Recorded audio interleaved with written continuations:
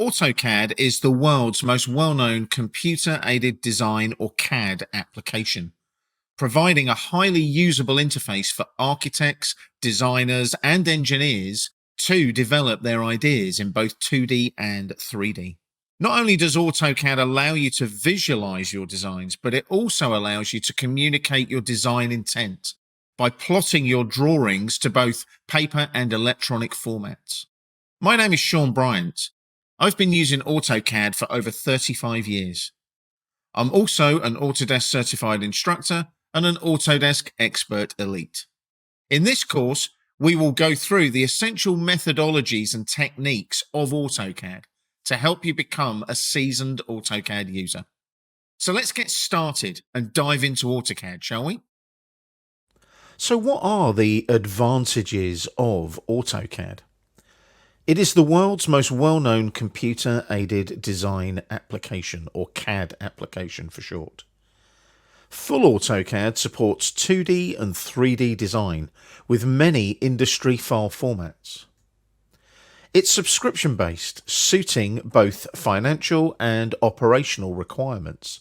You can pay a monthly subscription for a number of licenses, and that number of licenses can change depending on how many people need a license of AutoCAD. The AutoCAD DWG file format is recognized worldwide in many different industries. And AutoCAD, as part of its subscription, has both web-based and mobile applications for total mobility. AutoCAD also comes in many shapes and forms known as toolsets, including mechanical and electrical. So you have AutoCAD Mechanical, AutoCAD Electrical, there's also AutoCAD Architecture, and numerous other toolsets available as well. So here's what you should know before you commit to this AutoCAD Essential Training course. You should have already taken the Learning AutoCAD course in the library. That's a shorter course that takes you through the basic methodologies of AutoCAD. This AutoCAD Essential Training course takes you into a deeper dive into all the functionality and methodologies of AutoCAD. So it's a good idea to take the Learning AutoCAD course first to get a good idea of how AutoCAD works and how the interface works. This is the Essentials course, as I mentioned, to dive deeper into AutoCAD. AutoCAD is a complex computer-aided design application. There's a lot to cover in this course, and this is the essentials you need to make you into a rounded AutoCAD user. It will provide you with all the necessary skills you need to use AutoCAD. The Learning AutoCAD course is a taster. This is the necessary AutoCAD course with all those necessary skills you need to use AutoCAD in your workplace on a daily basis. You can then move on to other courses that cover some of the AutoCAD toolsets, such as AutoCAD Electrical. If you go and look in the library, you'll see other courses called AutoCAD Electrical Toolset, for example. These are built on top of the Essentials course to allow you to learn how to utilize the AutoCAD toolsets that work in specific industries. You should also know how to work with Windows-based applications.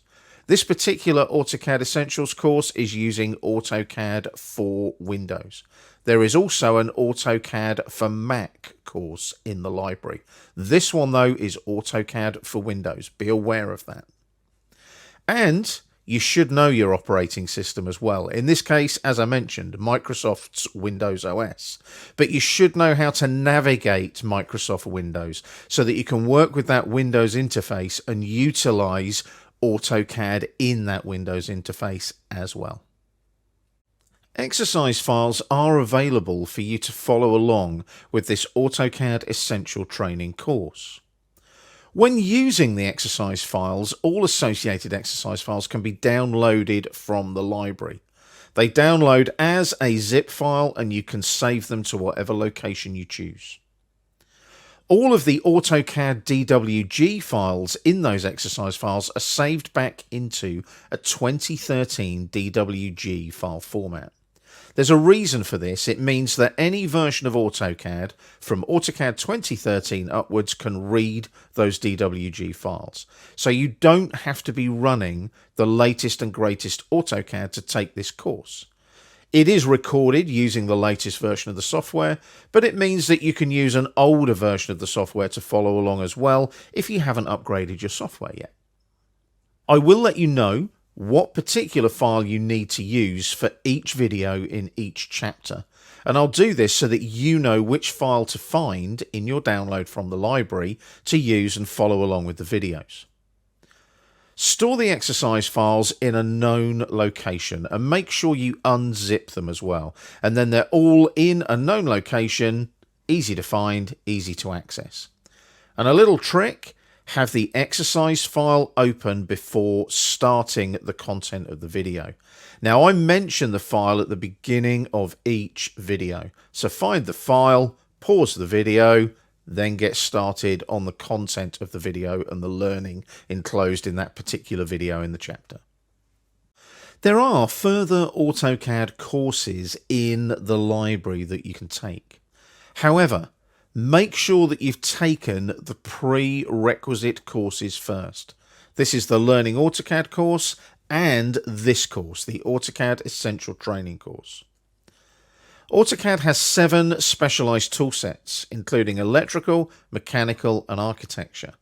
Now, these particular toolsets are all based on the AutoCAD technology. However, do the prerequisite courses first, then you've got all your base AutoCAD knowledge in place before you attempt the toolset courses. Learn the basics and the essentials of AutoCAD first, and then go on to the AutoCAD toolset courses in the library. You'll find those toolset courses in the library, and they're normally named AutoCAD electrical toolset, AutoCAD mechanical toolset, and so on.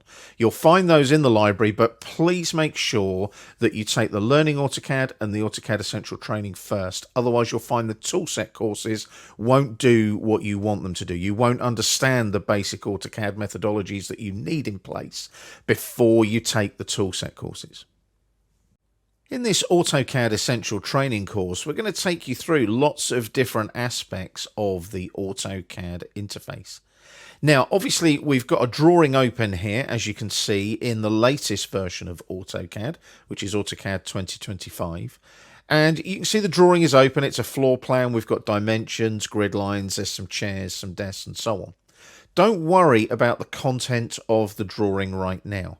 The drawing is available for you to download from the library. It's called introduction.dwg, and you can open it up and explore it at your leisure later. I just want to take you through some of the main aspects of what we're going to be covering in this particular course. And these are primarily the interface to get you working with AutoCAD and getting you used to the interface and the workflows that you would instigate using that interface as well. So looking at the top of the screen, as you can see, we have an AutoCAD ribbon with various tabs here and so on. So that's the AutoCAD ribbon with the various panels in the tabs. We've got the quick access toolbar with these icons here, and the application menu is here, the big red A with the little flyout arrow there, like so. Now, all of those are allowing you to work with AutoCAD. There's other menus and toolbars as well. We have the info bar over here, where you sign into your AutoCAD subscription. If you type a keyword or phrase and press enter, it opens up the AutoCAD help screens. There's also various other bits of functionality here. You can even go to the Autodesk App Store if you wish. The main crux of AutoCAD is the drawing area here, which we will cover at length during the course. And there's various tabs and menus available, as you can see here. If I click here, I've got a menu there. I've also got a menu here, like so. And I've also got various tabs here, the model tab and the layout tabs. And we have the status bar down here, bottom right. And this is the command line where it says type a command. In the old days, we used to type our AutoCAD commands before we had a mouse. And we've got the view cube, and we've also got the AutoCAD navigation bar over here as well. Now, all of these tools can be used in AutoCAD. And what we're going to do in this course is take you through a breakdown, a deeper dive of all of this functionality to get you up to speed with AutoCAD. So when you walk away from this AutoCAD Essential training course, you should be able to create your own drawings in AutoCAD in your daily workplace efforts and so on. So let's get going now and jump into the AutoCAD Essential training course and do that deeper dive into AutoCAD.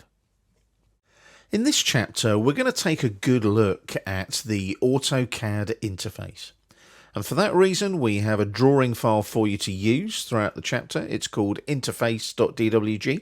You can download it from the library as described in the introduction. Now, when you open up the drawing, you'll see that it is a floor plan, and it's the same floor plan that was in the introductory videos for this particular course. Now, the reason I've got a drawing open in this particular chapter is not really for you to work on it. It's more so that we've got access to all of the AutoCAD interface. If you haven't got a live drawing open, you can't access certain areas of the AutoCAD interface. So it's so much easier to open up a drawing. So I thought I'd give you something more interesting to look at than a blank drawing. So you've got your floor plan with your grids, your dimensions, etc. Now, we're going to look at the AutoCAD interface, and the first thing we're going to take a look at is the AutoCAD application menu. Now, this is located on the little flyout arrow top left corner next to the red A. Click on the flyout arrow and there's your application menu.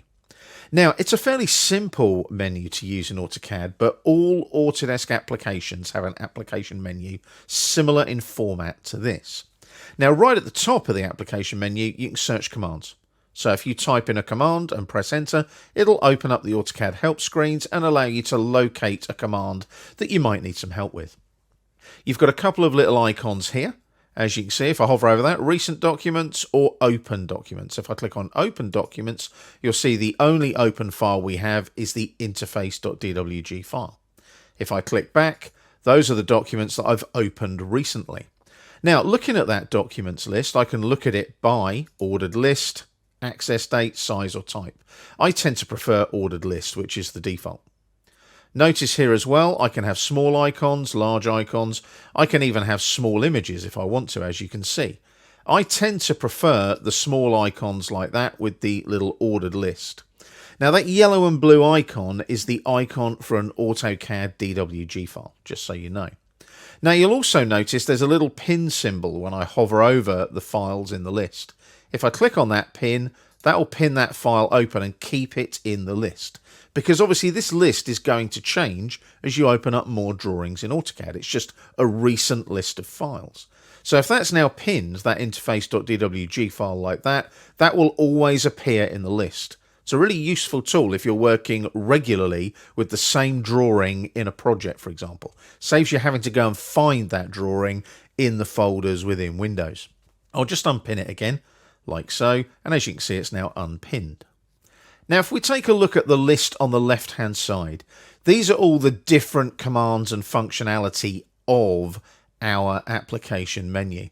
So here we've got new. I can start a new drawing or a new sheet set. We don't cover sheet sets in this course.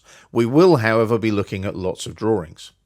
I can go to open. That allows me to open a drawing, an existing drawing file locally. I can also open from AutoCAD Web and AutoCAD Mobile. Sheet sets again, I can open a sheet set data file. I can open up a DGN file, which is a different CAD file format. I can also locate the sample files that come with AutoCAD. I can look for the installed ones or go and find them online if I want to. Saving, well, that's self-explanatory. I can save a file. I can save as well. I can save as a drawing, save to web and mobile, save as a template, a drawing standards file, or many other file formats. This one here at the bottom of the list, if you hover over that little arrow, can you see there? Takes me up and down the pane in the application menu. DWG Convert is incredibly useful. I mentioned in the intro that all of the AutoCAD DWG files are saved to 2013 DWG file format. That's where you can utilize DWG Convert. So if I've got a whole bunch of AutoCAD 2018 DWG files that I want to convert back to, say, 2013 DWG files, you would use DWG Convert to select all those files and convert them back to the appropriate DWG file format. It's incredibly useful. Try and utilize it when you can. It also allows older versions of AutoCAD to open newer files and vice versa, because you're saving back to the relevant format that you need. Importing files, you can import PDFs and DGNs and other formats. Again, very self-explanatory.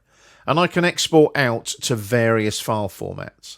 The DWF file format is Autodesk specific, but I can also export out to PDFs, DGNs, and many other formats as well. If I click on the other formats, like so, it'll open up the Export Data dialog box. If I click on the arrow here, there's all the file formats that I can export out to. I won't go into all of those, but some of those may be of use to you, some of those might not. I'll just click on cancel there for now and cancel that out. I'll jump back to the application menu. Now, we've also got Publish, where I can publish my DWGs. If you're working in 3D, you can send them to a 3D print service.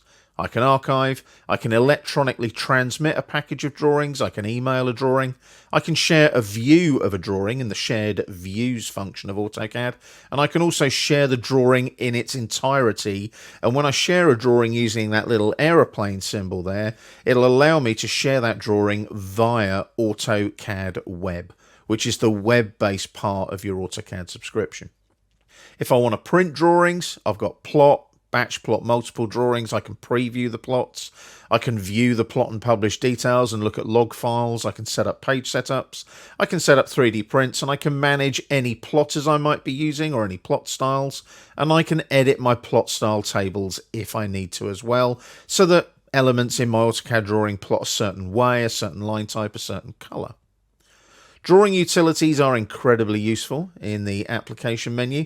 I can check my drawing properties. I can compare drawings using DWG Compare. I can set up the units. I can audit a drawing in case it possibly has been corrupted. I can check the status. I can purge unused items. And I can also recover damaged DWG files using Recover and the Drawing Recovery Manager. Last but not least, I can close out the current drawing, or if I've got multiple drawings open, I can close all currently open drawings. I can also access the Options dialog box here. So there's Options. Click there like so, and the Options dialog box pops up. Now, this is a big dialog box. There's a lot of stuff in here that you don't need to touch, but there are tools in here where you can work with how your display works, how you open and save files. So you'll notice here I'm saving back to a 2018 DWG. Now, I promise you that all the files will be saved back as a 2013. So here's where I would tell AutoCAD that every time I save, I want to save to a 2013 file format. There's also settings for plotting and publishing, system, user preferences, and so on. I will click on Apply to apply that change I made and click on OK. So the next time I save this interface.dwg file, it will be saved back as a 2013 DWG file format file. So that's your application menu in AutoCAD. Bit of a long-winded dive into it, but go and explore. Check out the application menu and see what functionality you can utilize when you're working with AutoCAD. We're staying in our interface.dwg file, so keep that file open in AutoCAD for now.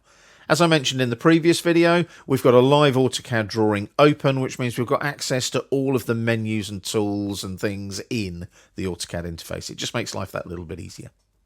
Now, we're going to take a look at the info bar in AutoCAD in this particular video, and it's one of those little ones that you probably won't ever need, but it's nice to know that it's there. Now, it's up here top right in the AutoCAD interface. So as you can see, we've got up here type a keyword or phrase. Now, if I click there like so and typed in, say, line, and then I can either click here on the magnifying glass there, or I can just press enter. It would then open up the help screens with all of the help screens that have the word line in them. It allows me to locate all of that information in the AutoCAD help. Now, the other thing just to the left of it, by the way, if I click there, it will kind of minimize the info bar. Click again, maximizes it. That type a keyword or phrase option disappears when you click on that little arrow there. Now, as I mentioned, type a keyword or phrase, press enter. That'll help you find things in the AutoCAD help screens. Moving along, you'll see a little blue head and shoulders icon. That is where you're logged into your Autodesk account. So you can check your account details, you can explore further AutoCAD purchasing options. It's all subscription based, remember? You can manage your subscription license, your privacy settings. You can also sign out of your AutoCAD subscription and quit AutoCAD if you want to. So it's a very simple menu to utilize. The little shopping trolley will open up the Autodesk App Store in a separate browser window. You can then go and locate Autodesk apps that might work with AutoCAD. Some of those are free, some of them you have to pay for. And then here, we've got Stay Connected with the Autodesk online community. We can connect with Autodesk via our Autodesk account or check our certified hardware. We can go onto the web and look at the AutoCAD blog, the YouTube channel, Facebook page, Twitter page. Also, as well, just moving along there, got a little question mark with a down arrow. That's our help. So as you can see there, we can download offline help, which is incredibly useful when you're working on site. So you download the offline help files, and then when you go to the help, you've got all the access to the help. It's just not the updated online version. And then last but not least here, we've got the Autodesk Assistant. It's an AI-powered assistant to help you find answers and direct you to further support with AutoCAD. If you click on that, that will open up a little assistant dialog and you can type in what you need. You can also type assistant open when you need help as well. This is one of the newer things in AutoCAD 2025, which is all AI-based, artificial intelligence-based.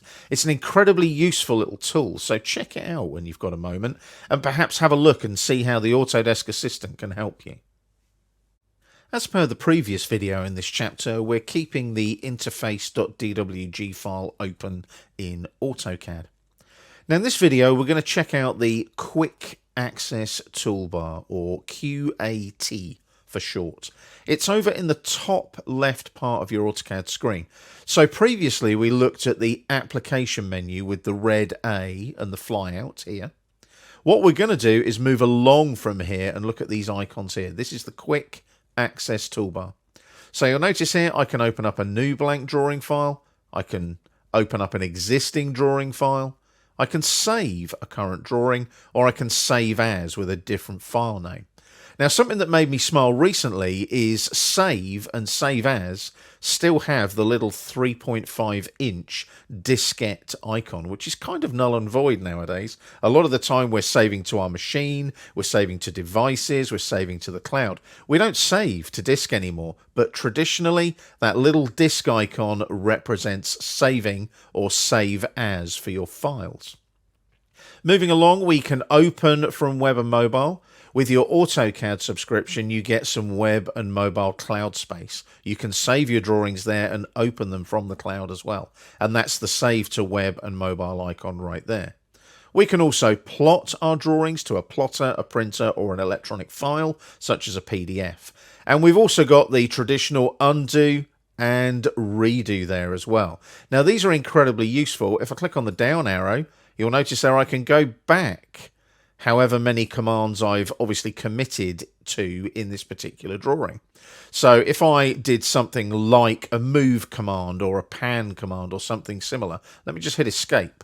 If I right click and did a pan, for example, and I just panned around the drawing a little bit like that using the pan tool, and then it's a right click and exit again, you'll notice now when I click, can you see I've got pan there? And I can go back to options or what they call IntelliPan, which I used earlier, and so on.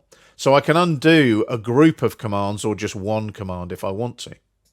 Now, the redo is the same, but I haven't got anything to redo yet, hence it's grayed out. Now, there's a funny little symbol on the Quick Access Toolbar, this one here.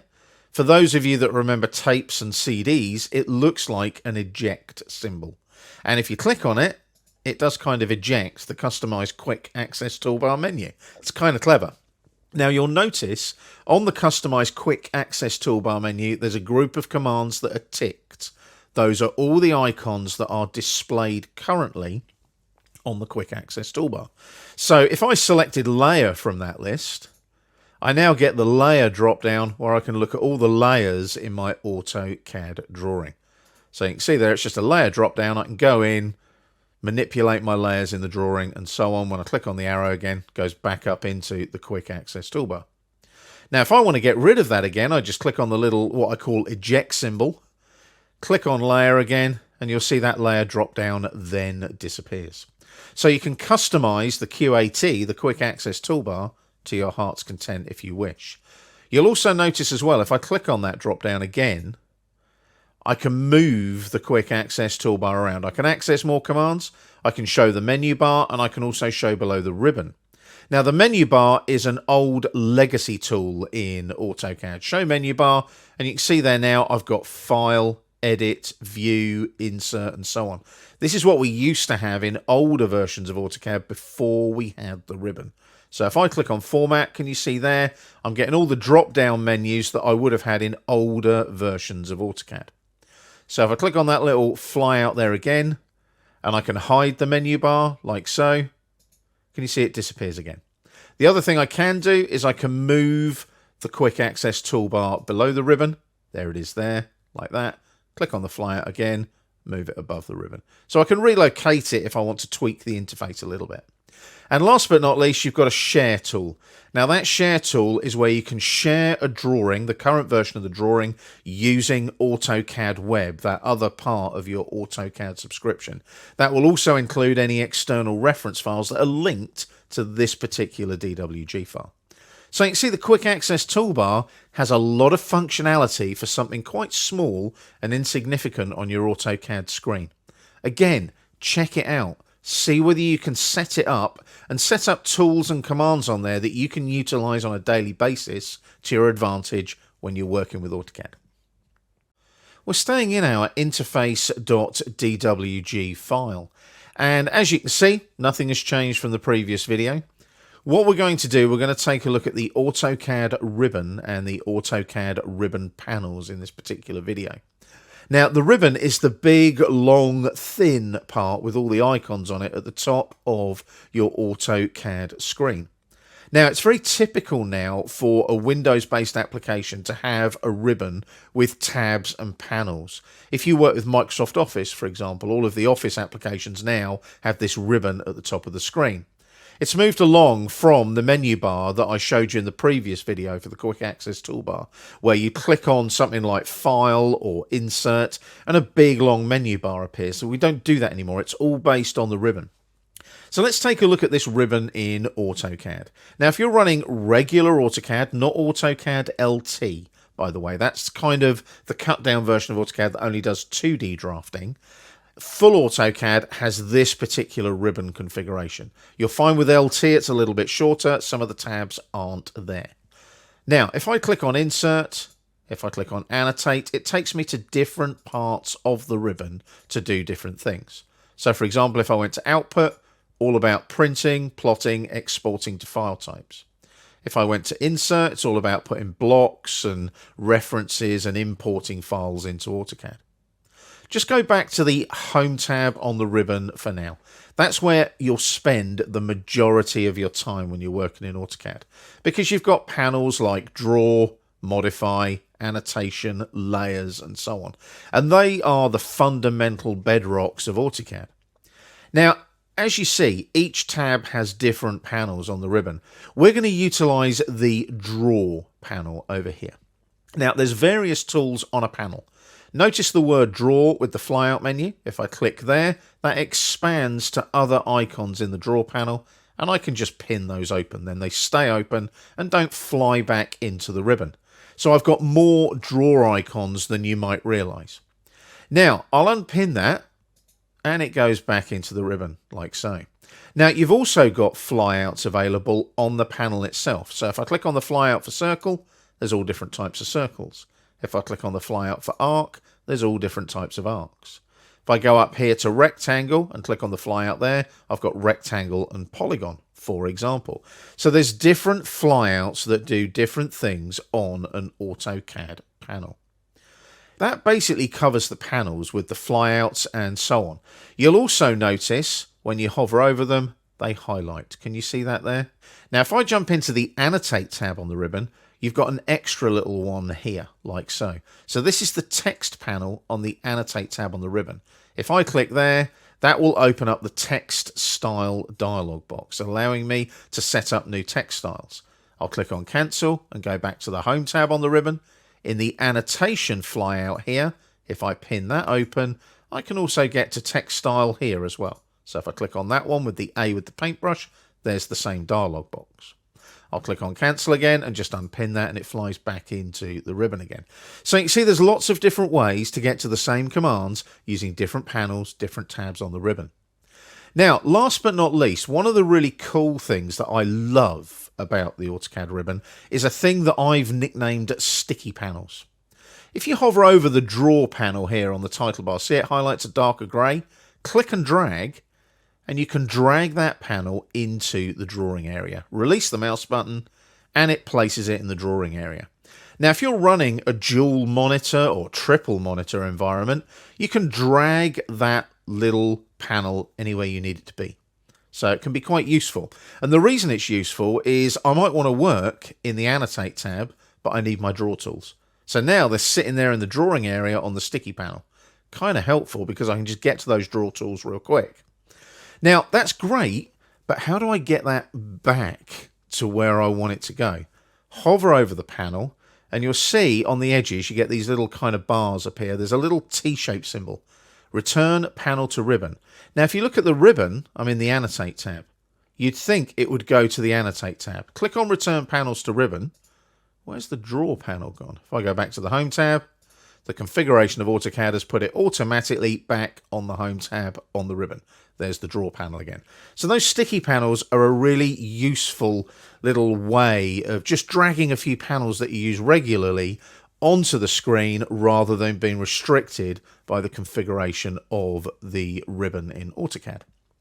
Now, one more little tip and trick here. There is a little white button up here pointing upwards. See that? Minimize to panel buttons. Now, if you click on that by mistake, you will find that you change the appearance of the ribbon. Don't panic. Just keep clicking on it and you will get back to the original configuration of your ribbon. It's just different visualizations of the ribbon. They obviously economize on screen space if you need to. Personally, I never change it. I use the default ribbon in AutoCAD all the time. But if you do accidentally click on that little white button and it all looks a bit different, just keep clicking on it. You'll get back to the original ribbon configuration. We're staying in our interface.dwg file. And as you can see, haven't changed the drawing at all. We're looking at the interface in this particular chapter. What I want to cover with you in this particular video is how you can utilize what they call AutoCAD workspaces to your advantage. Now, workspaces are traditionally located on the status bar bottom right of your AutoCAD screen. So if I come down here, there's a little gear cog icon with a flyout arrow. Click on it, and there's your workspaces there like so. Now, the default in full AutoCAD will be the drafting and annotation workspace. You've also got 3D basics. You've also got 3D modeling, and I'll talk about those in a second. You'll notice as well, you can go to workspace settings, customize and display your workspace label. So if I display the workspace label like so, can you see it displays it there on the status bar? And if I untick that, it goes back to just the little cog again like so. Now, there is another place where you can display your workspaces, your current workspace, and that's up here on the quick access toolbar. If I click on the little eject symbol that we talked about earlier, notice workspace is on the list. So there's my drafting and annotation workspace right there. Click on the flyout and I get the same menu. It's up to you if you want that displayed on the quick access toolbar. It is useful because it immediately tells you, you'll notice that you're in the drafting and annotation workspace rather than having to jump down here and switch the label on, etc., etc. I'm just going to click here on the eject symbol and I'm going to turn workspace off again on the quick access toolbar. I have to record at a particular resolution on the screen, and I try and obviously keep as much screen real estate available as I can. Now, At the moment, we're in the default drafting and annotation workspace. So what we're going to do you remember we did that sticky panel thing when we looked at the ribbon? Click and drag on the draw panel. I'm going to pop that there. We're going to do the same with the modify panel. Click and drag on the modify panel. So what we've done now is we've changed the workspace. But if I went back to the drafting and annotation workspace from this particular workspace, it would all be back where it was before. Draw and modify will be back on the home tab on the ribbon. So what I do is I come down here to the status bar, click on the flyout, and save current as. So I can save this workspace and give it a name. So I'm going to put my initials, SCB, and then dash AutoCAD, for example. So that's my SCB AutoCAD workspace. So if I save that now, this particular workspace configuration has been saved with the two sticky panels, the draw and modify panels. So if I now went back to drafting and annotation on that flyout, watch what happens. Everything changes. Draw and modify, you'll notice, are back on the home tab on the ribbon. If I come down here now to my flyout again and select SCB AutoCAD, you'll notice the sticky panels are back floating in the drawing area. Incredibly useful. And if you use the quick access toolbar here and switch workspace on again, you can see I'm in SCB AutoCAD. Click on the flyout, drafting and annotation, and we're back to where we were before. I'll then click on the little eject symbol and turn workspace off on the quick access toolbar. So that's how you can utilize those workspaces. If you configure the workspace to be slightly different, that's how you can save those changes rather than change one of the default workspace settings in AutoCAD.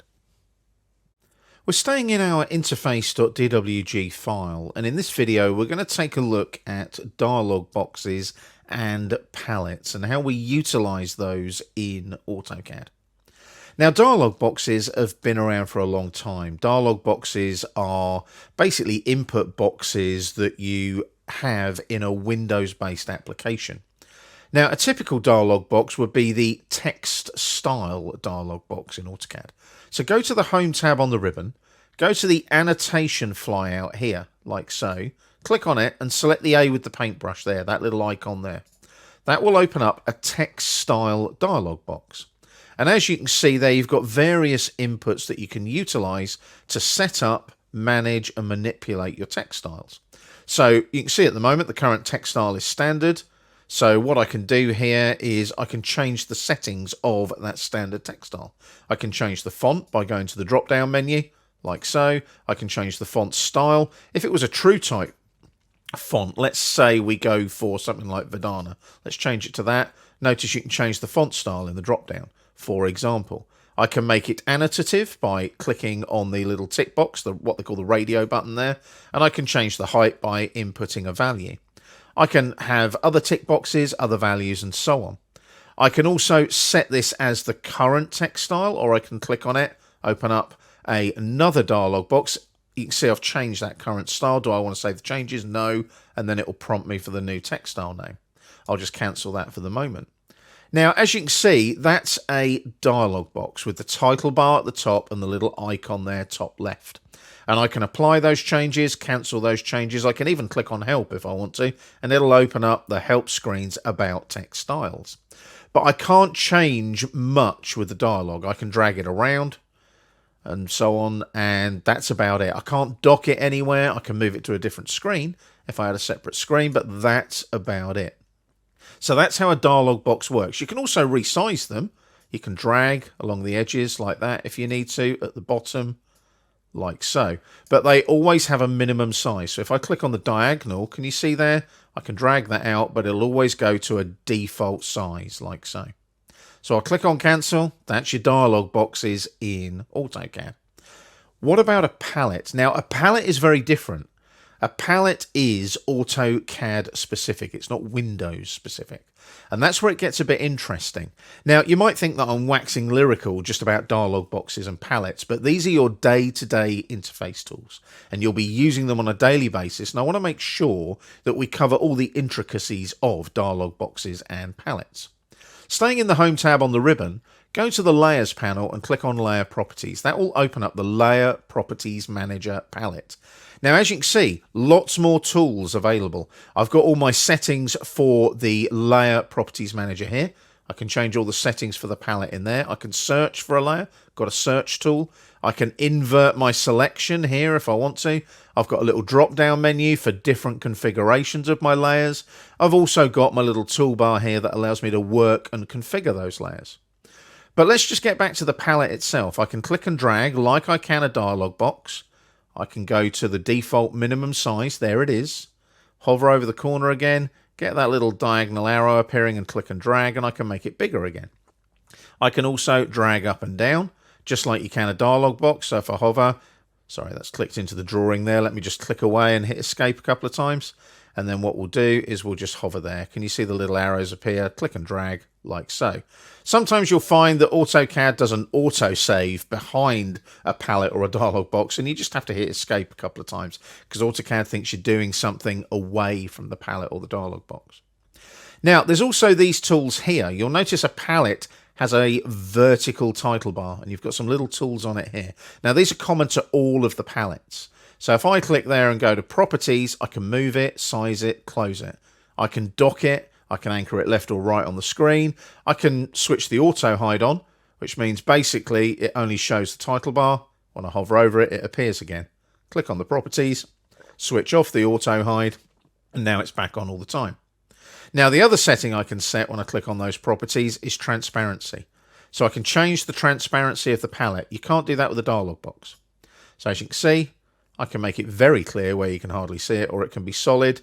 And if I have got a transparency there, I can then change the rollover so it's then solid. Can you see that? So if I OK that for a moment, can you see it's solid when I'm hovering over it? Move away, goes transparent, like so.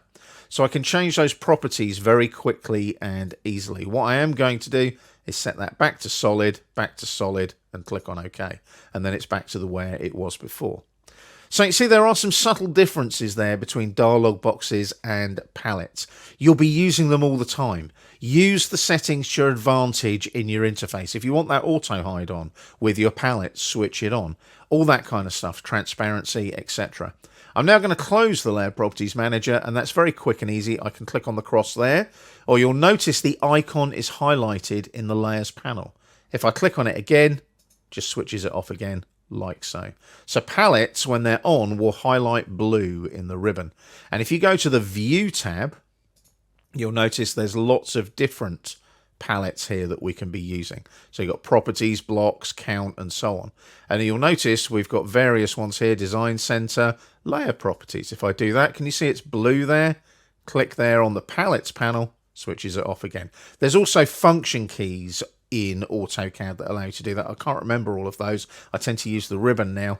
But again, it just switches those palettes off and on within AutoCAD.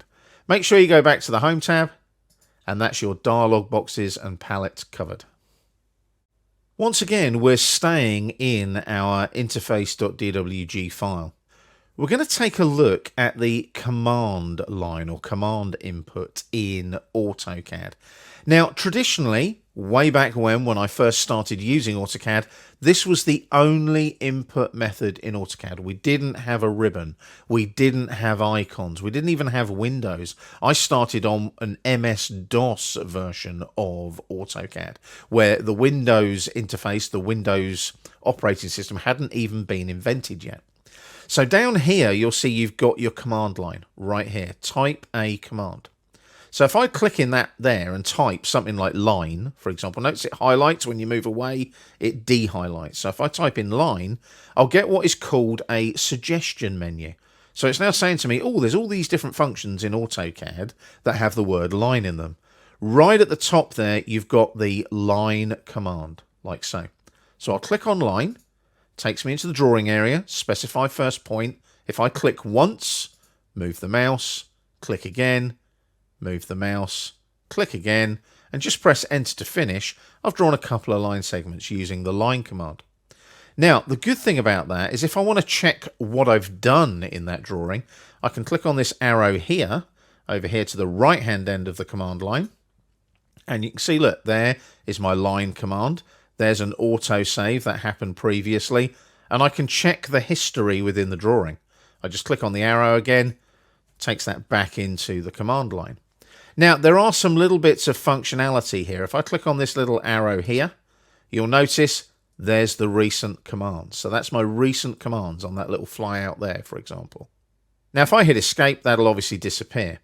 Now, the other thing you can do with the command line is you can click on these little dots here and drag it around and so on. Now, I don't recommend that you place it anywhere else. It's always useful just down there at the bottom of the screen, but you can dock it completely right at the bottom. Can you see the ghost image there? It's up to you if you do that. That docks it permanently there. And also, I can close the command line. I do not recommend closing it, so don't click on the cross. Otherwise, you'll have to go into all of the tools and things to find out how to open up the command line again. By default, the command line is always there. Just leave it there at the bottom of the screen. Now, here as well, you've got a little spanner or wrench, as you might call it. I can customize it. I can have input settings, so I can have autocomplete, autocorrect, system variables, lines of prompt history. I can change the number of lines. I can do input search options. I again change the transparency of it. And if I go to options there as well, that will open up the options dialog box, allowing me to set my AutoCAD options as well. So I'll click on cancel there. So as you can see, that command line does serve its purpose. Now, for example, let's say that I went up to the mirror command on the modify. Notice the command prompt on the command line. It's asking me to select the objects. It's also asking me next to the little pick box there to select the objects. That's what they call dynamic input. We'll cover that later. But as you can see, the command line tells you the command and what it wants you to do. You even get a little icon now that is the same as the icon that you have on the modify panel for the mirror command. It's quite a nice little visual feature. So I can select those objects there, and if I want to mirror them, I can. I'm going to hit escape a couple of times. If you want to cancel a command, by the way, hit escape once to cancel the command and then hit escape twice to deselect any objects you might have selected. The good thing is, though, if I go back to that history now, here, click there, can you see I've got mirror as well? And that's the cancel. That's the escape key being pressed in AutoCAD. So if I now click there, that obviously closes the history of the command line. Again, investigate how you want to use the command line in AutoCAD and set it up accordingly for your particular usage when you're working on your drawings. We're staying in the interface.dwg file, and we're going to take a look in this video at what they call dynamic input, known as DIN mode, D-Y-N-M-O-D-E. Now, dynamic input has been around for some time in AutoCAD now, and it's incredibly useful. You'll notice on the left-hand side of the drawing area, you can see the AutoCAD crosshair. If I move the mouse, the crosshair moves around. That is my user interface between my mouse, obviously, and AutoCAD. That is the crosshair there, and when I move over the commands on the ribbon, it turns to an arrow. Now, one of the things that appears next to that crosshair is the dynamic input that you're putting into AutoCAD. Now, I'm going to hit escape a couple of times to make sure I've got no commands running. So you'll notice there, can you see the cancel pops up down on the command line down at the bottom of the screen? I'm now going to start typing. So if I type L-I-N-E, you'll notice the dynamic input goes, you're typing, you're inputting a command. So as soon as I do that, the dynamic input gives me a suggestion menu as well, just like the command line does.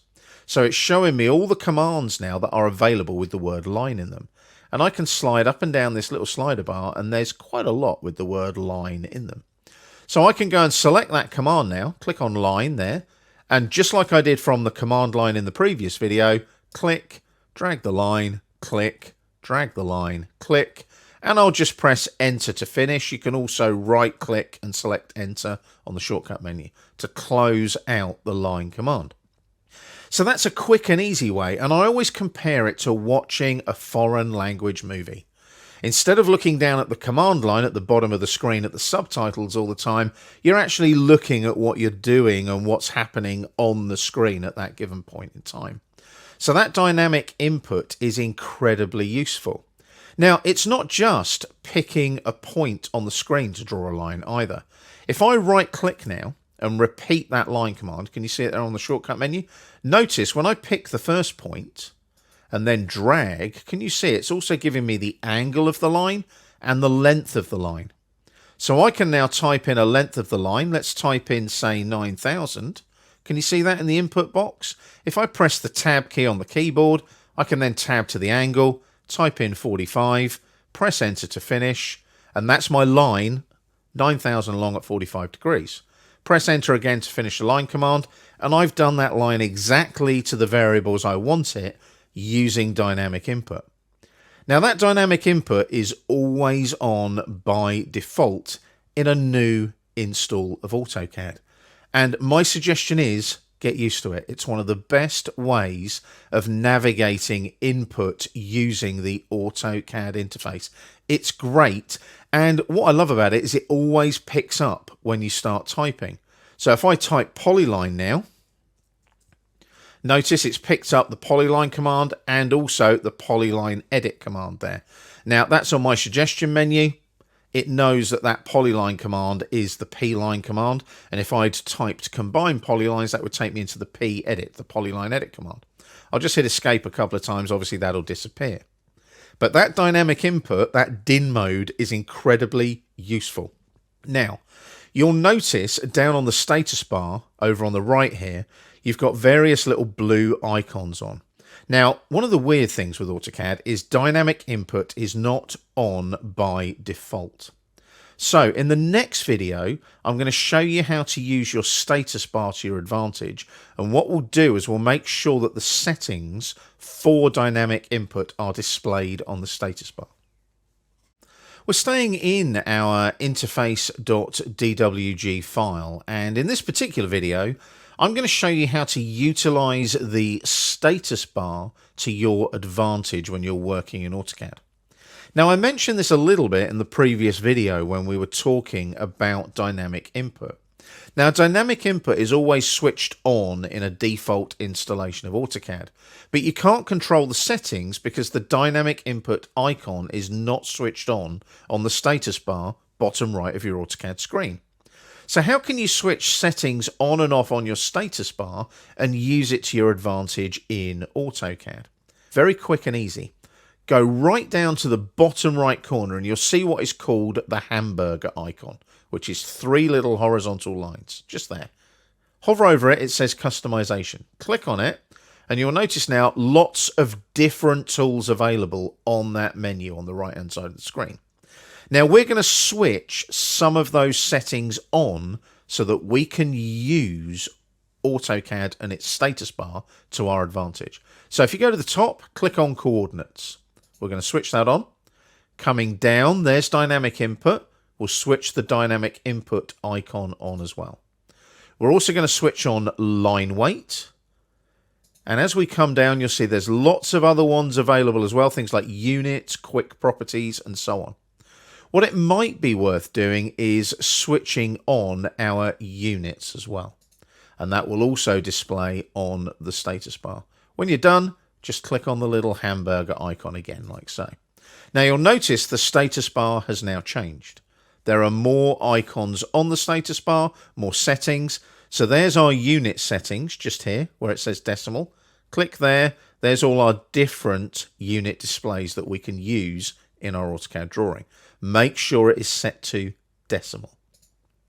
Moving along now, as you can see, if we move along, we've got various ones. There's line weight. Now, line weight at the moment is off. If I switch that on, any objects that have a line weight that is thicker than the default will now display. Turn line weight off again, they go back to the default line weight again. And then moving along, we've got things like object snaps are on, object snap tracking, auto snap is on. As I move along though, there's the dynamic input that we switched on. So if I right click on the DIN mode icon, you don't ever want to turn it off. If it's grey like that, click on it, make sure it's blue. And then right click on it and hover over dynamic input settings and click on it. That will open up the drafting settings. Now all of your drafting settings are controlled by the settings in the status bar. If you right click over any of the relevant icons in the status bar, you'll get this drafting settings dialog box. Notice you've got things like object snap, snap and grid, polar tracking. These are all icons down here on the status bar. Now, because I right-clicked over dynamic input, there's the dynamic input tab. I can change the settings of my dynamic input like so. So I can switch on pointer input, dimension input, etc. Now, I use all of the default dynamic input settings. I never change them. But if you wanted to change them, drafting tooltip appearance, you can change the colors, change the size, etc. It's all in there for you to change. I suggest you check it out and have a look. I'm going to click on cancel because I don't want to make any changes. Last but not least, as I move the crosshair around, I'm moving around in a coordinate-driven environment using what they call Cartesian coordinates, created by a guy called Cartes way back when. If you look Cartes up in Wikipedia, for example, you'll find out how he set up the coordinate system. Now, if we come down here, though, I've switched on coordinates.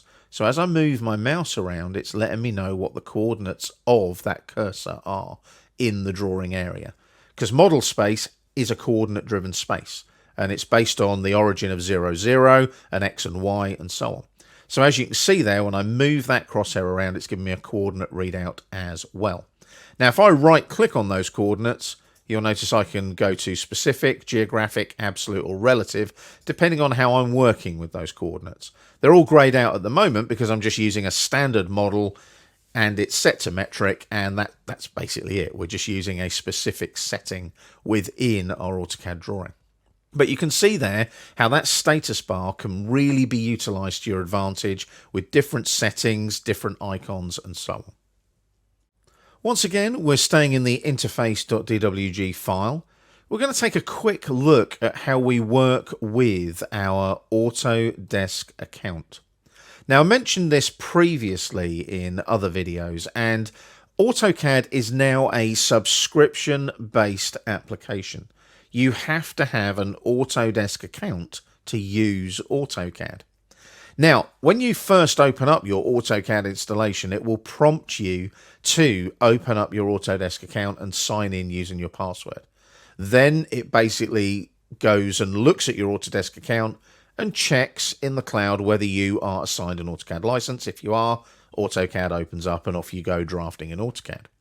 Now, the way that you can check whether that is the case or not is up here in the info bar. As you can see there, there's a little blue head and shoulders. If I hover over it, it tells me that I'm signed into my Autodesk account. If I click on that little flyout, I can go to my account details. If I click on that, it'll go to a browser and allow me to sign into my Autodesk account.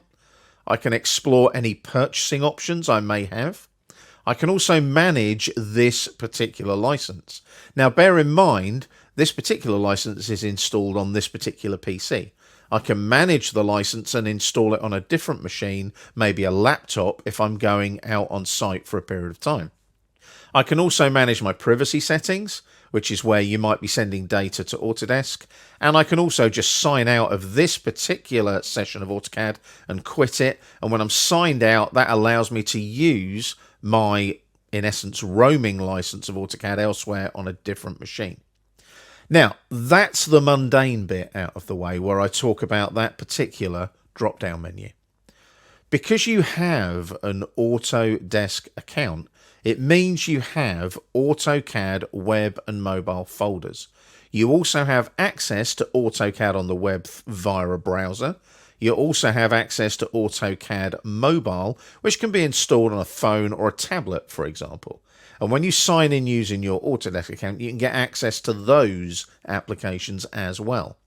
But the good thing is I can save my drawings here, you'll notice. So I can open from web and mobile, and I can save to web and mobile. And I can do that because I'm signed into my Autodesk account. Now, the other thing that you can do is, if I do a save as here, like so, can you see it's trying to save to the AutoCAD interface folder? But you'll notice here I've got various cloud-based tools. I've got a OneDrive account. I've also got a Dropbox account. So those can also be utilized in the cloud. Obviously, they don't really do much with your Autodesk account per se, but they are still cloud-based storage options. And you can utilize the drawing history tool in AutoCAD to check that you're using the latest cloud-based version of your drawing. Now that applies to things like OneDrive and Dropbox and any other cloud-based repositories like Google Drive and Box and so on. So I can save to the cloud regularly through my AutoCAD. I'll cancel that. But also using my Autodesk account, I can also use these web and mobile tools here. So your Autodesk account is imperative for your successful use of your AutoCAD application. So make sure when you're working with AutoCAD on a day-to-day basis, you know what your account details are, your username and your password, because without those, you can't utilize your AutoCAD license.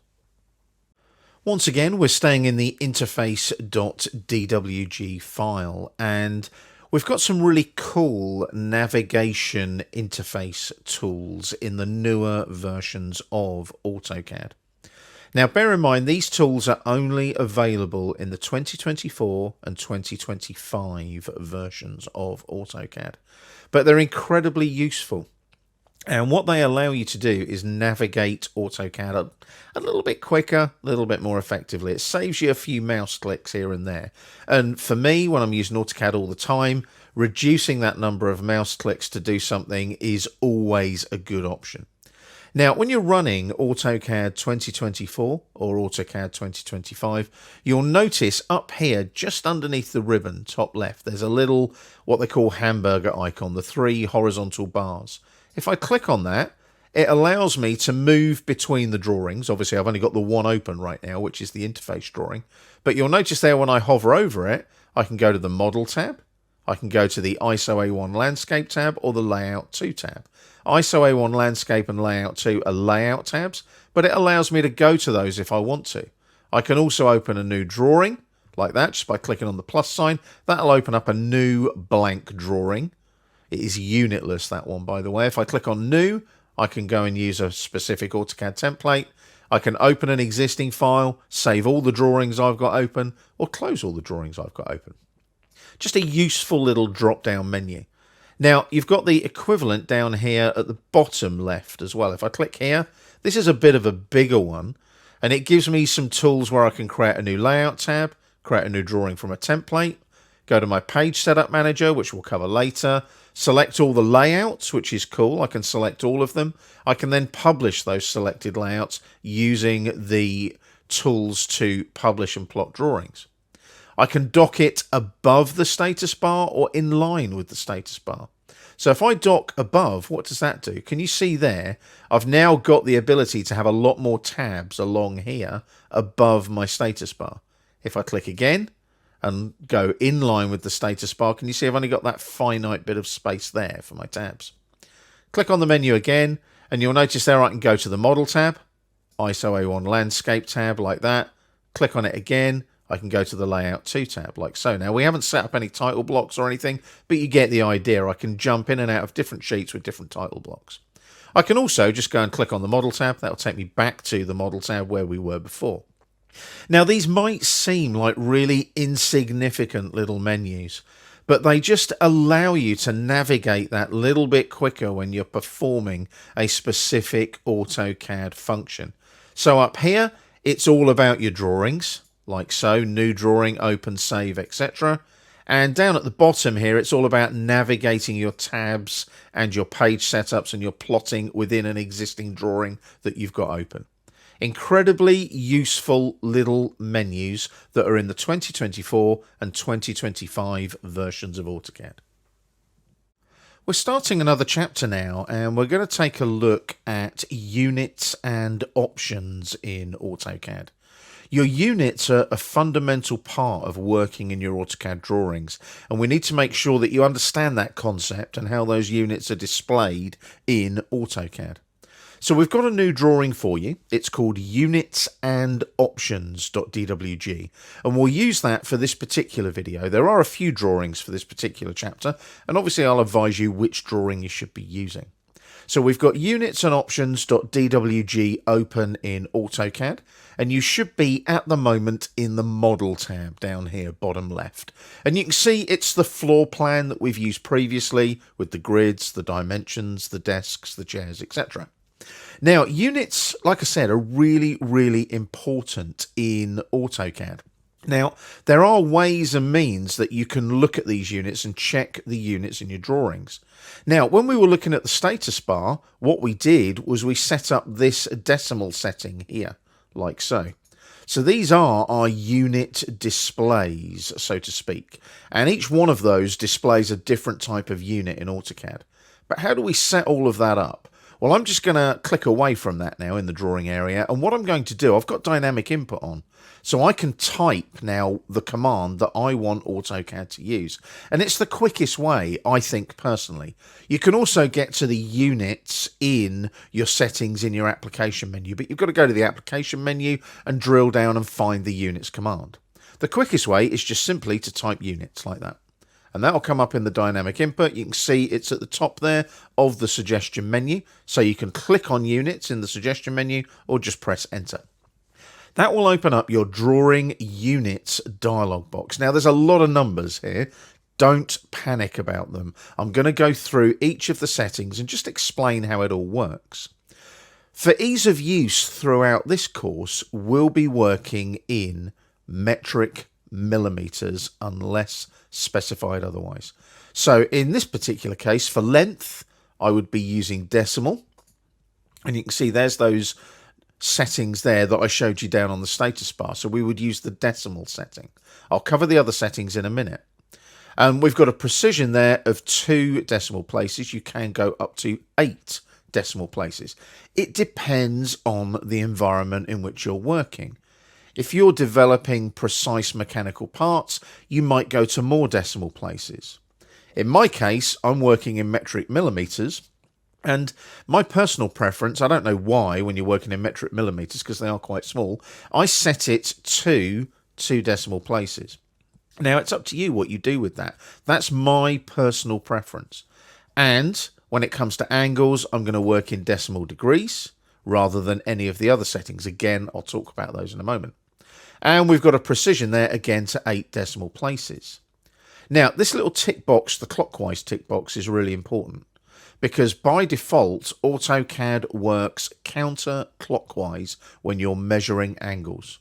So if you're drawing an arc and you're going through an angle to draw an arc, it'll always be the positive direction counter or anti-clockwise. The insertion scale, that allows you to insert objects into your drawing. So you might bring a new drawing or a new block into this drawing. Obviously, if you're working in metric millimeters, you're going to set that insertion scale to millimeters. You've then got a little bit of sample output. Lighting, you don't need to think about. That's for 3D modeling and visualization and so on. So you can just leave that at a default of international. Now let's jump back up to these types here. So when I come to type here, you'll notice I've got decimal right now. But if I went to, say, engineering, you'll notice I can go into feet and inches. So AutoCAD is now going to work in an imperial environment rather than a metric environment. Set that back to decimal like so. And decimal degrees up here, again, there's a flyout. I can work in degrees, minutes and seconds, gradients or radians or surveyor's units. Surveyor's units, you can see I'm using north and east. Let's set that back to decimal degrees like so. And then just click on direction at the bottom here. And that's where we talk about the direction of the angle that you might be using. So you'll notice there the default setting is east. So if you imagine north, south, east, west, we're going to the right horizontally. That's our 0 degree line. Now that's very common when you're drafting because obviously all of your text, if you think about it, is horizontal. You want that at 0 degrees just to avoid confusion. And that's the main premise for it. Obviously you can alter it if you want to, but I can't remember the last time that I actually changed the base angle from east as 0 degrees. Notice you can set other and you can specify an angle value or pick an angle from the drawing as well. I'm going to set that back to east and click on OK, and I'm going to click on OK here in my drawing units dialog as well. And that's basically how you set your units and how they are displayed in your AutoCAD drawings. Now, if you've inherited a drawing from somebody else, type units and go and check the units that are set so that you know what units are being used in that particular drawing. We're staying in our units and options.dwg file. And as the drawing file name states, we're looking at units and options. In the previous video, we looked at the AutoCAD units. In this video, we're going to take a look at the AutoCAD options. Quickest way to get to your options dialog box is a simple right click in the drawing area with no other commands running. And then if you go down to the bottom of the right click shortcut menu, there's options there. Just click on it and the options dialog box will appear. Now there's a lot of stuff in here that you don't need to worry about. I'm just going to take you through the tabs at the top of the dialog box and let you know what each one does and point out a few little extras that might be useful. So in the Files tab, these are all the files that AutoCAD needs to run properly. However, there are some useful ones to look at, such as the automatic save file location. Now, as you can see, that just goes to my temp folder on my C drive right now.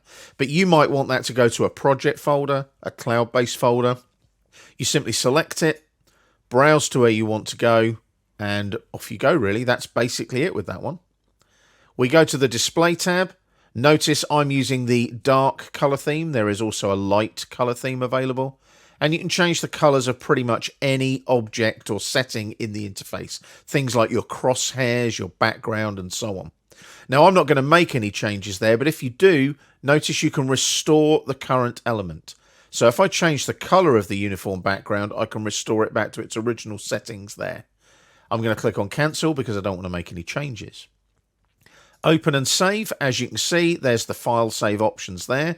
Mine are set to 2013, so every time I save, it saves to a 2013 DWG file format. And I mentioned that in the intro, that's to allow older versions of AutoCAD to work with this particular course. Now, if you scroll up a bit there's the latest one, there's the 2018. I'm using 13 though, just for a little bit more flexibility on the exercise files. There's your automatic save settings here. Don't take it under 10 minutes, otherwise it'll probably drive you a little bit crazy. It'll be saving all the time. And I also create what they call a backup copy, a BAK file. Then if my DWG file is corrupted, I can rename the .bak file to DWG and start using that file instead.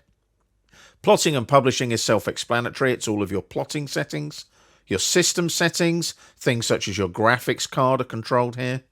User preferences, there's some user preferences that you can play with, such as right-click customization on your mouse. As you can see, I'm using the default settings, but you can change those. I'll click on cancel there. Insertion scale is also useful.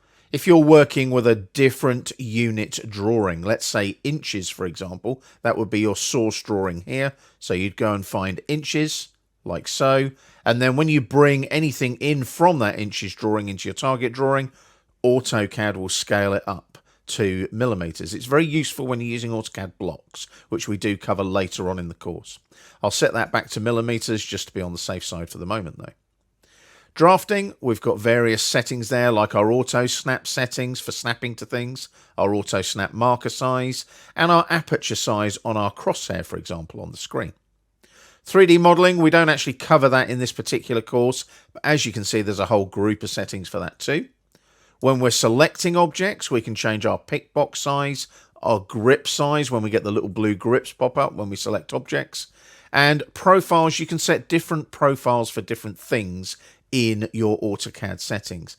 I haven't got any, so hence we're just using the default unnamed profile at the moment. But you might want to change the interface around a little bit and save that as a different AutoCAD profile as well. Now, I'm not going to make any changes here. I'm just going to click on cancel. And it will prompt me that some changes have been made. I haven't actually made any changes. I've hit cancel each time. I'm just going to discard the changes. But it always prompts you, do you want to save those changes? I'm going to discard them. And as you can see, dialog box closes. So that's your AutoCAD options. Now, again, there's a lot of things in there that you don't need to touch or change. But my suggestion is, once you finish this chapter, jump into the options dialog box, go and investigate what they do. If you hover over any item in the options dialog box, you'll see a brief description, a little tooltip pop up on the screen. Also, bear in mind, you can go into the AutoCAD help screens to check out the options as well. We're going to take a look now at how we work with metric units in AutoCAD. Now, at the moment, this drawing is open and it's using metric decimal units. Now, you can check that by way of our little setting down here on the status bar. If I click on that flyout, you can see that we're currently running decimal, like so. Now, as you can see as well, if you look at the dimensions here, they're obviously decimal millimeters dimensions as well. Now, obviously, when you're using these metric units, you're working to a specific full size in the model tab. And what you do is you draw everything real life full size to those units. So if I zoom in on an area, say, where there's a door opening, let's zoom in here. As you can see, we've got various door openings. There's a door going outside there. If I zoom in real close on that, I should be able to measure that. Now, I can measure it, and I'll show you how to do that in a second. But as I move the crosshair around, look at the coordinate readout down on the status bar. Can you see it's in the thousands there? Because we're working in metric millimeters. If that was in meters, it would be reading something like 45,67 in meters. But as I said, we're working in metric millimeters in this drawing. Now, the way to check the units in a drawing is to use the measuring tools in the Utilities panel in the Home tab on the ribbon. They're right over here. There you go. There's Utilities. Click on the flyout under Measure and use the Distance tool here, like so. So click on Distance. Now, you should have your object snaps on already. So what we'll do is we'll just hover there like that, click once, drag the crosshair down to the other side of the opening, click again. So that's telling us that that distance is 1155.70 millimeters. It's not going to be 1155 meters. It's not going to be 1155 inches and so on. So contextually, you can get a grasp of what units this drawing is using. I'll just hit escape there a couple of times to come out of the measure tool. So that's your units in a metric environment. And what we'll do in the next video is I'll show you how they display in an imperial setting where we're using feet and inches. Just before you close out the drawing, just double click on the wheel. That will zoom to the extent of the visible objects in the model tab. In the previous video where we talked about metric units, we used a drawing called units-metric.dwg. We've got another drawing now that is remarkably similar. It's called units-imperial.dwg. And when you open that particular drawing up and you go to the model tab, you will notice that the readout on the dimensions is different. We are in feet and inches. And we're using imperial units instead of metric units this time. So everything in this particular drawing is drawn to the units that you are using for that environment. So we're in an imperial environment this time. So you'll notice when I move the crosshair around, take a look at the coordinates down there on the status bar. They're all moving around in feet and inches. Now, as I said, the dimensions are in feet and inches as well. And what we'll do, as per the previous video, we'll zoom in on this outside door over here. So there's our outside door again, like so. Now, just before we measure that, you'll notice down here, we are in the architectural setting for our units. So when we've gone into that units command that we mentioned previously, we've set it to architectural and we've set our specific accuracy. Now, it doesn't measure in decimal places, it measures in fractions of an inch. So you'll notice on the coordinate readout there on the status bar, can you see that we've got different sort of quarters of an inch, sixteenths of an inch and so on. So basically what we're doing is we're just working in a different unit environment. Now let's measure our door. So Home tab on the ribbon, Utilities panel here, click on Measure and click on Distance. Now if I use the same endpoint snap, there we go, left click, down to this endpoint snap, left click, and that is now 3 feet 9.5 inches wide. So it gives you a readout now of imperial units instead. I'll just hit escape a couple of times to cancel the measure command. So what we've got here is exactly the same drawing, drawn real life full size using a different units convention. So the benefit you have there with AutoCAD is you can work in either metric or imperial depending on where you are. Obviously, from a location perspective, in the USA you would be feet and inches, in the UK you would be metric millimeters. So that's how the units work, and what you normally do is you set those units up before you start drawing. They're normally set up in your drawing templates and your drawing standards before you start a project with your AutoCAD drawings. We're in a new drawing now, and it's called simpletemplate.dwg. And that's exactly what we're going to do. We're going to create a very simple AutoCAD template that we would use to open up new drawings. Now, the trick with this is you set up a template and save it to a known folder. Now, there is a default AutoCAD templates folder, and you'll find when you save to the AutoCAD template file format, DWT, it will default to that templates folder, and you'll see that in a moment as we develop this simple template. Now, you'll notice in the drawing area, it's empty. There are no drawing objects. The whole idea of a template is you set up all the settings so that you can create new DWGs from the template DWT file. Now, it may be that there's a title block available. If we go to the ISO A3 Landscape Layout tab, you will notice there is a little template title block in there. So basically, it allows you to create new drawings. You've got a title block ready to go and so on. If you go back to the Model tab now, just click on Model here. Now, we're going to take a look at the settings that we have preset in this simple template.dwg file. So if I go to the annotation flyout here and click on the A with the paintbrush, you can see we've got some text styles set up in the drawing. I'll click on Cancel now.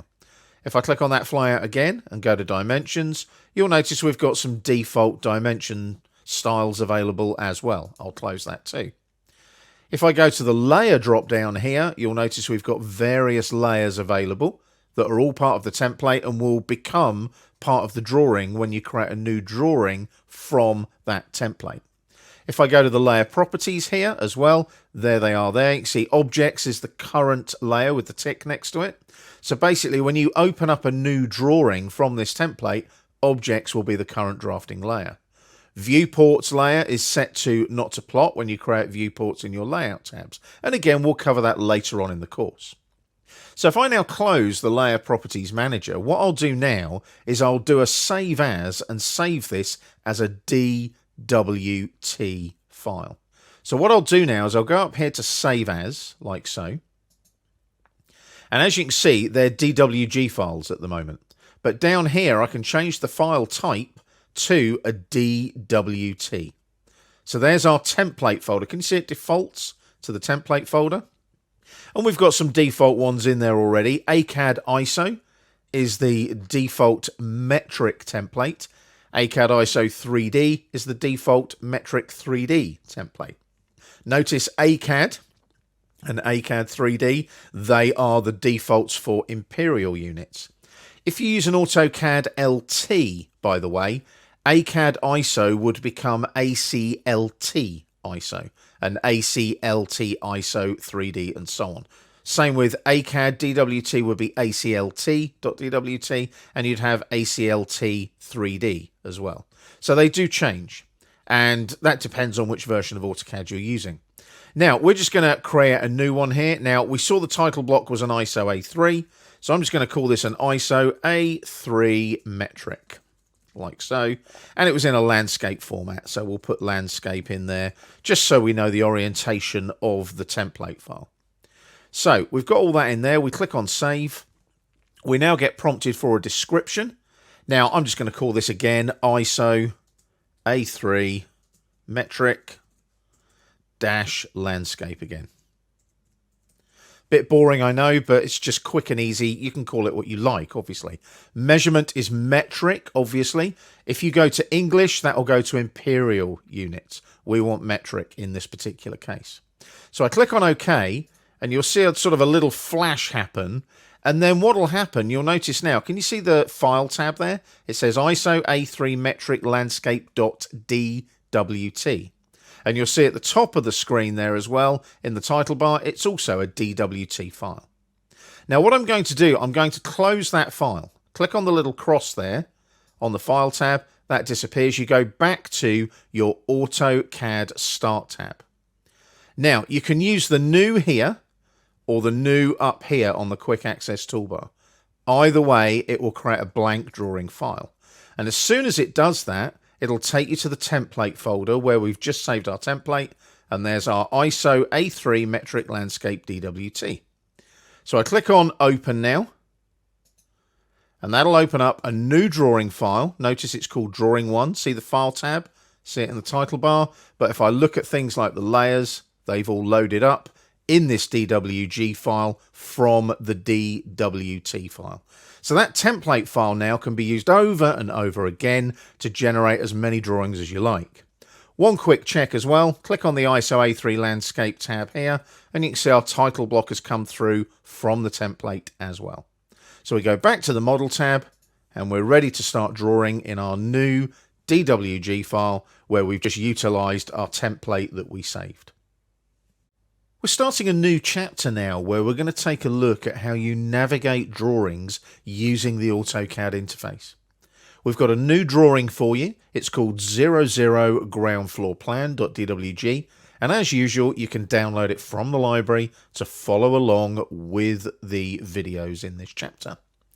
Now, this particular video, we're going to take a look at how we zoom and pan in our AutoCAD drawings. Zooming and panning will become second nature to you. You will use this functionality all the time when you're drafting in AutoCAD. Now, the reason for that is when you look at this floor plan that we've got in the drawing, there's a lot of detail there that looks very indistinct right now. If you zoom and pan, you can zoom in to specific areas of the drawing and obviously get more localized and work closely with the detail. Now, the majority of the time you will probably use your mouse to zoom and pan. So, move your mouse into the center of the floor plan and roll up on the wheel of your mouse. As you can see, each increment that you roll up on the wheel of the mouse, you are zooming in.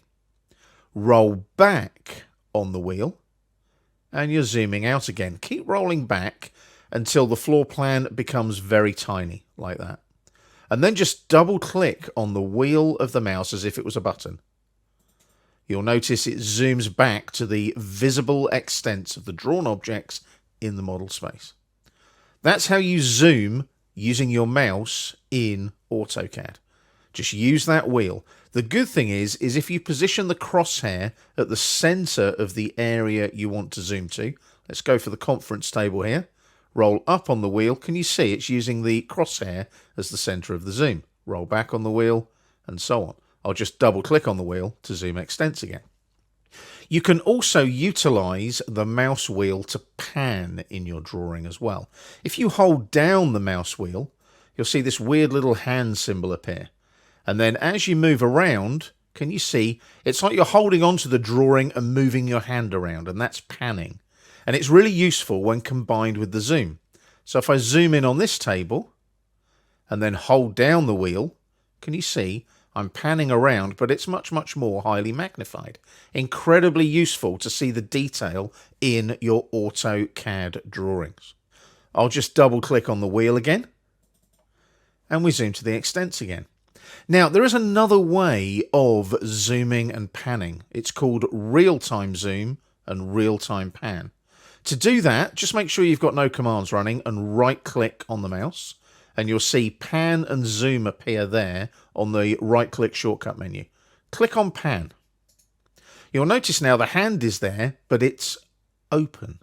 So move over the drawing, left-click and hold, and can you see the hand is grabbing the drawing?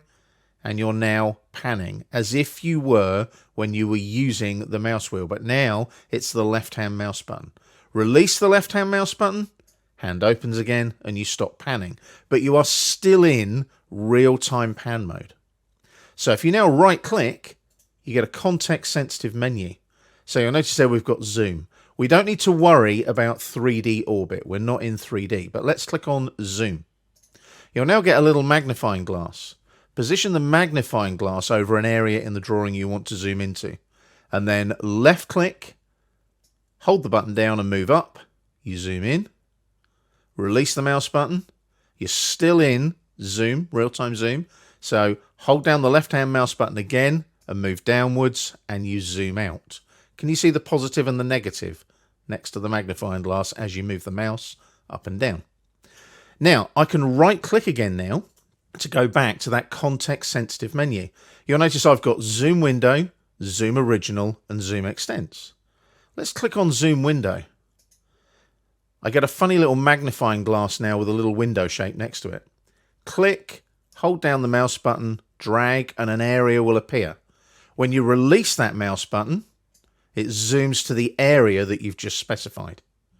If I now right click again and go to zoom original, it takes me back to the original view, and I can also right click again and zoom extents as if I was double clicking on that mouse wheel. To get out of this, it's a right click and exit to get out of either real-time zoom or real-time pan. So there's plenty of ways for you to navigate your AutoCAD drawings using zoom and pan. My suggestion is try and stick with the mouse-based zoom and pan because you'll use that a lot more, because you can use that all the time while you're in the middle of commands and things. Going in and out of the right-click menu is a little bit more extensive, and it's sometimes better to use that separately when all you want to do is zoom and pan. When you're zooming and panning and working with lines, arcs and circles, the mouse tends to be the better tool to navigate with. We're staying in our 00 ground floor plan.dwg file.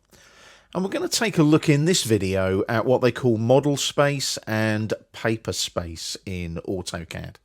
They are also defined by your tabs, the model tab and the layout tabs. So your layout tabs are paper space, your model tab is model space. Now at the moment in the drawing we are in the model tab, so we are in what is commonly known as model space. This is where you do all your designing, your drafting and create a drawing such as this floor plan. You normally draw everything full size in your model tab. So you'll notice at the moment, if you look at the dimensions on the drawing, you can see they're all in metric millimeters and they're all measured out real life full size. So you can see going across the top there, we've got 9601 millimeters, 10363 millimeters and 9601 again between the grid lines.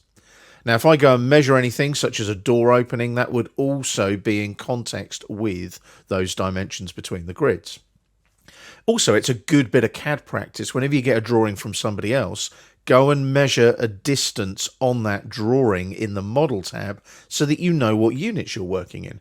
So if I measure a door opening, say in this drawing, and it's 900, you know that that is millimeters in context. If it was 0.9, it would be meters. If it was, say, 36, that might be 36 inches. If it was 3, it might be 3 feet. Just to give you an idea of conversion between units. We are using metric millimeters in this particular drawing, and everything is drawn full size in the model tab. Now, there's no way you would be able to get this full-size floor plan onto a drawing sheet to obviously communicate your design intent. So this is where paper space or the layout tabs come in. Now, you'll notice in this particular drawing, we have an ISO A1 landscape tab here. Now, normally, by default, layout tabs are like layout 1 and here a default one, layout 2. I've renamed layout 1 as ISO A1 landscape. So if you click on it, it is set to an ISO A1 sheet size. Basically, that sheet is the size of an A1 sheet, which is 841 millimeters by 594 millimeters. So roughly speaking, 0.8 meters by 0.5 meters is the size of the sheet. Now, you might obviously publish that electronically or on paper or whatever, but you're never going to get that floor plan onto that sheet of paper.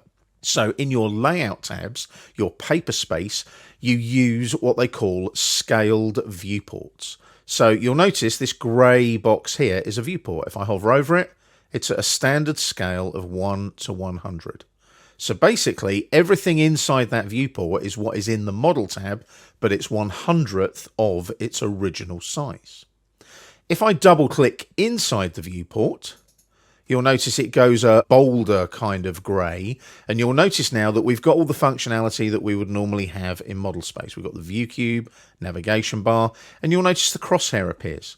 And I can hold down the wheel on the mouse, and I can pan, like so, and I do not recommend zooming because you will potentially mess up the scale. Now, I don't recommend that you do this, but I'll just show you how it works. If I roll back on the wheel now, it's just like being in model space, but the scale has now changed from 1 to 100. You can check that down here on your status bar. So we're not using a recognized scale anymore. So if that happens, you just click on the fly out here, set it back to 1 to 100. You might need to hold down the wheel on the mouse and do a little bit of panning to get it to resit inside the viewport. You then move the crosshair outside the boundary of the viewport, double click, and you deactivate the viewport. Now that viewport is deactivated. If I hover over it again, you can see it's 1/100th of its original size. So that's how you work with model space and paper space in AutoCAD using the model tabs and the layout tabs. So as we work through the course, you'll see how to set up a viewport and publish your drawings and so on. So we'll work on that later. But I just wanted to get that concept across to you now so that you understand how it works, because every time you're in model, if we go back to the model tab, you are working full size real life dimensions. You should always do that to the units that you've specified. So in this model tab, metric millimeters, and it's full size in the model tab. Once again, we're staying in our 00 ground floor plan.dwg file. And what we're going to take a look at now are named views in AutoCAD. Now, this particular drawing, the floor plan isn't actually that big. It's approximately 30 meters by 30 meters, give or take. But if you've got a really large drawing that you're working on, a massive floor plan, let's say a stately home or a factory, for example, there are going to be areas that you need to go to in that drawing regularly to work on certain things. So what you can do is you can generate what they call named views. Now, these named views are incredibly useful to allow you to navigate your AutoCAD drawings. Now, to create a named view in a drawing, there are two ways you can do it. If you're using an older version of AutoCAD, you can go to where it says top here on the view controls. Click on the word top and you'll see the view manager here. So click on view manager and it will open up the View Manager dialog box. And you can then click on New here to create a new named view. I'll click on Cancel there for the moment. Later versions of AutoCAD, there's a slightly quicker way, easier way of doing it. You go up to the View tab on the ribbon, and as you can see, you've got New View right there. If I click on View Manager, there's the View Manager, and I can click on New there, like I showed you with the view controls over here, where the word top is. So the named views have their own panel on the View tab on the ribbon. They also have their own drop-down. So there's all the different preset views. And you can see we've got large conference room and restrooms in the drawing already. So what we're going to do is we're going to create a different named view to get around. And then I'll show you how to get around all of the named views. So let's just hit escape a couple of times to lose that menu. And what we're going to do, we're going to create a named view of the restrooms. Now they're here. So you can see there's the toilets and the cubicles and so on. They're right there. And there's the two doors, obviously for the male and female restrooms. So zoom and pan so that you're in a suitable location in the drawing. Don't try and do this from the zoomed extents view. Get in so that you can see the boundaries of the area that you want to create a named view of. Now, regardless of which version of AutoCAD you're using, we're going to go to the View Manager. So it's Top and View Manager there. Or, if I click on Cancel, you've got View Manager here as well. Now, I could just click on New View and create a new view if I wanted to, but I'm going to click on View Manager so that I can see what my other views are. So if I expand the model views, so you'll notice you can have model views and layout views, you'll notice. So you can have these set up in either the layout tabs or the model tabs. So there's our large conference room and our restrooms there, like so. Now, you'll notice we've already got a named view called restrooms, and that's deliberate because you can select a view like so, and you can delete it from the drawing. So if I delete that now, you'll see that restrooms view has disappeared from the list. So it's very quick and easy to set up. So if I now click on New, I'll get this dialog box appear. Now I'd like you, if it pops up with the smaller version like this, to click on the little expand arrow here, the more options. And that will give you a whole load of other stuff to look at. So our view name, we'll call it restrooms again, like so. And the view category, if I click on the down arrow, you can see we've got plan views in there already. Now you can, if you've got a different category, just type it in and it will occupy in the drop-down list. But this will be a plan view. So select plan views in the list. The view type will be still. It won't be cinematic or recorded walk. Cinematic and recorded walk you tend to use for 3D visualizations. I'm going to click on still there. Now the boundary can be the current display that we've got on the screen behind the dialog boxes, or we can define the window we want. So I can click on the button there, define window, or I can click on this icon here, define view window. Either of those will work. So I'm going to click on define view window. And the black area there in the grey area is our view window. Now we don't want it that big. So I'm going to pick a point about there, click once, make sure you don't get any endpoints or intersection snaps. So you might want to zoom in a bit, as you can see, and I want there down to about, let's say, there. So that black area now is going to be the boundary of my name view. Notice on the dynamic input, if I just move away from that object snap, press enter to accept there, and it will take us back to the dialog box.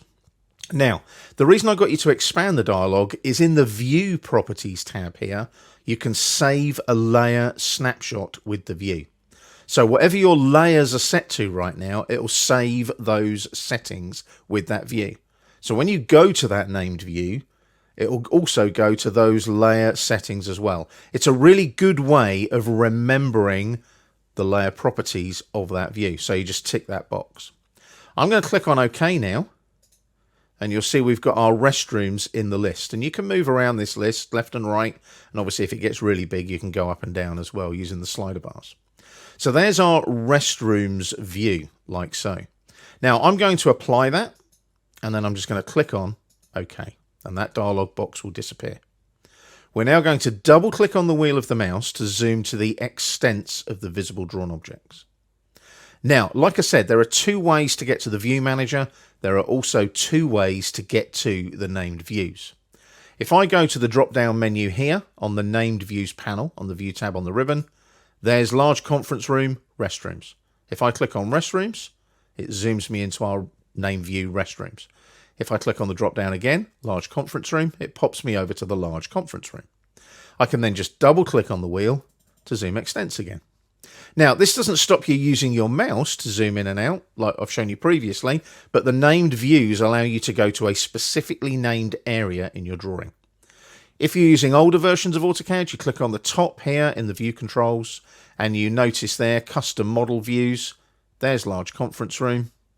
And again, large conference room, click on that, custom model views, restrooms, like so. And then if you double click on the wheel again to zoom extents, you'll notice that view control goes back to top, like so. The preset top view.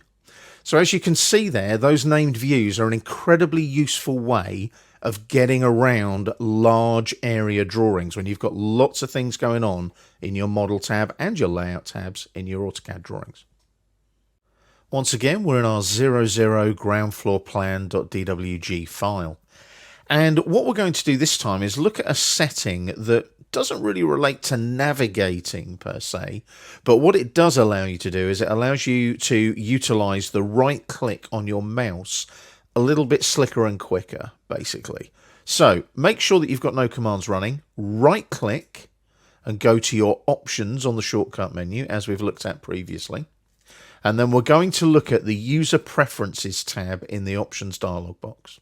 So you can see mine's current at the moment, and we're looking at this bit here where it says Windows Standard Behavior. You want to click on the right-click Customization button here.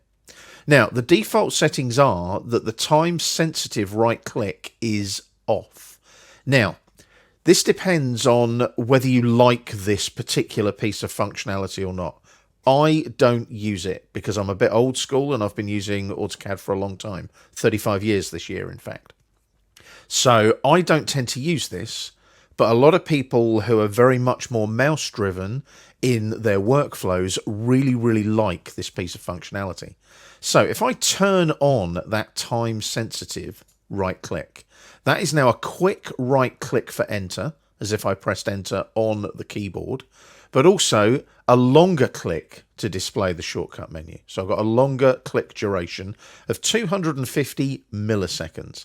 Now, that might seem like a really tiny amount of time, but it's just right for what we want to do. So I'm going to apply and close that, apply and OK that to close the options dialog box.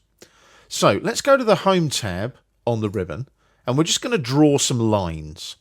So if I go to the Draw panel, click on the Line command, come into the drawing area, it asks for the first point of the line. So if I left click drag my line, click again, drag another line segment, click again. Now, normally you could press enter on the keyboard to close the line command, or you could right click and select enter on the shortcut menu.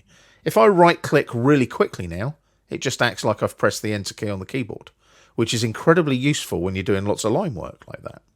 Now, if I click and hold the right mouse button, up comes the shortcut menu. So I can repeat the line command and I can go click, click, click, right click quickly, and it acts like an enter key. Now, that's a really useful tool if you're doing lots of drafting work all at once, lots of editing, lots of modifying, all that kind of stuff. I personally have a workflow that is different. I like to use the keyboard and press enter because I'm old school. I've used the keyboard in AutoCAD for a long time. But quite a few people really like this functionality. So if you want to turn that off, remember you now need to right click and hold to get the shortcut menu. You go down to options, into user preferences tab, right click customization and just untick it again. Apply and close. I always apply and then OK, like that. So now when I draw a line, if I go here, click, click, click, it's a right click and there's the enter on the shortcut menu. So that's how it differs. So what I'll do now is I'll just quickly click on each of these lines. Notice the blue grips appear when you select them. So get your pick box over each one and left click like that. And then it's a right click, context sensitive shortcut menu pops up. Click on erase, job done, and those lines are gone. But it's just a nice little feature where you can customize that right click on the mouse, and it just allows you to utilize your mouse maybe a little bit more effectively if you like that functionality. We're in a different drawing for this particular video in the chapter, and it's called Simple 3D Object.dwg. And as usual, you can download it from the library to follow along with this particular video. Now, this is a simple 3D object in AutoCAD. So if you are running AutoCAD LT, for example, some of this functionality might not be available. Just be aware of that. Now, we're running full AutoCAD with full 3D capability, but we're not going to look at 3D first. We're going to look at this little tool over here down the right-hand side. Now, if you don't have that on at the moment, you need to type NAV. Now you'll notice as you type NAV, the suggestion menu pops up on the dynamic input. And there's one there that says nav bar display. Click on it and it says enter new value for nav bar display. It's at 1 at the moment. If I set that to 0 and press enter, you'll notice the navigation bar disappears. I've turned it off. So again, if I type NAV again, there's nav bar display again. So I'll click on it. Set it to 1 and it's back again. So as long as that navbar display variable is set to 1, the navbar displays. And it's like a switch. 0 is off, 1 is on. Now we're going to look at some of the functionality on there. Now the navigation bar has lots of tools. It has a navigation wheel. So if I click on the flyout there, I've got the full navigation wheel ranging to the basic tour building wheel and the 2D wheel. I've got the full navigation wheel selected. So if I click on it now, you'll notice as well, can you see here, I get various pop-ups come up depending on what functionality I'm using. That was all about shaded. I'll talk about shading things in a minute. But at the moment, you'll notice I've got things like zoom and I've got pan. So if I click on pan, hold down the button, the wheel we can use anytime. Click and hold on the button on zoom. And can you see as I move up and down, I'm zooming in and out. Now, I can orbit as well. Now, this is a 3D solid. So if I click on orbit now and move the mouse in a particular direction, can you see it's a 3D object? Like so. So as I come around, it's doing some weird and wonderful stuff. So that's a navigation wheel. Click on the cross to close. And what we can do now is we can set this back to the view that it was originally at. So you'll notice on the view cube there, can you see the word top? Click on that, and it takes us back to the top view. Now, we'll touch on the view cube again in a minute, but we've just reset it back to the top view at the moment, which is one of the preset views in AutoCAD. You can also get to these views in the view control bar, here, like so, and you can also go to view on the ribbon and click on the down arrow in the name views, and there's top, bottom, etc. there as well. So if I click on top there, that would also take me to a top view, but you'll notice it zooms right to the extents. If it does that, just roll back on the wheel a couple of notches so that you haven't got it filling the screen. Now I'm going to come down here. You can see we've got pan. That'll take us into real-time pan. And we've also got some zoom functionality here. So if I click on that fly out there and do something like zoom window, click on zoom window, I click once, drag the window, click again, and you can see it zooms in. So it's a bit different to the zoom window in the real-time zoom. There are 2 clicks, basically. I can go back to that flyout, which is that one there, and I want zoom previous. Takes me back again, like so. I can also do a quick orbit on the navigation bar as well. Do a free orbit there. If you click and hold on the left-hand mouse button while you're in free orbit, you can see you're free orbiting like so. Now, I can then just right-click and exit that. You'll notice there's loads of functionality on that shortcut menu that you can go off and navigate as well. I'll click on exit for the moment. Now, you can see with that free orbit, we've put it in a weird position. View cube looks a bit odd. We're going to look at the view cube in a second. But what we are going to do, we're going to go to this 2D wireframe on the view control, and we're going to change the visual style to conceptual. Now, you get a much more realistic view of your 3D object. You'll notice as well that a little pop-up there talking about 3D performance came up. You can obviously work with AutoCAD with your graphics card and so on and change the 3D performance. Now, the view cube is looking a bit odd at the moment. So if we click on the home button on the view cube, that takes us to a nice isometric view. You'll notice we're now in the southwest isometric view on the view controls. Now the view cube is great. I can go to the top view like so. I can rotate using the arrows like so as well. I can click on a corner and go back to an isometric view. I can also now hover over the view cube and right click, and I can set the current view as the home view. So if I click there like that, that southwest isometric view is now the home view. So if I go to top like that and then click on the home icon there, takes me to the southwest isometric view. It's kind of useful. So that's the view cube when you're working in 3D. It's really handy for that. And also you can still use the navigation bar as well. You've still got things like free orbit. So if I click there, free orbit again, click and hold the mouse button. I can do that orbit again as much as I like. I can utilize these. If I click on the little circle, can you see it rotates about the axis of the circle? Click on this circle, rotates the other way about the axis, and so on.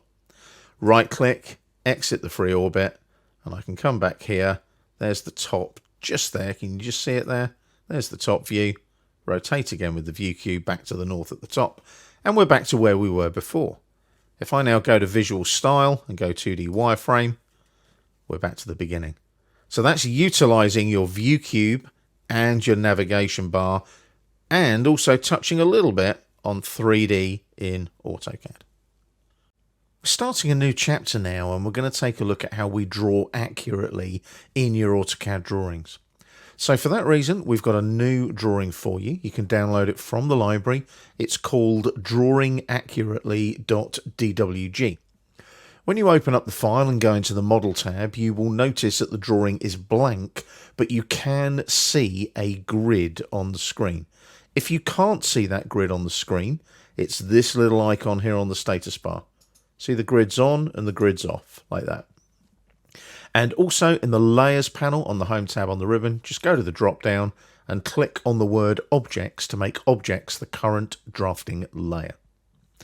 Now, what we're going to do is we're going to look at grid and snap for drawing accurately first. Now, this doesn't get used often in AutoCAD, but it's quite a useful tool if you've got a lot of regular shapes that you need to draw. Now, we're going to go down to the status bar and make sure that some settings are on and some settings are off. So notice the grid is on. So that's this one that looks a bit like a little piece of breakfast cereal kind of idea. Can you see that there? So the grid is on. Now we also need to switch this one on, snap. So click there like so. Now you'll notice there's an arrow next to snap there as well. So you can use polar snap or you can use grid snap. Make sure it is set to grid snap. We can right click either over grid or snap here, doesn't matter which one.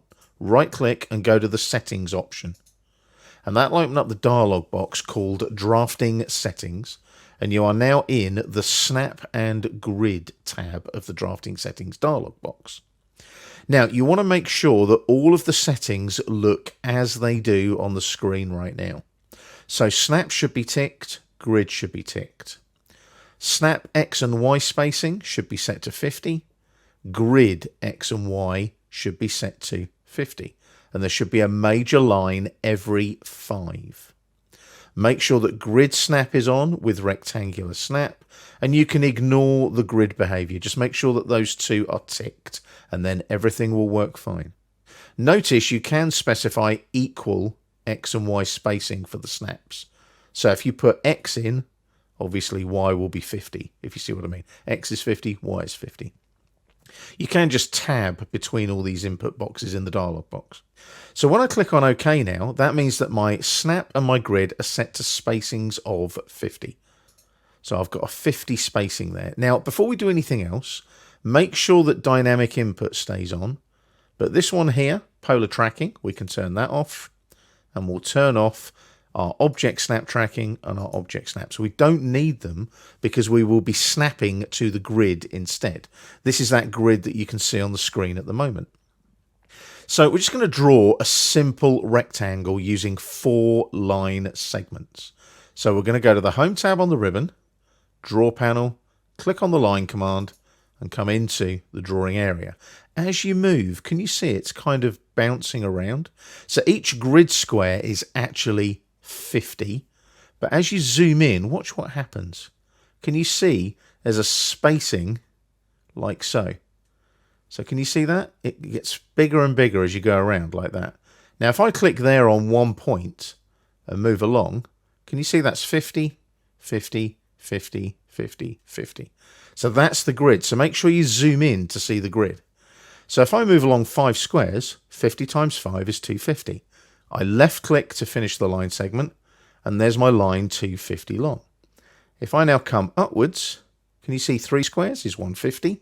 The dynamic input I've left on deliberately so you can see the values of the lengths of the lines. And then I come back here like so. I don't have to go back to that first point. I can right click and using the contextual shortcut menu, close back to the point where I started.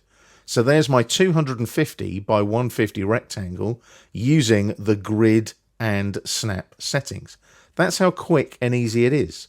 And you can do anything with that. You might be drawing teeth, let's say, on a bearing or something like that. So I go back to the line command and I could potentially do this.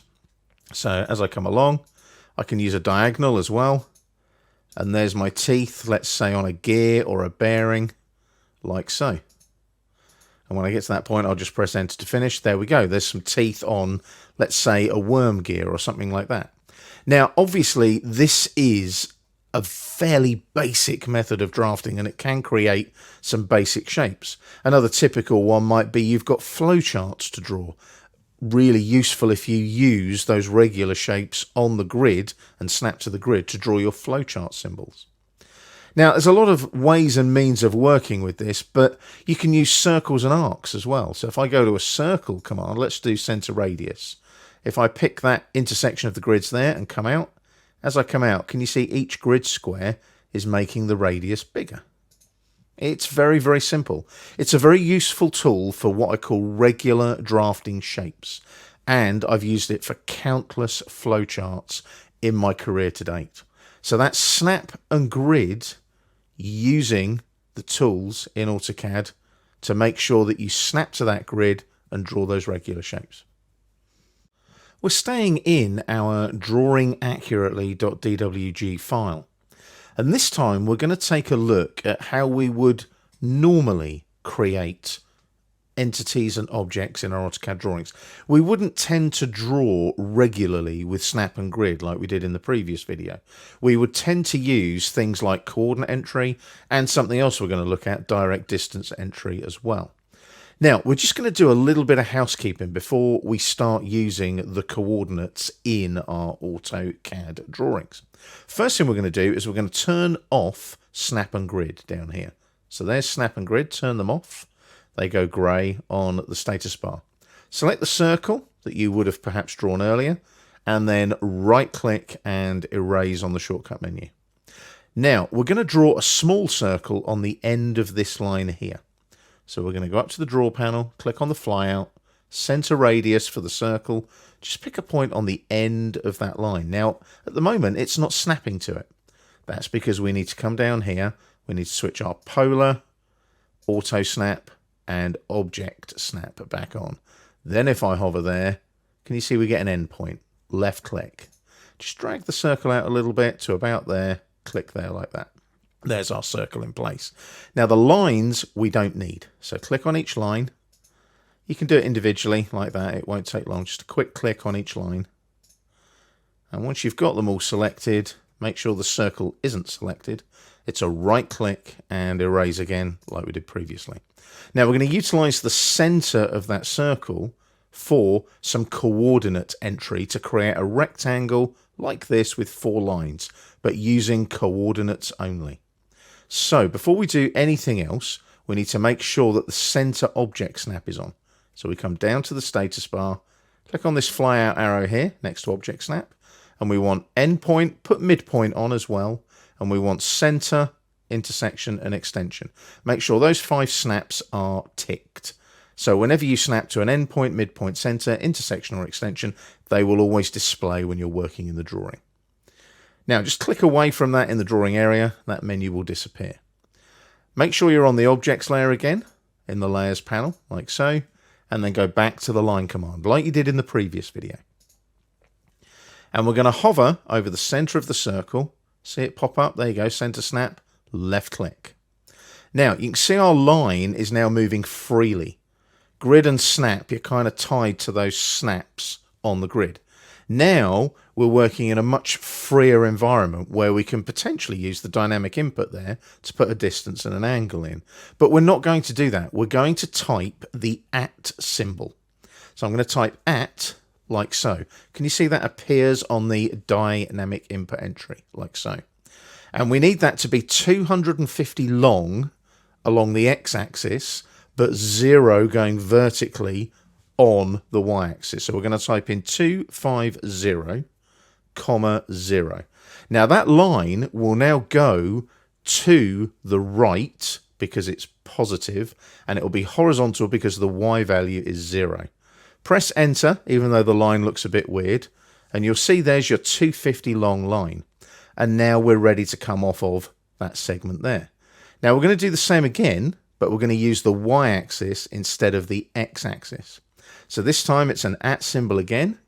This time 0 for x, type a comma, and then type 150 for the y value. So you're basically saying @ 0, 150.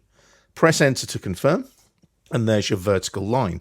So you've gone 0 along the x-axis this time, but 150 up in the y-axis because the 150 was a positive value. If you'd put in negative 150, the line would have gone downwards from that last point.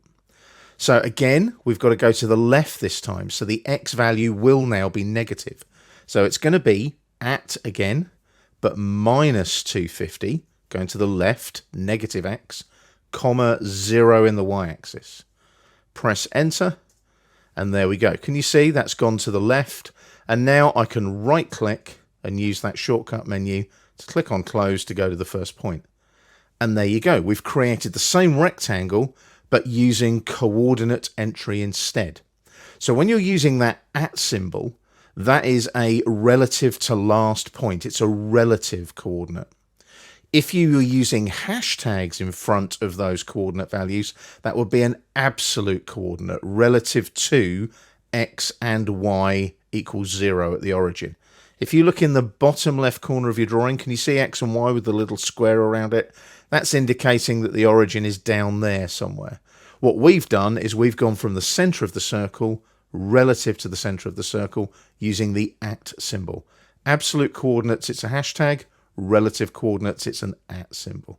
So as you can see, fairly easy and quick using coordinates. Now, I suggest you go and look into coordinates in AutoCAD because there's not just regular Cartesian coordinates like that. You can have angular settings for relative coordinates as well. So you can put an angle as well as a distance and things like that in place as well. Go and check out coordinates in the AutoCAD help screens. It's worth a look and investigate them. And then you'll get an idea of how AutoCAD ticks and how the little motor behind AutoCAD calculates all this stuff that you're putting on the screen. We're staying in our drawingaccurately.dwg file, and we're going to take a look now at how we can utilize our dynamic input to draw accurately in AutoCAD. And you'll notice as we work through each of these videos in this chapter, we're going from the most long-winded method of drawing something all the way up to the quick and easy method of drawing something. Now, dynamic input is another way of drafting this rectangle that we've got on the screen that has been created from the 4 line segments. You'll see that the next one as well in the next video is also a quick way of doing it. And this particular method and the method in the next video are probably the 2 methods that you'll end up using on a day-to-day basis to draw objects in AutoCAD. So let's look at dynamic input. Firstly, dynamic input needs to be switched on. It's down here on the status bar. There you go, DIN mode, dynamic input. It should be blue like that, indicating it's on. If you right click on the icon and go to dynamic input settings, I've got all of my settings in here set to the default settings. Things like my drafting tooltip appearance, they're all default settings. So I'm just going to OK that, and I'm going to OK that again because I don't want to make any changes. Now, your dynamic input brings up a whole load of information on the screen for you to see, including lengths and angles. So make sure you're on the objects layer. There we go, like so. And we're going to go to the draw panel again and click on the line command. Come into the drawing area, pick a point roughly underneath this left-hand rectangle, about here. And I'm going to left click once. And that starts the line command off. Now, you'll notice as I move the mouse around, can you see that? I'm getting a green line. Now, that green line is my polar tracking. I'm going to go down here onto the status bar in the middle of the line command. You can do that. And I'm going to click on polar tracking and turn it off. I don't want that green line to keep appearing. We'll look at that in the next video. Now, you'll notice now, as I move around and rotate in a circle, can you see I'm getting an angle and a distance? So if I now type in the distance box 250, that's that horizontal length of my rectangle. I'm going to press the tab key on the keyboard. That now tabs me to the angle value. Can you see that there? Now, based on the angles we've already been using, I'm going to type in 0. Now, 0 is horizontal to the right. So if I press tab again, you'll see that my line is tied in at 250 length, 0 degree angle. So as you can see, it's horizontal. I left click once. That's place that first line. Now, as I come vertically upwards, you'll see there, next point, I need 150 in the distance box. Press tab. 90 degrees for vertical. I'm going 90 degrees from the 0 line. So 90, like so. Tab again, left click once. I'm now coming this way. And the good thing is, as I move around, can you see the dynamic input is showing me the angle as well as the distance? So it's going to be 250 again. No negative needed this time. It's all relative based on the dynamic input. I press the tab key. There's the angle again. I want 180 because I need it horizontally to the left this time. So that 180 can stay there if I want it to, or I can type it in. Tab again, and there's my horizontal line going to the left. Now, I left click again to place. Remember that left click, otherwise it won't place. Now you'll notice we've got that last segment. I can right click and close again, like we've done on the previous 2 examples. And there's my 250 by 150 rectangle again, using dynamic input alone. I didn't need any polar tracking, we turned it off, and really no object snaps or anything were needed either. It was literally just dynamic input that we used to create that rectangle. So that's using DIN mode, dynamic input, to draw accurately in your drawings. We're staying in our drawingaccurately.dwg file. And we're going to take a look this time at using what they call direct distance entry to create the same rectangle that we've created in the previous videos. Direct distance entry is sometimes known as DDE in AutoCAD, using obviously the first letter of each word. So DDE is an incredibly useful method of drafting as well. It's quite quick too, because what you can do is you can combine it with the polar tracking drafting setting on the status bar. So we're going to go down to the status bar first, and we're going to make sure down here that polar tracking is turned on. There it is there. We're going to click on the arrow next to it and make sure that we're using 90-degree angle increments, that one there. We will go into polar in a bit more depth later on as well in the course. So that means now that any increments of 90 degrees will be displayed, and that was that green line that I mentioned previously in some of the previous videos. So let's have a look at this direct distance entry and see how it works. All we need is that polar tracking and the angle set. We don't actually need object snaps. Dynamic input though, make sure here it's still on, DIN mode is on, because that displays everything on the screen for you as well. So back to our draw panel and the line command. I'm going to pick a point sort of roughly underneath the circle there, down to about there, and left click. So there's our line. Now as I drag to the right, can you see that green dashed line kicks in? As you can see, polar, and it's telling me how far I've moved along that polar tracking line at the angle of 0 degrees, which is one of the increments of 90 degrees in the AutoCAD interface. So there's the distance. All I do now is put in the direct distance I want, which will be 250 again. I just press enter. It's placed the line for me already. I don't even need to place the line.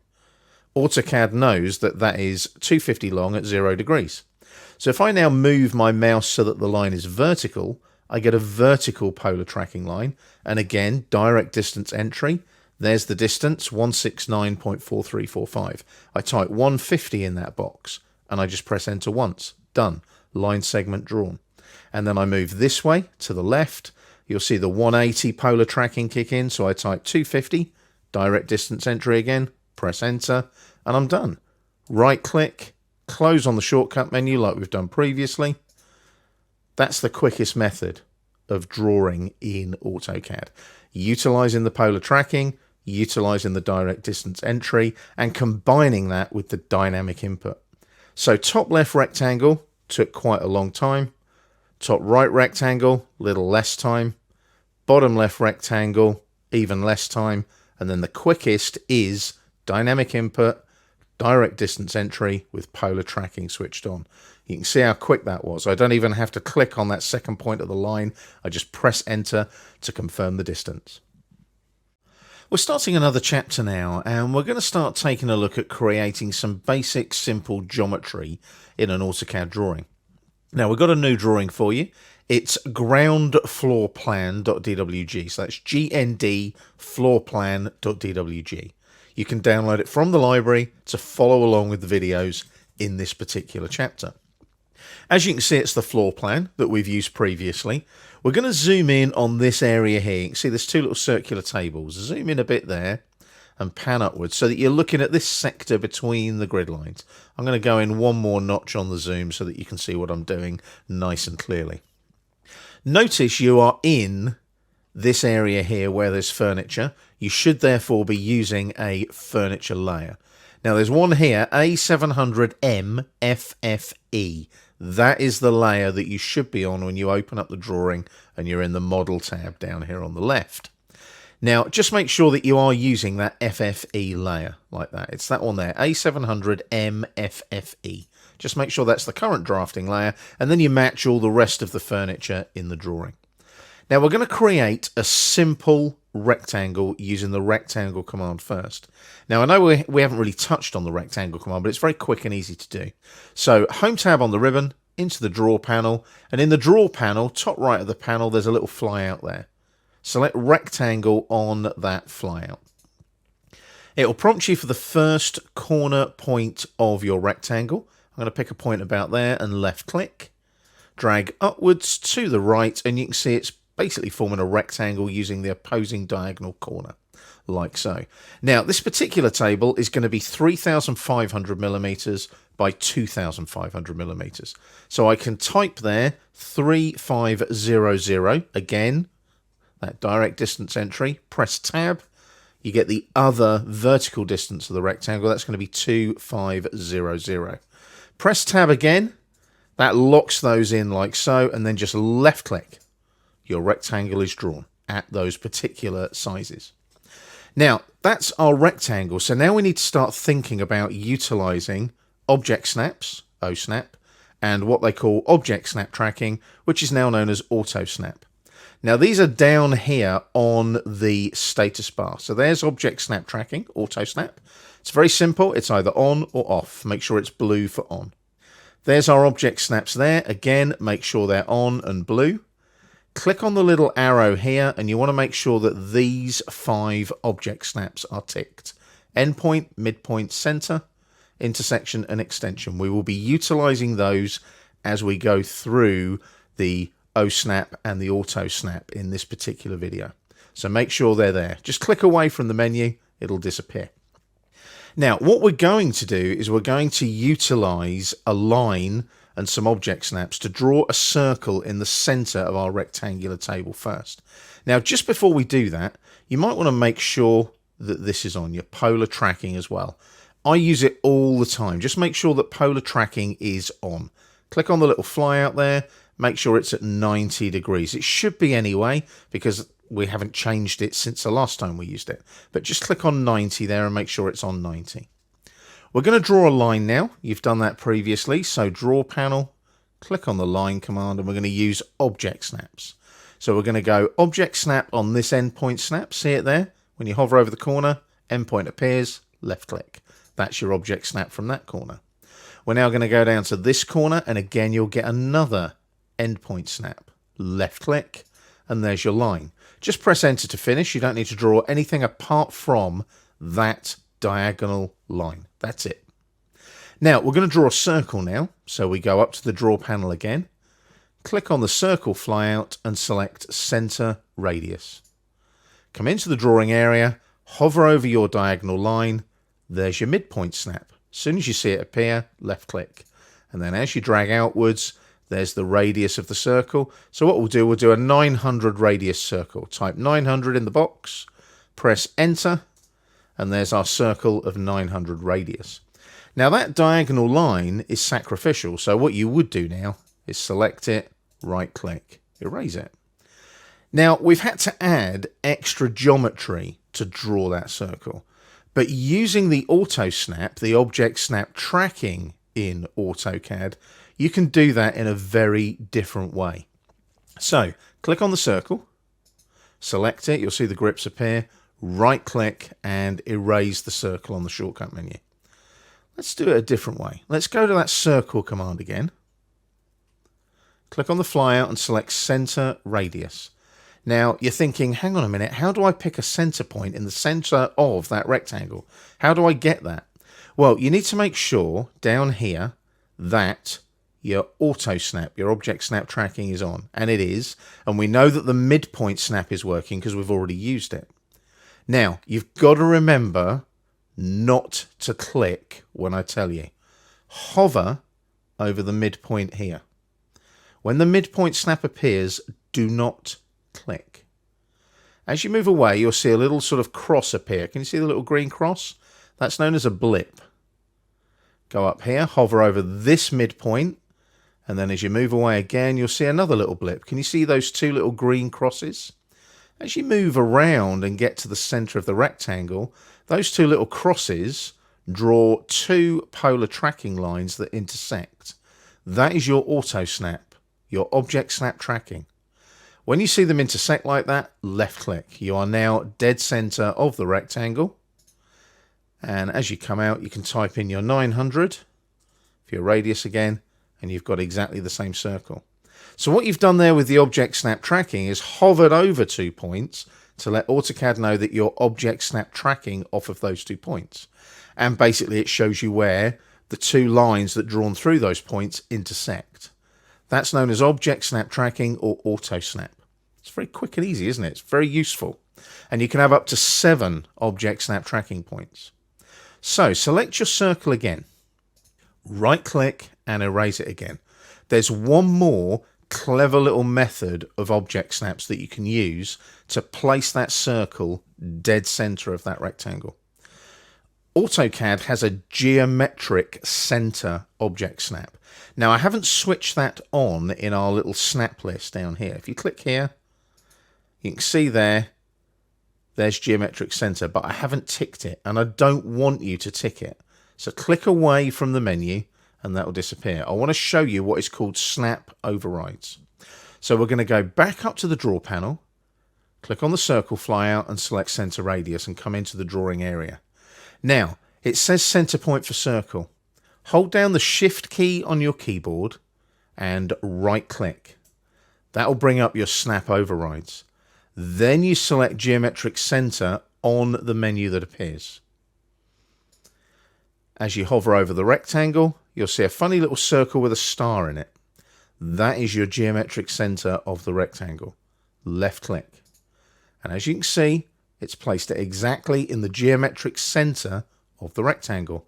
Again, type 900, press enter, and you've got exactly the same circle in the center of that rectangular table.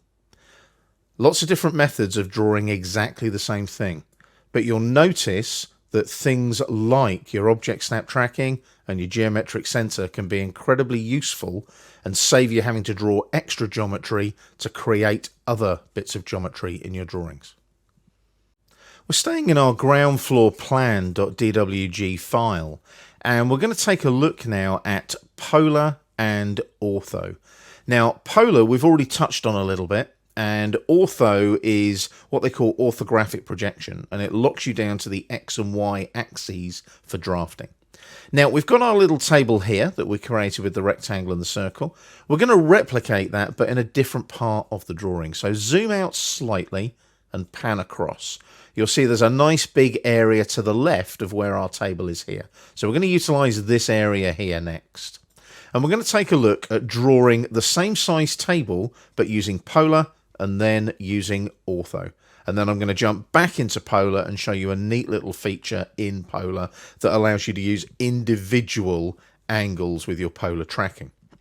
So make sure you're on the FFE layer in the layers panel, over to the draw panel here like so, and we're going to click on Polyline this time. We're going to create a 2D polyline. Come into the drawing area, it asks for a start point. Now before we start, let's jump down to the status bar. There's your Polar tracking here. Just click on that flyout and make sure it's at 90. We need the 90 angle increments. Now we're going to use direct distance entry for this because it's quick and easy. So we're going to pick a point here, left click, and drag to the right. Now you'll remember this from previous videos. So we're going to type in 3500 and then enter. And there's the first part of our table. But we didn't draw the rectangle using a polyline command last time. So this time we're creating a polyline, and when we're finished, it'll be a rectangle. We're going to go vertically upwards, type in 2500, make sure that that green Polar tracking kicks in. Press enter. Drag to the left, green Polar tracking kicks in again at 180 degrees, 3500 and enter. Now Polyline behaves in the same way as the line command. I can right click and I can select close on the contextual shortcut menu that appears. Now that closes that polyline, and if I hover over it, you'll see it's a rectangle.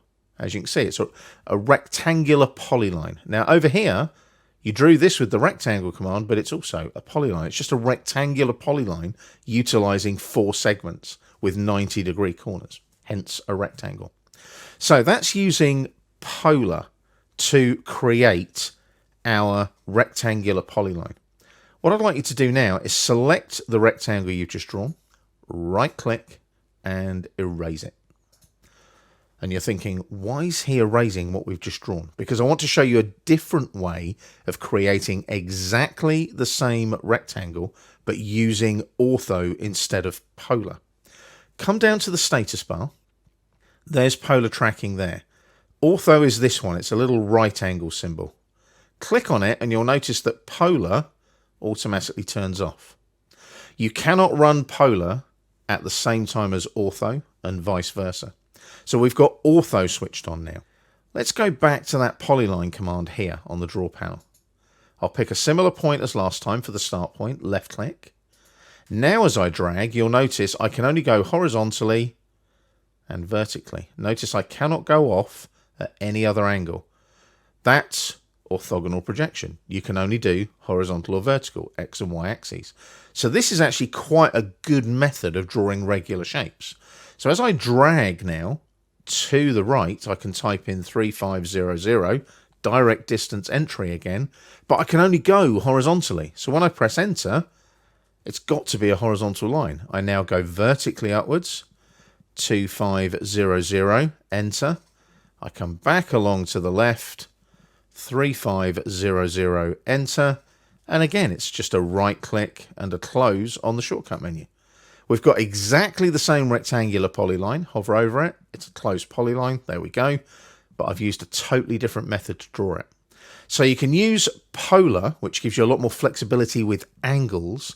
Ortho ties you down to vertical and horizontal only. Let's go back to the status bar. We'll click on polar now. Notice ortho turns off. So we're now back to where we were with our polar tracking. Now we're going to go down to polar tracking and right click on the polar tracking icon and go to tracking settings. That'll open up the drafting settings dialog with the polar tracking tab current. So polar tracking's on. Our increment angle is 90 degrees. Now you can add additional angles. If I click on that little box there and click on new, I'm going to put an angle in of 67 degrees and press enter.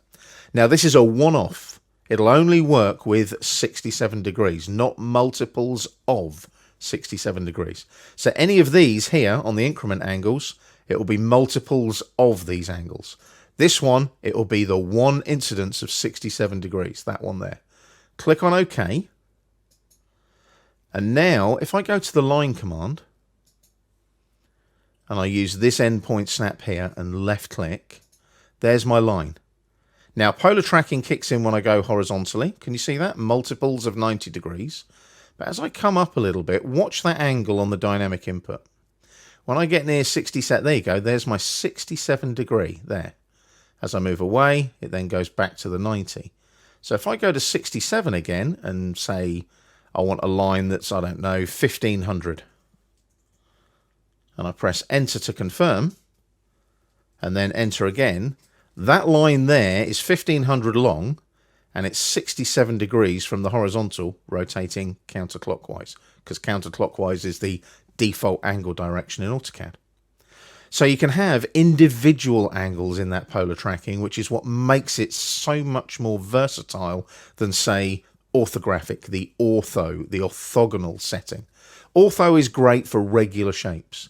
Anything irregular or free flow, I would go with the polar tracking.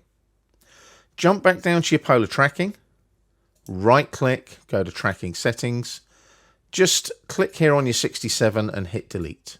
We don't need that one anymore, and click on OK. We can then click on the line here, right click, and we'll erase that line as well. So that's using polar and ortho in your AutoCAD drawings. Once again, we're staying in our ground floor plan.dwg file, and I've left it in the same state as it was at the end of the last video.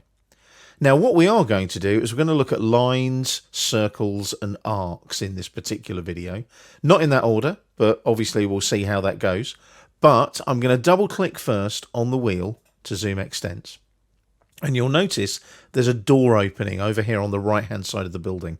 I want you to zoom in onto that area there like that and pan across so that you've got a bit of space on the right. Go to the Home tab on the ribbon, go to the Layers flyout, and as you come down the list, you'll see that there's a layer that ends in the word Site. Select that layer as your current drafting layer. We're going to draw some sight lines now for a new landscaped area outside the building that is going to be developed into a kickback area so that people can sit outside the building, have a cup of coffee, enjoy the sunshine. So we're going to go over to the line command on the draw panel here. Again, Home tab on the ribbon. And we're going to utilize some of our object snaps. You can see that purple grid line has an intersection with the wall just there. Left click on it and then drag out horizontally. Now your polar tracking is on. So as you drag horizontally, you should see the 0 polar tracking line. If you don't, go down to the status bar and switch the polar tracking on.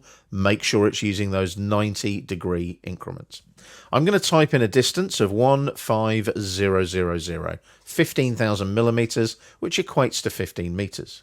I'm then going to press enter, and you'll see that line goes quite a distance out, you'll notice. Can you see that there? There it is there. Now, we're going to utilize a little trick with our object snap tracking. We're going to hover over this end of the grid here, like so. Don't click on it. And then just drag along. And as you get to the vertical there, can you see you get an intersection? So that's the intersection of the end of the line that you've just drawn and the intersection of the grid line. Left click. That's a nice vertical line. And then we're going to come along here horizontally. We'll zoom in. And when you get to the edge of the wall, see the grid line there, just follow that. You'll see an intersection there. Left click again, enter to finish. And when you zoom out and pan a bit, you'll see you've got a nice area there ready for landscaping that you've marked out with those 3 lines. Now, pan back to that last table that we drew. It's this one here, this rectangle here. Now, you'll notice it's still a rectangular polyline. Zoom in on it so that you can see the detail. What we're going to do is we're going to explode this polyline back to its 4 original line segments. So at the moment, this polyline is a compound object because it's made up of multiple objects. We're going to explode it back to its original components. So we've got 4 component objects. So go to the modify panel. See the little sort of cube shape there? That's the explode command. Click on it. Take the pick box to the rectangle, click on the rectangle, press enter to confirm. It doesn't look any different. So you think to yourself, what have I done? Well, what you've done is you've exploded this back to 4 lines, like so. Now that's great. We need the 4 lines. We need those because we're now going to place some arcs. But we need to go onto the right layer. Layer drop down. And we need to look for our FFE, this one here. Not MH, just MFFE, that one there. That's our furniture layer. So make sure we're back on the right layer. Get into the habit of doing the right layer first time. Then you don't have to go and change properties of objects later. So we're going to go to the arc command now. This one here on the draw panel. And we want start, center, end. Now remember, arcs go counterclockwise. So if I start at this endpoint snap here, left click, come down to the center, which will be the midpoint snap here, left click, and then come down to this end here, you'll notice it's the wrong way round. So when I click there, that's gone counterclockwise based on start, center, end. Just go up to undo. One undo on the quick access toolbar, that'll lose the arc. Go back to the arc flyout and select start, center, end again. This time, endpoint snap here, left click. Midpoint snap here, left click. Endpoint snap here, left click. Perfect. That's where we want it. I'm going to go over here now to the arc command again. Start, center, end. If I start at the top this time, endpoint snap, midpoint snap, endpoint snap, because it's counterclockwise. Now, because we've drawn those arcs, we don't need these 2 lines anymore. So we'll select both of those, right click and erase. We've now totally changed the shape of our table. We'll go to the circle command now and center radius on the flyout there. Hover over this midpoint snap. Don't click on it. Hover over this midpoint snap. Don't click on it. And as you come down, as you can see, we get the intersection there of the polar tracking lines using our object snap tracking. Left click, drag out for our radius, and we'll type in 800. And there you go. There's our 800 radius circle in the center of our table. Very quick and easy. Now, you can also draw circles with a diameter as well. So if you go over here to the circle flyout again on the draw panel and select center diameter, just pick a point sort of top right of this area, click and drag. Now, as you come out, just have a look at the command line. It says specify radius of circle, specify diameter of circle. Now, it knows that the last circle that was drawn was using center radius and it was 800. So it's already got a default diameter of 1600, which is the equivalent of a circle with a radius of 800. So I can just press enter now, and it's drawn a circle with a diameter of 1600 based on the value of the last circle that was drawn. Very useful. Saves you having to keep inputting values all the time. If you've got a load of regular circles that are all the same size, that's the way to do it. Just check that command line, and it also shows up on the dynamic input as well. So that's some lines, arcs, and circles for you, creating some basic geometry. We're staying in our groundfloorplan.dwg file, and we're going to take a look now at polylines and splines. We'll go to splines in a minute. We're going to create a polyline of our table here with the circle in it. So there's our circle, but you'll notice this table is made up of lines and arcs and so on. Now, what I'm going to do is I'm going to deliberately erase what we've got here already. So I'm going to select the circle, select the two lines, and select the two arcs. They can go like so. So get all of that selected, and then right-click and erase. Before we commit to anything else, make sure you're on the FFE furniture layer, which we are. And also down here on the status bar, make sure that you've got your polar tracking on, your object snap tracking, and your object snaps, because you'll need all of those to create the polyline that is going to look exactly the same as the table we've just erased. So we go to the polyline command now. There's the polyline command. Come into the drawing area, and I'm going to pick a point about there. Left click once, and as I drag horizontally to the right, can you see my polar tracking kicks in at 0 degrees? And we type in 3500, 3500. Press enter. So there's the horizontal line of the table that we just erased. I now right click. Polylines can have arc segments. So on the shortcut menu, select arc. As you come vertically downwards, make sure that polar tracking kicks in. Can you see there, 90 degrees? And now we just come down this line here. Can you see that?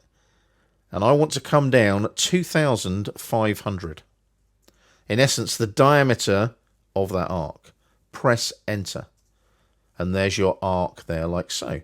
Now it's trying to draw another arc, so we need to right click and go back to line mode. Select line on the shortcut menu, and then drag horizontally to the left. There's our 180 degree polar tracking line. Again, 3500 for the horizontal segment. Press enter to confirm. And then right click again, select arc again, like we did on the other end. Drag it up to the endpoint snap here. Left click on the endpoint snap, and then just press enter to finish. Now the nice thing is, it closes that polyline automatically. There we go. So I've now got a polyline created of two line segments and two arcs, but it's all one object, not two lines and two arcs this time. Now, the good thing is, because that is now one object, we can reutilize our geometric center object snap. So we're going to go up to the circle command, click on the flyout and select center radius. Come into the drawing area, hold down the shift key, right click and select geometric center on the shortcut menu. Touch on the edge of your polyline. There you go. There's your geometric center. Left click. Center of the circle is at the geometric center. Type in 800 for the radius. Press enter to confirm. Job done. So we now have the same table, but it's only made of two objects, our polyline and our circle. Okay, zoom out now to the extent of the floor plan by double clicking on the mouse wheel. What we're going to do is we're going to go to our layer drop down, and we're going to look for the walls layer. Now, is there a walls layer anywhere in this list? Now, there's lots of walls layers, you'll notice, all different ones. I'm going to show you a neat trick. So stay on the FFE layer that we were already on. And you'll notice there's some chairs and sofas in the center of this kind of atrium area of the building. Zoom in on those, and you'll see there's a green wall just here. Now, if I hover over that and just do that, you can see it's on that layer there, wall internal. Can you see that there, wall int? Now, I'm not worried about changing my layer right now, and I'll show you why. I'm going to draw a spline on the furniture layer and then change the properties of the spline to the wall layer. So I go over to the draw panel, click on the little fly out there next to the word draw, and click on the pin to pin it open. There's your spline commands there. You've got spline fit and you've got spline CV with control vertices. You want spline fit. Click on it and come into the drawing area. Now you can investigate splines at your leisure later. There's lots of different things that go on with splines. Basically, it's an irregular curve based on a mathematical equation. And you pick the points and AutoCAD fits the curve to those points. It's a bit like using the old French curves on a drawing board, if you can remember those. Now, we're going to create a spline that's going to come off of this corner here, like so. See the end point on that corner of the wall? Left click. And then just keep clicking one and go up and down a little bit. Can you see I'm moving the mouse up and down and I'm creating a weird little curvy wall to about there. Press enter to finish. Job done. So there's your curve, like so. Now we need to give this wall a thickness like we have here. So zoom in on that corner, get in nice and tight, go to the utilities panel here and click on the flyout. And you can see there we've got ID point, point style, etc. Now, we don't need any of those, and there's no tools in there, but they are useful tools that we'll cover later, just showing you where they are. We want measure, and we just want a quick measure. Now, this quick tool is in newer versions of AutoCAD, and if I hover there, can you see it's giving me the thickness of the wall there in orange, 120.65. Now, it's a bit of a weird dimension because this drawing was converted from feet and inches to metric millimeters. That's why you've got these funny little decimals going on some of the measurements there. So it's 120.65. Hit escape a couple of times and then roll back out on the wheel to zoom out so you can see all of your spline wall. Now, you can unpin the draw panel. That can go back into the ribbon. And we're going to go to the modify panel here and click on this icon here. Offset. Click on offset, come into the drawing area and type in your offset distance of 120.65, the thickness of the wall we've just measured. Press enter to confirm. Select your spline, click on it and move downwards. You don't want to offset upwards, you want to come downwards so it all joins in with the wall to the right. Left click. So you've now got two splines that form the thickness of that wiggledy spline wall. Press enter to finish the offset command. We need to draw a line at the end here. So let's go line command, endpoint snap, enter to finish. We also need to extend our spline to touch the wall here. So zoom in a bit, you can see the green wall. You're going to go to modify here, see where it says trim, click on the flyout and select extend. Just extend that by clicking on the end of the line to the green wall. Press enter to finish to close the extend command. Zoom out slightly and pan across again like you did before. See this match properties command here in the properties panel on the home tab on the ribbon. Select match properties. Pick one of the wall lines here, the green ones. Left click. And then see the little paintbrush, you click on the spline, click on the spline, click on the little end bit. Just make sure you click on all of it so it all goes green. Enter to finish. And you now have a matching spline wall. So we've done a bit of polylines and we've done a bit of splines there. And that little wiggly wall, I quite like that. It's quite unique. Looks a bit contemporary. Very sort of futuristic and modern. But that covers polylines and a quick look into splines in AutoCAD. We're starting another chapter now, and we're going to take a look at some other drafting tools that are available to you on the AutoCAD interface. Now, we've got another drawing for you. It looks familiar. It's called ground floor plan _ Rev 2, and the Rev 2 stands for revision 2. So it might be the next revision up on the design of your floor plan. So what we're going to do, we're going to zoom in on this area over here, the outdoor landscaped area that we placed in the previous chapter. So let's zoom in on that area a little bit, like so. And then what we're going to do is we're going to place some outdoor furniture. So on the layer drop down, just check that you are using the FFE layer, that one there. The drawing should have opened with that layer current. If it isn't current, just click on the drop down, find the A700M FFE layer. Click on it and make it current. Now, we're going to take a look at drawing rectangles and polygons. Now, we have touched on rectangle a little bit. So let's go and have a look at a rectangle in a slightly different way. Going to go up to the draw panel here on the home tab on the ribbon, and it's this little fly out top right on the draw panel. You've got rectangle or polygon. So select rectangle, come into the drawing area. It's asking for the first corner point. So I'm going to pick a point about here, like so. And as you can see, I'm forming my rectangle like that.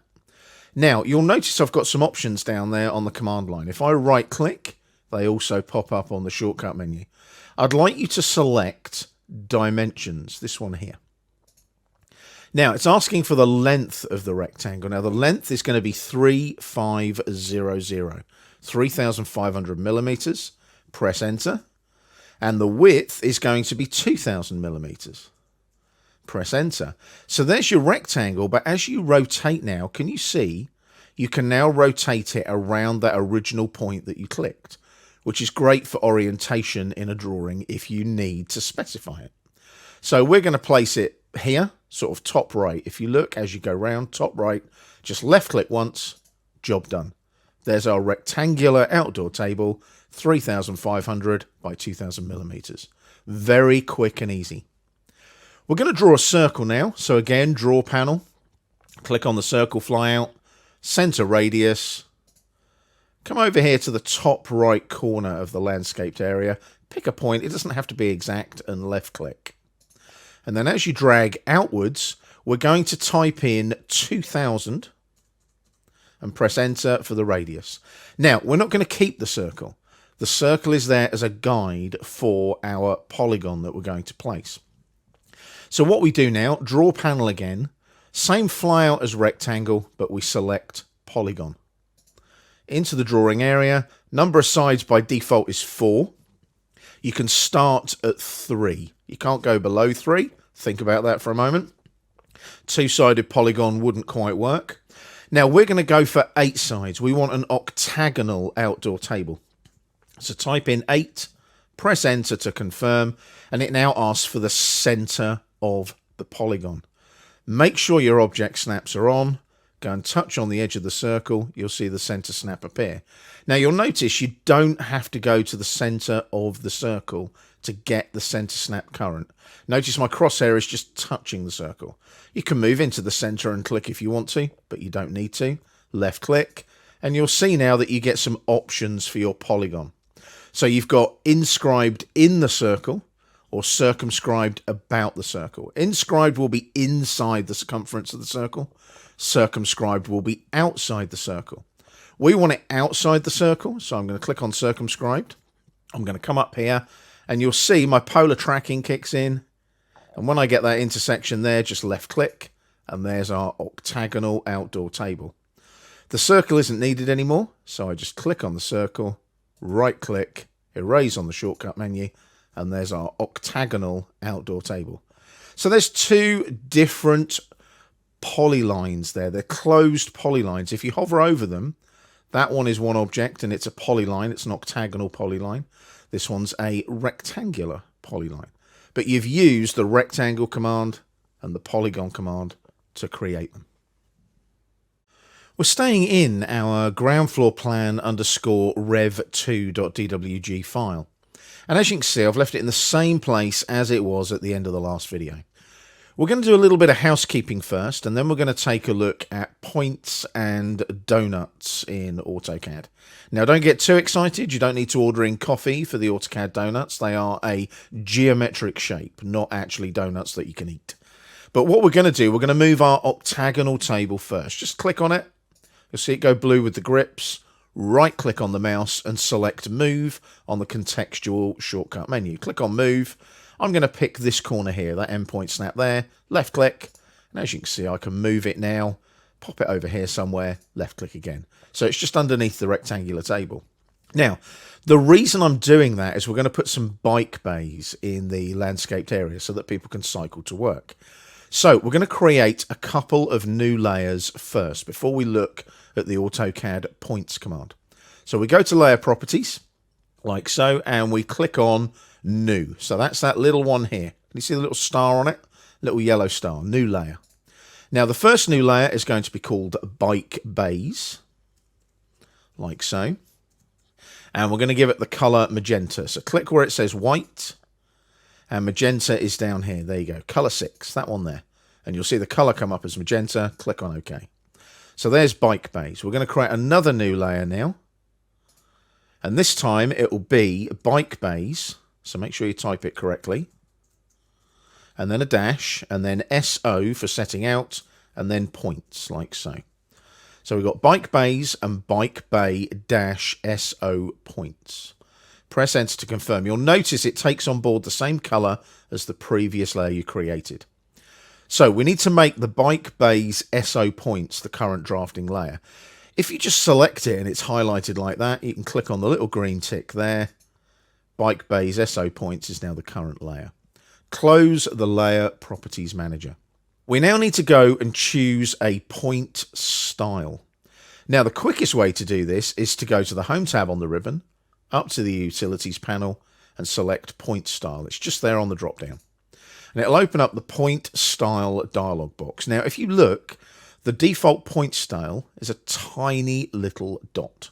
You're not going to notice that in a hurry. We're going to select this one here. Can you see that one there? Circle with a diagonal cross through it. That is actually the same symbol that you use for the node object snap, which we're going to utilize in a minute when we're placing our bike bays. Now, the point size, we're going to make that 5% set size relative to screen. You don't want it to be absolute units. You want it size relative to screen, so it's always 5% of the screen size. I'll explain that when we've placed the points. I'm going to click on OK now, so that point style is now set. We're now going to go to the Draw panel, click on the fly out here, and just pin it open. It's easier, saves it going back into the ribbon all the time. And you want this little icon here, multiple points, 4 little dots it looks like. As you can see, multiple points in the little tool tab that pops up, it shows you contour lines. That's something that you might use points for. I'm going to click on multiple points and come into the drawing area. Now, I can specify where I want a point to go, and I can place individual points if I want to. Now, wouldn't it be lovely, though, if I could divide a line into an exact number and use points? Well, you can. Hit escape a couple of times. You'll notice next to points, you've got here divide and measure. So if you go to divide now, it places evenly spaced point objects along the length or perimeter of an object. So if I click on divide instead, it asks me to select the object I want to divide. It's going to be this line here. Click on it. Number of segments, I'm going to go for 10. Press enter to confirm.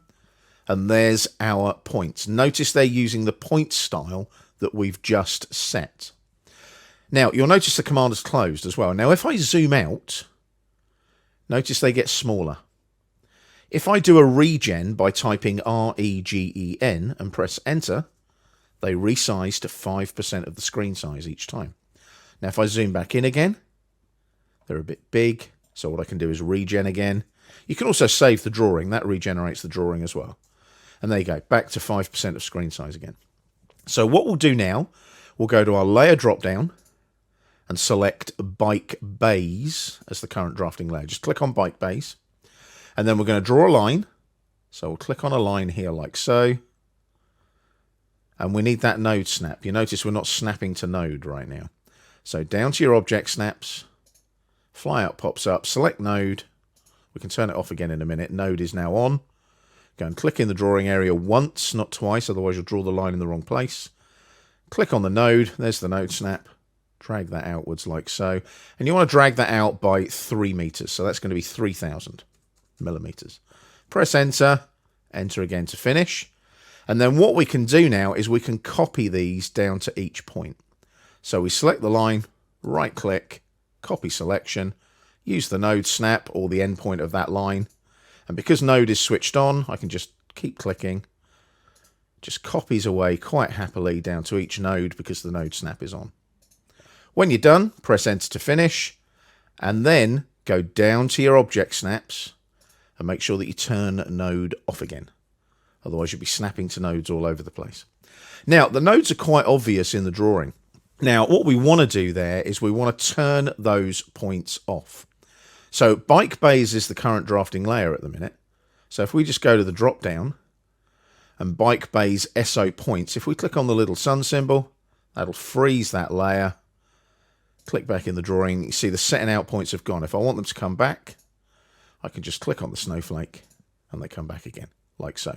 So ideally you want those setting out points frozen, like so. There you go, job done. That's your setting out for your bike bays using the points in AutoCAD. Now I'm just going to hit escape a couple of times, make sure we haven't got anything running. Double click on the wheel to zoom extents. Now we're just going to use layer 0, the default layer. So click on the drop down here, scroll all the way up, slide up there to 0. There's layer 0. And just pan and zoom all the way down to this bottom corner of the building. Now you'll notice we've got a grid that intersects just there. We're going to place a setting out point there on layer 0. Now, obviously we can change this later, put it on a different layer, but the donut command is there on the draw panel that we've pinned out. Click on donut, it asks for the inside diameter of the donut. Now I'm going to make that 250, like so, and press enter. And the outside diameter I'm going to make 500. And press enter. There's my donut. I'm going to pop that there on that intersection of the grid lines. That's my setting out point. Press enter to confirm, and there's my donut. Notice there you don't need any coffee. It's a geometric shape. It's not an edible object. So that's your setting out point using the donut command.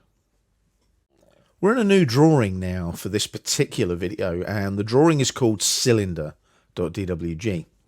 And when you open it up in the model tab, you'll notice you've got 2 vertical lines available to you. Just make sure in the layers drop down that you're using the objects layer, like so. And we're going to take a look at ellipses and how we can work with ellipses in our AutoCAD drawings. And to do this, we're going to create an isometric representation of basically a little flat cylinder disc. And it's not going to take long. The ellipse command makes it very, very easy to create it. So we're going to create an ellipse and then an elliptical arc. So we go up to the draw panel on the home tab on the ribbon again. And you can see on this flyout here, we've got center, axis end, and elliptical arc. Select axis end. Come into the drawing area.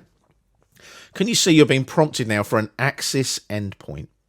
Now, what we're going to do here is we're going to pick the left-hand top endpoint snap. So make sure your object snaps are on. Left click, and then we're going to take it across to the opposing endpoint here. When the endpoint appears, left click again. Now, as you move the mouse, you'll notice you are kind of rotating the top of the cylinder. Now, if you right click, you can specify rotation. Click on rotation. And the rotation we need is 60 degrees around that horizontal axis that we've just placed. So if you imagine a circle on that horizontal axis and you're rotating it about that axis, that's basically what you're doing with the rotation part of the command. We need 60 degrees, 60, which is basically an isometric angle, either 60 or 30. Press enter to confirm. And there's the top part of your cylindrical disc. We now need to place a elliptical arc. So we're going to go back up to the draw panel, back to the ellipse flyout, and select elliptical arc this time. Now, the workflow is the same as what we've just done with the whole ellipse above, but we're going to have an extra step where we specify the angle that the elliptical arc goes through. So we need the endpoint at the bottom this time on the left-hand side, left click. Over here again to create the axis here. Endpoint snap there, left click. So there's our ellipse. Now it's specifying the distance to the other axis. Now we do need to specify the rotation, not the distance. So it's a right click again, rotation again, like we did on the previous ellipse, and type in 60 and enter. Then it asks for the start angle. Now you need to go counterclockwise, which is the default direction in AutoCAD for arcs. So we're going to start here on this endpoint snap, left click, take it all the way around to this endpoint snap, left click. If you zoom out slightly, there is an isometric representation of a cylindrical disc using your ellipses and your rotation. Very quick and easy, but it gives you a good idea of what ellipses are there for and what they're useful for. They can be used for other geometric shapes like flowcharts. You might even have an ellipsoidal shaped dining table on a floor plan, for example. So you can see that those ellipses are very useful as an extra drafting tool in your AutoCAD skill set. We're in a different drawing now called isometric.dwg, and as usual you can download it from the library to follow along with this particular video. Now, just a little bit of housekeeping. Just make sure in your layers panel on the flyout here you're using the objects layer. Then you tie in with what these objects, the layer that they're on, which is that blue objects layer. Now you'll notice the crosshair looks a bit different. That's because we're using the isometric drafting in AutoCAD. Now in the previous video, we did the ellipses using that 60 degrees isometric rotation tool in the ellipse commands. That's what we're kind of working to in this drawing, but we're actually drafting in isometric, which are normally at angles of 30 and 60 degrees. And we're going to generate a 2D isometric representation of a 3D rectangular solid. It sounds very complex. It isn't. It's simple drafting using isometric angles. So, if you come down to the status bar, make sure that your polar tracking here is off. We don't need that. And make sure that your ISO draft here is on. So we've got isoplane left, isoplane top, isoplane right. It should be set to isoplane top. Now, if your isometric drafting is not on, go here to your customization icon, the little 3 lines, and you want to select isometric drafting so that it's ticked, like mine. And then once you've done that, click on the 3 lines again, and you'll have this little icon here. And you can turn it on and off, you'll notice, like so. So turn it on, go to the arrow, isoplane top. We're then going to go to the draw panel over here and click on the line command. And we're going to use our object snaps to snap to this point here. Now, as soon as you do that, can you see we're working at an isometric angle? Now, your object snap tracking, your auto snap down here, should also be on, this one here, because then I can hover over this point here, and as I drag up this way, can you see we start to, there you go, look, there's our isometric point kicking in, our auto snap point. Click there, and then we take that down to that end point there, click there, enter to finish. There's our top plane of our little isometric view. Going to do the same with the ends now, so we'll do the same again, line command, and we'll start on this point here. Now, if you think about it, we don't want top. We go here, and we want isoplane left. It's the left-hand face. Now, can you see the crosshair adapts accordingly? So when I click there, and then hover over this point, and drag, can you see it's got the right angle? Click there, you get the vertical. Come in this way. Go to the end point again, left click. Enter to finish, and you've drawn your 2D representation of your 3D solid. That's how quick and easy it is to use isometric drafting in AutoCAD. We're going to take a look now at a short little chapter that has 2 videos in it where we explore the interface a little bit further. Now, we've got a new drawing for this. You'll probably recognize it. It's ground floor plan _ rev3. .dwg this time. So download that file from the library, open it up in AutoCAD, and make sure you're in the model tab. Now, in this particular video, we're not actually going to do any drafting. We're going to take a look at the file tabs and the extra little tabs that are now available in newer versions of AutoCAD. So this is purely interface. The drawing is kind of inconsequential, but we do need to have a current drawing open to get access to the file tabs. Now, first and foremost, at the top of the screen under the ribbon, you always have a file tab for your current drawing. You can have more than one file tab. You'll notice a plus sign next to it where I can start a new blank drawing as well if I want to. But you'll notice there's the file name there. If I hover over that, you'll see, if you ignore the big long file name, we've got Model tab, ISO A1 Landscape, Layout tab, and Layout 2. So I can come down to one of these and click, and lo and behold, it takes me to the Layout tab. I can jump back to the Model tab here if I want to, like so. So if I hover over that again, though, and come over to ISO A1 Landscape, notice I've also got Plot, and I've also got Publish, which is batch plotting, which is more than one sheet to be plotted. So you'll notice there, and there's Layout 2, and as I hover over each one, it gives me a preview of each one as well. So that's the regular File tab. Now, in later versions of AutoCAD, we've also got these little ones here. If I click on this little one at the top, the little 3 lines, you'll notice that I've got that available as well. So I can now go to my Start tab or my File tab there as well. And notice when I hover over it, I get the same interface again. I can also create a new drawing.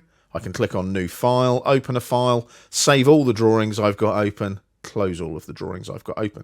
Incredibly useful little interface. We've got the same down at the bottom left as well, near the Model and Layout tabs. If I click on this one, you'll notice now I can create a new layout, I can create a new drawing from a template, I can set up my page setups, I can select all the layouts that might be in my drawings. I can publish those selected layouts once I've selected them as well. I can dock it above the status bar, so if I click there, can you see it's now above the status bar? If I click on it again and dock it in line with the status bar, it's in line with the status bar. Very useful if you've got lots of layout tabs down here, like so. So I'll click one more time on this menu here, and you'll notice we've got Model, and there's the 2 layout tabs as well. I can go to those very quickly and easily just by clicking on there, go back to Model, like so. So that's all your file tabs in your AutoCAD interface. Now, obviously, you're going to use them differently to, say, myself. You're going to get used to them, and you're going to use them in your way, the way that you're familiar with the AutoCAD interface. There is no set way to use the file tabs and the menus. Go ahead and explore which methodology, which workflow works for you. We're staying in the ground floor plan _ rev3.dwg file. And we're going to take a quick look now at the AutoCAD shortcut menu. Now, its full name is the right-hand mouse button context-sensitive shortcut menu. You can understand why I call it the shortcut menu. Now, the shortcut menu will come up at any time when you right-click on the mouse using the default AutoCAD settings. So you haven't changed that right-click to replace the Enter key, for example, that we talked about previously. So if I don't have any commands running and I've just got a drawing open and I right-click, you get the default shortcut menu. So you can see there that you've got things like clipboard, isolate, pan, zoom, steering wheels, and so on. Now, there's a lot of tools on here that we don't cover in this course, but the idea is that they're there. They're the default ones that just come up when you're not doing anything in AutoCAD. So let's hit escape a couple of times. Let's go and perform a command in AutoCAD now. So I'm going to zoom in on this little area here where there's some doors. And what I'm going to do there is I'm just going to draw some lines. Now, these can be random lines. You could draw a polyline. It's entirely up to you what you draw. I don't mind. But what you'll find is that once you've drawn something, you'll find that the shortcut menu changes when you right-click within a command. So I'm just staying on layer 0, which is the default layer, right at the top of the list there. I'm going to go to the line command, come into the drawing area. Now, the dynamic input and the command line are prompting me for the first point of my line. So I'm going to click once, drag my line diagonally like so. Notice the dynamic input is giving me loads of information. I click again, come down here, click again, come this way, click again. Now, when I right-click, you'll notice the shortcut menu is very different. It's much shorter, and I've got the option to close, so I can close back to the point where I started, closing out my line segments. I can undo a line segment. Notice I'm back to that point now. I'd have to place that again now and left-click again. If I right-click again, we've also got snap override, so I could go to any particular snap that I want to. One that isn't switched on, perhaps, such as a tangent or a quadrant. Now, obviously, snap overrides are very useful at overriding the snaps that you've already got switched on in your object snap settings. So I could override and pick whatever point I want. So I could potentially select something like this mid between 2 points. Now that's asking me to place the endpoint of this line between 2 points. I pick 2 points. So I go endpoint there and I go endpoint there. Notice the line is placed in that mid between 2 points. Now the good thing is if you stay in the line command and right click now and do an undo, it'll undo each segment as you go one by one. Very, very useful if you've made a mess of your line segment. Don't finish the line command by pressing enter and then using undo, because it will get rid of all the line segments you've drawn, because it just cancels the line command rather than the previous line segment. So I'm not going to draw any more lines. I'm going to get back to that one line segment like that. Just press enter to finish, and there's my one line there. Now, one more thing with this shortcut menu. When you select an object, such as my line, and I right click now, notice the shortcut menu is again different. I now have tools available to me that work in conjunction with my object. So I've got things such as erasing the object, moving it, copying it, scaling it, rotating it. I can change its draw order, I can add it to a group, I can add selected objects to it, I can select similar objects. So there's all these different tools available to me on the shortcut menu when I select an object as well. Now, obviously, I'm not going to dive deeper into those. I'll leave that as a point of action for you to play around with and test, because some people prefer to use the shortcut menu. Some people prefer to go up to the ribbon each time and work with the commands that way. All of these commands here, such as move, copy, scale, are all up here on the modify panel as well. You don't have to right click to move an object. You can use the move command up here on the ribbon as well. It's entirely up to you which workflow you want to use. So again, have a play around, get used to the methodologies, get used to the workflows. Find the workflow that you're comfortable with. Hit escape once, that will close the shortcut menu. Hit escape a second time, deselects the line that you had selected. Now it's up to you if you want to leave that line there. I'm not going to. I'm going to select it, right click, erase on the shortcut menu, job done. Double click on the wheel, that will zoom to the extents, and as you can see, our drawing is back to where we started. We're starting a new chapter now where we're going to take a look at how we modify our objects in our AutoCAD drawings. Now we do have a new drawing for you. You can download it from the library to follow along with the videos. It's called Office Layout.dwg. And you may find that we have some iterations of this drawing as we work through the chapter as well.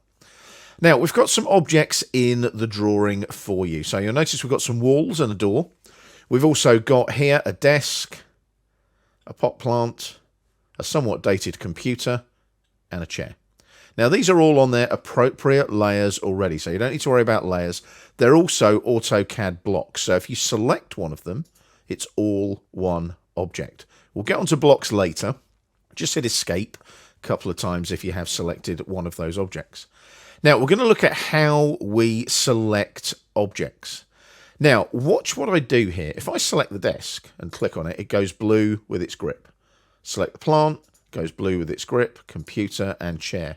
But you'll notice as I go along, each one of those objects is added to the selection set. If I hit escape a couple of times, they obviously get deselected. Now, that's great, but what happens if one of your AutoCAD settings isn't set the way it should be? Let me show you.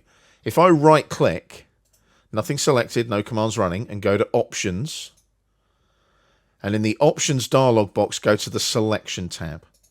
There's this little tick box just here, Use Shift to add to selection. If I tick that and OK it now, watch what happens. Desk, and then it goes to plant, computer, chair. If I want to add objects to that selection set, I have to hold down Shift and click on each one, like so. Not ideal. Some people like that method. I personally don't. And it's not the default setting. The default setting is the one I showed you previously. Hit escape a couple of times again, right click, pop into options again on the shortcut menu, and untick use shift to add to selection. Click on OK again. Make sure that is unticked for the purposes of this exercise. Now, we're going to take a look at some selection methodologies now. Now, the most common one, like I showed you, is just clicking on the objects. But you might want to select more than one object. I'm going to pop my crosshair to about there. I'm going to left click and release the mouse button. It asks me to specify the opposite corner. If I drag downwards to the right, you'll see a blue window appear.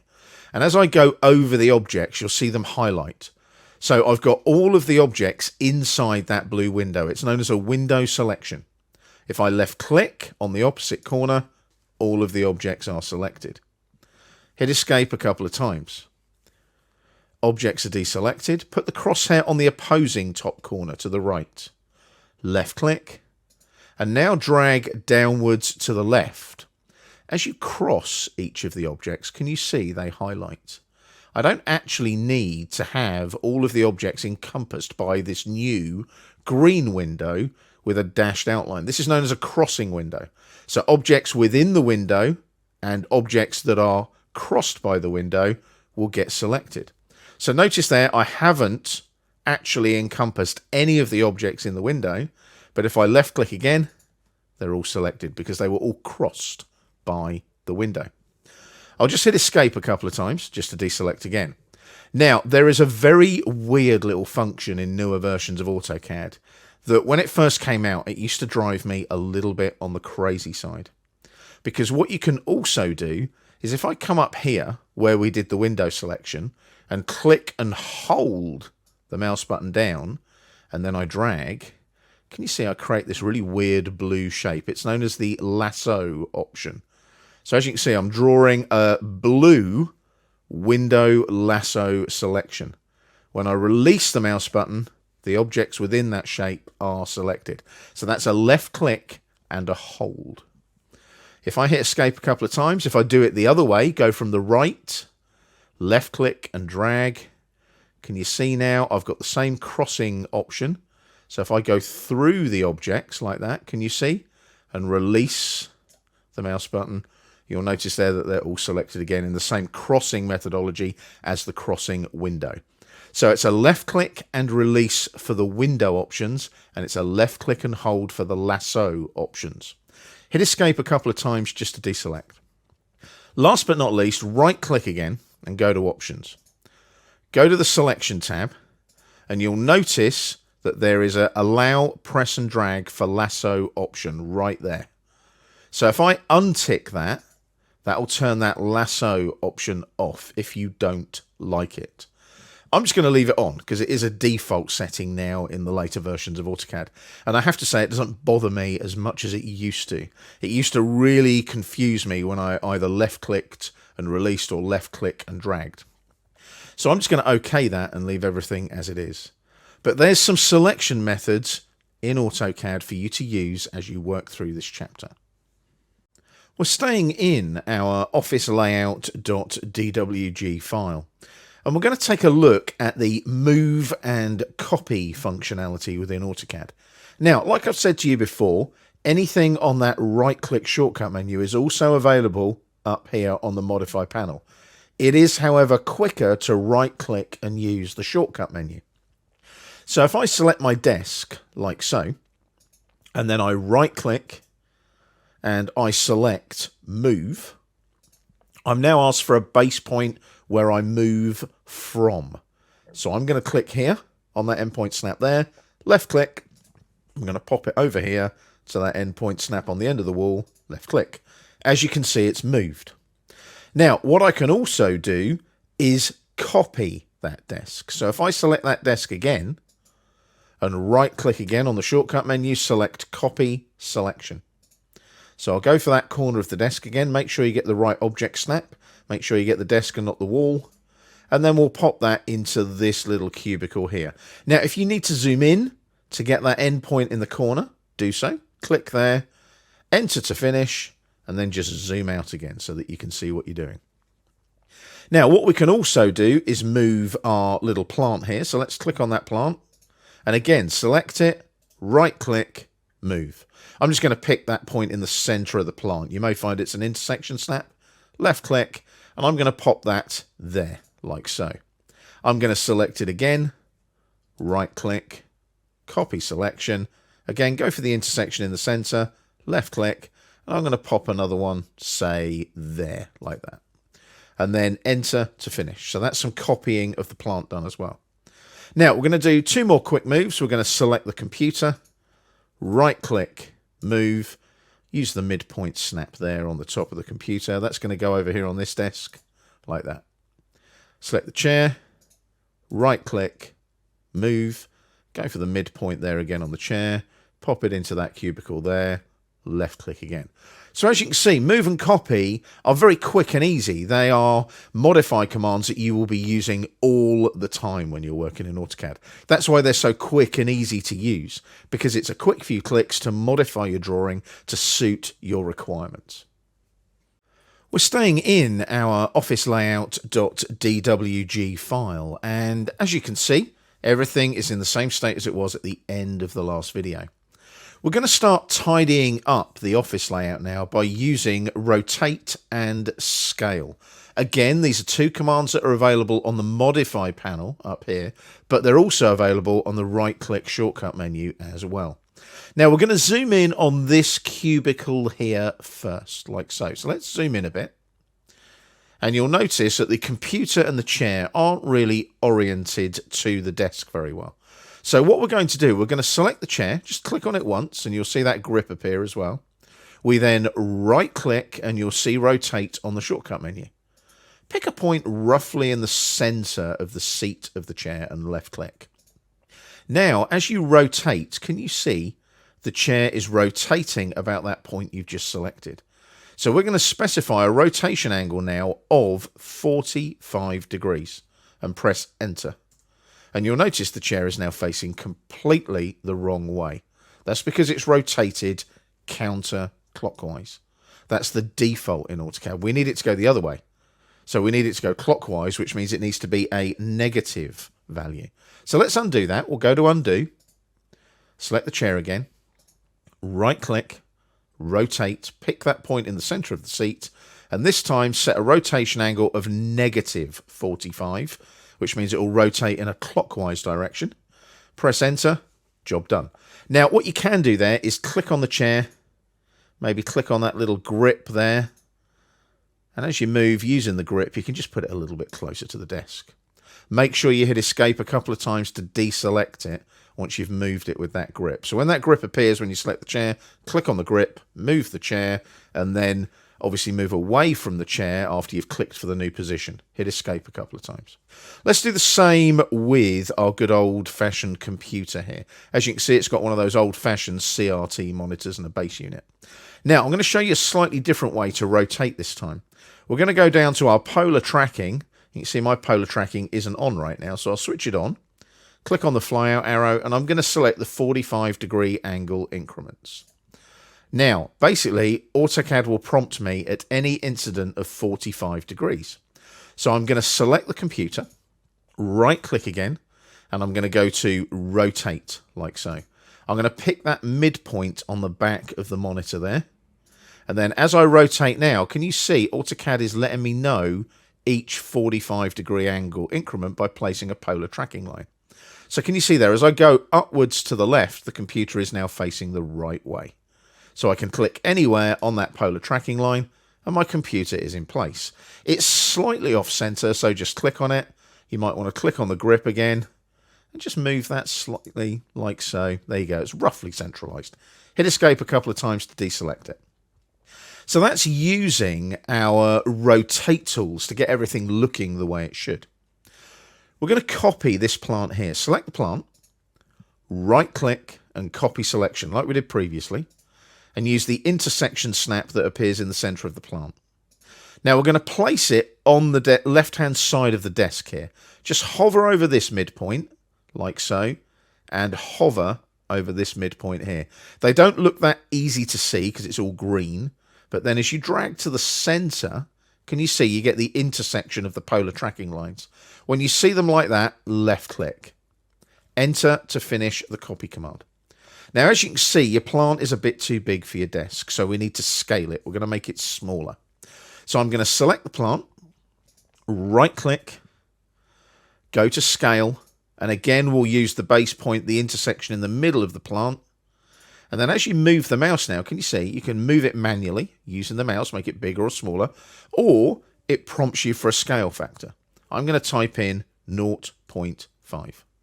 Press enter to confirm, and it's half its original size, and we've got a nice little pot plant sitting on the desk now, instead of a big plant, you know, one of those big office plants that you see knocking around. So basically we've got everything where we want it to be. We've used a bit of scaling to make the plant smaller, and we've used a bit of rotating to get the chair and the computer in the right orientation. Now you'll notice down here in the bottom left corner, our desk is in a bit of a weird position right now. People are going to have to hurdle the desk to get into the seating area. You don't need to do that. We'll look at that later. But what I would like you to do is select the plant here, select the chair, and select the computer. Right click and copy selection. I'm going to use this endpoint snap as my base point. So I left click there, and that's where I'm copying from. Can you see? And then I go to the same point on this desk. There's the endpoint snap, and I left click again. Press enter to finish.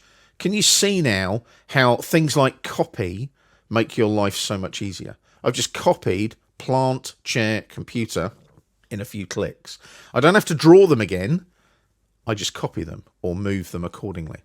As we work through the videos, you'll see how we make that bottom left desk a little bit more accessible. But you can now see that the office layout is starting to take shape with the modify tools. We're staying in our office layout.dwg file, and we're going to take a look now at the mirror and offset commands. Now the mirror command is incredibly useful because it allows you to mirror objects at a specific orientation through a mirror line. And that's what we're going to do with some of the desks, chairs and computers. We're also going to take a look at the offset command and create a bin store to the left of the building. So let's take a look at this upper middle cubicle. We're going to select everything in the cubicle first. So we're going to select the desk, the computer, the chair and the plant. Now when I right click, you'll notice there is no mirror command on the shortcut menu. So hit escape once, up to the modify panel, and that's on the home tab on the ribbon, and there's mirror there. Now you've got the object selected already, so when you click on mirror, it'll prompt you now for the first point of your mirror line. Now I'm just going to pan across. I'm going to hold down the wheel and pan across slightly and down a bit so that you can see what's going on. You don't need to do that bit. And the first point of my mirror line is going to be the midpoint of that wall. Make sure you get the midpoint and not a corner. Left click. As you drag vertically upwards, can you see the vertical 90-degree polar tracking line? So I can now click anywhere on that polar tracking line, and that's my mirror line. And as you can see, it mirrors the desk across to the right-hand cubicle. So I left click now on that polar tracking line. I'll be prompted, do I want to erase the source objects? In this case, no, I don't. So click on no, and you've mirrored that office layout across to the top right cubicle. Very quick and easy again, you'll notice. So that's our mirroring done there. Let's pan and zoom to the lower left cubicle, where our desk is a little bit on the inaccessible side at the moment. So again, select the plant, the computer, the chair, and the desk. Now I'm going to zoom in on this one just a smidge for you so you can see what's going on. The objects are selected. I go up to mirror again, and it's again prompting me for the first point of the mirror line. Utilize your object snaps this time, not polar tracking. We're going to go from endpoint or midpoint here, depends on what comes up. Left click. And we're going to go down to this endpoint here. Left click. Do we want to erase the source objects this time? Looking at the mishmash there, yes we do. Click on yes. It's mirrored it, but this time it's got rid of the original configuration of the objects for you. So you'll notice now you can go around the plant and your desk is now accessible. Let's zoom out a bit and pan across a bit so that we can see all of the office layout again. Now we want to place a bin store over here. Now what we're going to do is we're going to utilize a command called the offset command. But before we do that, go to the home tab on the ribbon, and on the utilities panel, click on the arrow underneath measure and select quick. As you move around, it will tell you all of the dimensions. Hover over the wall, and can you see there, it's giving you a 150 thickness of the outer wall. Hit escape a couple of times. We're going to need that 150 distance in a moment. Zooming and panning again, zoom in on the top left corner of the building. And you'll notice the current layer is walls. If it isn't, click on the layer, fly out arrow, and select walls. We're then going to go to the draw panel and draw a line. Use the endpoint snap there, left click, and just drag horizontally along that 180-degree polar tracking line. And you're going to type in 2400, and press enter once. You're then going to come vertically downwards, like so, and you should see a polar tracking line now for 270 degrees, and this time 2400 again, and press enter again. You've now drawn two lines, so you're now just going to press enter to close the line command. Job done. This is where we're now utilizing the offset command. Remember that 150 wall thickness. So we go up to the modify panel, click on offset here. As you can see there, bottom right of the modify panel. Come into the drawing area, it asks you for an offset distance.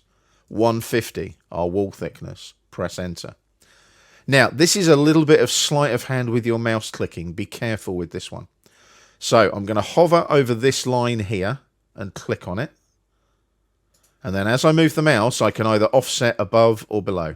Make sure you come down below with your crosshair and left click.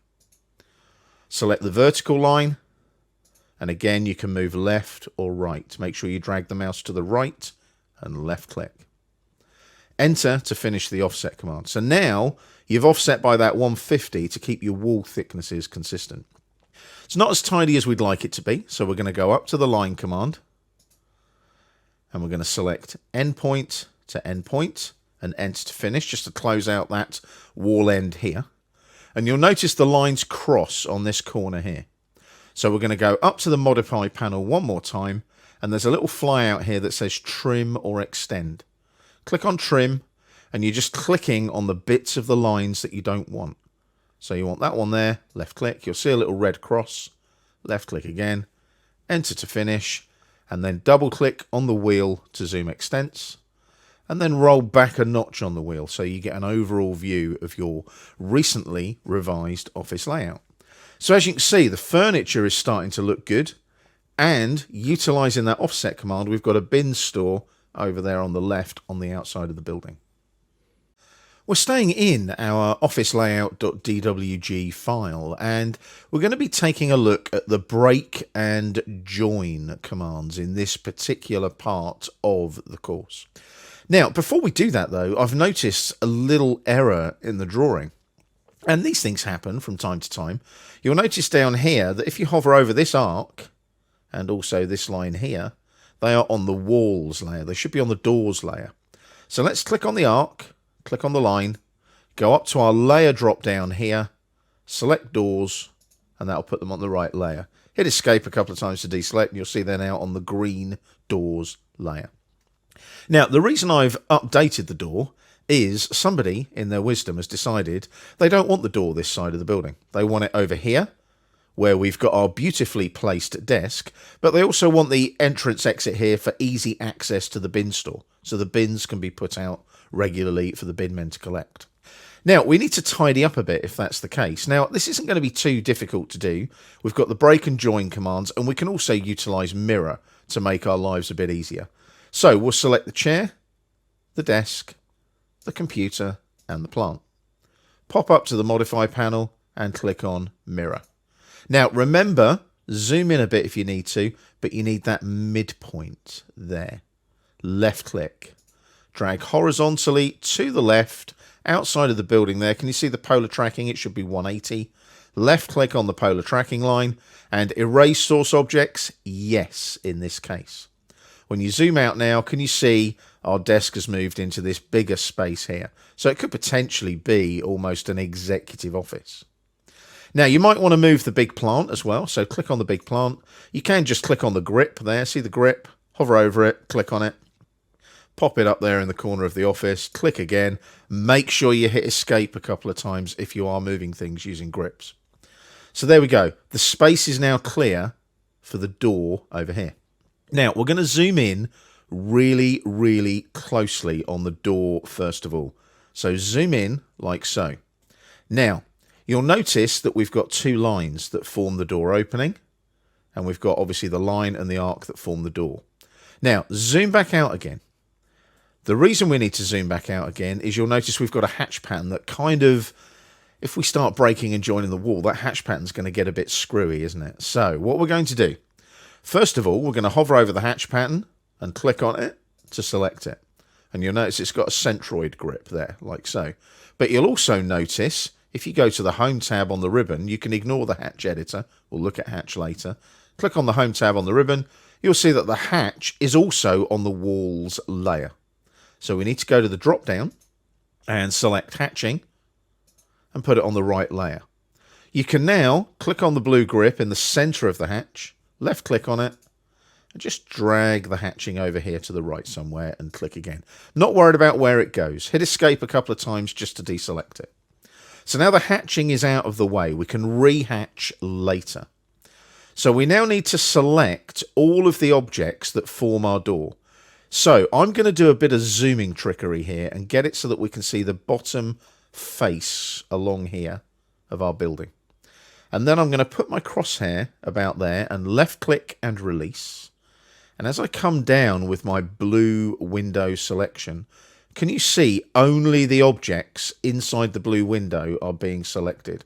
So when you get to there, you should see the two lines, the line for the door, the arc for the door, the green ones, and then you left click again, and it will only select those objects. We're then going to go up to the mirror command again. Click on mirror on the modify panel. Now it's asking for the first point of your mirror line. We're going to do a snap override. Hold down the shift key on the keyboard and right click. You want mid between 2 points. Click on it. It'll ask for the first point of your mid. You're going to go for this corner of the building on the outside, left click on the endpoint snap. And then you're going to go to this endpoint on the other side, make sure it's the outer one, left click. And you'll notice now, as you drag vertically upwards up your 90-degree polar tracking line, can you see that we are now mirroring the door? Can you see that? So make sure you're on the 90-degree polar tracking line and left click once. Do you want to erase the source objects? Yes, we do. So we've left a gap over here, and we need to tidy up the gap here, like so. Now, don't worry about the hatching for the wall. We'll cover that later, but we do need to fill up this gap here. So we're going to go up to the Modify panel and click on the flyout, and just pin it open. You'll see two little arrowheads, kind of butting heads there. Can you see? It's that one there, the join command. Click on it, and you want to select this horizontal line, this horizontal line. Press enter, joins it together as one line.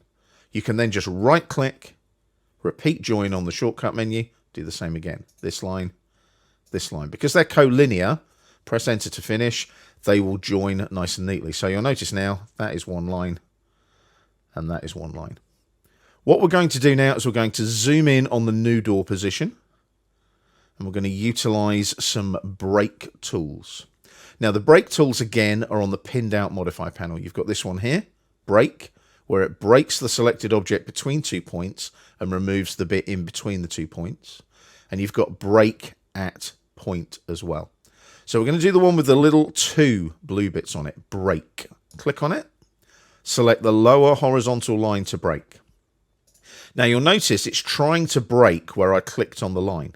So what you're going to do, you're going to right click and go first point. Select first point on the shortcut menu, and we'll go with this endpoint snap. Left click. And then as we go across to this endpoint snap, it will show us an intersection. Left click. And you've broken that, forming the opening for the door. Go back up to the modify panel and use the other break command, break at point. Click on it. And we're going to select the horizontal line here, like so. And we're going to break it at this point here. Left click. So now we've got a line there and a line there because we've broken at that point. Going to do it again, break at point. Make sure you click on it on the ribbon as well. Don't right click because it might select the wrong break. So break at point again, we select this line that we've just made and we go to this point here and click here. So now we've got 1, 2, 3 lines. So we select this line here, right click, erase.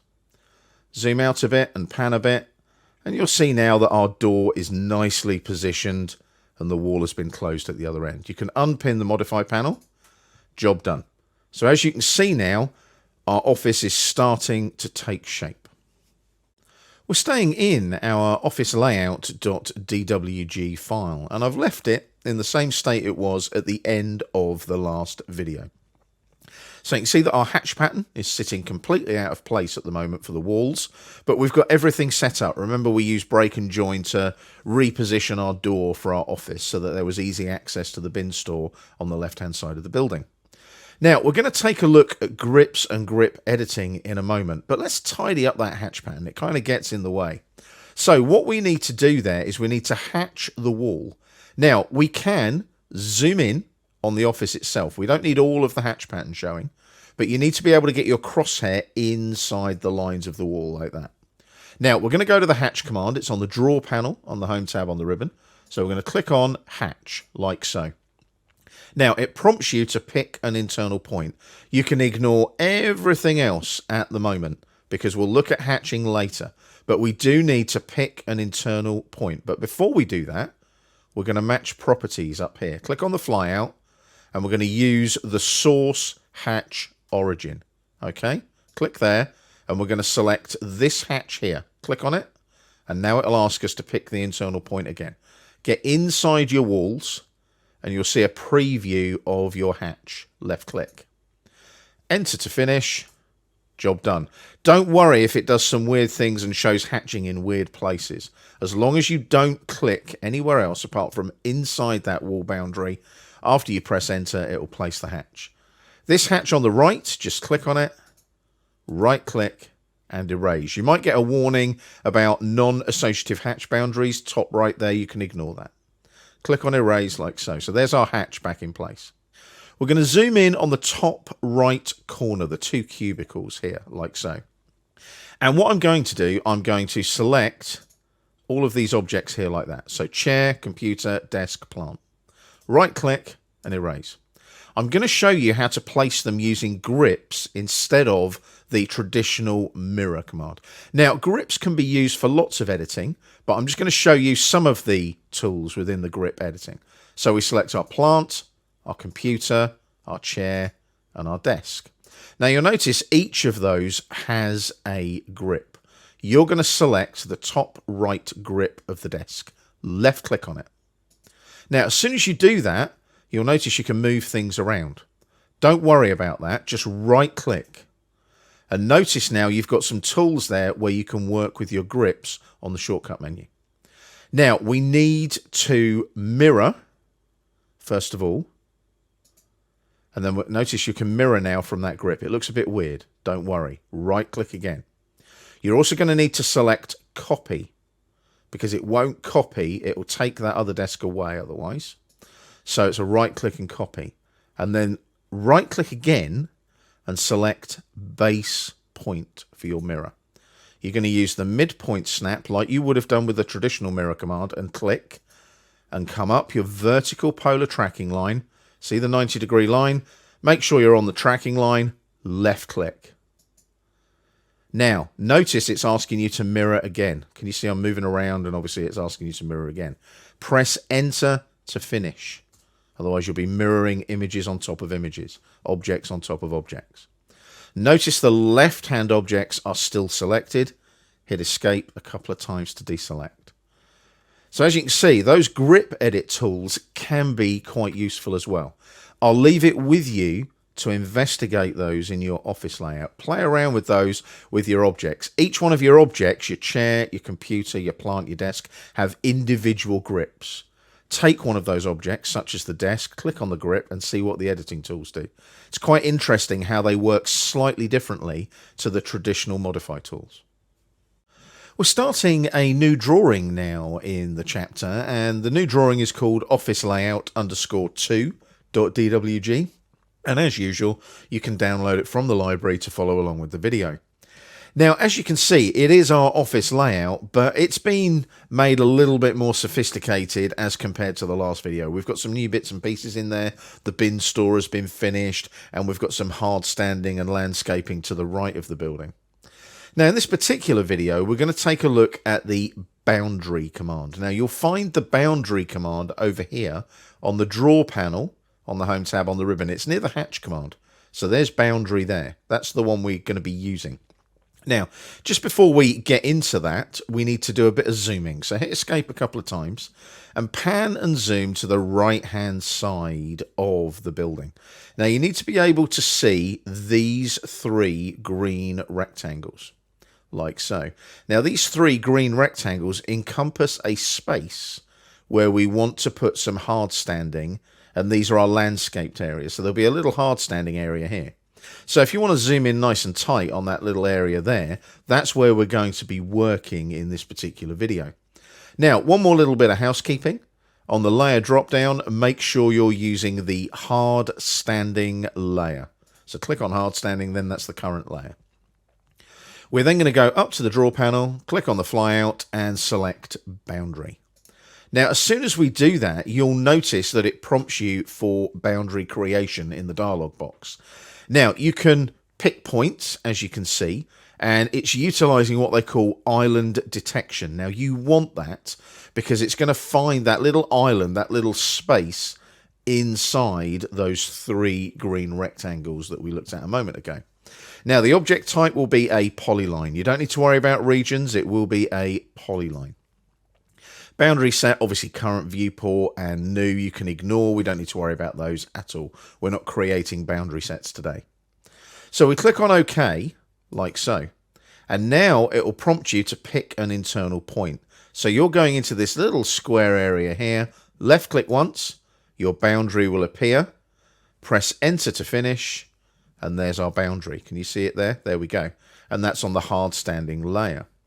Now, what we want to do is put some hatching in there to make it look like there's some hard standing in there. So let's do that next. Let's do that quickly and easily using the hatch command. So we're going to go to the draw panel again, click on the flyout and select hatch like so. Now, there's lots of different hatching sort of styles available. As you can see, I'm clicking on the down arrow here. Lots and lots of different ones like so. Now, just make sure you're on the top row and you're going to select angle, that style there. Okay, in the properties panel you've got a scale of 1 at the moment. Type in 250 and press enter like so. You want a hatch scale of 250. Now when you hover, you should see the hatch give you a preview, as you can see, like so. Just left click once, enter to finish, job done. You've now hatched your boundary with the hard standing layer using that angle style. Now, that's one way of doing it where you can pick inside the area of the boundary. But you did create the boundary as a polyline. So wouldn't it be nice if you could select the actual boundary to be hatched rather than just pick an area? You might have other lines, other polylines crossing that boundary, and the hatch pattern might not fill the area as effectively. So we're going to do an undo. Click on undo, like so, up here on the quick access toolbar. That'll undo our hatch. Now we go back to the hatch command on the flyout there on the draw panel, click on hatch, and the only thing we're going to change is the boundary selection. So we're going to click on select. We need to make sure that we've got our 250 scale again, because you're doing the undo, obviously that reset it back to 1. Press enter to confirm the scale.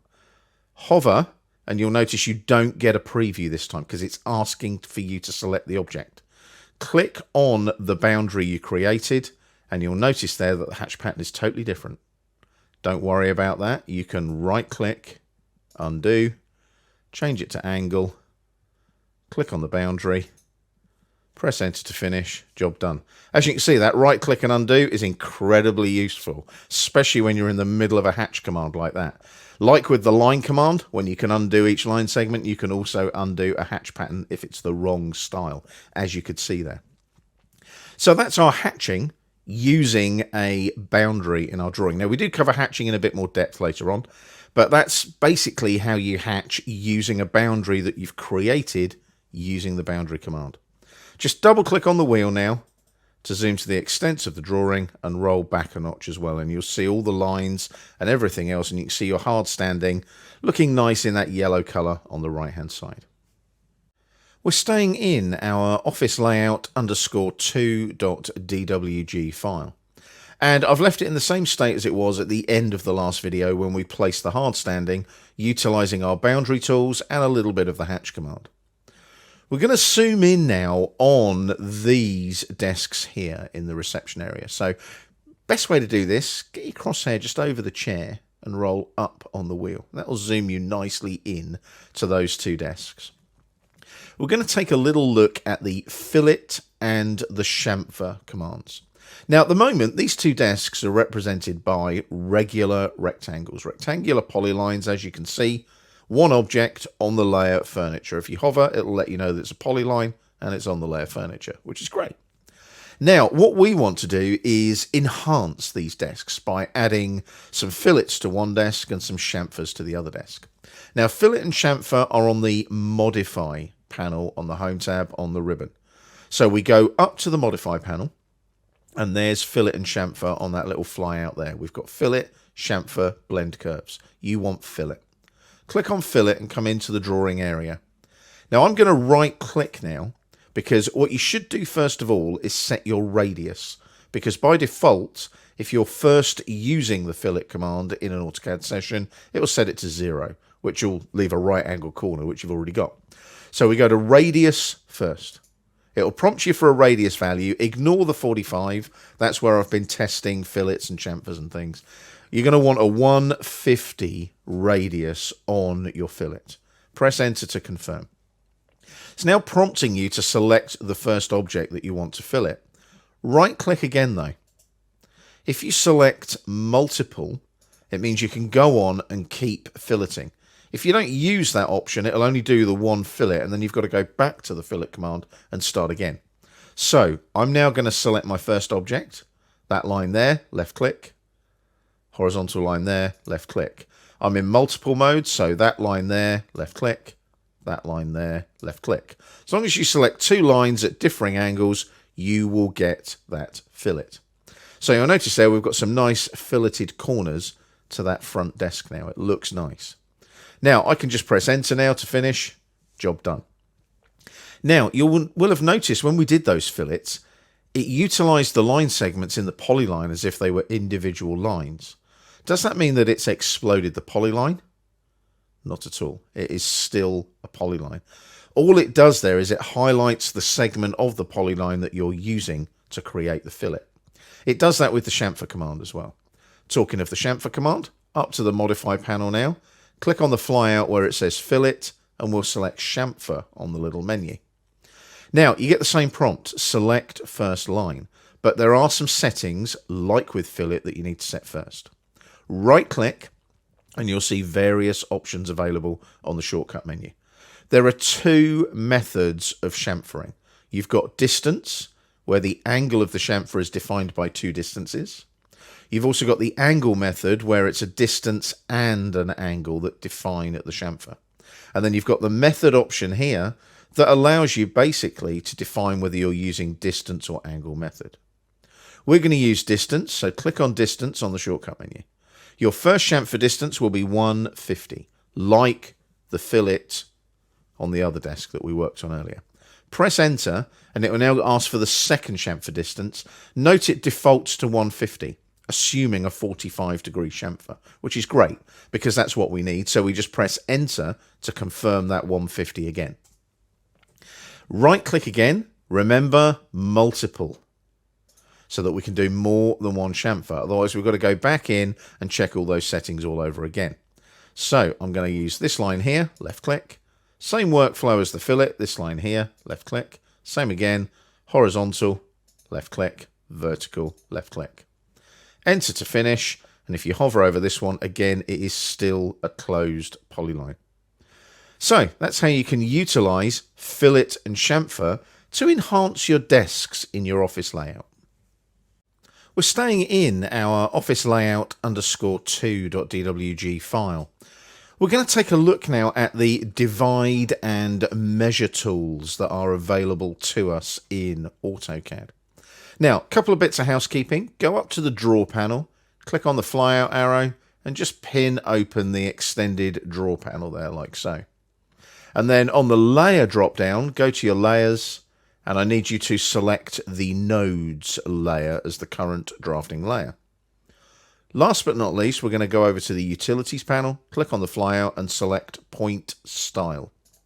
Now at the moment, the point style in this drawing is that tiny little dot. We're going to select this one. Now the reason we're selecting that one is one, it's a bit more obvious than a dot, and we're going to make the point size 5% relative to screen. Now you will remember this from previous videos. Do you remember we set the point size relative to the screen to make sure that when we zoom in and out, obviously it's visible more than anything else. Okay, that. And now we've got everything set up to place our nodes in our drawing. Now we're going to zoom in on this area here, just below the bin store, first of all. So make sure you can see the bin store and make sure you can see this little bit of planting and this green line here. What we're going to do is we're going to utilize these two commands on the draw panel. We've got divide and we've got measure. Divide basically divides an object into equal segments. So if I now go up to divide, like so, and select our green line and say I want 5 segments, can you see it places a node at each of the segments? So if I now come down to my object snaps here and click on the arrow and switch node on so that I can snap to those nodes, and then click on the arrow again just to close the menu, I can now select my plant here, right click and use the copy selection on the shortcut menu. If you zoom in real tight, you'll see that you can just get on the end of that line there or an intersection in the center of the plant. Left click. So you're copying from that point.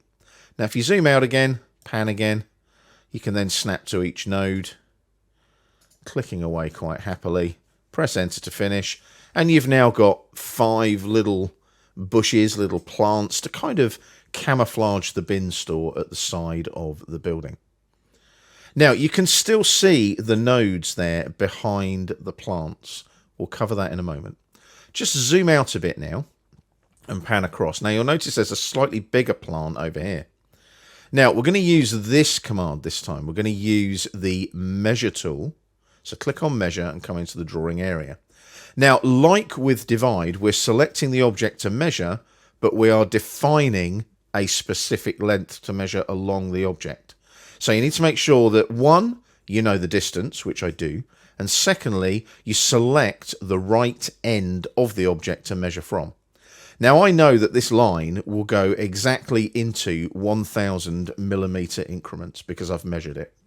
So what I'm going to do is use this end of the line here and click, because I'm measuring from the end where the planting is. I'm going to type in 1000 and enter, and there you go. They're all divided by 1000. You'll notice that last node at the end sits exactly on the end. So obviously this line is exactly divisible by 1000. And again, you can use the copy. So you select the plant, right click, copy selection, zoom in, get that intersection or end point, there it is, left click, zoom out again, and you can just place those on each of the node snaps. Left click, and you'll see the node snap appear each time. As soon as it appears, just left click and place. So we'll just copy those across like so, just a few more to go, and then enter to finish like so. Now if I zoom out a bit now and do what they call a regen, type in regen and press enter, you'll notice, can you see the nodes get bigger because they're now regenerated and are 5% of the screen size again. But we don't really want them appearing on the drawing all the time. They're reference points at the end of the day. So ideally, we want that layer frozen or turned off. So go to your layer drop down, select plants. Obviously, we're working with plants. Make plants the current drafting layer. Click on the layer drop down again and go to nodes and click on the sun symbol. You'll see them disappear because that layer is now frozen in the drawing. So hit escape a couple of times and you'll notice that you can't see those nodes anymore that you snap to place the plants. So that's all well and good. Everything looks really tidy and is landscaped beautifully with the plants along those lines. Now, there is another way of using divide and measure. You can actually utilize the AutoCAD block, the plant block, instead of having to do the copy all the time. Now, we're going to look at the one near the bin store. So zoom in a little bit, like so. And what we're going to do, we're going to remove all of these. So select all 5, like that. And then just right-click and erase them. So there's erase on the shortcut menu. Obviously, we need to place these on the plants layer. Hence, I'm on the plants layer. I'm going to come up here to the draw panel and click here on divide. Come into the drawing area and I'll select the line at the end of the line I want to start dividing from, which will be this end. Click on it. And then you'll notice on the command line, can you see we've got block in brackets? If I right click, I can select block on the shortcut menu as well. Select block. And it says enter the name of the block to insert. Now the name of the block for these plants is very simple. It's just plant, like so. So you know the name of the block, press enter, and it says align block with object. Yes, because we're going vertically up the line. So just press enter to accept the yes. If you were going at an angle or along a curved line, you might say no to that. Number of segments is going to be 5. And then when I press enter, they're a bit small, aren't they? There's something a bit weird going on there. That's because the plant block, when it was originally inserted into the drawing, it was obviously brought in a bit smaller. Now, that could have various implications. The implications are that they're very, very small in this particular case. But also, you've got to realize that there might be an insertion scale going on. So if you just right-click with no commands running and go to Options and go to User Preferences here, notice insertion scale is doing what it should. The source content goes to the target drawing. It's millimeters and millimeters. So there's nothing there with the insertion scale that's causing a problem because this is a millimeters drawing. All it is that that particular block has obviously been brought in smaller and resized for use in this drawing. So what we've got to do there is undo what we've done. So we just click on undo, undo a couple of times, and then we're back to where we were before. Now, remember that though, sometimes it's better to use the node method, especially if you zoom out, you'll notice that we've got lots of different sizes of plants and they're all using the plant block. So just be aware of that when you use the block option when you're using divide and measure. You want to make sure that the block is the appropriate size when you bring it in. It might have been resized in the drawing, and obviously, as you can see, they were kind of tiny in this particular drawing. We're staying in our office layout _2.dwg file. And we're going to take a look now in a bit more depth at polylines and splines. Polylines we've worked with before, obviously with our rectangles and things like that, and our octagonal table that we worked on previously. And also we're going to take a look at splines, which allow you to create nice, irregular, abstract curves in your AutoCAD drawings. Now, we're going to zoom in on the desks here that form part of the reception area. So zoom in on those first. Now, you'll notice at the moment they're both polylines. Can you see that? There's a polyline there. And there's a polyline there as well. Now, what we're going to do is we're going to explode both of the polylines, edit them, resize them, and add a new polyline for a little electrical plug area at each end of each desk. So select this desk first, like so. And we need to explode the polyline. So with the polyline selected, we go up to the Modify panel and we click on Explode. So now you'll notice it's all individual objects again, lines and arcs. Do the same with this desk. Again, click on Explode in the Modify panel, and you'll see that's formed of lines. Now, down at the bottom here, you should see a line highlight. Click on it. When it highlights like that, you're going to click on that middle grip, like so, and you're going to drag vertically upwards like that. Now, don't click on the polar tracking line. You're going to type in a direct distance entry of 150. Enter.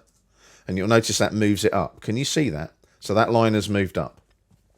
Hit Escape to deselect. We'll do the same with this line. Hover over it, click on the middle grip, drag vertically up the polar tracking line, and type in 150 and enter. Hit escape to deselect. Now, the nice thing is we can now just trim these extra lines off. Can you see we've got a line there and a line there? So let's go to trim on the modify panel. We've already touched on trim already. So ignore that one. That's fillet and chamfer. We don't need those. It's the one above. And it's so easy to click on the wrong flyout. So do a quick visual sanity check. As you can see, I clicked on the wrong one there. Go to trim. There you go. Select trim, and you're just going to trim these lines. 1, 2, 3, and 4, like that. Enter to finish. Now, we need to put these back to polylines again. Now, you can go to the modify flyout and pin it open, and you'll notice there, edit polyline.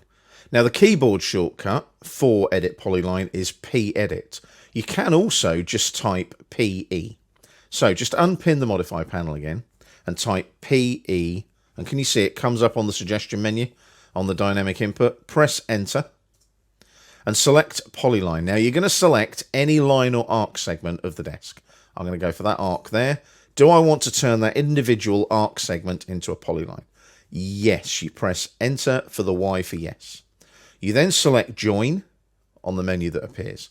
Now, I always sanity check it by clicking on the original one that I selected, the arc there. And I just work my way around. Make sure you get all of them. So you want to get that last one there. Notice I did a window selection there in error by clicking twice. Press enter to confirm. And that will close out the polyline. Press enter again. And that will close out the menu. There we go. That's now a polyline again. Do the same with the chamfered one. So again, PE, enter. I'm going to select that angled line there. Do I want to turn it into one? Press enter to accept the Y. Select join and just click around. Now you can obviously use crossing or window selections to make things a bit quicker, but there's only a few objects to select. Press enter to confirm. That closes the polyline. Press enter again to close the polyline edit menu. And that is now a polyline again. Go to your layer drop down now and select electrical as your current drafting layer. And what we're going to do now is we're going to place some little rectangles on each end of the desk. So we're going to go up to the draw panel, click on the flyout top right where we've got rectangle and polygon, select rectangle. Use this endpoint snap here, left click. And then if you go over and hover over this endpoint and then come vertically down, you'll get an intersection. Can you see that there? That's our polar tracking kicking in and our auto snap, left click. So there's our nice little electrical panel where we've got plug sockets and things. Now, you could draw another rectangle or you could cheat. Select this rectangle, right click, copy selection, use that endpoint there, left click, copy across to there, make sure you get the endpoint snap, left click, and enter to finish. Job done. So you've now got those electrical sections of your desk where all of your electrical things can be plugged in, like computers, etc. Let's zoom out a bit and pan across to the pathway that goes along the front of the office here and up to the bin store. We need to be looking at this corner here. Now, I'm going to place some splines going through this area here, but make sure that you change the layer to plants. There we go, because this is all for planting. So I'm going to go to the draw panel, click on the flyout and just pin it open again. And we've got two types of splines, spline fit, spline CV. Select spline fit. And what you're going to do is just draw some random points to create an irregular curve. So it's going to be a bit abstract. So you'll go over there and you might want to zoom in, get that nice endpoint intersection there first, make sure it ties in with the other lines that are part of the planting. And you just want to go click, and I'm going across. Can you see I'm moving across each time? Go back to there, and then I'll come in one more time, and I'll come into there like that. There's the endpoint, left click, enter to finish, and there's my spline. Now, what you could do is add some planting along that spline if you wanted to, by using things like divide and measure. I'm not going to worry about that, but that's the kind of idea here. Now, at the moment, it's a spline fit. If I click on it, though, you'll notice there's a little arrow here. If I click on that, I can change it to a spline CV with control vertices. That's what CV stands for. And notice now I can change these by clicking and dragging. like I do with grips, for example. So I can change these and make them a little less harsh, like so. And it's a click on the grip, drag, click again. So you click on the grip, drag, click again. And then I'll do that last one there. Click on the grip, drag, click again.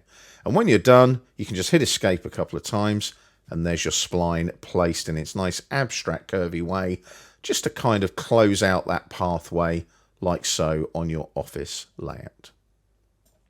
We've got a new drawing for you to use for this particular part of the chapter. It's called Office Layout _3.dwg. And you can see it's the one you've been using already, but we're just moving to that next level with our office layout. Now, I'd like you to zoom in on the top area above the office building.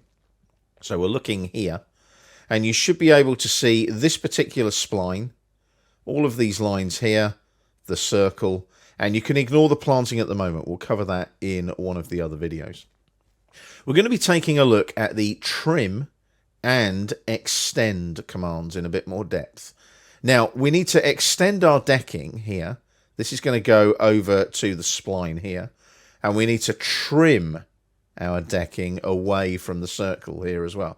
This circular area will be a planted circle, a flower bed, so to speak. Now, what we want is a nice decking area for people to sit at. After the pandemic, it's nice to mix and sit outside again and sit with people, have a lunch break, have a meeting. Fresh air is always good, isn't it, at the end of the day? So we need to tidy up this decking so that it all works nice and neatly outside the office. We're going to go to the Modify panel, and we're going to go up to the top here and click on the flyout, and you've got Trim and Extend. Now, we're going to go to Extend first. Click on Extend like so. Now, you can select the object to extend or Shift Select to trim. So I could hold down Shift and I could trim while I'm in Extend, and vice versa. I could extend while I'm in Trim. Now, you can play around with that offline later if you wish. What I need to do is I need to make sure that these lines all extend over to this spline. So I can click here and just drag a fence through. And can you see the preview kicking in? This is one of the really clever tools in AutoCAD. It saves a huge amount of time. I don't have to click on each individual line. Once I get through all those horizontal lines and I click, they are extended, and I can just press enter to finish. That's my extend done. Now, I could have held down Shift and trimmed the lines the other side of the circle, but I'm going to show you something slightly different. So we go back to the Modify panel, click where Extend is and select Trim this time. Now, the workflow with newer versions of AutoCAD is if you want to select a cutting edge, you've got to right-click and go to the shortcut menu. In older versions of AutoCAD, the cutting edge option was the default option. So just be aware of that slight change if you're using an older version of AutoCAD. Newer versions of AutoCAD, it's a right-click, cutting edges on the shortcut menu, and you're going to select the circle. Press enter to confirm, and then it will say select object to trim. Now, you need to be really accurate here, so you might want to zoom in a bit. And I'm going to pan as well, because I just want to get this just right for you. So you want to get just inside there. Can you see where my pick box is? Click once, drag the fence through like we did for the extend. Get it just past that last one there. Click again, and they are trimmed nice and neatly. Press enter to finish. Job done. If you zoom out now, you can see that our hard standing, our decking, is all in the right place. Our planting area is clear of those lines that represent the decking as well. So you can see there how trim and extend are incredibly useful again for modifying your objects in your AutoCAD drawings. Once again, we're staying in our office layout _3.dwg file. And we're staying in that area above the office building in the model tab in the drawing as well. We're going to be taking a look at arrays in AutoCAD. Now, there's three types of arrays. There's rectangular, polar, and path. And each one performs a different methodology within your AutoCAD drawing. Now, the array command is a great way of copying but it's an enhanced copy with lots of variables. So a rectangular array will allow you to space the copying of the objects that you're arraying, etc., etc. So let's jump into that and see how these arrays work. What we're doing is we're setting up some nice privacy planting around the decking area just above the building there in the floor plan. So you'll notice we've got a little plant all on his lonesome over here at the moment. And what we're going to do, we're going to rectangular array that particular plant first and build a nice privacy hedge of plants vertically so that people, when they're over here, can't see the decking area behind the office. So the array command is on the modify panel. So home tab on the ribbon and into the modify panel. There's array there. Click on the flyout. You want rectangular array. You'll be prompted to select the objects you want in the rectangular array. So that's our little plant there. Click on it. Just press enter to confirm the selection. And you'll see it gives you a default there of 4 by 3. So if you look at that, we've got 3 rows, 4 columns. Now the lovely thing about this is I now have a contextual tab on the ribbon called Array Creation, highlighted in blue there. So I can change the columns and the row settings of my rectangular array. You can ignore levels, by the way. That's all to do with 3D arrays. Now you'll notice at the moment that we've got 4 columns and 3 rows. I'm going to change the number of rows to 10. So if I type in 10 and press enter, that updates. Now it's a bit thick, that hedge. 4 is a bit too much on the columns. So we'll jump into the columns and we'll type 2 and press enter. So that updates accordingly. Now it's spaced them in a bit of a weird way there. It's just used a default setting. So we could easily tweak the between values to 550 there. And we'll do the same here as well. We'll put 550 there. Each time just press enter when you make the necessary changes. Now, the good thing about arrays now in AutoCAD is, by default, associative is switched on when you place an array. So if I click on the green tick now and close the array, if I hover over this, it's all one object. It's a rectangular array. Now, the problem I have is it's on the wrong layer. So you notice walls was the current drafting layer. So our array has gone on the wrong layer. So let's change that layer first. Make sure that we're using the right layer as the current layer. So change that to plants, click on your array, and because it's all one object, you can jump back to the home tab, back to the drop down, select plants like so, hit escape a couple of times, job done. So that is now all on the layer plants. That whole array is on the layer plants. Very, very useful. Now, the good thing is that's all one object. So if I needed to move that now, I could move it all as one array rather than a whole load of different plants. Let's take a look now at the polar array. Now, we've got a nice circular bed here for planting. We've got a nice plant there. So I'm going to go to the modify panel again, click on the array flyout and select polar array. I select the plant like so, and then I just press enter to confirm. Now, it needs the center point of the array, which will be the center point of the circle. Jump down to your object snaps here. Click on the flyout and make sure that node is off. We don't need that on anymore at the moment, just in case it interferes with anything. There might be some nodes on the drawing. Just a good idea to turn that one off. Click on the little arrow again like so. Now, the center of the array is the center of the circle. Just touch on the circle. There's the center snap. Left click. So it defaults to 6. They are associative. Notice associative is on. You can rotate the items so that they're aligning with the circle as well. But we want a few more. So let's go to items here. Let's change that to, say, 12 and press enter. That's better. It's nice and dense now. And obviously there'll be some flowers in the center of that with the bushes around. All looks nice and neat and tidy. Now I can rotate the items if I want to. If I turn that off, notice they change. Rotate the items again. Can you see that? There's a slight change there. For the plants, it doesn't really matter. But if you were using a geometric shape, let's say a rectangle or a hexagon, and you were polar arraying them, you might want them all to remain static. So you might not want them to rotate in the direction of the polar array. Click on Close Array. And if you hover over that now, you'll see it is a polar array on the layer plants. Last but not least, we're going to add a nice path array down this spline to camouflage the decking on the right hand side of the building. So again, modify panel, click on the array flyout and select path array. Now we're going to select the object first, which is our little plant, like so, and press enter to confirm. Then it will want the path. Make sure you select at this end of the path, not the other end. And as you can see, it's dropped those in, and you'll notice now that you've got an option. You can go up here to properties and I can divide or I can measure. So if I look at the divide setting, for example, number of items is 17. So that's divided it exactly into 17 segments. If I went to measure, it's a distance now between, which is at the moment 568. If I change that to 550 and press enter, you'll notice it changes slightly because there's no 550 there for it to expand further along that spline. So what I'll do is I'll go back to divide and we'll leave it at 17 because then we've got a plant at each end of the spline.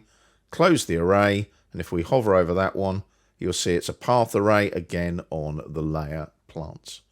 So that's your arrays in AutoCAD. Very quick and easy to use. You put the right variables in, and as you can see, you can get some very interesting effects and methodologies there in AutoCAD using the array command. Once again, we're staying in our office layout _3.dwg. And as you can see, I've left it in the same place as it was at the end of the last video after we used the array command. Double click on the wheel now just to zoom extent, and you can see we've got a lot of stuff going on in our drawing. Lots of planting now, which makes for a very nice effect with the layout of the office that we're creating. Now, talking of the layout of the office, we need to start defining areas and spaces within the office layout itself. So zoom in a bit now so that you can see the actual office layout, this bit here. You'll notice there's a little purple line just there, and it's the carpeting layer, you'll notice. So what we can do there is go to the layer drop down, make sure that we are on the carpets layer, so that if we place anything, we're actually placing it on the carpets layer. Now what we're going to do is we're going to utilize the lengthen command to lengthen our carpet line all the way across to this wall over here. So again, we're on the modify panel. Click on the modify arrow there and just pin open the modify panel. We're going to be using the lengthen command, which is this one here. So there's lengthen. Click on lengthen, come into the drawing area and right click. And you'll notice you've got 4 different methods of lengthening. Now we're going to use dynamic. My suggestion is jump into the AutoCAD help screens and check out what total, percent and delta do too. They're quite useful. I'm not going to go into too much depth, but if you jump into those and see how they work, they are incredibly helpful in your AutoCAD drafting. Again, we're going to use dynamic. So I click on dynamic, and the object that we're going to change is this purple line. Click on the right-hand end, not the left-hand end. Otherwise, it will want you to go to the left. You want to go to the right. Click on the right-hand end and drag. There's our carpet line. When we get to the intersection with the wall there, left-click, and then enter to finish. So that's lengthen dynamic. So we've extended our carpet line. Now the problem we've got is our partitions don't extend to the carpet line. Can you see we've got one here and there's another one just here, there, like that. So they need to be stretched down to reach the carpet line, and then a different piece of carpet will go into the reception area here.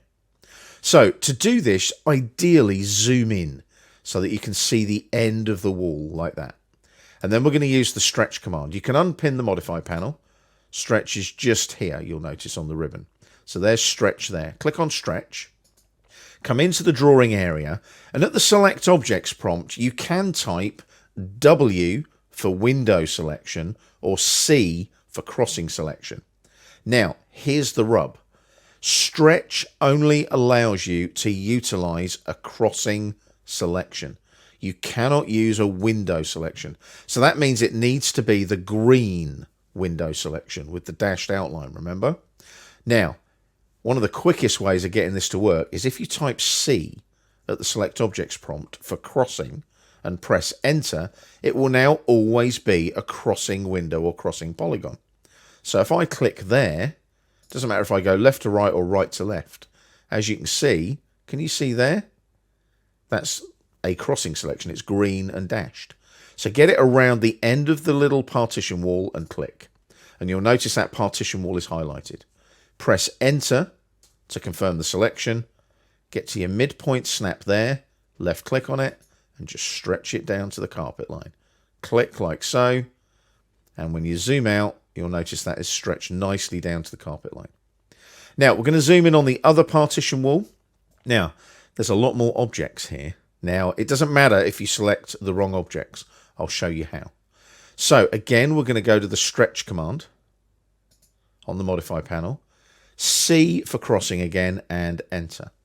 Now, it may be that when you click here and drag your crossing selection, you might get a few too many objects. Don't worry. Click there, and you can see you've got lots of objects selected. They've all gone blue. What we've got to do is hold down the Shift key and click on the objects that we do not want in the selection set. So that will be this desk here. Notice it deselects. This desk here, the carpet line, and the plant. Notice they go back to their original colours. You should be able to see the highlighted partition wall now. Press enter to confirm. Midpoint again like the other partition wall. Just drag it down using the polar tracking. When you get the intersection, left click. Now if you zoom out, you'll see that your partition walls are nice and neatly going to the carpet line. Double click on the wheel to zoom extents. That's good CAD practice. And what you might want to do now is save your drawing. We're starting a new chapter now, and we're going to be taking a look at hatching and gradients. So for that reason, we've got a new drawing for you. It's called metalplate_001.dwg. And as usual, you can download it from the library to follow along with the videos in the chapter. Now, the metal plate drawing is currently zoomed into the section and side view in the model tab. If you zoom out slightly, you'll see that there is also a plan view in the drawing. Just hit undo a couple of times, or you can go over here to the nav bar, click on the flyout and zoom previous a couple of notches like that. And then that'll take you back to the view you were in before. Now we're going to be placing some hatching on the section view at the top here. So make sure on the layer drop down, you are using the correct layer, the hatching layer. Now we're going to just use an angled line hatch, a cross hatch for this. But we do need to make sure that we've got the right hatch scale, right hatch style, etc. So we go over to the draw panel, home tab on the ribbon, on the flyout there, and select hatch. Now we want this one here, ANSI 31, American National Standards Institute 31. It's a standard cross hatch pattern. Now we're defaulting to select, you'll notice. Can you see that? Because we used that previously with our boundary command. Go to pick points, and then when you hover, it'll give you a little preview now of what your hatch pattern is going to look like. So with that hatch scale of 1, we're looking good. Now, if we go to our options here, like so, it'll create separate hatches or not, as the case may be. Click on create separate hatches for me, and that'll switch on and go blue. So now we need to make sure that in this section view, we hatch this area. So we click this area, click this area, click. There is a slotted hole in the metal plate, so we don't hatch that bit. And then we go click, and we go click, and we go click, like so. We can press enter now or click on the green tick to close hatch creation. Now that's great, but each one of these now is a separate hatch pattern, which makes my life a bit complex if I want to change the outline of that section view at any point. So if I select each of the hatches, click on each one, so you can do that, and they are each a separate object. Can you see that? Like so.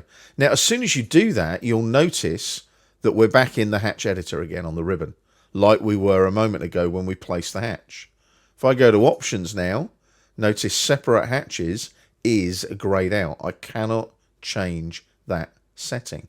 So just be aware to check your separate hatches, because I can't change it now. So I'm going to close the hatch editor. And I'm going to select each of these again, like so. Right click and erase. Gets rid of the hatching. Okay, back to the hatch command. Into the options, make sure that I switch off create separate hatches, so it's all one hatch pattern. Hatch scale is 1, set it to ANSI 31, pick points, and we're going to go 1, 2, 3, and 1, 2, 3. Close hatch creation. When you click on it now, it's all one hatch pattern, like so. So that's basically how you place a simple hatch pattern in your AutoCAD drawing. We're staying in our metalplate_001.dwg file. And I've left it in the same state as it was at the end of the last video. Just make sure though that you have deselected your hatch pattern. Right now the hatch pattern is selected. We're in the hatch editor tab. Just hit escape a couple of times just to make sure that that is not selected and we're not using the hatch editor at this point in time. Now in this video we're going to take a look at placing a gradient fill. So we're going to go to the layers panel, click on the flyout, and you can see we have a gradient fill layer. Click on it like so, make it the current layer. Now the reason that you have a gradient fill and a hatch on different layers is so that you can switch them on or off or freeze them or thaw them on their own layers. That way it just makes sure that you've got a bit of organization to your layer management in your drawings. Now a gradient fill is a hatch, but it uses color rather than a crosshatch, as you can see on the screen at the moment. So we go to the draw panel on the home tab on the ribbon, click on the flyout and select gradient. So you'll notice hatch creation comes up, but you're using colors.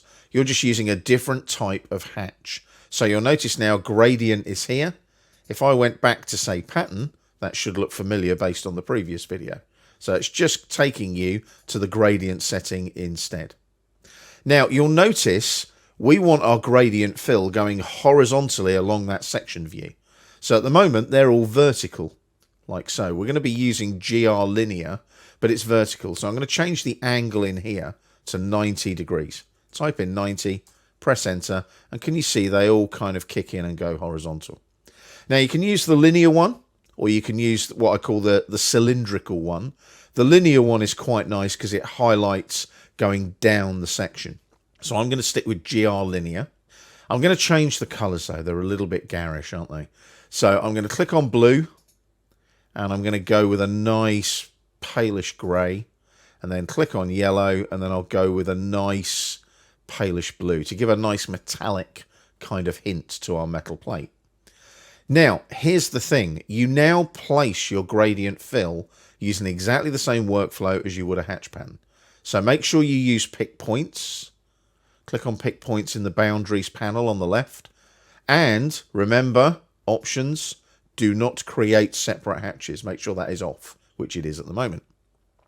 And then we go here. Can you see? Click, click, click. Those three places there. Click, click, click. And we're done. Now, something you might notice there is our hatch pattern has disappeared. Let's click on Close Hatch Creation. Now, something a bit weird has happened here. Our gradient fill has gone on top of our hatch pattern. We can still see our hidden detail lines, indicating the holes through the plates. And if I hover there, you can also see the hatch on the hatching layer. What we need to think about there is how we display the gradient fill and the hatch pattern. And we're going to look at that in the next video. In the previous video, in our metalplate_001.dwg file, we placed a gradient fill. Now that gradient fill has gone on top of our hatch pattern, so we cannot actually see our hatch pattern anymore. It's kind of in the way. Now the good thing about this is if you remember rightly, we placed both our hatch and our gradient fill as one object. So they're not separated. So if I come down here and hover now, can you see there's the hatch? If I click, I'll either get one or the other. I'll either get the hatch or the gradient fill. Now, you'll notice that it's very easy to check which one. Now, if you've got the hatch pattern, up here in the pattern, you would see your hatch patterns. things like your ANSI 31 that you used here. Now you'll notice I've got, at the moment, my gradient fills. So I'm using my GR linear, which is there, and you'll notice there's a little message that's popped up about non-associative hatch boundaries. You can ignore that. That's not a major problem. Now, we do not need to edit the gradient fill or the hatch pattern, depending on which one you've got selected. What we need to do is right-click. And on the shortcut menu now, we've got different tools available, one of which is Draw Order. Now, we need to make sure that our gradient fill goes to the back. So Draw Order, and you click on Send to Back on the submenu. And as soon as you do that, your hatch pattern comes through beautifully. So now your hatch pattern is on top of your gradient fill. And it's that quick and easy to do. So it's not a hatching or a gradient fill setting, it's just a Draw Order setting that you've got to change. Now, the lovely thing about this, though, is when you plot this drawing, if you've used a gradient fill underneath a hatch pattern, and you've set up your plotting and your page setups accordingly, so that all your configuration actually allows that gradient fill to plot in colour, you've got a lovely bluey grey colour underneath all of the black and white of the text, the dimensions, the outline, etc. And it really does make for quite a cool drawing with the gradient fill showing in colour and everything else in black and white. It highlights the section on the drawing beautifully. To give you an idea of that, if I just jump to sections and elevations here, like so, as you can see, that's the sort of effect you're going to get when it plots on the drawing itself. So obviously your hatching would plot in black, but the outline and so on would also be black. Your text and your dimension annotation would also be black, but that lovely bluey grey sits behind and highlights the section where you've cut through the metal plate in that sectional view. Jump back to the Model tab now, and we'll move on to the next video. Once again, we're staying in our metal plate _001.dwg file. And we're just going to take a quick look now at how we can edit both our gradient fills and our hatches. Now, this is where it's quite useful to have them on different layers. What I'm going to do is I'm going to jump to the layer drop down here, and I'm going to select hatching as the current drafting layer. And then I'm going to come down here, gradient fill, I'm going to freeze that layer. Now, as soon as I do that, you'll notice the gradient fill disappears on the drawing. Hit escape to lose the layer drop down menu. So now what I can do is I can select my hatch pattern. As soon as I do that, it goes into the hatch editor, like so. You can ignore the non-associative hatch boundary grips message. I'm going to change the scale of that to 2 and press enter, and you'll see the hatching is now a bit larger. The spacing is a bit larger. So I'm happy with that. I close the hatch editor like so. Job done. Now we're going to reverse that. We're going to go back to the layer drop down. We're going to thaw out the gradient fill layer by clicking on the little snowflake. And you'll see it comes in. The draw order has been maintained with the hatching on top of the gradient fill. But I'm going to make gradient fill the current drafting layer. Click on the drop down again. Hatching. Click on the sun symbol. Freeze the hatching layer. Now, hit escape to lose the layer drop down. Click on the gradient fill. Now, we can change this accordingly. So what we might go for is the cylindrical look, that one instead, so it looks a bit different. We might also want to change the colour. Might want to up the blue a little bit. So let's give it a bit more of a blue. There we go, like so. Close the hatch editor, like so. Can you see it's a bit more blue now? And then on the layer drop down, we'll turn the hatching layer back on by clicking on the snowflake.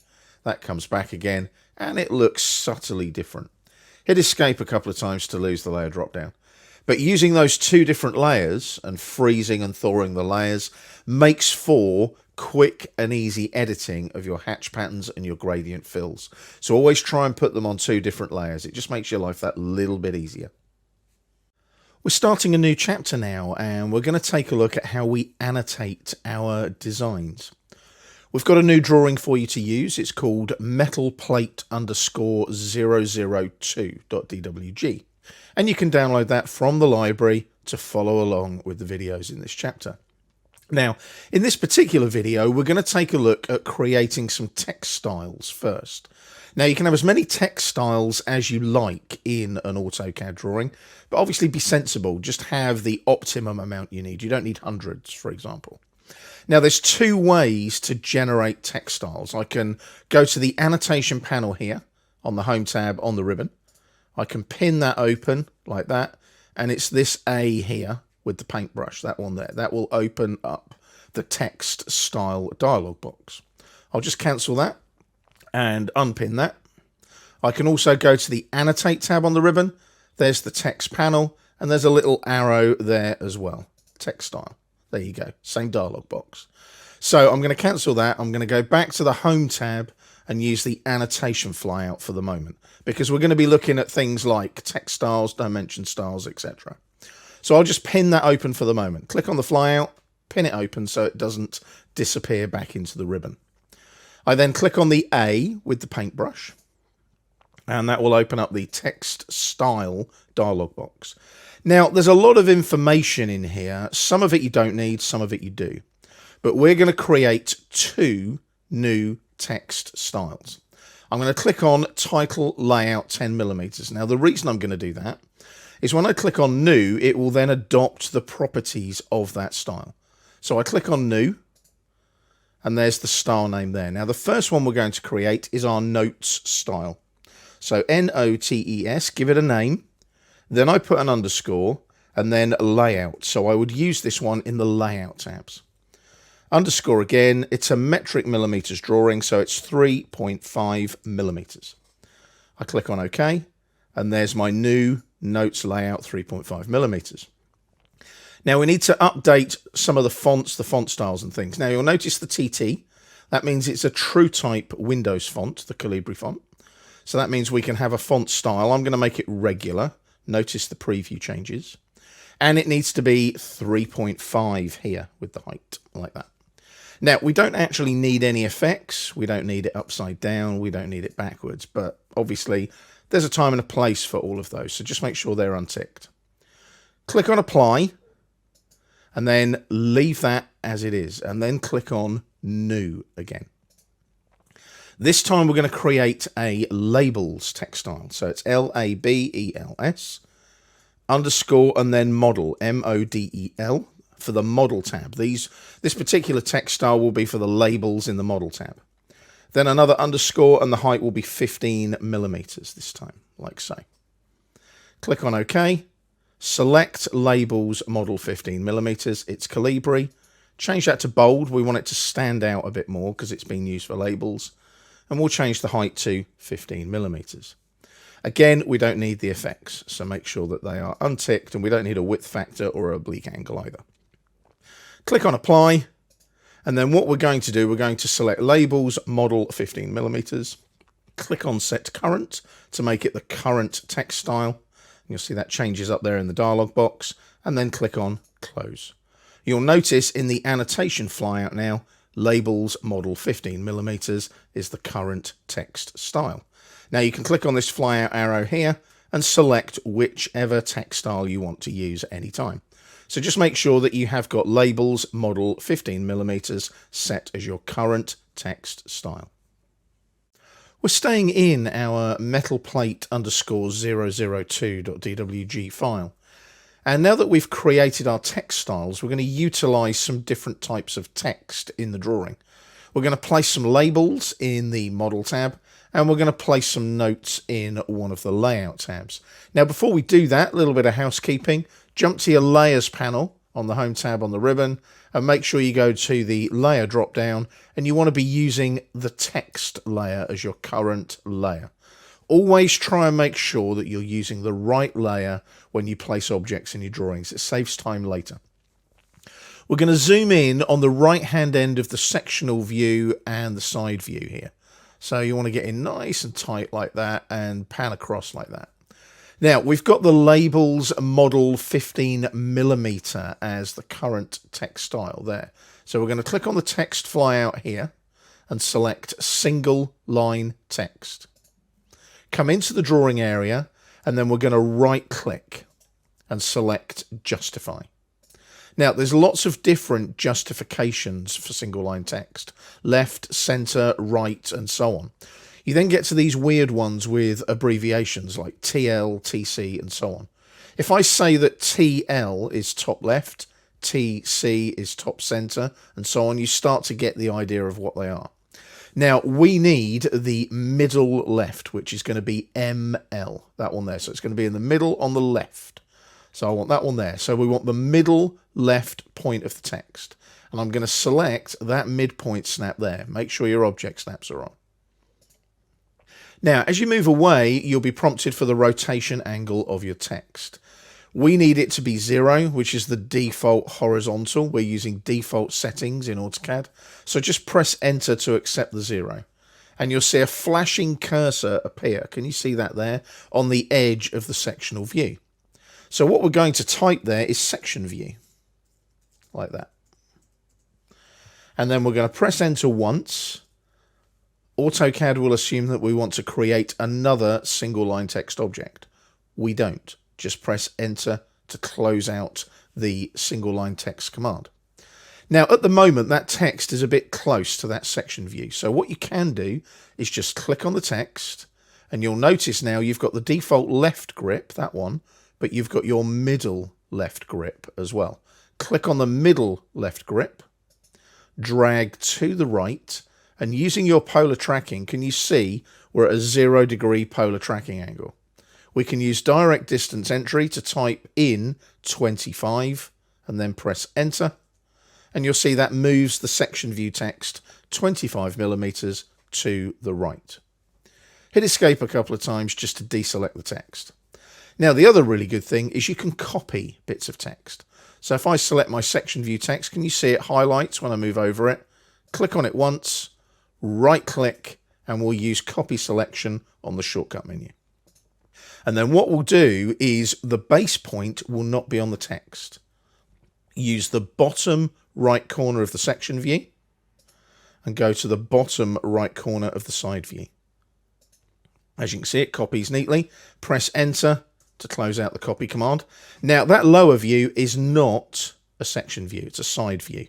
So we hover over the text, double click on it, and you'll notice it highlights now and we can edit it. So if you click inside this sort of bluey grey box, cursor appears. Using your arrow keys now and your backspace key, we can go in there and put side view like that. Move the pointer away from the text and click, and that updates accordingly. Notice it's asking you to select another annotation object to edit, which we don't need to do. So just press enter to finish the command. If you zoom out slightly now, you can see that we've nicely labeled our section view and our side view.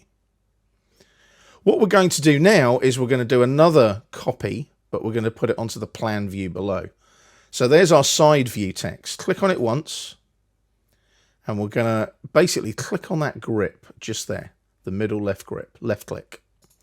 We're then going to right click and use the grip editing tool. So we're going to click on move, and then we're going to right click again and select copy.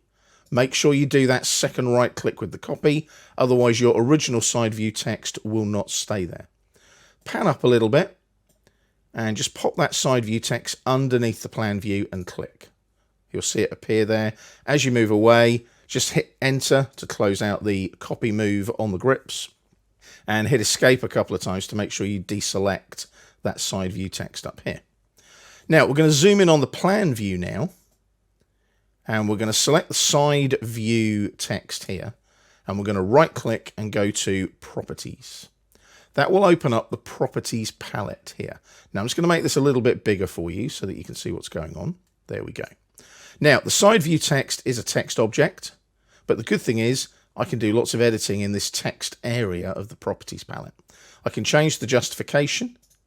So we're going to go for top center this time, TC. And you'll notice now, can you see we've got a top center grip just there. So we can close the properties palette. The text is still selected. Click on the grip, and we're going to drag up to the midpoint there, hover over that midpoint, do not click, and then just drag vertically downwards using your polar tracking. Just do this freehand, you don't need to type a distance in, and just left click. And you'll see that's nicely centered now using that top center grip. Hit escape a couple of times just to deselect the text. Now, that isn't a side view, so we do need to hover over the text and double click on it, edit it like we did before. So click in the grey bluey box, use your backspace there like that, change that to plan view. And then you don't need to press enter, just click away from the text in the drawing and it will prompt you for another piece of text that you might want to edit. We don't want to edit anything, so you just press enter to close out the command. Double click on the wheel now to zoom extents, and you'll see now that we've got some nice labels there on our views in the model tab. Click now on the plan view layout tab, bottom left of the screen. You'll see we've got a simple plan view title block ready to go. And what we're going to do, we're going to just adjust this viewport ever so slightly and bring it down. And then we're going to place some notes text in the top right corner of our sheet here, ready to obviously communicate our design intent with our plan view sheet. Click on the outside of that viewport, just click there. Click on this grip here and just come vertically down using the polar tracking, click again. As you can see there, you've resized the viewport slightly. Just hit escape a couple of times just to deselect. Now we're going to use a different text style. That's why I kept the annotation panel pinned open. So we now go here and we click text style and we want title, or do we? No, it's not the title, that's this one. We want notes. Remember the one we created? Notes layout 3.5 millimeters. Now we need a different layer as well. So click on the layer drop down and we're going to have title text, that one there. Go over to our annotation panel here and click on the flyout and select multi-line text. And then it's like placing a rectangle now when you place multi-line text. Multi-line text occupies a space. It's not just a single line text object. So I'm going to click here. Make sure you don't get any object snaps, otherwise it will snap to say the midpoint or the end point. So click, drag the area where you want the text to go. Get it as close to that edge. See that endpoint snap? Just move back a little bit so that endpoint snap doesn't highlight, and click again. Now you do get a little ruler appear and you're now in the text editor contextual tab as well. So there's a whole load of tools here where you can work with your multi-line text. Now we're going to type notes first of all. Now before we do that, you might want to zoom in a little bit as well so you can see what you're doing. So just zoom in on that corner. So I'm now going to type notes, N-O-T-E-S, and a colon like that and press enter. And you'll find that multi-line text behaves very much like something like Microsoft Word, where when you press enter, it just drops you down to the next line of text. A bit like a typewriter, if you remember those. Now, we need some numbered notes. Now, the nice thing about multi-line text is I can go up here to the paragraph panel, bullets and numbering, click on the flyout and select numbered, and there's my first number, number 1. So we'll put there all dimensions in millimeters. And you'll notice I am spelling millimeters the English way. My apologies there. Notice the spell check has picked up on that with the little red dashes underneath. You can go and change that if you wish using the spell check in AutoCAD.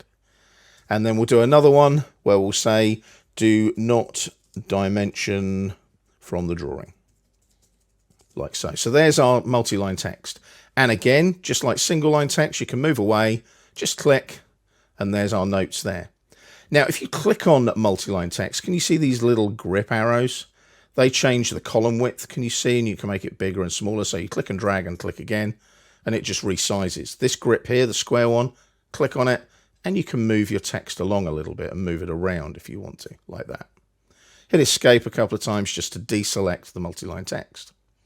It's a good habit now just to double click on the wheel to zoom extents, especially when you're working with title blocks in the layout tabs. Then you can see the overall title block in the sheet.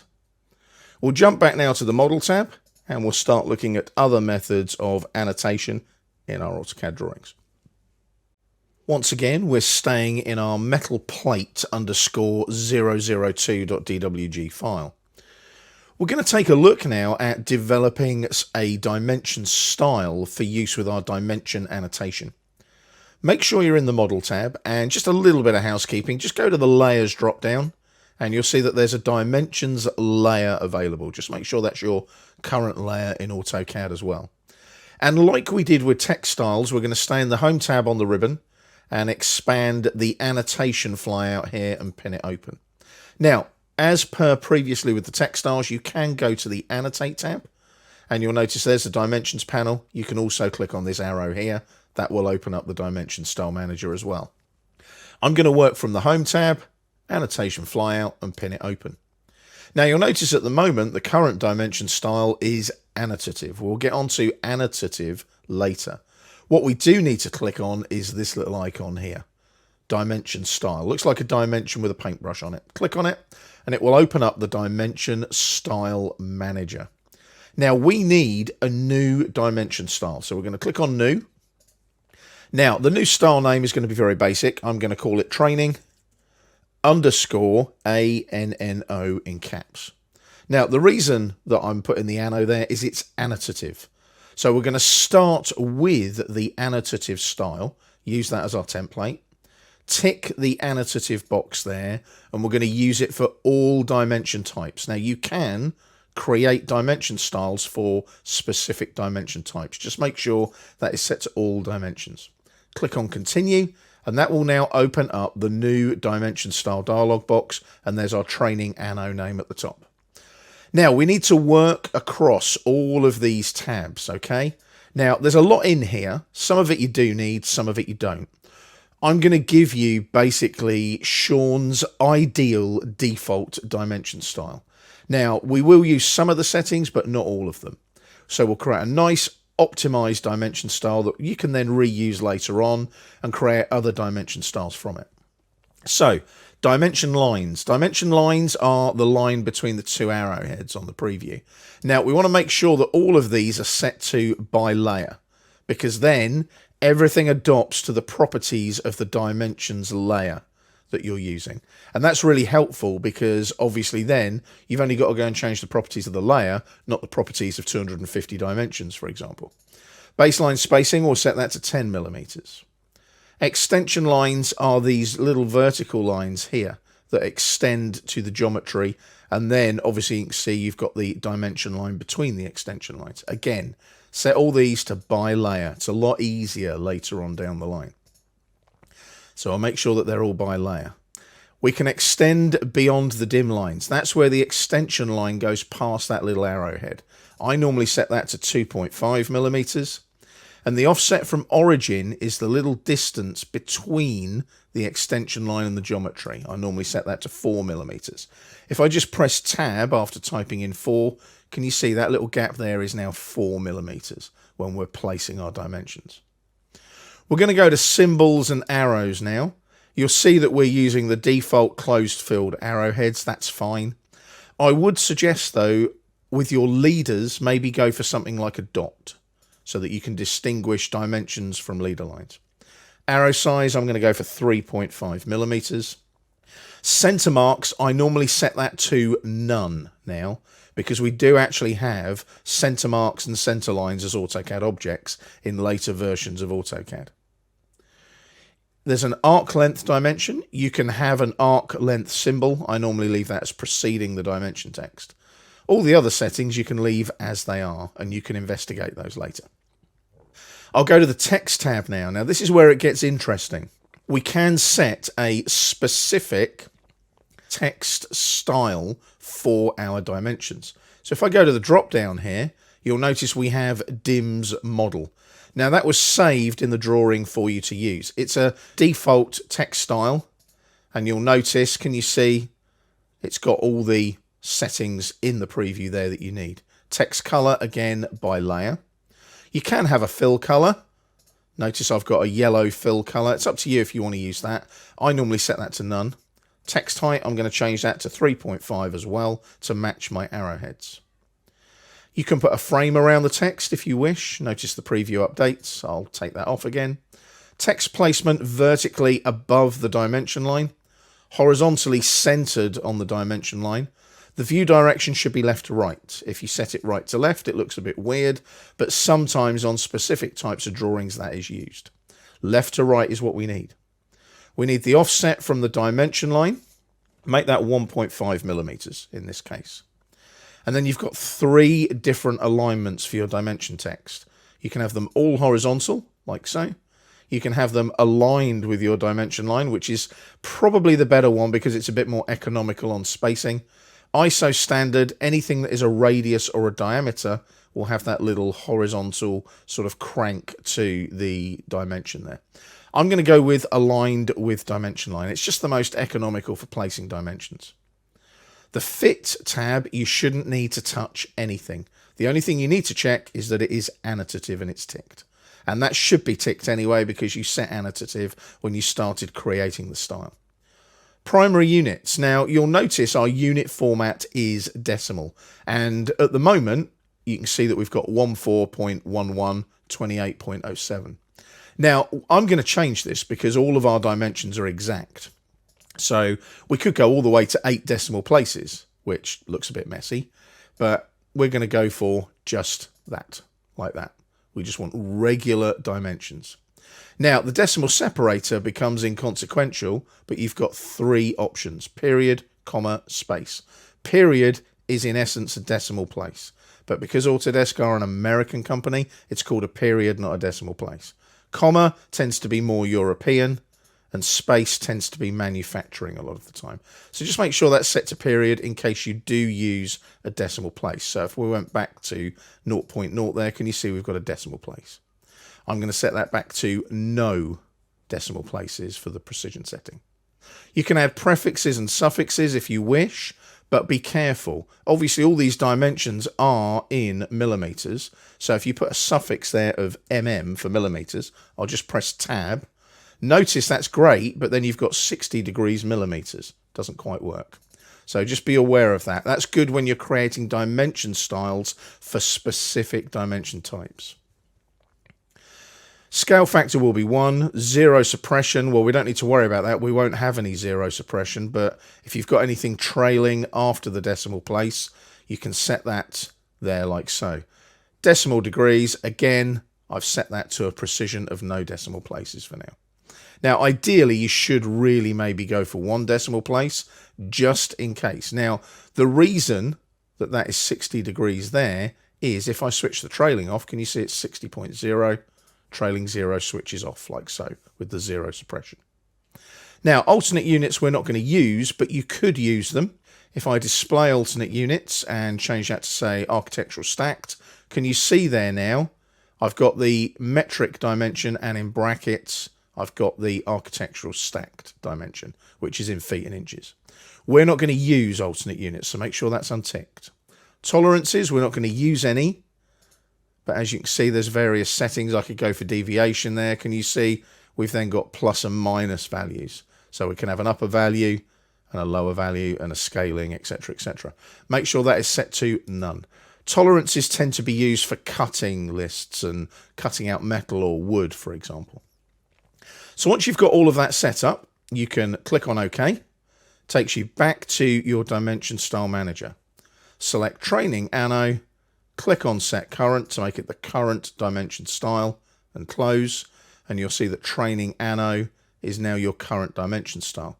You can click on the flyout here and select whichever dimension style you want to use. Training Anno is the one that we'll be using in our drawing. We're staying in our metal plate _ 002.dwg file. And in the previous video, we created an annotative dimension style. Now you can tell it's annotative because it's got that little blue symbol there. So Training Anno is annotative because it's got that little blue symbol. Now, an annotative dimension style allows you to scale using an annotation scale in your model space, and then you align that with your viewports in your layout tabs. So jump to your Plan View layout tab. Hover over that viewport there. And can you see it's letting you know that the standard scale is 1:2. So we know that any annotative dimensions should be using an annotation scale of 1:2. Let's have a look at the Sections and Elevations layout tab. Hover over the viewport again, and again, 1:2. So we need an annotation scale in the Model tab when we're placing these annotative dimension objects of 1:2. Let's jump back to the Model tab. Now, we're going to look at the section view and the side view. Let's jump in here first. And make sure you're on the dimensions layer, which you are. And then I'm going to unpin the annotation panel like that. I'm going to go to the Annotate tab on the ribbon. And I'm going to start utilizing my dimensions panel here. I've got more control over my dimensional tools here. Now, one of the really cool ones is this one here, dim layer override. I can override any existing current layer and all my dimensions go on the dimensions layer. Now, at the moment, if I go to the Home tab, the dimensions layer is current anyway, so it doesn't matter. But if I'd forgotten to change the layer there, and in annotate here, I'd set the dim layer override to dimensions, it would put my dimensions on the correct layer for me. So we need to come down to the status bar. At the moment, our annotation scale there, you'll notice, is 1 to 1. Click on the flyer arrow, set that to 1 to 2 to match your viewports in your layout tab. We're then going to place some linear dimensions. So in the dimensions panel, click on this flyout here, click on linear. And make sure that you're utilizing your object snaps to dimension accurately. So endpoint there, left click, probably be an intersection or an endpoint. No, it's an endpoint. And there's a 1, 2, 5 dimension. Just drag upwards a bit. That third click places the dimension.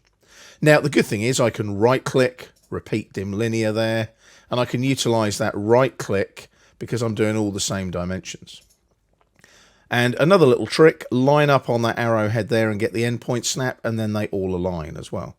Right click, repeat dim linear, and we'll go from there to the endpoint there, and then the endpoint on the arrowhead just there.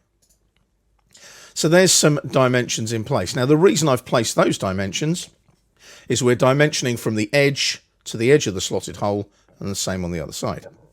So let's do another set of linear dimensions down the side now. Right click, repeat dim linear. We'll do the thickness of the plate. So endpoint to endpoint, and just drag that out slightly like that, and left click. Now you'll notice the 15 has gone to the left hand side, if you're looking at that the right way around.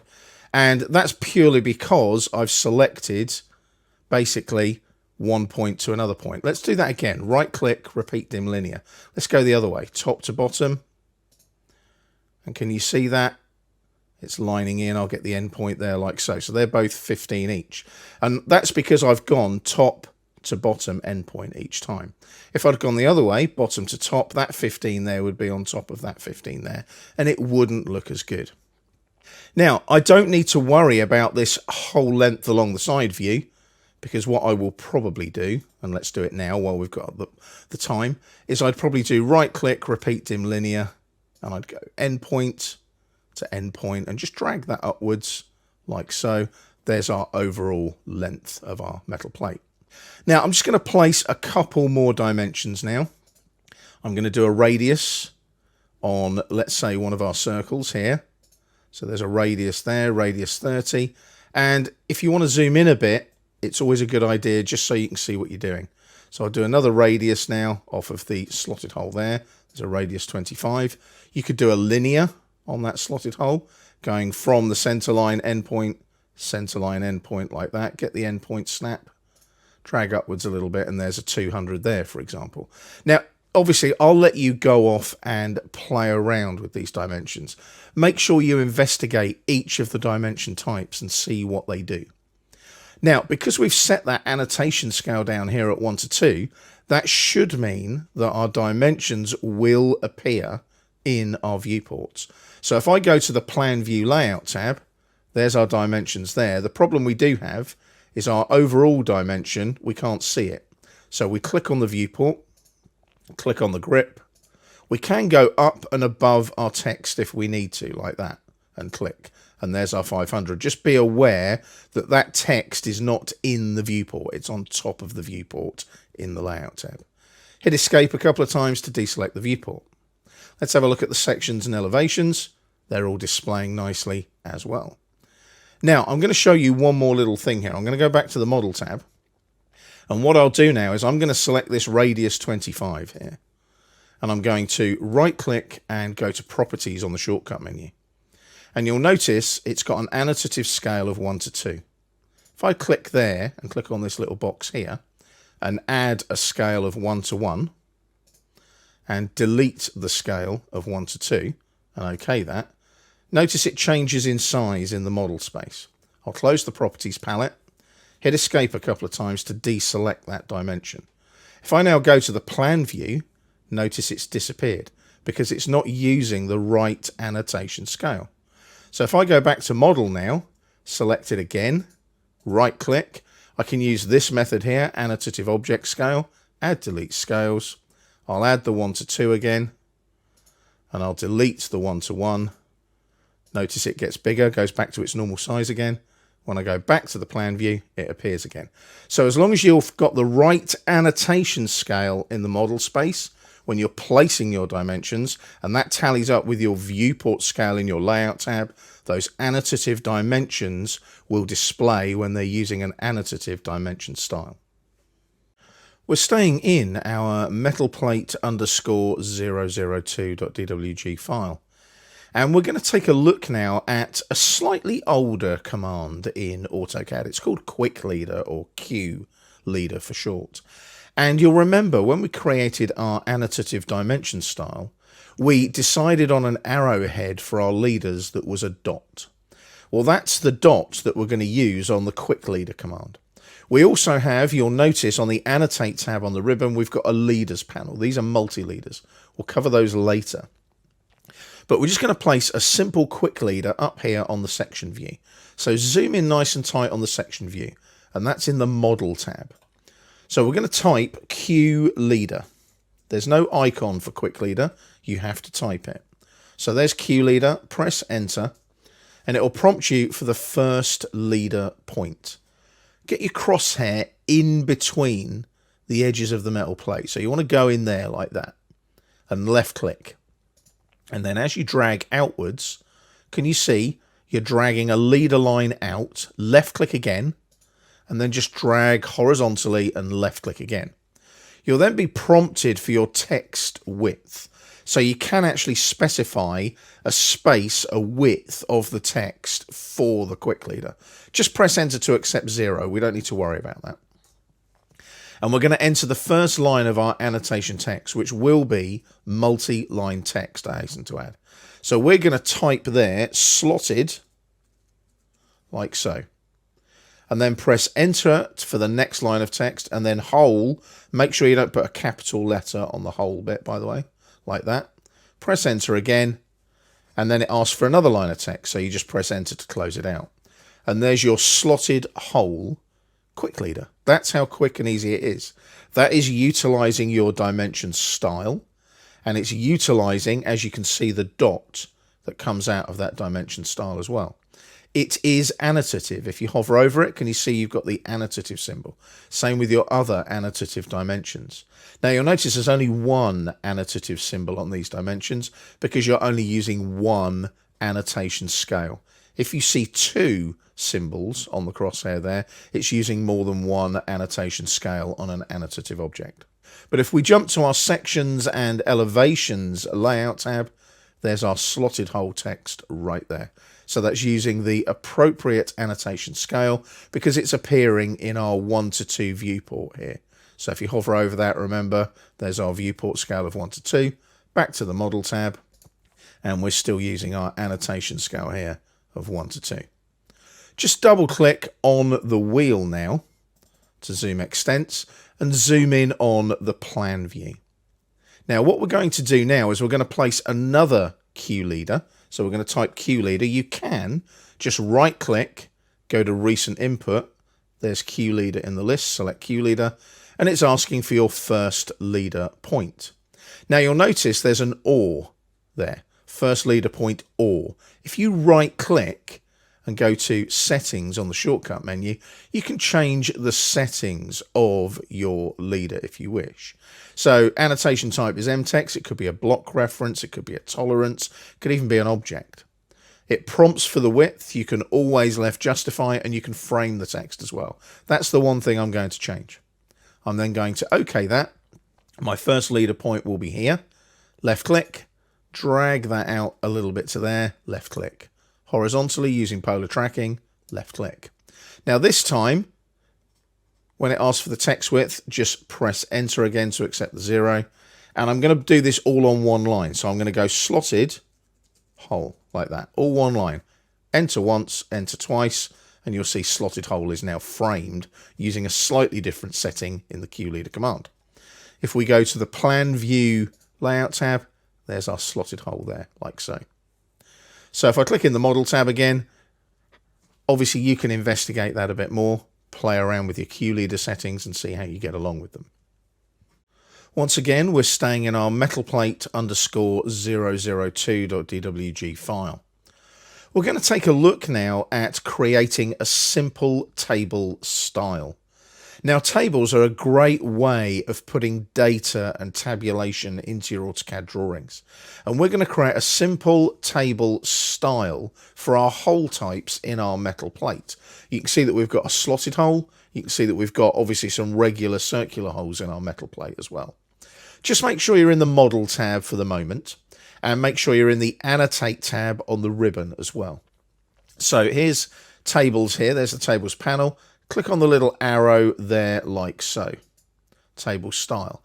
Now you can see we've got a default standard table style. Now we're not going to make the table style annotative or anything like that. We're just going to place this. It doesn't need to be scaled really. It's just a little hole type table that will go into our drawing. So we click on new, and the new style name will be hole types, like so, and we'll start with standard. At the end of the day, it's the only one we've got. Click on continue, and we've got to set some settings now. Now, you'll notice on this drop down here, we've got 3 types of cell style. We've got title, header, data. Look at your preview, title, header, data. So the title is the title of the table, header is the column headings, data is the information, the tabulation that goes into the table. So we'll select title first. And you'll notice that you can have a fill color, you can have an alignment and so on. You've got margins there. You can leave all of that as it is. It's the text one we need to go to. Now, if we go to the text style, we're going to utilize our DIMS model text style. So basically the text will then match any dimension annotation we've got on our drawings. Text height is 6. Make sure you set it by layer like that. Text angle 0, obviously horizontal. Borders, just leave them as they are for the moment. We're then going to go to the drop down here, go to header, and again go to the text tab. Text height this time. Remember, text style is DIMS model though. Text height will go with 5. Text color by layer, like so. And again, borders, we can leave them as they are. And then drop down again, we're going to go to data, like so. And this time we go to the text tab and the text style again, DIMS model. Now you'll notice with data, it's a bit weird actually, and I'll explain in a minute. Text height, I'm going to make that 4. And text color by layer. But if you go to the general one, you'll notice the alignment is top center, whereas the header and the title are middle center. Now, I've never understood why AutoCAD does that, but just in the general tab for your data, just make sure you change that to middle center so it all sits nicely in the table. And also you'll notice that the type of text is data. It's not labels this time, it's data, because you're taking that data from the drawing perhaps and putting it into the table. So we now have our new hole types table style. So we'll click on OK.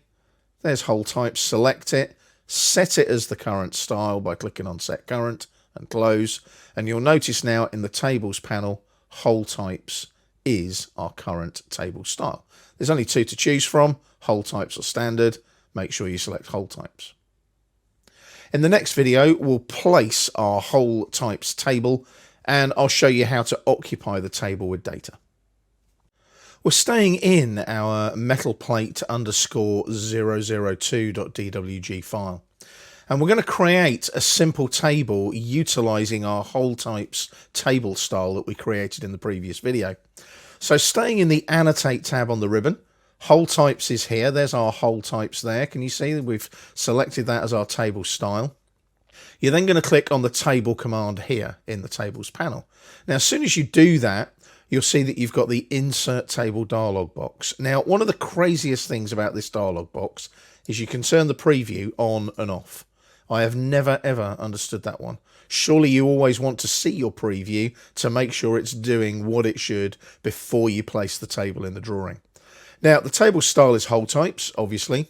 We're going to start from an empty table and we're going to specify an insertion point. You can specify a window to fit your table into if you wish. Number of columns is going to be 3, and the column width, we're going to set that to 75. Data rows, we're going to set that to 2. We've only got 2 whole types, and the row height will be 1 line. And we're going to utilize the traditional cell styles layout of title, header, data. So the first row will be title, second row header, all other ones will be data. If we click on OK now, our little table comes in. You want to place it up here towards your side view. Get it nicely just underneath the side view there and left click. Now, as soon as you click, you'll notice you go into the multi-line text editor. All text in AutoCAD tables is multi-line text. So we're filling in our title cell. So that's going to be whole types, like that. And you can then press the tab key or use the arrow keys on the keyboard. I'm tabbing there. So whole type is going to be the header. So whole type, and then we're going to have radius, and then we'll have a diameter as well, like so. And then we tab to whole type 1, and then I'm going to do a space dash space, and this will be our bolt hole. And then when I tab across, the radius of that will be 30, and then we tab across, diameter will be 60, like so. Tab again, and then this is going to be 2 space dash space, slotted hole, and then we're going to tab again. This time the radius will be 25, tab again, and the diameter will be 50. When you're done, you can just click away from the table and you can see that everything is in place. Now you will notice any numerical data automatically right hand justifies. I don't like that, so what I'm going to do is just click and drag across like that. And then when I release, you'll notice I go into the table cell editing tab on the ribbon.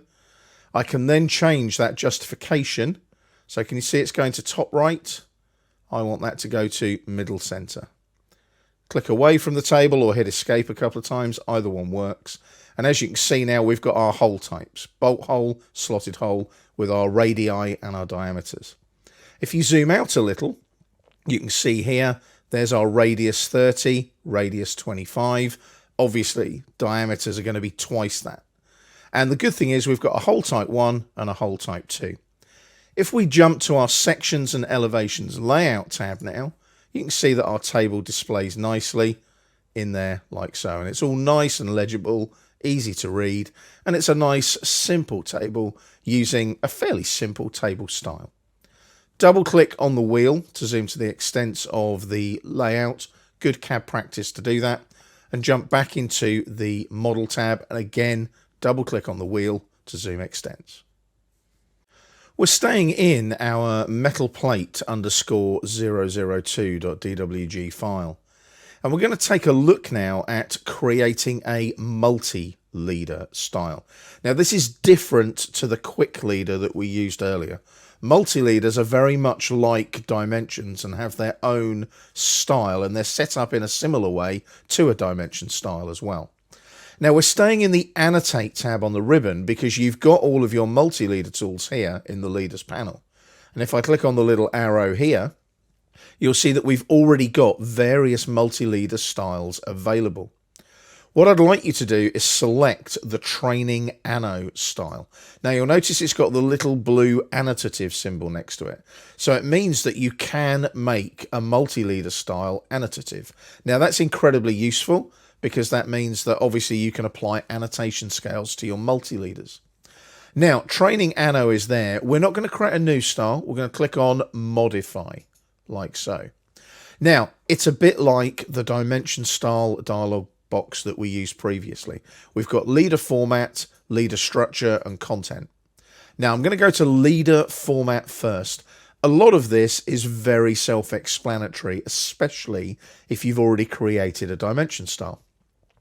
Now the type of leader you'll notice has a curvy line. So you can either have a spline, straight, or none. Now we're going to use spline because it distinguishes itself then from things like our Q leader and our regular dimension annotation. Again, as per the dimension style, set it to by layer. Line type by layer again, and line weight by layer. Arrowhead symbol is a dot, as you can see in the preview. Size 3.5. That aligns with the settings that we were using in our dimension style. Leader break, you can leave that at 3.75. That really doesn't apply to anything that we're doing at the moment. Leader structure, maximum number of leader points. So we've got 2. So when we click to place the dot and then drag to place the little tag number bubble here, those are our 2 points. You can specify angles as well. That's normally useful if you're working here with a straight style like that. But we're using a spline style. So let's go back to our leader structure. Landing settings are automatic because we're using the spline. We want to make sure that it's annotative, so make sure the annotative box is ticked. We then go to the Content tab. Now, like with Quick Leader, Q Leader, you've got different types of information that can go on your multi-leaders. We're going to use block. Now, the reason we're using block is we want a little circle, which is one of the default ones, like so. We're going to put a number in that circle for our hole types. So we're going to use that like that. It's preset 1. You'll notice you can obviously utilize user blocks as well if you wish, but you've got all these default ones that you can use. So use circle. Attachment, we'll go with center extents. So as you can see, it's all centered nicely in the preview. Color, again, by layer. Scale, leave it at 1. So we've got our training anno style all set up and ready to go. So you click on OK, select training anno, set it as the current multi-leader style, and then click on close. So you'll notice in the leaders panel now, training anno is our current multi-leader style. Now, there's a lot you can do with multi-leaders, and I'll let you investigate that as you create different multi-leader styles. In the next video, though, I'll show you how to place your multi-leaders and utilize them in your AutoCAD drawings. We're staying in our metalplate_002.dwg file. And we're going to take a look now at how we place our multi-leaders into our drawing. In the previous video, we set up our multi-leader style, the training anno multi-leader style, this one here. So there's training anno there. Now, we didn't actually create it. It was already in the drawing, but I took you through the process. It's up to you if you want to create separate multi-leaders and investigate how they work. We're going to zoom in on the plan view in the model tab. And we're just going to place some multi-leaders on the left-hand side of the plan view. Now, there's the leaders panel. We click on multi-leader here. And I'm going to pick a point about there. Now, make sure you don't get any object snaps. You don't want it coming off the center snap, for example. So get it inside that quadrant in the circle, left click, and we'll take it down to, say, there, left click again, and you'll get this weird dialog box appear. Now, because we used a block as our additional part of our multi-leader style, it's asking us to put an attribute into that block. And the attribute will be our little tag number, which will be our hole type. So that's going to be hole type 1. Click on OK. You have to click on OK, by the way. You can't press enter in the edit attributes dialog box. So there's our hole type 1. I'm going to right click and repeat mleader on the shortcut menu. And I'll do another one here. Pop that up to, say, there. And again, this one will be 1 and OK. And then we'll do another one, right click, repeat mleader. And I'm going to zoom in a bit this time just so I get that in there. Click, drag that out that way a bit. And this time the tag number will be 2 for the slotted hole type, like so. So when I zoom out now and look at my table here, you'll see bolt hole is type 1, slotted hole type 2. And what we've done there using multi-leaders is we've now, in essence, added a little set of key legends there showing what the hole types are. So you don't actually need the quick leader anymore. You've got numbered holes. It's entirely up to you on that one, whether you decide to remove the slotted hole, Q leader, text, and leader on the drawing. Now, one more thing with multi-leaders, though, they're a little bit more versatile than Q leader because you can add leaders, remove leaders, you can align, and you can also collect as well. Now, one of the nice things is you can align these two, the two number ones. I'm going to zoom in so that we can see them a little bit better. There we go. And I'm going to use this align tool here. So it aligns and spaces multiple multi-leader objects. So I'll select the multi-leaders, click and click using the pick box, press enter to confirm, and it asks which multi-leader am I aligning to. I'm going to align to this one, the upper one. And as you can see, I can drag the polar tracking vertically downwards, click, and now they align with each other. Quite neat that, isn't it? I quite like that. It's quite cool. And the other thing you can do is you can add and remove leaders. So if I add a leader now and select a multi-leader here, let's say this one, I can place another leader line there, press enter to finish, and it comes off the same one, letting me know that that is also a hole type 1. So if I zoom out slightly now, you can see those multi-leaders, they stand out because you've got the spline instead of the straight line. It's obvious that they're leaders, and they're just that little bit more sophisticated and easier to manipulate than, say, the old-fashioned Q leader command. So have a play around with your multi-leaders and see how they work, and obviously play around with multi-leader styles as well and see what you can come up with in your AutoCAD drawings.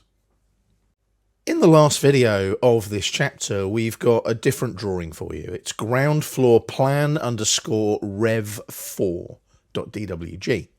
And you'll recognize it. It's the floor plan we've worked on previously, the office floor plan with all the grids, dimensions, etc.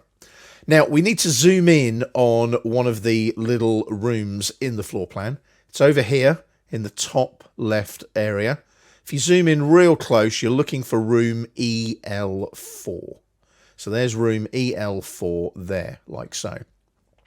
Now, go back to the Home tab on the ribbon as well, and you want to make sure that you're using the A010H room layer. So if you go to the drop down there, it's this one. It's up near the top. It's that one there that ends in room. It's the 010H room layer, okay? Now that we've got the layer sorted out, we're going to think about aligning some text. Now, there is some text with the room number up here already, but I'm going to utilize this little box here and show you how to align your text. Now, we're going to go to single line text up here. So there's single line text there. Now, just before we do that, though, we want to make sure that we're utilizing the appropriate text style. So let's have a look. We're using title layout 10 millimeters. It's not quite what we want, is it? Let's go to our drop down, and you'll notice we've got various styles available. And I think if we just go for Arial for now, that should work fine. So make sure you're using the Arial text style. Now, we're going to try and align our EL4 room label vertically in this little rectangle here. So go to the text flyout and select single line text. We're then going to right click and justify like we've done previously, and we're going to select align. It asks for the first endpoint of the text baseline. I'm going to use that endpoint snap there of the box, and then the second endpoint will be this one here on the box. Now, when you do that, if you look real close, there's a tiny little flashing cursor right down here. As soon as you start typing EL4, you'll notice the text appears. And it's single line text, so you just press enter once and then enter twice, and it aligns the text beautifully, vertically in the little label box where we wanted it to go. One problem though, the text doesn't fit in the box. So we ideally need to edit the text height. So I select the single line text, right click, and go to properties. At the moment, in our properties palette, the text here and the height is 367.87. That's a bit big. We want more about the 150 millimeters. It's a metric drawing, that should work. So 150 in there, I press enter. Hang on a minute. Why has that height not adjusted when I press enter? Now, the reason it hasn't adjusted is because it's not only aligned the text vertically, but that text height is defined by the alignment of the text along that line. So the height of the text also lines going along the line that we specified. So that's not quite the tool that we want to use for our label in that box. So close the properties palette, and with the text still selected, just right click and erase that aligned text. Now we can use a different methodology here with single line text. We can do something a little bit more clever. So we're going to go back to our single line text again on the drop down there on the annotation panel on the home tab on the ribbon. We're going to right click and justify, and we're going to go for MC, middle center. And it asks for the middle point of the text. We'll use a bit of our object snap tracking, hover over the midpoint there, hover over the midpoint there. As you come to the center of the label box, you'll see there's our intersection. Click, and now it's asking for the rotation angle of the text. Now, normally you'd accept 0 because you want horizontal text. You don't want horizontal text this time. So let's put in 90 degrees. We want it rotated through 90 degrees and press enter. Now the cursor appears in its normal orientation, you'll notice. So there's our text there like so. So we type in EL4 like so, press enter once and then press enter twice, and it's a bit small. Now the reason it's a bit small is we need to resize the text. Let's zoom in. You'll see it's rotated, but it's kind of tiny. So let's get in there and select that text. Right click, go to properties, and you'll see it's a height of 4.5 millimeters. It's a little bit small, 4.5 millimeters. So we click there, change that to 150, press enter, and you can see it's got rather large on the screen. So if I close the properties palette and roll back on the wheel now, you'll notice that that EL4 room label fits beautifully in our little label box. Hit escape, and that's how you align your text in your AutoCAD drawings. We're starting a new chapter now, and we're going to take a look at some further dimensioning tools that you can use in AutoCAD. We've got a new drawing for you. It's called groundfloorplan.dwg, and as usual, you can download it from the library to follow along with the videos in this chapter. Now, we're going to do a dimension text edit first. Now, you'll notice there's two horizontal dimensions going across the building in the middle of the drawing. Zoom in on the left-hand one. So it's this one here. Zoom in a bit, and you'll see the dimension is 8342. Simply hover over the dimension text, double-click, and it will allow you to perform a dimension text edit. Now you'll notice that the text editor kicks in at the top of the screen in the ribbon, the contextual text editor, and you can use the arrow keys to navigate the text. So if I hit the right-hand arrow key, that puts it on the right-hand side of the 8342. I'll just press the space bar to put a space in and then type UNO. UNO stands for unless notified otherwise. I can then just click away from the text. Job done. It's prompting me, do I want to select another annotation object to edit? I don't, so I just press enter to close down the command. That's a dimension text edit, quick and easy. What we're also going to look at is what they call a dimension text override. Zoom out slightly, pan across, and you'll see we've got the 5910 dimension here. Click on it, right click and bring up the properties palette by clicking on properties in the shortcut menu. And you need to use the slider bar, slide down a bit until you find the text area. There's your text override here, like so. Now you'll notice the measurement is an exact measurement of 5910, but what we're going to do is we're going to put something in here like measure on site. Make sure you spell it correctly, unlike me. And then we'll put approx, R-O-X, and then a dot, and then we're going to put a less than, greater than symbol. Now you're probably thinking, why has he put that less than, greater than symbol? Well, that will bring in the measurement, the 5910, into the text override. If I now press enter, notice it updates in the drawing. I close the properties palette, hit escape a couple of times. We've now got measure on site approximately 5910. So that's a quick dimension text edit and a quick dimension text override. Make sure you double click on the wheel to zoom extents, and as you can see, we're back to where we started in the drawing. We're staying in the groundfloorplan.dwg file, and we're going to take a look at dim space and dim break.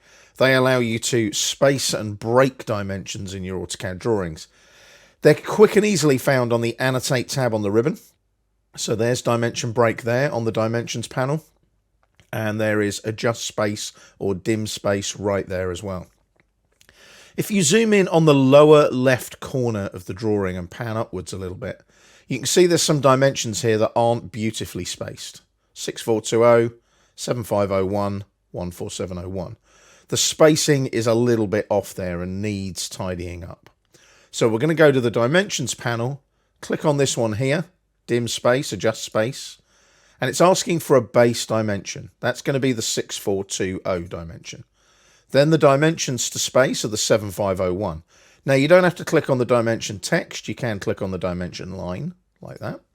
And the 14701 as well, like so. Press enter to confirm that selection, and it'll prompt you for a spacing value or offer you an auto option. Now, depending on your settings, your annotation scales, your annotative scaling and so on, the auto function can be a little bit funny sometimes with the spacings. So it is sometimes better to manually put in the spacing that you want. I'm going to type in 250 as a spacing like that. You just type it in, press enter to confirm, and as you can see, they're spaced nice and neatly now. Now, looking at the 2791 dimension here now, we've got a bit of text here that's kind of crossing these dimensions here. Click on the 2791 and then just hover over this grip. And you'll see there's an option on the menu to move text only. Click on that and just pop the text over here like that. And then just hit escape a couple of times. You've just moved it for convenience at the moment, because we now need to use dim break to break these three dimensions that we've just spaced.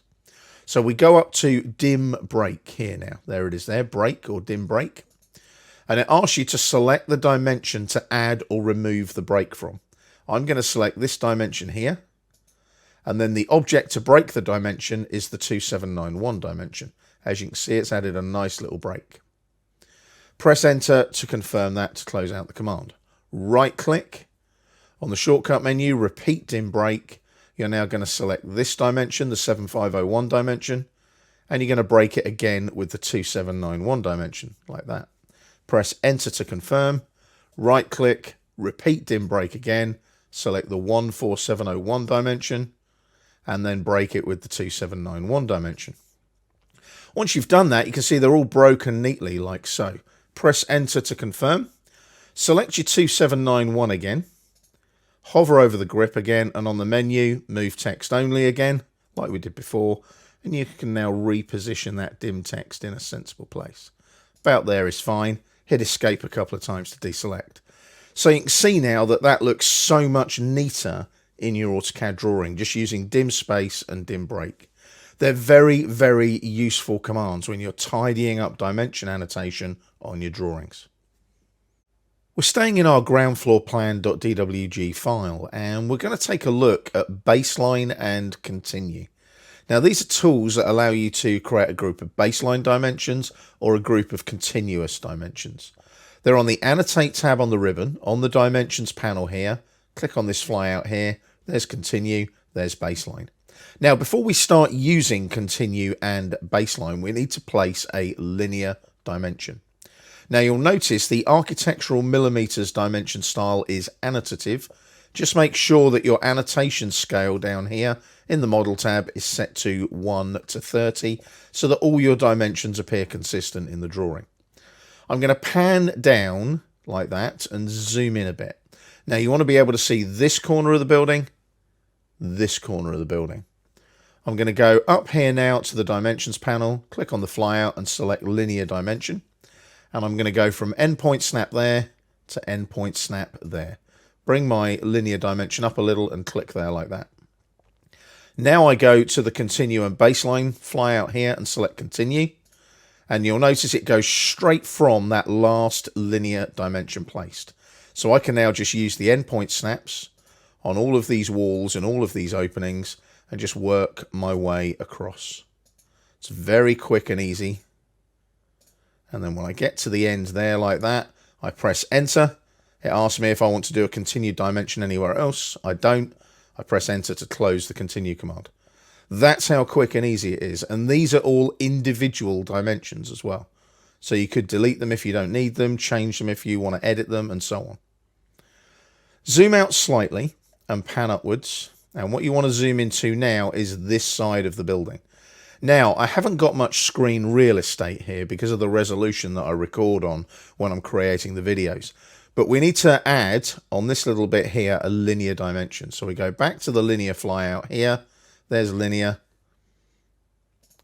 And we're going to place a linear dimension. Now, you'll notice I've gone from top to bottom there. I've gone from this endpoint to this endpoint. Now, when I zoom out a bit and I go up here to baseline, can you see it's coming off of the wrong side, the wrong baseline of that dimension. So you've got to be careful which direction you place your linear dimension before you start using the baseline tool. Just hit escape a couple of times. Select that dimension. I'm actually going to right click and erase it. It's just quicker. I need to select a linear dimension from the dimensions panel and go in the right direction. So it would be this endpoint to this endpoint like that, and then come out that way. Now, if I zoom in a bit so that you can see what's going on, I then go up here to the flyout here and select baseline. And notice now, can you see it's coming off the right baseline? It should be coming off that bottom line there. And as I move inwards, can you see it jumps outside that 1110 dimension? So now I can click on these points. Again, just using the endpoint snap, I'll zoom out a bit now. And we've got one more endpoint there and one more endpoint there. Enter to finish. And it's asking me now, do I want to do another base dimension? I can select another base dimension. I don't want to do that, so I'll just press enter again. And that finishes off the baseline command. So as you can see, it's using that one extension line as a baseline, and they're all coming up and off of that baseline going up the side of the floor plan. So that is continue and baseline as extra dimensioning tools to add to your AutoCAD skill set. We're staying in our ground floor plan.dwg file. And as you can see, it's starting to take shape with all of our dimension annotation on the drawing. Now, we're going to take a look at some other dimensioning tools now that are all part of one AutoCAD command. And that command is called dimension, or dim. You just type DIM and press enter. And it's over here on the dimensions panel on the annotate tab on the ribbon. There it is there, the dimension command. It's also on the home tab on the annotation panel there. There's dimension there as well. I'm going to work from the annotate tab because then I've got control over all of my dimensioning tools there, as you can see. Now, I'm going to zoom in on this lower right corner of the drawing, like so. And you can see there's our porch, there's our columns. These green circles are columns. And I need to dimension off of this arc length dimension to the end of this green polyline here. Now, what I'm going to do is I'm going to go to the dimension command and click on it and come into the drawing area. And as I hover over that, it automatically knows that it's an aligned dimension. I just click, drag, line that in with that arrowhead on the arc length, job done. It's that quick and easy. With the column, I just hover over it. There's a radius there. I click, and then I place my radius like so. I can right click as well and specify what I want. Do I want an angular dimension? Well, if I go there to there and drag out, there's my 90 degrees. It's that quick and easy. AutoCAD kind of knows what dimension you're going to use. It's a very, very useful tool. It's incredibly quick, incredibly easy to use, and just right click and specify what type of dimension you need. Now, I would suggest that you go off and investigate this particular command. It's only been in AutoCAD for a little while, but it is an incredibly useful command because basically you can use it to dimension everything. You don't need to worry about that drop down on the dimensions panel. If I hit escape a couple of times just to cancel, you don't need to worry about this anymore. You just go to dimension and hover over the objects. AutoCAD works out what the object is and goes, oh, you need this kind of dimension on this kind of object. And it's very, very clever. And I would suggest that you use it as much as you can and investigate how to use it and how it can make you more productive in your AutoCAD drawings. We're starting a new chapter now on how we can work with object and layer properties in our AutoCAD drawings. We've got a new drawing for you. It's called Ground Floor Plan Rev5.dwg. You will recognize the floor plan and make sure you use the Rev5 version of it when you download it from the library to follow along with the videos. Now we're going to take a little look at object properties and layer properties in this particular video. So once you've got the drawing open and in the model tab, zoom in on the landscaped area on the right hand side of the building. And we're going to zoom in and look at this rectangular table here. Now you'll notice it's all by layer and it's on the layer A700M FFE. Now at the moment that's adopting all of the properties of the layer it is on. But you can edit those individual properties. If I select this table and go to the Home tab on the ribbon to the Properties panel, I can change the color. So I'll make it a yellow color. I can change the line weight. Let's make that something like 0.6. And let's change to grid line 1, 2, like that. If I hit Escape now, just to deselect it, you can see it's a very different looking object. If I zoom in, you can see that dashed line as well. Now, if I hover over it, you can see there that it's still on the same layer, the MFFE layer, but it's just got different properties.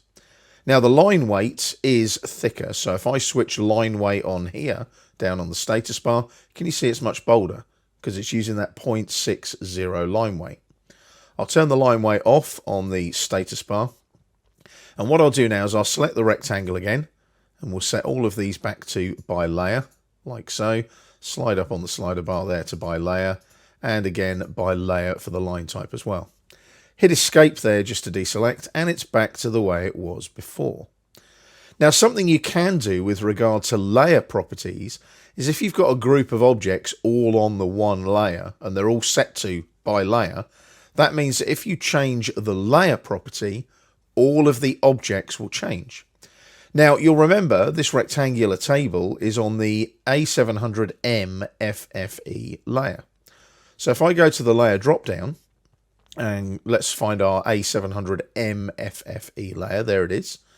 I'll click on that orange colour, and I can now change the colour of the layer. So I'm going to change that to a green. Let's go with that nice leery green there. Click on OK, and you'll notice everything's gone green. It's a bit bright, so what I'll do a quick undo just to get that back to where it was before. And that's how quick and easy it is. When you've got multiple objects on the same layer, all using the same layer properties, make sure those by layer settings are set. Because if they're all using individual properties, you can see that you're going to have to edit them all individually using the Properties panel on the Home tab on the ribbon. We're staying in our ground floor plan rev5.dwg file. And we're going to zoom in to the top left corner and just pan down a little bit. You can see the grid lines there. Now, most dashed line objects in AutoCAD use what is called an LT scale, a line type scale.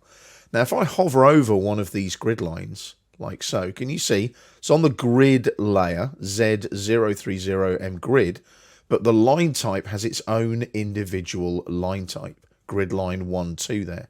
So it's not set to by layer for the grid lines. So what we need to do is we need to change the layer properties on all of these grid line objects first. So I'm going to double click on the wheel again to zoom extents.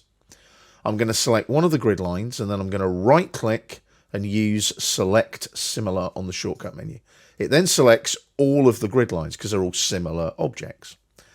And you'll notice, can you see there, that they're all using that grid line 1, 2 on the Properties panel on the Home tab on the ribbon. So we use the drop down and we're going to change that to by layer. Now, as soon as we do that, obviously all of these grid lines are going to change to that by layer setting for their line type. Hit Escape a couple of times and zoom in on the corner again. You'll notice now they're using a continuous line type.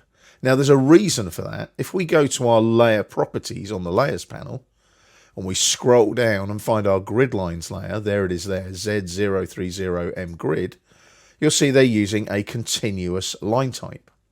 So we click on continuous and we select our grid line 1, 2, like so.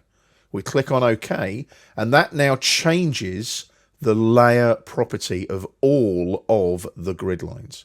So if I now close the layer properties manager and zoom out a bit, can you see they're all using that dashed dot line type that we've got there? But when I zoom out, they look continuous. So what we do need to do there is change the line type scale. And that's what this video is all about, that LT scale. Now, if I change the LT scale globally, it will affect all of the other objects that might be using different dashed line types. I only want the grids to change. So we're going to use select similar again. Click on a grid line, right click, select similar. This time it's just a case of right click and go to properties. That brings up the properties palette. The line type scale is currently at 1. Let's change that to 20 and press enter. And you'll see that the dashes get bigger. They're 20 times bigger. If I close the properties palette, hit escape a couple of times and zoom in on that corner now, those grids are much more obvious. Now you'll see that there's some gaps and some weird bits going on. So what you might want to do there is just update that line type scale a little bit. So select one of the grid lines again, right click, select similar, right click and go to properties again. Maybe try a line type scale of say 15. Type in 15, press enter, close the properties palette, hit escape a couple of times, and when you zoom out, that's much better. You can see that they're grid lines now, and they're not too clunky. The spaces aren't too big. So if you just double click on the wheel to zoom extents, and you can see there that the grids are a lot more obvious in your AutoCAD drawing because you've made some necessary layer and line type scale changes. We're staying in our ground floor plan rev5.dwg file, and we're going to take a quick look at how hide and isolate allow you to change the properties of the drawing to work more easily in AutoCAD. I've done a zoom extents on the drawing in the model tab. We're now going to zoom in on the restroom area over here on the left hand side. Just get your crosshair over it, roll up on the wheel of the mouse a little bit, and maybe pan across to the center of the screen. Now, hide and isolate are incredibly useful because they hide objects and isolate objects for you to work on. Now, if I click, say, about here, left click once, drag my window selection across like so to about, say, there. Try and get that door in. There we go. And left click again. All those objects are now selected. And I might want to work on the walls and the doors only. So I can right click, go to isolate and hide those objects. So now I can work on the doors and the walls quickly and easily. Once I've done that, I just right click, go to isolate again and end the object isolation. Now, it may be that I want to get rid of everything else and just work on the restrooms, the polar opposite of what I've just done. So I can do the same again. I can click up here, just do a window selection, get everything selected that I want to work on. So it might just be those bits there. Let's take that across there. Then we get the equal number of lines like so. And this time I right click, go to isolate, and I isolate the objects. And I can now work quickly and easily on those. And when I'm done, it's a case of right clicking, going to isolate and ending the object isolation again. That's hide and isolate in a nutshell. Very quick and easy to use. Just makes your drawing that much easier to work with when you're editing properties and objects in AutoCAD. We're staying in our ground floor plan underscore rev5.dwg file. And we're going to be taking a look now at creating a new layer and also utilizing the layer drop-down list as well. Now, in order to create a new layer, you need to be on the Home tab on the ribbon and into the Layers panel and click on Layer Properties. That will open up the Layer Properties Manager on the palette. You can see all of your layers here, like so. Now, you can scroll up and down and see which layers are which. There's a slider bar on the right-hand side as well. And it gives you all of your layer properties, which is really important because this is how they are displayed in your AutoCAD drawings. So we're going to create a new layer. So I click on this icon here, New Layer, and the new layer is going to be called Landscaping. And I just press enter. Now I'm not going to worry about the numbering. I'm just going to call this one Landscaping. Now, just before we get started, let's have a look now. There's even a layer 1 there. let's do a little bit of housekeeping. That layer 1 isn't even being used. So we can right click on that and we can delete that layer. That can go. And then I can go and find my landscaping, which was up at the top here. Now you'll find AutoCAD lists them in an alphanumeric order. So I need to find L. There's my landscaping there. Now I'm going to change the color. Click on the 32 there. And I'm going to change the color to, let's say, that green there, which is color 102. Click on OK. And we can then define the line type, the line weight. If we want to go transparent, we can, and so on. We can even give our layers descriptions. Now, if I want to make the landscaping layer current, I can do it in two ways. I can select it from the list so it goes blue. I can click on this little icon here. That'll make the layer current. Or I can just double click on this little sheet of paper to the left and you'll see the green tick appear. So the current layer is now landscaping. I'll close the layer properties manager and we've created a new layer called landscaping and it is now the current layer. Now, it may be that that layer isn't the right green. Our project standard may want a different color. So we go to the layer drop down and you'll notice in the layer drop down, we've got some of the tools that we had in the layer properties manager, but not all of them. So basically we can turn layers on and off. We can freeze and thaw layers and we can also lock layers. You can lock a layer to stop people editing objects on that layer. You can also change the layer color just by clicking on the color square, and that takes us back to our colors in the select color dialog box. So they wanted this green, the one to the left, which is color 92. Click on OK, and that updates accordingly, and landscaping is still the current layer. And then what we can do, we can select these three lines, 1, 2, and 3, because that's a landscaped area. They're currently using the site layer. So we go to the layer pull down and we select the landscaping layer instead. Hit escape a couple of times, hover over one of the lines just to check, and you'll see that that is now a line on the layer landscaping. And that's how quick and easy it is to create new layers and utilize the layer drop down in your AutoCAD drawings.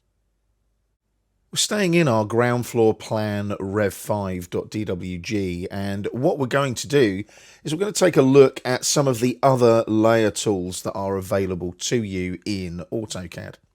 So we're still in the same drawing. We're going to zoom in on this landscaped area here. You'll remember we changed this layer to the landscaping layer in the previous video. So just zoom in a bit so that you can see what you're doing. It's always good to zoom in. And then go to the Layers panel on the Home tab on the ribbon, click on the flyout and just pin it open. Don't worry about layer states. We'll cover those later. I want to show you some of these tools up here. Now, at the moment, landscaping is the current drafting layer. Now, it might be that I want to select a layer in a drawing. I don't know the name of the layer. So I can click on Make Current, like so, select the object whose layer will become current. I'm going to pick that purple one there, and you'll notice that Bike Bays becomes current. And then I can click on Make Current again, click there again, landscaping becomes current. I can also match layers. Now I love Match Layer. It's a very cool tool. I'll click on Match Layer and I select the object now that I want to change first. So I select the table here and then press Enter to confirm that. Select the object on the destination layer and you'll notice that I've put that table on the Bike Bays layer, like so. So let's put that back onto its appropriate layer. I'll just undo what I did. There we go. Goes back to the appropriate furniture layer that it needs to be on. Now, there are some other very cool tools here, you'll notice. I can turn the layer off of a selected object. So if I click on Turn Layer Off and select, say, the landscaping, like so, layer landscaping is current. Do I still want to turn it off? Even if it's the current layer, say yes, and it's gone, like so. Press Enter to confirm. Now, you'll notice when I go into the layer drop-down, landscaping, even though it's the current drafting layer, is turned off. I'll click on the blue light bulb. That turns it back on again. I can also do that here, turning layers on as well, turn all the layers on in the drawing. And here I can isolate, and I can also unisolate layers that were hidden or locked. And notice here I can thaw all layers, and I can freeze the layer of selected objects as well. So if I click on Freeze the layer of selected objects, I'll select that line there again, the landscaping, press Enter to confirm, and it doesn't freeze it because it's the current drafting layer. So what I need to do there is change my layer. Let's just go up to layer 0, like so. There we go. And what I'll do, I'll go to the freeze icon again, select the landscaping this time, and there you go. It freezes it for me because it's now not the current drafting layer. Press enter to finish. You can go and select other objects that you might want to freeze as well, but you need to press enter to finish. I'll just undo that, and that brings obviously our landscaping back. Investigate those tools. See how they can make your AutoCAD workflows easier. There are some very cool tools in that layers panel. We're staying in our ground floor plan rev5.dwg file, and the layers panel is still pinned open. You'll also notice that I've zoomed to the extents of the floor plan in the model tab, and there's a reason for that. I want to be able to see all of my grid lines. Now, what we're going to do is going to create some layer states where we display the grid lines in a different color. At the moment, they're that purple magenta type color. So that's our existing state. So we go to the unsaved layer state drop down and we go manage layer states. That will open up the layer states manager. So we need a new one, and the new layer state will be existing. And then we'll tab to the description field and we'll call that existing grids. And we'll click on OK, adds it to the layer states list, click on close. We now need to go to the layer properties. We could just go to the layer drop down actually, either works. I'll go to the layer drop down and scroll down. There's our grid lines there. I'm just going to click on that color square. I'm going to change the grids to red. And I'm going to click on OK, and you'll see they all change color. Now what I do is I go back here and go manage layer states. I click on new, and we'll go something like new grids, we'll call it. And the description, we'll call it new grid color. Click on OK. So we've now got 2 layer states. Now you'll notice at the moment, new grids is the same as the drawing. Yes, the existing isn't. That's because it saved that layer state with the purple grid lines. So if I now close the layer states manager and go to my unsaved layer state dropdown, we've got existing and new grids. If I hover over existing, can you see what happens? If I click on existing, it converts them back to the purple color. If I go to the drop down again and select new grids, they go to the red color. It's that quick and easy to set up layer states. And the good thing about that is any layer properties can be changed, and you can highlight objects on your drawings with specific layer states. We're starting a new chapter now where we're going to be taking a look at reusable content in AutoCAD. We've got a new drawing for you. It's called newofficeproject.dwg, and as usual, you can download it from the library to follow along. Now you'll recognize the new office project drawing. We've used it before, and it's just got a different file name for this particular chapter. And in this particular video, we're going to look at the reusable content that is known as groups. Now we're going to zoom in on the bin store on the right hand side. So get that front and central like so.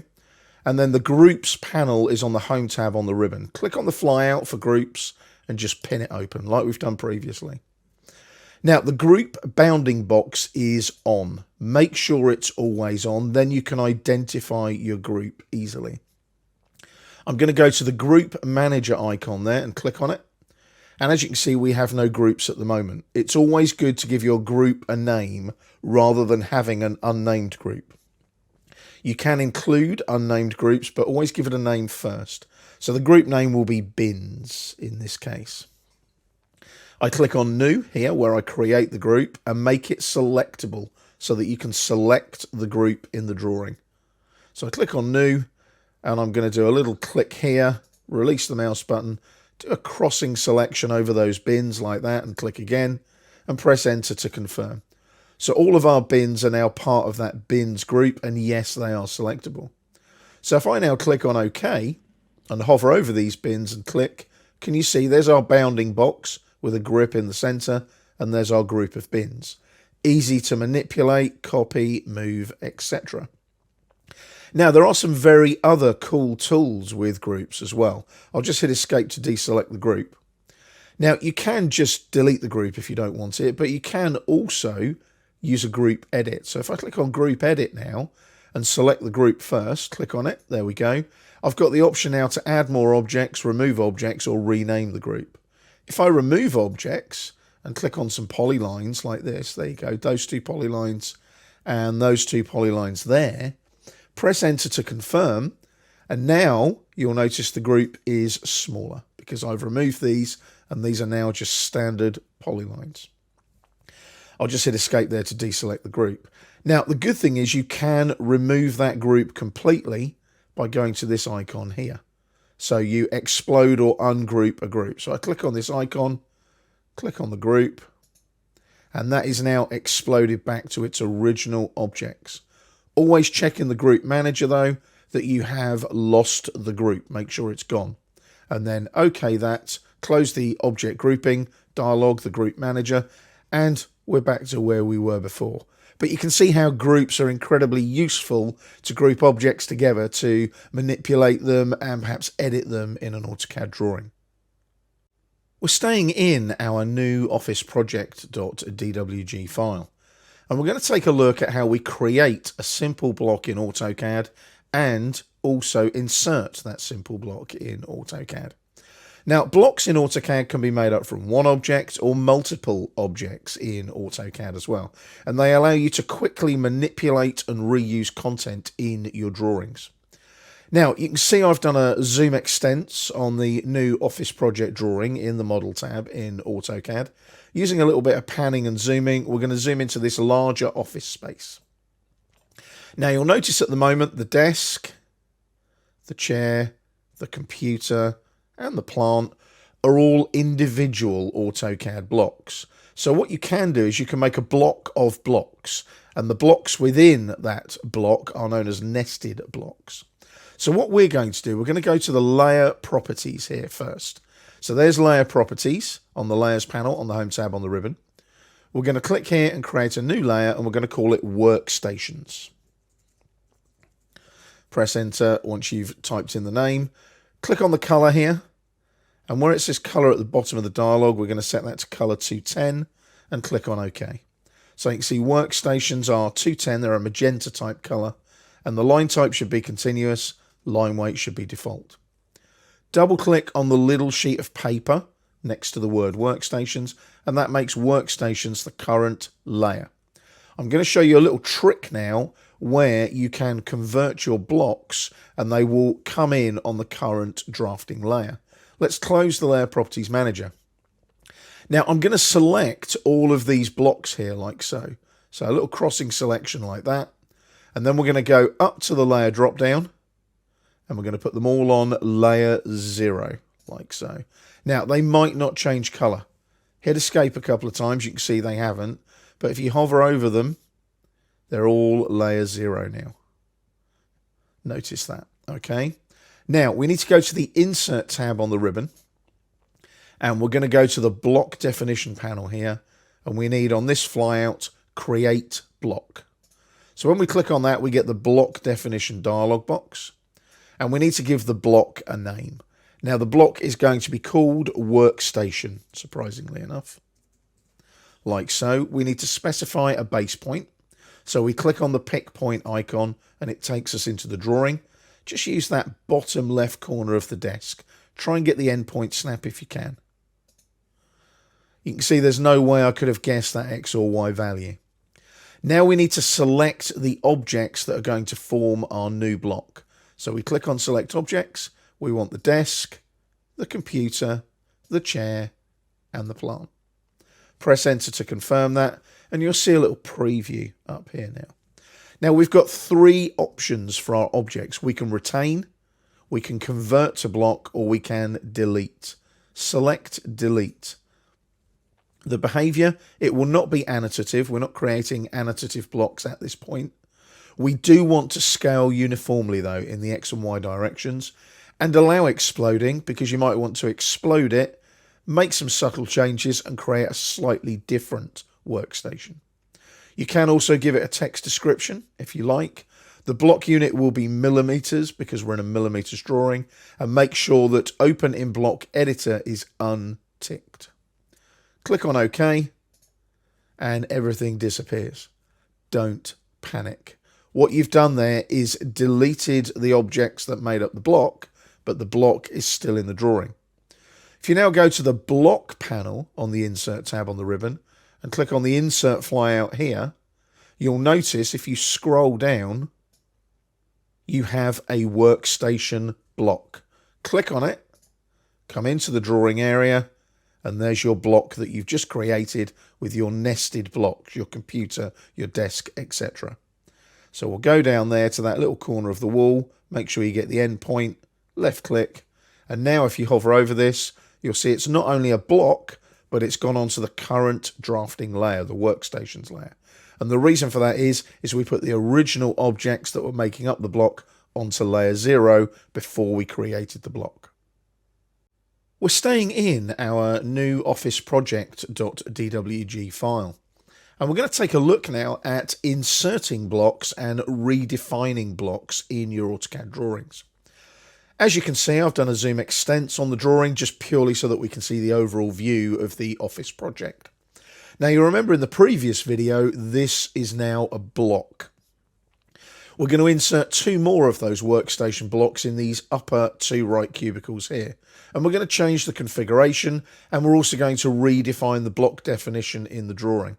So a little bit of a crossing window selection like so, and the same over here like so. Get them all selected, right click and erase them. We don't need them anymore because we've got a block that represents them. Now over on the Insert tab over here on the ribbon, we can click on the Insert flyout, and there's our workstation block sitting there on the little slider bar. Now we're not going to use that particular method to bring the block into the drawing. We're going to utilize the blocks palette. So I click on recent blocks, and this opens up the blocks palette. Now it is a palette, you can move it around, you can dock it. Notice blocks are only available across devices if you select cloud storage. I'm not using any cloud storage right now, so you can ignore that message. Just click on the cross there. So here's the blocks in the current drawing. When you click on the current drawing tab, there's quite a surprising number of blocks in there. There's recent blocks, there's the workstation block, and you can also generate your favorite blocks. So if I go to recent, right click on workstation, copy to favorites, go to favorites, workstation is in there. One of the things I love about the blocks palette is you don't have to be in the same drawing to utilize a block. So I could go and open up a different drawing and still use my favorited workstation block in a different drawing if I wanted to. I can also generate block libraries. So if I go to this drop down here, you can see I've got lots of different block libraries. They're drawing files with all the blocks in them that I need for each library. And you can specify different files or locations for those. So we're going to go back to our recent tab, and there's our workstation block there. Now if I just click and hold on that, you'll see it comes nicely into the drawing in the orientation of the block that we've already got in place, you'll notice. So as I move that around, you may notice that it just drifts around and the object snaps are available. Now if I come back over here and release, you'll notice it doesn't put that block in the drawing. Now I'm going to move the palette over here so that you can see the empty cubicles.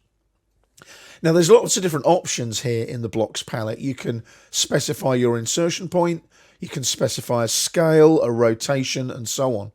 So what I could do here is switch on rotation, and you'll notice now it gives me the option to rotate the block.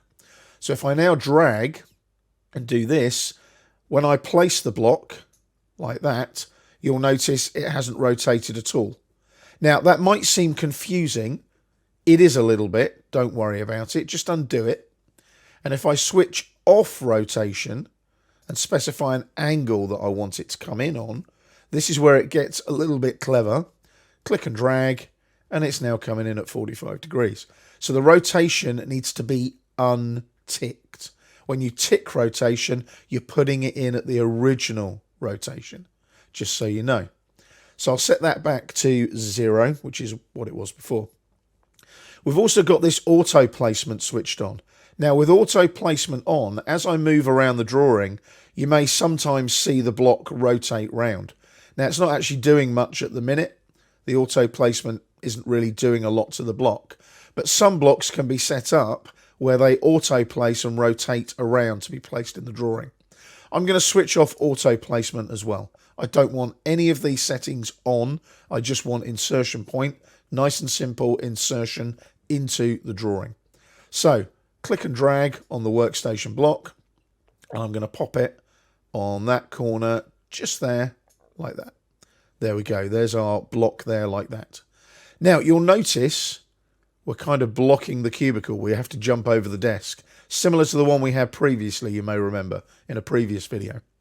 So what we're going to do there, we're just going to select the block, jump to the Home tab on the ribbon, into the Modify panel and click Mirror, and we'll use this line here. So we'll go up here, endpoint to endpoint. Now that's not the right rotation, is it? That doesn't quite work. It's still going to be blocked. So this is where you've got to really think about your mirror lines and how you're going to mirror your blocks and rotate your blocks. So the trick is we need to mirror on the horizontal, don't we? We need to flip this part of the desk up to the wall here. So let's select the block again, mirror again. We need this line here, like that. And we say yes to erase the source objects, and it's nearly in the right place. Just click on the block, click on the grip, move it up to the corner of the cubicle like so. Now with that still selected, we can mirror again, and we'll mirror using that little midpoint of the partition wall. Remember that in previous videos? And we need to just zoom out a tad, maybe pan, come up the polar tracking line, click on the polar tracking line, erase source objects, no, like so. So now all of these are blocks in our AutoCAD drawing. Now the lovely thing is you can edit these blocks in a different space and redefine the block. So if I select this particular block here and I right click, and I can go to the block editor on the shortcut menu. This opens up a weird and wonderful space. You can close the blocks palette, by the way, now. That can be closed. Now you'll notice we are now looking at the original objects that form our block in the block editor. I'm going to select the computer and I'm going to right click and erase it. So now we've just got the plant, the chair and the desk in our workstation block. Now you can ignore the block authoring palettes here. They're for dynamic blocks. We do touch on that later. So what I can do now is I can save that block in the block editor tab on the ribbon. There's save block. So the block is now saved. I can close the block editor, and you'll notice now that all our block definitions are missing the computer. And if I go to insert, go to the insert drop down and bring the workstation in just from here, you don't need to use the blocks palette. You'll notice that new one doesn't have a computer either. So you've redefined the block definition in the drawing using the block editor. Just delete that workstation there. We don't need it. So right click, erase once you've selected it. Double click on the wheel to zoom extents. We're staying in the new office project.dwg file. And as you can see, I've zoomed extents again so that we can see what's going on in the floor plan. And we've got our blocks here, our workstation blocks. Now there's always going to be a time when you may need to explode a block back to its original component objects. It's the same with a polyline. You might need to explode a polyline back to its arcs and its line segments as well. So what we're going to do, we're going to select our workstation blocks, these three here, like so, and then I'm going to jump to the Home tab on the ribbon, and the explode command is here on the Modify panel. Click on explode. They don't actually look any different, but they are now back to their original desk, chair, plant, etc. So you can see there that obviously they're back to their original objects. These are two, you'll notice as well. And if you want to bring your block back in, you haven't lost your workstation block. It's still in the DWG file. So I could easily just select these objects, right click and erase. Go to the Insert tab, click on the Insert flyout. There's my workstation. Notice it's updated now without the computer on the desk. And I can just pop that into there. Make sure I get the right snap point. There we go. Zoom out again. And you'll see there now that that is a block again on the workstation's layer. I'll leave these ones on their original objects for now. Be aware though that when you are creating blocks, I would not have been able to explode these if I hadn't ticked the allow exploding when I was creating the new block. So make sure that you tick allow exploding with your block creation in your AutoCAD drawings. We're staying in our new office project.dwg file. And in this particular video, we're going to take a look at creating a simple dynamic block. Now, we've mentioned regular blocks already, but a dynamic block, you can apply movement parameters to the block. So you can potentially flip the block, move the block, and do it automatically with parametric actions. We're going to look at the door down here, bottom left. So zoom in, select the line and the arc that make up the door. Go to the Home tab on the ribbon, go to the Layer drop down. You can see that it's actually on the wrong layer anyway, it's on the Walls layer, but you need to put them on the 0 layer, like that. Just hit Escape a couple of times to deselect. Now you'll remember when we created the blocks previously, if we put the objects that make up the block on the 0 layer and change the current drafting layer, when you bring the block in, it'll automatically go onto that current drafting layer. So let's change our current drafting layer to doors now as well. Okay, now a dynamic block kind of follows along with creating a regular block. So if we go to the Insert tab and we go to Create Block, like we did before, click on Create Block. Now what I'm going to do is call it Door, D-O-O-R-DYN. Then we know it's a dynamic block, the DYN standing for dynamic. It's a very similar workflow. So we pick the point. That'll be this endpoint snap on the end of the line. We select the objects. So that'll be the line and the arc, like we did with the previous blocks. Enter to confirm that. And you can see the little preview up here. We are going to go with delete again, by the way. We're going to delete the original objects. Doesn't have to be annotative, although you can create annotative blocks and annotative dynamic blocks. We will, however, scale uniformly and allow exploding, like I've mentioned previously. Millimeters, because the drawing is in millimeters right now, and then we just tick this little box here, open in block editor. When I click on OK, you'll see we are now in the block editor, and we're going to utilize these block authoring palettes. So we need to put parameters on the block and then assign actions to those parameters. So what we're going to do, we're going to set up a base point, click on base point, and that's going to go over here on the end of the door. So that's our base point for our block. We're then going to do what is called a flip parameter, this one here. So we click on flip, and the base point of the reflection line will be the mid between 2 points, between this point and this point. So shift and right click, like we've done previously to bring up our object snap overrides, and we're going to go for mid between 2 points. And you want to go for this endpoint snap and this endpoint snap, and then just drag vertically upwards until you see the polar tracking kick in. Then left click, and you'll see flip state 1. You don't have to give it a name. The default flip state 1 will do for now, but you can rename those states if you want to. So there's our flip. It basically means that we can change which way the door swings when it opens. Now I'm going to zoom out slightly so that we can see everything. And then I'm going to go to the Actions tab. And we need a flip action to apply to our flip parameter. So there's flip. Click on it for the action. You select the flip state 1 parameter. And you select all of the objects, including the flip state 1 parameter. So click here. Window selection around everything, so it's all encompassed in the blue window selection. Once you've done that, enter to confirm the selection, and you now have a dynamic block. You can see there that you've applied your flip 1 action to your flip state 1. So now we have a block called door-dyn. Now we can test the block, so there's a test block option here on the block editor tab. So click on Test Block. That'll open up a separate space outside of AutoCAD, you'll notice. Can you see Test Block window, Door DYN? So we click there. There's our little flip. Click on it, and you can see it's working. So we can close the test block by clicking on the green tick.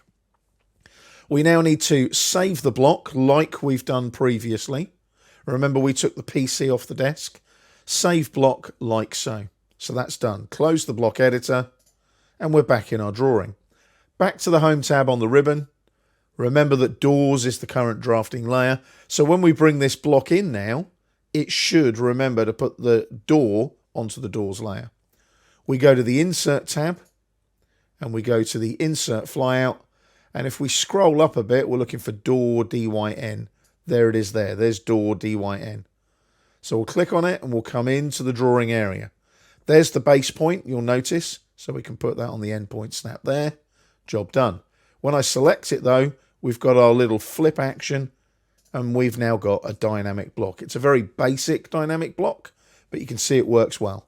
And if I hover there, you can see it's put it onto the doors layer as well, because the original objects that made up the block were on layer 0. So that's how you create a simple dynamic block in your AutoCAD drawings. We're staying in our new office project.dwg file. And I'm going to show you now how to write a block to its own separate DWG file. You use the wblock command to do this. And what we're going to do, we're going to wblock the dynamic block that we created in the previous video, our little green door here. Now, wblocking is very quick and easy to do, and it writes out the block as its own separate drawing file. So what we do is we go to Write Block on the Block Definition panel on the Insert tab on the ribbon. So there's Write Block there. Now, the good thing is what we can do is we can just use the source block, and then we've got the option to choose our blocks from our existing drawing that we have open. So there's our door DYN, like so. So I don't need to worry about a base point or objects. AutoCAD already knows that from the block definition. However, I can do the entire drawing or just select specific objects if I need to. Now, the file name and path, just ignore that big long path. That's just going to the folder where this new office project drawing is. If I click there, I can go and locate where I want my W block to go. So you can see there, door dyn.dwg, and I can then hit save and it will save that path. My units are millimeters, the whole drawing is in millimeters. I'll click on OK, keep an eye on the top left corner of the screen. There's a little flash there where the block is written out to its own DWG file. So now I'm going to go up to Open, and you'll notice there is a door DYN drawing there. So that block has been written out to its own drawing. I'm going to open up that file. I've still got my new office project open. Now, the door dyn.dwg contains authoring elements. That's our dynamic flip that we set up, the parameters and the actions. Do you want to open it in the block editor? We're going to say yes to that.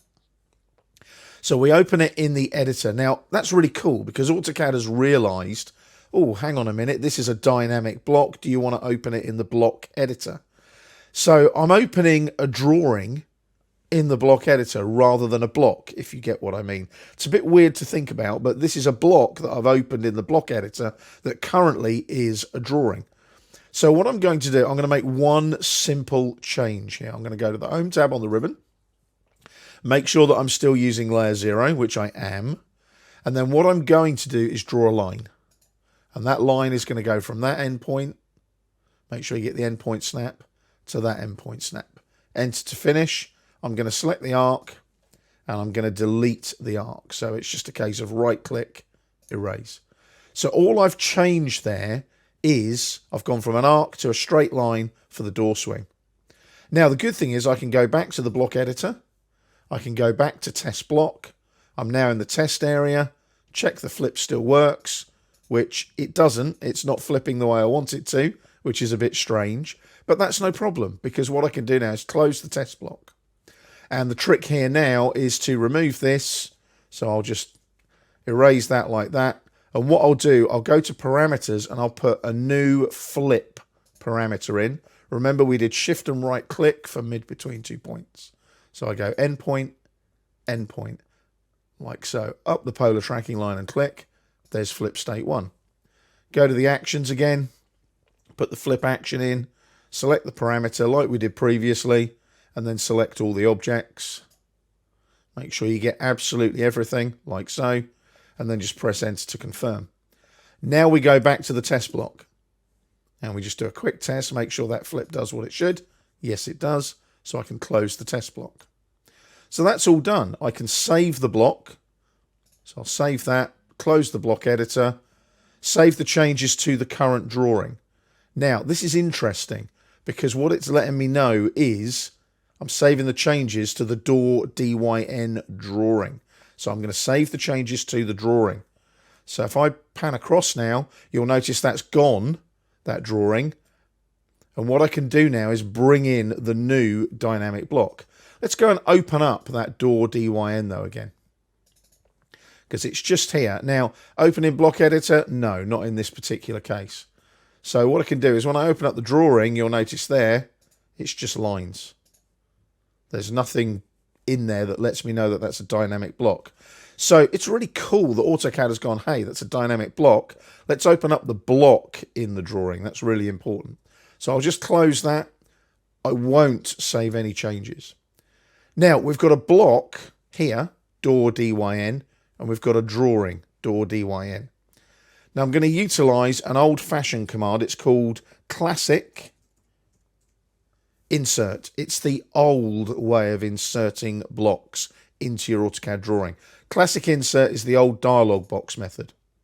So there's my door DYN. Now I'm going to browse this time, go to my exercise files, and there's my reusing content folder there. There's my door DYN. Looks a bit tiny there on the preview, but don't worry about that. When I click on open, I'm specifying the insertion point on screen. Scale is 1, rotation 0, etc. Notice there's a little dynamic symbol, a little lightning symbol there. When I click on OK, I'm going to redefine the block as I bring it in. Notice it updates. I'll pop that door over there. So I've made those necessary changes in the DWG file that I W blocked out.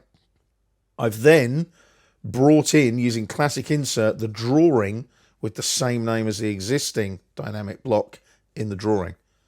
It's clever stuff, especially if you've got 500 doors that you need to change the swing from an arc to a line. So W block the block out, make the necessary changes, and use classic insert to bring them back in and redefine the block. We're starting a new chapter now about attributes and tables in your AutoCAD drawings. We've got a new drawing for you. It's called officeworkstation.dwg, and you can download it as usual to follow along with the videos. Now, when you open up the drawing, you'll see that we have a workstation in the drawing, but it's made up of separate blocks like so. So we've got the desk block, the computer block, the chair block, and the little plant block. We're going to create a new workstation block, but with what they call attributes.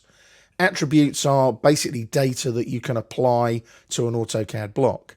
And the attributes can either be visible or invisible, and they can portray various bits of information. Now for this workstation, we're just going to have things like employee name, employee number, and possibly their telephone extension number. So in order to do this, just make sure you go to the Home tab. Just make sure that you're using the attributes layer for now. And then we're going to go back to the Insert tab, and on the block definition panel, we're going to click on Define Attributes. Now, we normally have to have a tag for an attribute. So we're going to do employee name. So we'll have EMP_NAME. You can't have spaces in attribute tags. Now the prompt will be, I always make this a question. So in the dialog box, you'll get a prompt like that. And the default there, let's say it's Fred Blogs. Like so. Make sure you spell that right. There's 2 G's in blogs, like that. Justification, I'm going to go for left. Text style, I'm just going to go with the standard text style, like so. Now the text height, I'm going to change that to 150 in this case, because that fits in with this particular drawing. And we're going to lock the position, and we're going to specify the insertion point on the screen. So when I click on OK, you'll see my employee name attribute appear. I'm going to pop it there next to the desk. Now, if I right click and repeat at def, attribute definition, I can, if I want to, align below the previous attribute. So if I click that, all of this is kind of preset and grayed out. So the next one will be employee number, like so, and then the prompt again will be the little question, like that, and we'll say that the default is 1, 2, 3, 4, 5.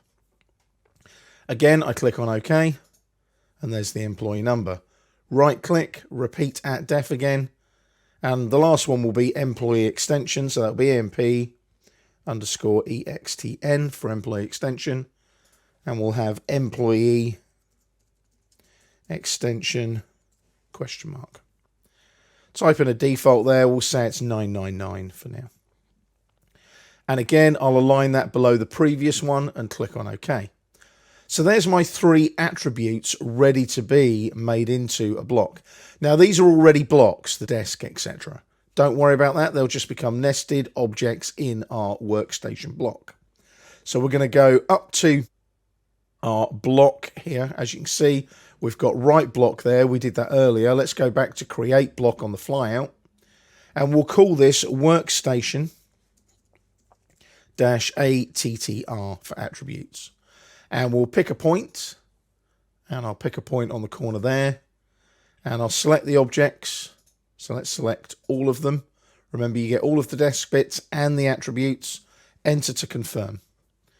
Now, what we're going to do, we're going to use the delete option again, like we've done previously, and then we'll insert the block back into the drawing. Now, it's not going to be annotative. We will scale uniformly, and we will allow exploding in this case, because we might want to edit the block and add more attributes at a later date. We can't edit the block if we can't explode it. Leave that as millimeters. Uncheck the open in block editor. We don't need to do that. And we click on OK. Now, obviously, all of that information will disappear because we use the delete option.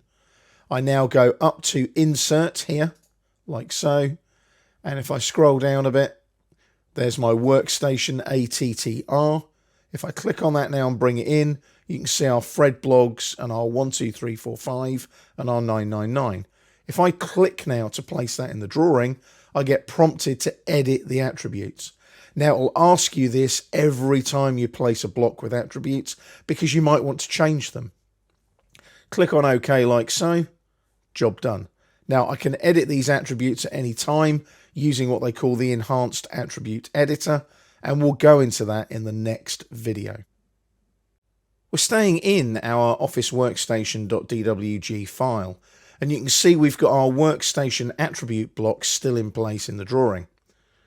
We're going to take a look now at the enhanced attribute editor, and it's really, really easy to use. You just double click on the attributes for the block, and there's the enhanced attribute editor. So if I just drag that down here a little bit, you can see there's our attributes that we created. I can edit the value of those. So instead of Fred blogs, we might have Bert Smith, for example. And I can apply that, and you can see that's changed there. I can change the employee number. Let's say he's got a 6 at the end. Apply that. And his extension might be something like 1000. Like so. Now, you'll notice there that the prompt has got an extra Y. That's my bad typing. I apologize for that. But that's the sort of thing that you really should get right when you're creating your attributes. So keep an eye out for that. It's not a major problem because nobody really sees it. But if you're developing professional drawings, you want to make sure that your spelling is correct. So don't worry about it in this particular case. It is a training exercise after all. But when you're putting your prompts into your attributes, make sure that obviously they work and look good, unlike my spelling mistake there. So I'll click on OK now, and you'll see that I've updated those attributes. Let's double click on the attributes again. And let's have a look now at what these other tabs do. We've got text options. I can change the height of the text, the rotation of the text, and so on. I can also change the properties of the text. So it may be that if I go back to these attributes, let's go for Bert Smith, that one there, and I go to properties, I might want that to be red, and apply that and OK. And as you can see, it updates in the drawing. So there's a lot of little tools there in the enhanced attribute editor that allow you to edit the display and the look of your attributes in your AutoCAD drawings as well. And as I said, when you're creating those attributes, just do a quick sanity check and make sure that you spell things correctly. That was a simple spelling error by myself creating that prompt for that attribute. But it doesn't look good when you're working on a professional project. We've had a look at attributes with blocks. We're now going to take a look at tables in a bit more depth. For that, we've got a new drawing for you. It's called simpleobjects.dwg, and it is exactly that. It is a drawing that contains 3 simple objects. They are a rectangle, a circle, and a hexagon. Now, what we're going to do, we're going to create a slightly more advanced table style to use with these 3 shapes, and you'll see where we're going with this as we work through the next few videos. So we're in the Home tab on the ribbon. Just make sure that you have the tables layer current, because we'll be placing our table obviously on the tables layer. And I'm just going to pop here to the annotation flyout and select table style there on the little pop out there. That'll open up the table style dialog box, and we're going to click on new. Now the new style is going to be called shape areas. Like so, and we're going to start with standard. It's the only one we've got to start with. Click on continue. Now there's a lot of stuff going on in the new table style dialog box. You can change the table direction. So you've got down and up there, you'll notice. So when you go to up, the title is obviously going at the bottom, and then you're going up the table. Ideally, you want that to be set to down. We've got our traditional data, header, title cell styles. You can, if you want to, create a new cell style and give it a name, and it can be data, header, or title. And you can also manage your cell styles. Now, at the moment, we've only got data, header, title. You can add new ones to that. And then when you start creating here, you can start with different cell types in the cell styles. Now, I'm not going to worry about any of that. We're just going to stick with our 3 traditional ones, title, header, data. Now, we're going to select title first. And we're going to work our way across 3 tabs for each of the cell styles. So in the general, we're not going to have a fill color. We're going to middle center it. And as you can see, the format is general. If I click there, I can change the data types if I want to and create different table cells from that as well. It is a label, so that means that formulas cannot be applied to it. And we'll look at formulas and fields and things in a moment. Now, we're going to be making the text and things a bit bigger, so you want to make these margins 25.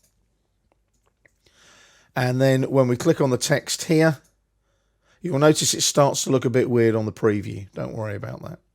Text style, we'll leave as standard. Text height is going to be 150. Text color, make sure that's by layer. Text angle 0 for horizontal. The borders can all remain as they are. We're then going to jump up to the headers. Click on the general tab. Again, fill color none, alignment middle center, format general. Again, it's going to be a label, not data. Set your margins to 25. And then go to the text.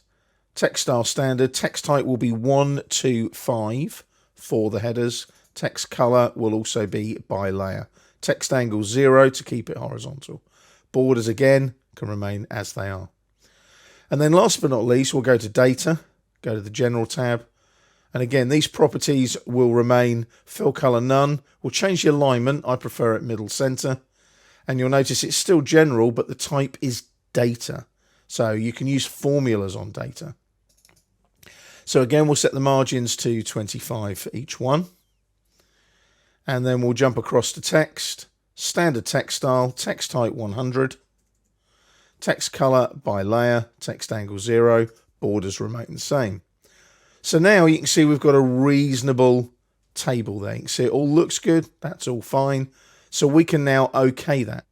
And we've now got our shape areas table style in there ready to go. So we can set that as current and close the table style dialog box, and we're ready to start thinking about bringing our table into our AutoCAD drawing.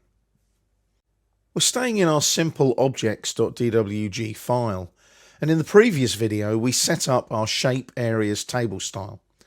What I'd like you to do is just pan upwards a little bit so your shapes are towards the top of the drawing area.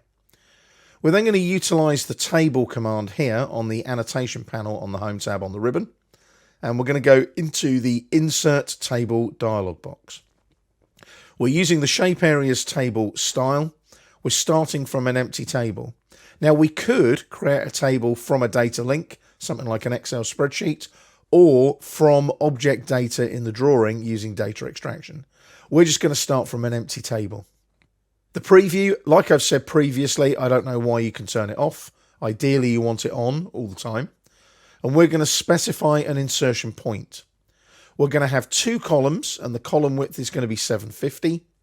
And we're going to have 3 data rows because we've got 3 simple objects in the drawing with a row height of 1 line each. We're going to stick with the traditional cell styles, title, header, data. So first row will be title, second row header, any other row cell styles will obviously be data. Now we will obviously end up with 5 rows because we'll have title, header and 3 data rows, 1 for each object. Click on OK, and there's our little table. So when I click to bring it into the drawing, you'll notice now that the little cursor starts flashing, so I'll type in shape areas. Like so, I can press the tab key and come down to the first header there. So that will be the name of the shape, and then I'll tab across and we're going to have area of the shape.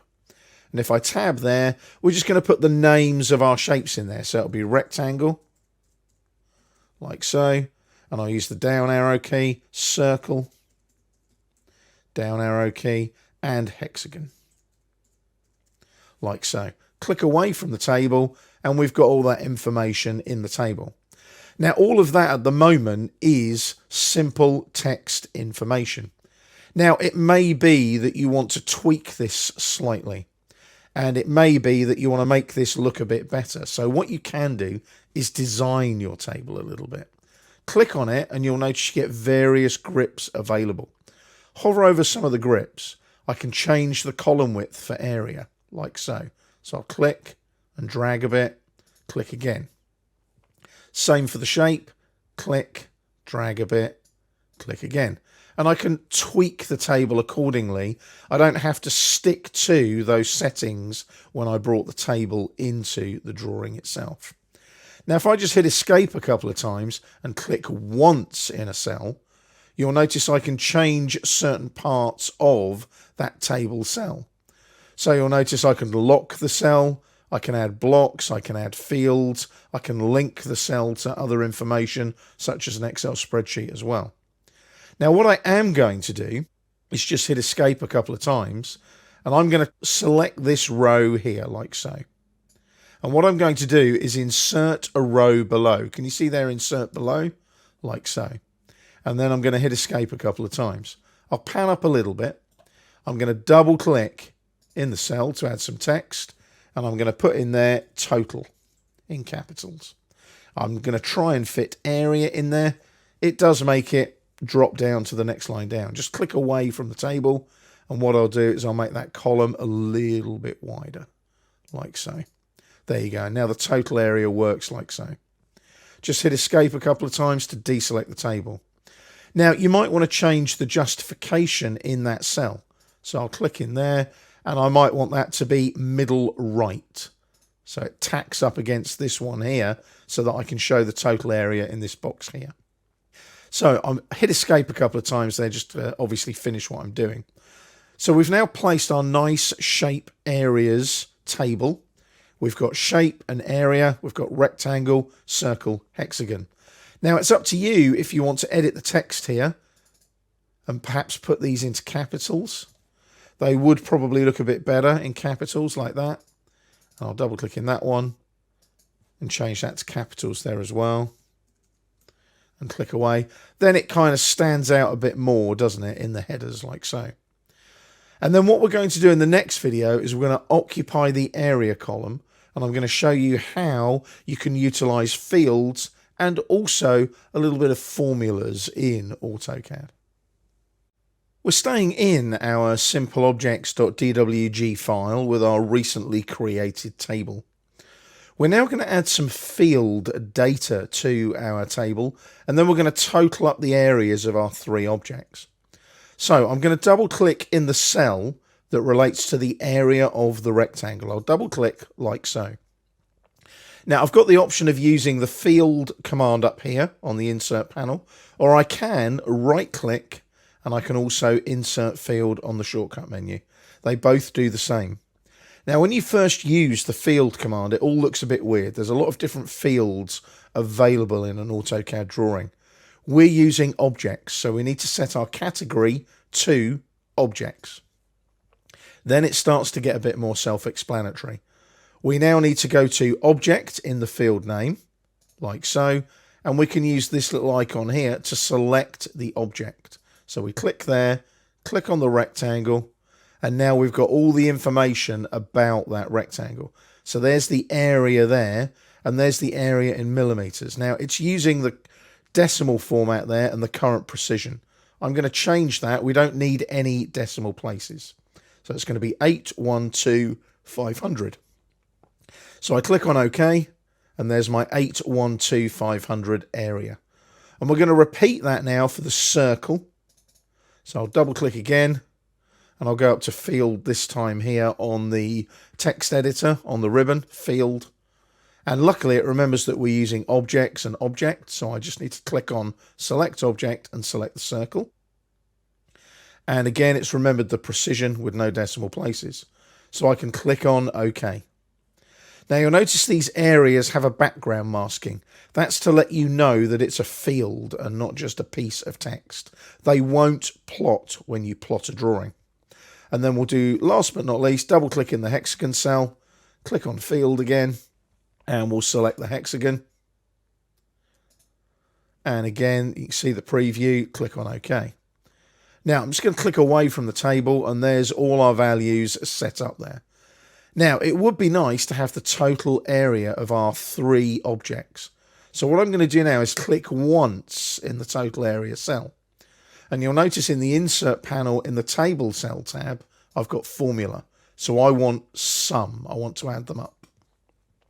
And I'm just going to click and drag over those three cells that have my areas in them. So it's a click, drag, click. And you'll notice it's got a formula there that looks very reminiscent of Microsoft Excel. Now, the good thing is, if I close the text editor now, there's my value, but the formatting is different. So what I might need to do here is click in this cell and go to data format. So in the table cell tab, data format, custom table cell format. And what I'm going to do is change that again to no decimal places. So there's no decimal places after the value. Click on OK, and now it looks nice and neat and tidy. Click away from the table, hit escape a couple of times, job done. So you now got the area of each shape and the total area of all of the shapes in your simple objects.dwg file. We're starting a new chapter now, and we're going to take a look at external references, or XREFs as they're sometimes known. We've got a new couple of drawings for you to open this time around. We've got the new office proposal.dwg file and the landscaping area.dwg file. Make sure you've got both of those drawings downloaded from the library and open in AutoCAD. We're going to go to the new office proposal tab here first of all. And what we're going to do, we're going to add an external reference file to our existing host drawing. Now it's a bit like paper clipping two paper drawings on top of each other so that you can get data from both drawings at the same time. The good thing about XREFs though is they allow somebody to work on the reference drawing and collaborate with you. So they can be working on that separate drawing while you're working on the existing host drawing. So let's take a look at attaching the landscaping area. Go to the Insert tab on the ribbon, and you can see with the reference panel here, we've got various tools available. Click on this little arrow here, and that will open up the External References palette. You can see your drawing that is open at the moment here, New Office Proposal. Now, you can reference a drawing that you've got open. So you'll notice we've got the landscaping area open. I'm going to click on the flyout here to attach a file, and I'm going to attach a DWG. You can, I'll just click on cancel there for a moment, attach other types of files as external references as well. But we want a DWG. So we need our landscaping area, that one there. Click on open. And as you can see, we now get various bits of functionality here that we need to apply, various scales, path types, and so on. Now the scale, leave specify on screen unticked and leave X, Y, and Z at 1. Insertion point, unticked, X, Y, and Z 0. Path type will be relative. You can have the full path, locating the XREF wherever it is, or no path. You need relative path, and AutoCAD will then assume that your XREF file is in the same folder as your host drawing file. Rotation will be 0, and this will be an attachment reference type. Don't worry about overlay reference types. This is just going to be an attachment. Click on OK, and you'll see that that is now attached to the side of the building. You can now close the external references palette by clicking on the cross. Now we've got the XREF, the external reference file, attached to our new office proposal drawing. So if I click on it now, you'll see it goes blue and it brings up the external reference contextual ribbon tab. You can see we've got various tools there. We'll be looking at some of those as we work through this chapter. Just hit escape a couple of times to deselect the attached XREF file. We're staying in our new office proposal.dwg file, and we're going to be taking a look now at how we can modify and also clip our attached external reference file. Obviously it's on the right hand end of the floor plan, so let's zoom in a little bit so that we can see what we're doing a little bit more clearly. I'm going to click on the attached XREF like so. So I click on it, and as you can see, the external reference tab appears on the ribbon. Now, one of the things you can do with XREFs is you can apply what is called a clipping boundary, so that only part of the XREF is displayed in the drawing. Now, this is quite useful. So if you look at our landscaping area that we've attached, we've got 3 rectangular landscaped areas and what looks like a sort of tiled area there, which might be hard standing for perhaps some chairs and tables. So we're going to create a clipping boundary, which is up here in the clipping panel. Click on create clipping boundary and you'll be given some options. Now, you could have already drawn a clipping boundary by way of drawing a polyline to select. We haven't done that, but we can have a polygonal clipping boundary, a rectangular clipping boundary, and we can also invert the clip if we want to. Now, we're going to go for rectangular, and the first corner will be there, and we'll come down to this end point here. Now, you'll notice as soon as I click on that second point, it has clipped the boundary. Now, if I click on this little arrow here, it will do the invert that we saw on the menu earlier. So notice we lose that little bit of tiling that we had in the landscaped area. Can you see that? We clip there and we clip there. So in essence, we might have 2 different design ideas there for the landscaping outside of the building. So that clipping is incredibly useful. Now you can obviously invert it however much you like by clipping on the little arrow there. But if you want to get rid of that, you just go up to remove clipping and it goes back to what it was before. Hit escape a couple of times and you're back to your XREF that you attached originally. So that's how quick and easy it is to modify and clip an external reference file that is attached to your existing host drawing. We're staying in our new office proposal.dwg file, which is our host drawing to the XREF landscaping area.dwg. Now, I've got both drawings open in AutoCAD right now, but normally that wouldn't be the case. Someone else would have the landscaping area DWG file open to collaborate with me on perhaps a project where we're designing the new landscaping area for the building. Now, what I'm going to do here is jump into the landscaping area drawing. So there's the tab there, there's landscaping area there. And you can see it's only showing the elements now of the landscaping area because that's all that's in this particular XREF drawing. And what I'm going to do now, I'm going to click on the hatching there and I'm going to right click and I'm going to erase that. Then what I'm going to do is save that particular drawing. So if I save that now, what you'll find is that obviously that hasn't got the hatching in it, but when I go back to the new office proposal, it lets me know that somebody has edited that particular XREF. So it's saying that the landscaping area has been modified by P3650. That is the name of my computer, by the way, P3650. I'm not going to compare the changes. You can use a tool called XREF Compare to compare changes between XREFs if you want to. I'm just going to click on the reload landscaping area and you'll notice there that the hatch disappears. That's how quick and easy it is, like so. So you can edit XREFs in that way by allowing somebody else to work on the XREF drawing, and then when you reload it up, it updates with the changes that have been made to the XREF drawing. We're staying in our new office proposal.dwg file. And I'm going to show you now how to edit your XREF, your attached XREF, in place in the host drawing. Now, before we do that, we need to go to our landscaping area here and close that drawing by clicking on the little X, like so. We want that to be closed because you can't edit an XREF in place if you've got that XREF drawing open. So now if I select the XREF, the contextual external reference tab appears, and in the edit panel here I've got edit reference in place. So there's our landscaping area. I'm going to accept the automatic setting there and click on OK. Now I will get this little prompt here, which is quite interesting. Basically, when you edit an XREF in place, it will automatically update it to the latest release DWG format, the 2018 DWG format. I save all of our library files, our exercise files, to the 2013 DWG file format. That's why this little pop-ups come up. Just click on OK.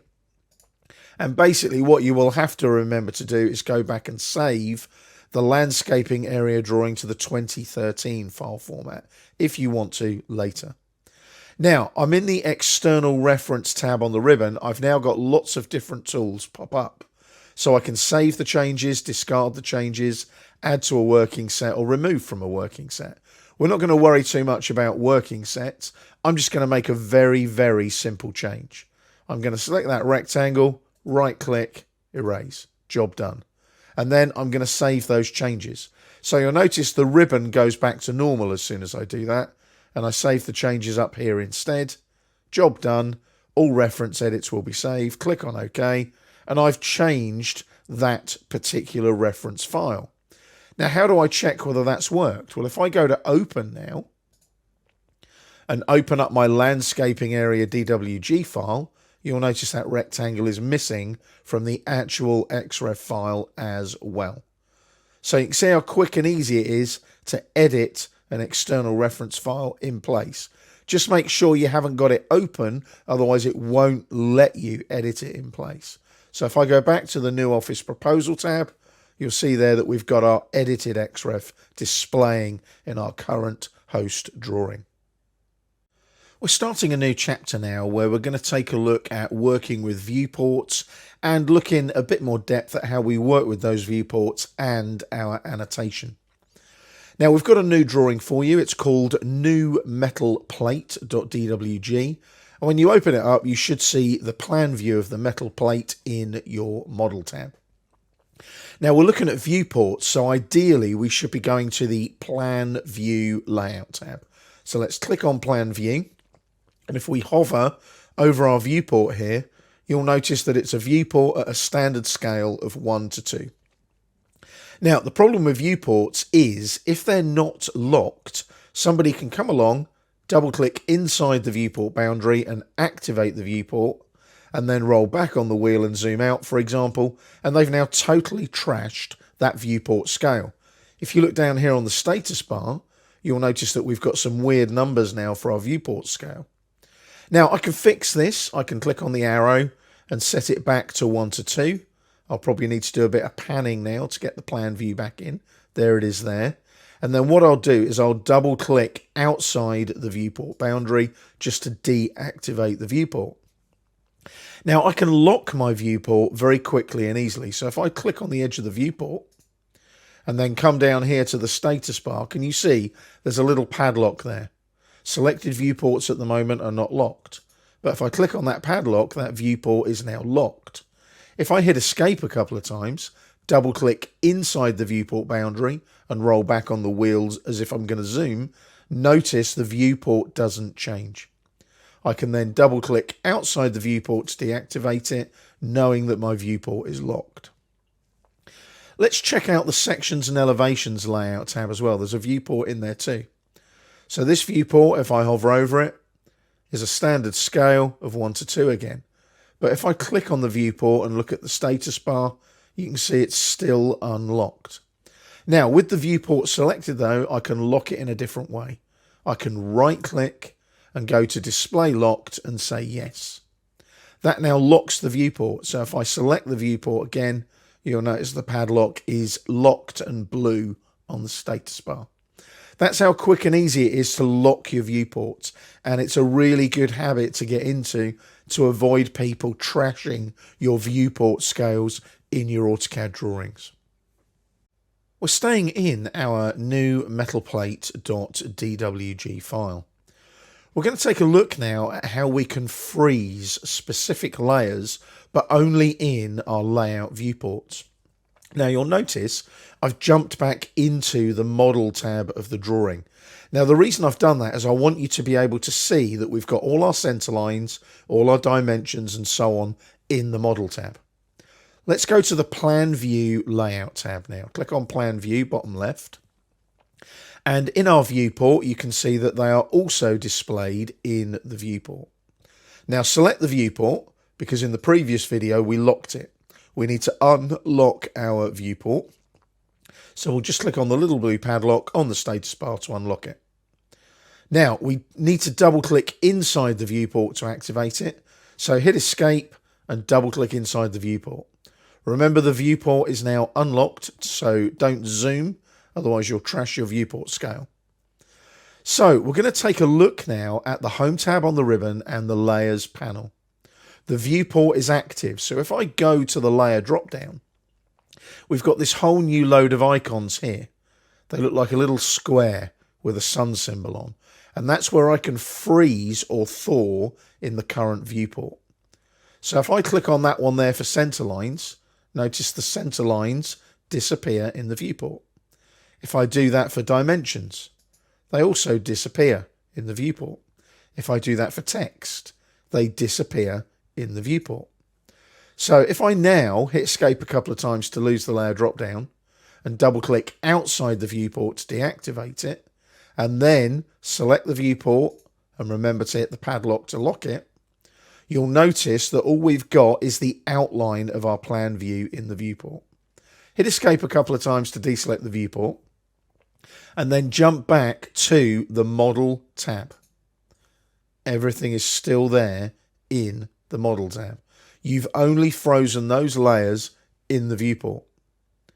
So what happens now if I delete some objects in the model tab and then thaw out those frozen viewport layers? So let's zoom in on the plan view, and I'm going to click on this circle here, and I'm going to right click and erase it, and then the center line object as well, right click and erase it. So I've got rid of that hole on the plan view. So if I now go back to the plan view layout tab, you'll notice the hole has disappeared. What about the center lines that were frozen in the viewport? So we need to select the viewport, unlock it again, get into that habit of locking your viewports. Double click inside the viewport to activate it. Go to your layer drop down and center lines will switch on. And we'll also put our dimensions and our text back on. And you'll notice that that whole circle and the centre lines have been erased there as well. Hit escape to lose the layer drop down, double click outside the viewport, select the viewport again and just lock it again and try and get into that locking of the viewport. It's very good CAD practice. Hit escape a few times and you can see we've now got everything back in the viewport that we froze in the current viewport in the first place.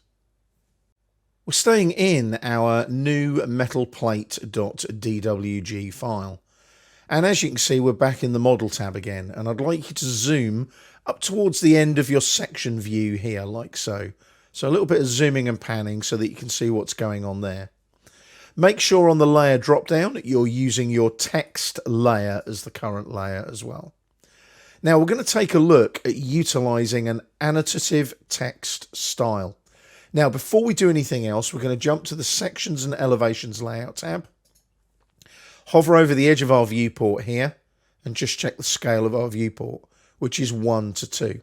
So that means in the Model tab, down here on the status bar, our annotation scale needs to also be 1:2. We're then going to go to the Annotation panel on the Home tab on the ribbon, click on the flyout there and select our text style icon there like so. Now you'll notice we do have an annotative labels model anno, indicating it is an annotative text style. And it is annotative, it's ticked, and it's got a paper text height of 5. Now, paper means paper space, which is your layout tab. So basically using an annotative piece of text in a text style, it'll scale it up so it's always 5mm high in the layout tab. So what we'll do there is we'll leave that there and we'll set it as the current text style and close. Then we'll place some single line text. So we're going to go to the annotation panel, click on the flyout and select single line text. Come into the drawing area and right click. Select justify and we're going to want middle left, ML. And it asks for the middle left point of the text. Use your midpoint snap there. And the rotation angle of the text will be 0. We want it horizontal, so we just press enter to accept the 0. Our little cursor appears and we type side view. Like so, enter once, enter twice, as we've done previously with single line text. Now, it's up to you if you want to align it exactly with the section view text.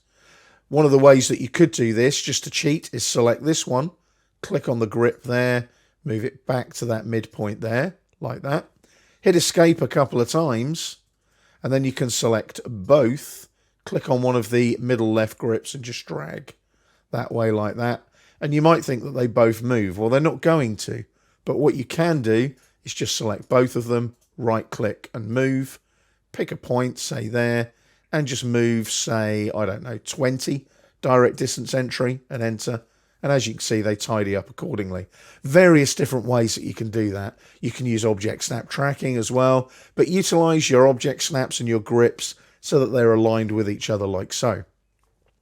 If we now jump back to our Sections and Elevations tab, our Layout tab, you'll see that our side view annotative text appears nicely in our Sections and Elevations layout. So that's using an annotative text style. And in the next video, we'll take a look at how we use our annotative dimension styles. We're staying in our new metalplate.dwg file. And we're going to take a look now at how we utilize annotative scaling with our dimensions and an annotative dimension style. We're back in the Model tab of the drawing, and if you hover over any of the dimensions, you'll notice a little symbol appears. That's letting you know that they are annotative dimensions with an annotative dimension style. Now what we are going to do, we're going to work on the side view here and add some dimensions to it. Before we do that though, a little sanity check.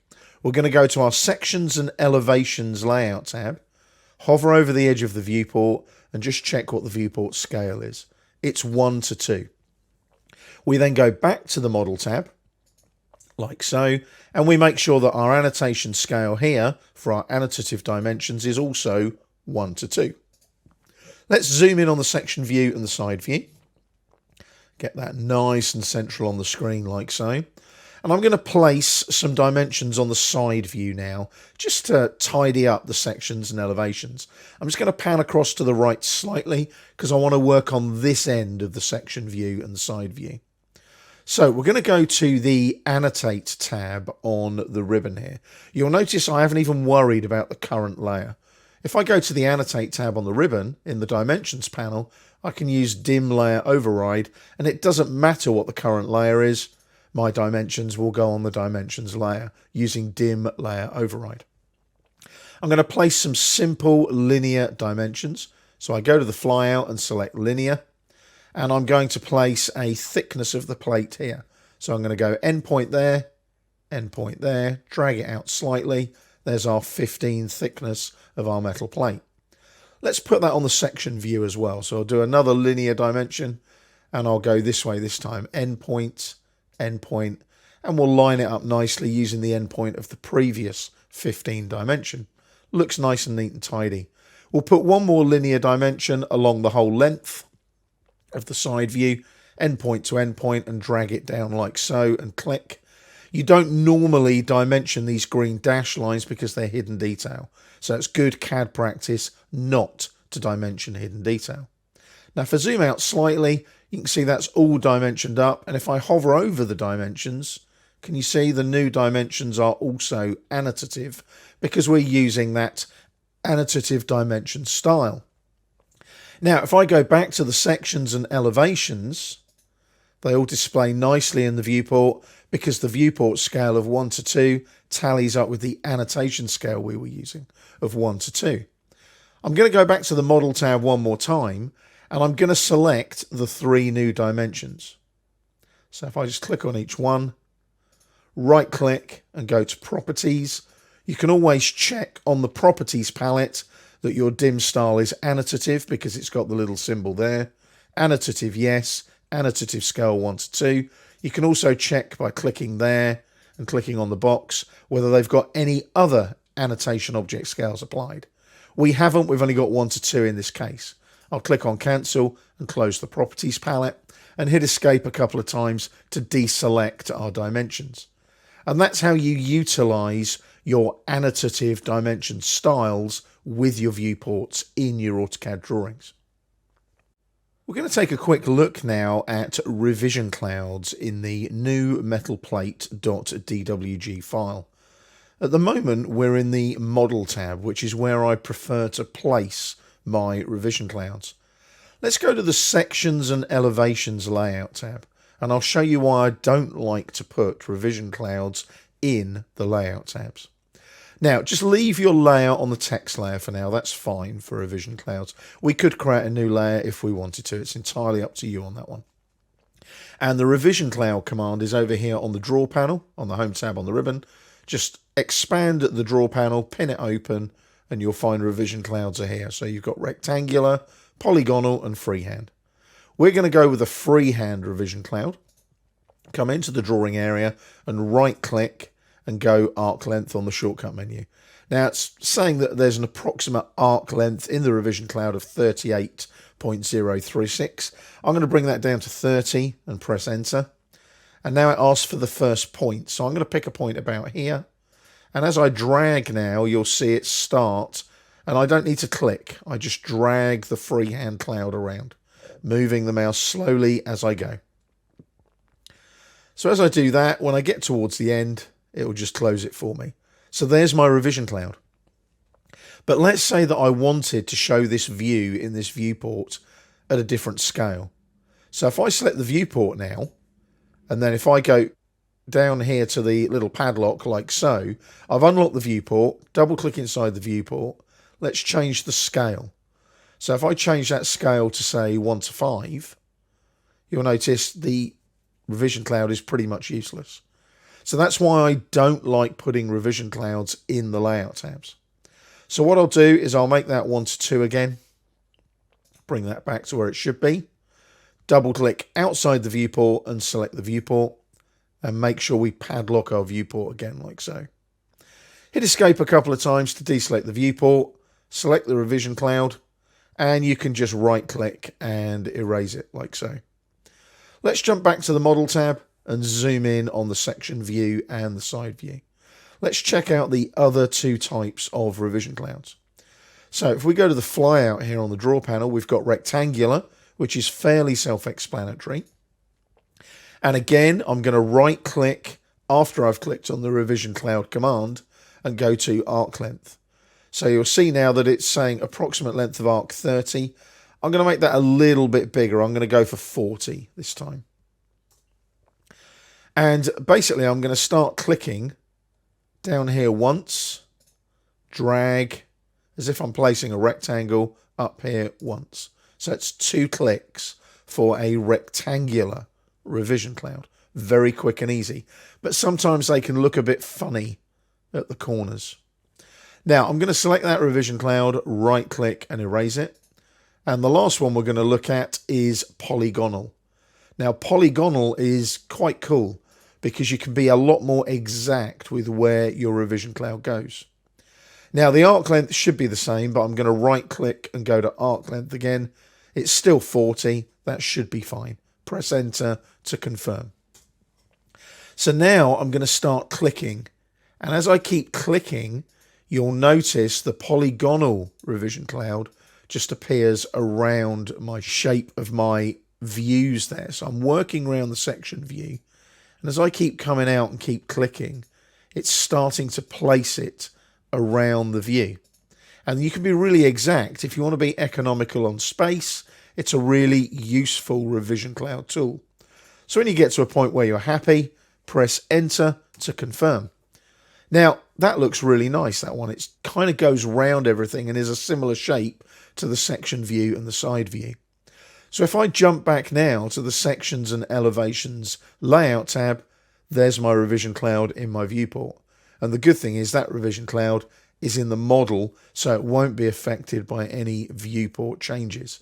If you change the scale of the viewport, this will still be in that view in the viewport. So those are your revision clouds for your AutoCAD drawings. They're a great way of highlighting content and to communicate your design intent in your drawings. In this chapter, we're going to take a look at communicating our design intent. And for that purpose, we have a new drawing for you. It's called GF1031 Southeast Madison.dwg. And you will recognize it as the floor plan we've used in previous videos. Now, in this particular video, we're going to start by creating a simple title block. Now, bear in mind, I come from the UK, so this will all be in metric millimeters, and we'll use metric sheet sizes. So just be aware of that. Obviously, if you're working in, say, the US in feet and inches, you may need to recalibrate those units. So we're going to zoom in sort of top left over here, near the top left of the floor plan, about here, so you've got a bit of space. We're then going to go to the layer drop down on the home tab, and we're going to go all the way down to the bottom and select title block as our current layer. Now we're going to create an incredibly simple title block. So what I'm going to do now is draw a rectangle, click on the rectangle command on the flyout on the draw panel, and click here, drag upwards to the right. And the size of this particular rectangle will be 841, and then tab, and then 594, and then tab. And you'll realize that that is a very, very small rectangle. That's the size of the sheet of paper that I want to get this floor plan onto. I'm going to left click once, and that will place my little rectangle. I'm then going to zoom into it like so I can work on it with accuracy. I'm then going to go to the Modify panel, click on Offset, and the offset distance will be 15, and then press Enter, and I'm going to offset this once and come inside, so the orange is on the inside, and left click. And then press Enter to finish. I'm then going to do another offset, so I'm going to right click, repeat offset, but the offset distance will be 10 this time. And then press Enter to finish.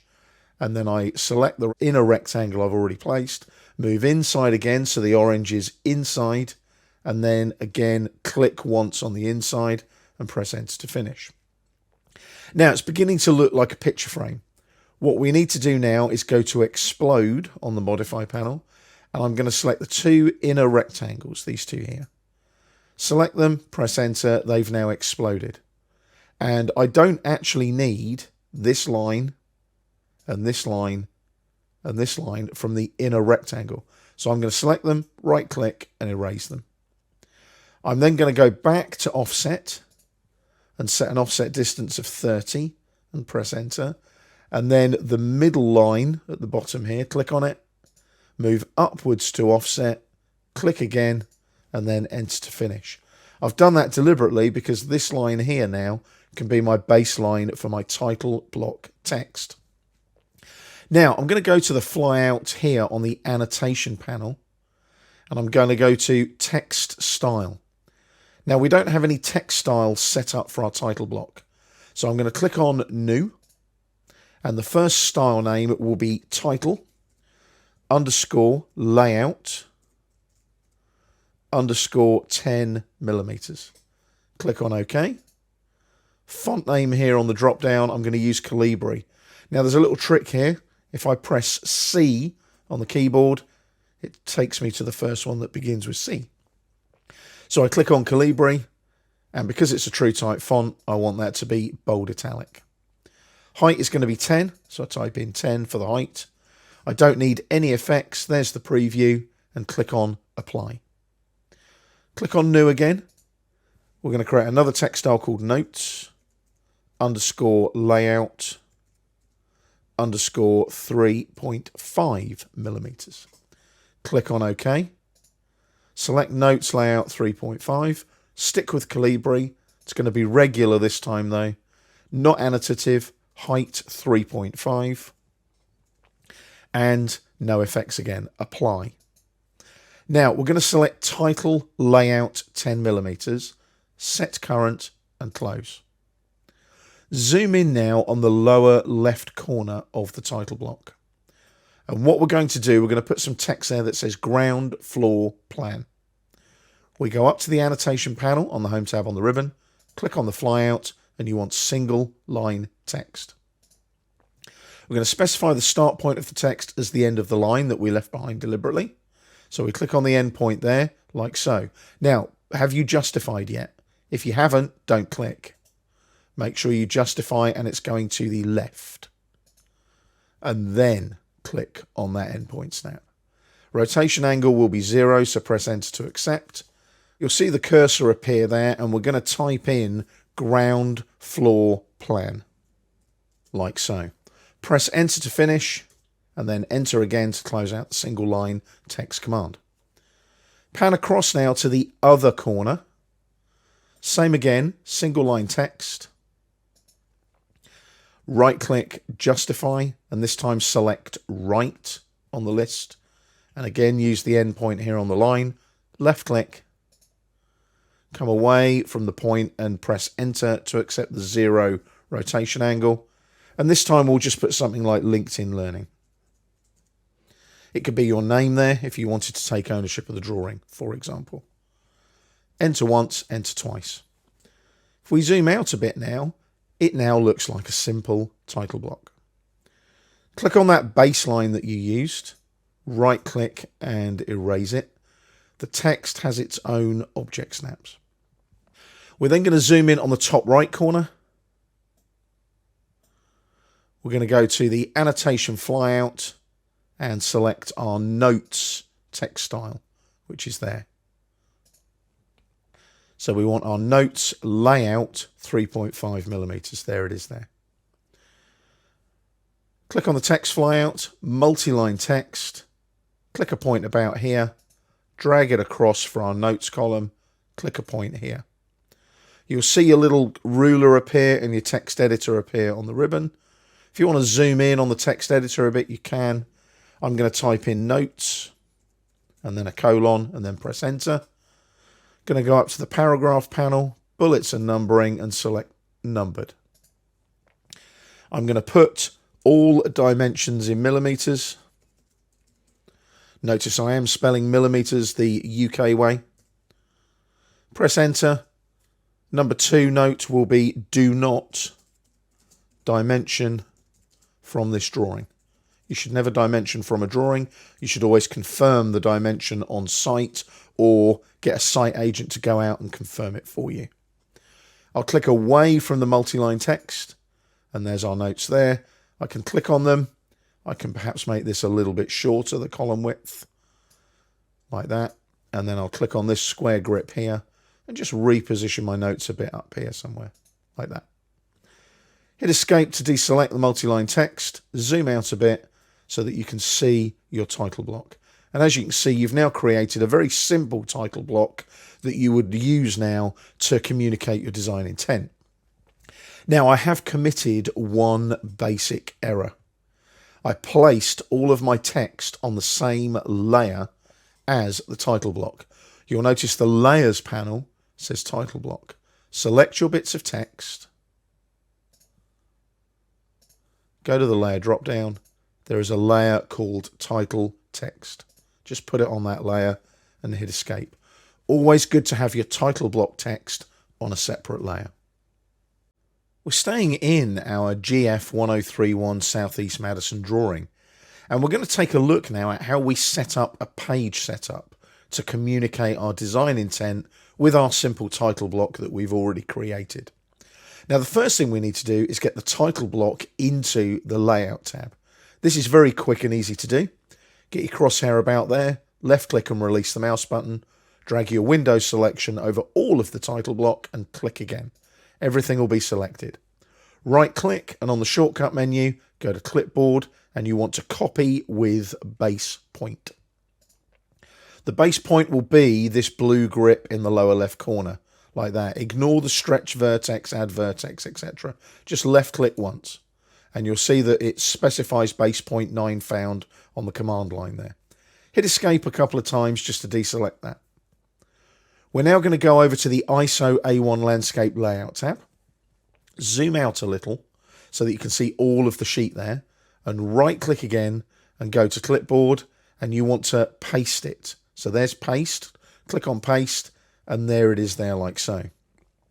Now the insertion point you want to use is 0, 0. The lower left corner of that sheet. Press enter to confirm and you'll see it does something a little bit strange. Don't worry about it. We'll sort that out with the page setup. Now, we need to set up a very simple PDF page setup, as if we were going to plot the drawing to PDF. So we're going to set up all of our settings ready to send this drawing out to a PDF if we need to. So you can do this in two ways. You can right-click here on the Layout tab, and Page Setup Manager is there, or you can click on this new menu here, and you'll notice Page Setup Manager is there, or there's a third way as well. Output and Page Setup Manager is there as well. So Output tab on the ribbon gets you to Page Setup Manager too.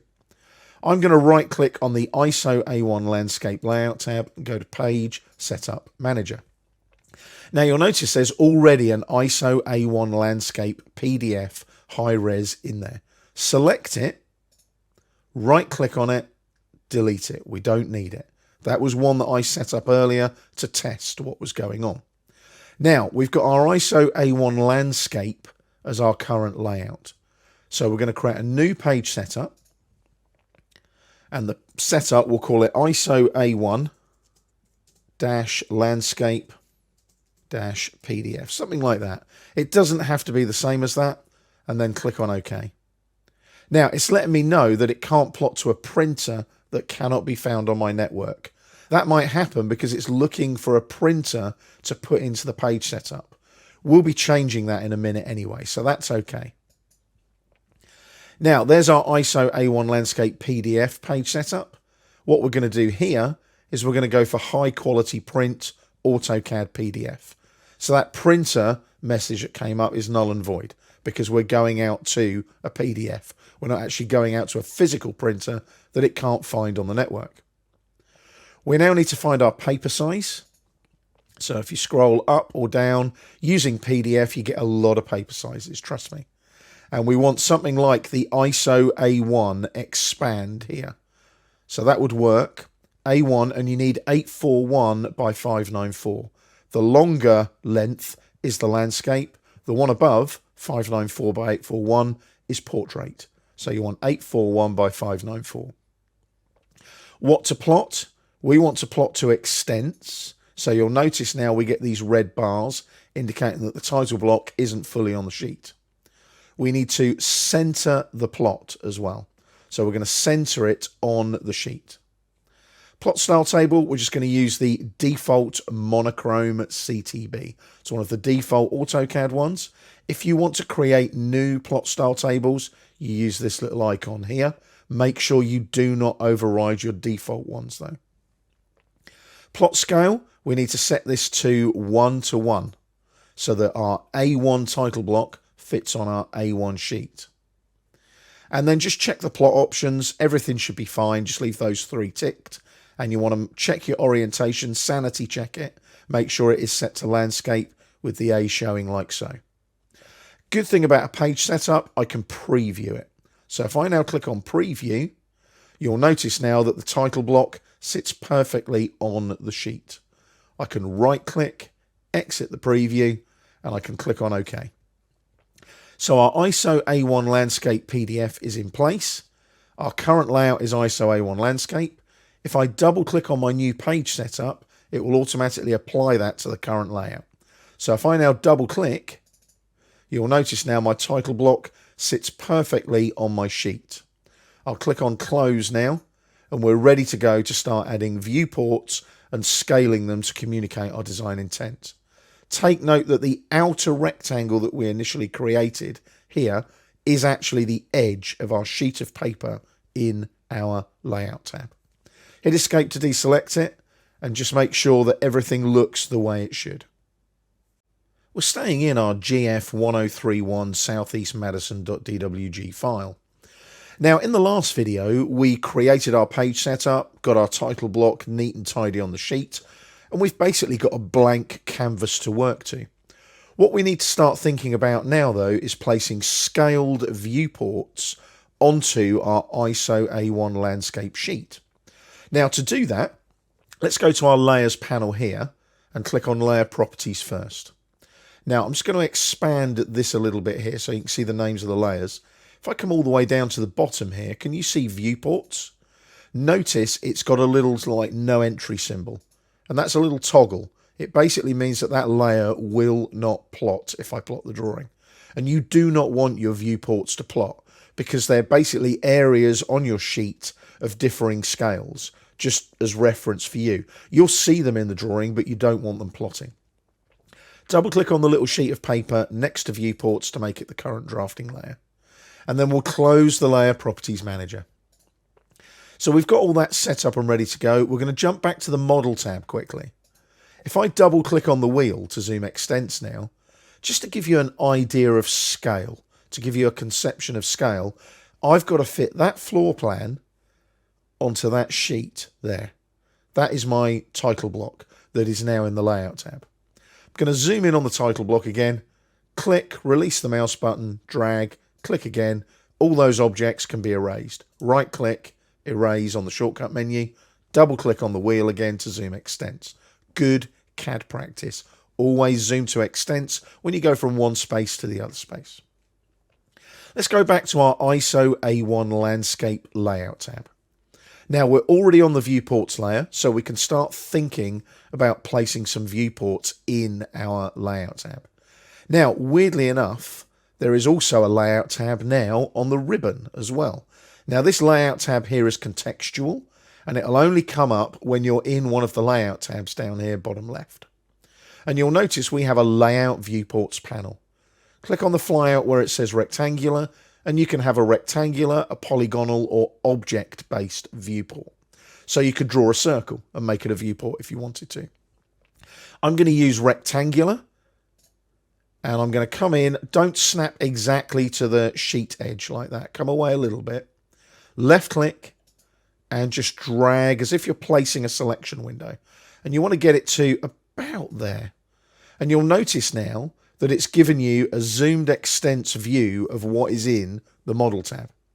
So now you can see how we can get everything in the model space into the paper space on the layout tab. Now at the moment, I haven't got a clue what scale that view is at. That's what we've got to do next. So we're going to double click inside the viewport boundary, and that makes the viewport active. If I come down here now, can you see we've got a really weird number? So it's not a known scale, it's just a weird ratio of something to something. If I click here, I've got all my default scales available. Now I work to metric scales. If you want your imperial scales, click on custom and you can reset. If you click on reset and follow the prompts, you can either have imperial or metric scales. I'm going to cancel that now and go back to my flyout, and I want a 1 to 100 scale. So you'll notice now that 1 to 100 scale fits nicely in that viewport. I'm going to double click outside the viewport boundary to deactivate it. And what I am going to do is click on the viewport edge and utilize the grips and the polar tracking. If I click on that grip there and drag it down, I can resize the viewport utilizing the grips, and then I can move the viewport to economize on my sheet space. So let's get that to there like that. That'll do. Hit escape a couple of times. Select the viewport again, right click, select move on the shortcut menu. Use the top left corner there. Just drag it up a little bit. It doesn't have to go exactly anywhere, but about there will do. So that gives us a nice 1 to 100 scale viewport of a general arrangement of everything that's in the model space. One last thing, always lock your viewport. So select it, click on the little padlock. Make sure it's locked. Just hit escape a couple of times to deselect the viewport. We're going to place a second viewport now of a different view from the model space. So again, we go up to the layout viewports and click on the flyout. We want rectangular again. And I'm going to pick a point here, drag across to about there, and click there. I'm not being exact with the placement of these viewports. You can examine that and explore that further offline later. But again, it is zoomed to the extent of what is in the model space. So if I now double click and zoom in on the restrooms here and get a nice view of the restrooms in the middle of that viewport, you'll notice now that I've got a totally different view in that viewport, and I can have different views of all different aspects of what is in the model tab, in the model space. So I'm going to now go down here to the status bar. Again, you can see I've got a really weird number. I'm going to try a scale of, say, 1 to 30 there, which is a little bit big. If I go 1 to 40, that fits nicely in the viewport. So that's a 1 to 40 representation of the restrooms from the model. Double click outside the viewport, click on the edge of the viewport and lock the viewport. Hit escape to deselect. You've now got 2 standard scale viewports set up nicely in your layout tab to communicate your design intent. We're still in our GF1031 Southeast Madison.dwg file, and we've left it in the same state it was at the end of the last video. Now you'll notice we've got the 1 to 100 viewport and the 1 to 40 viewport of the restrooms there now.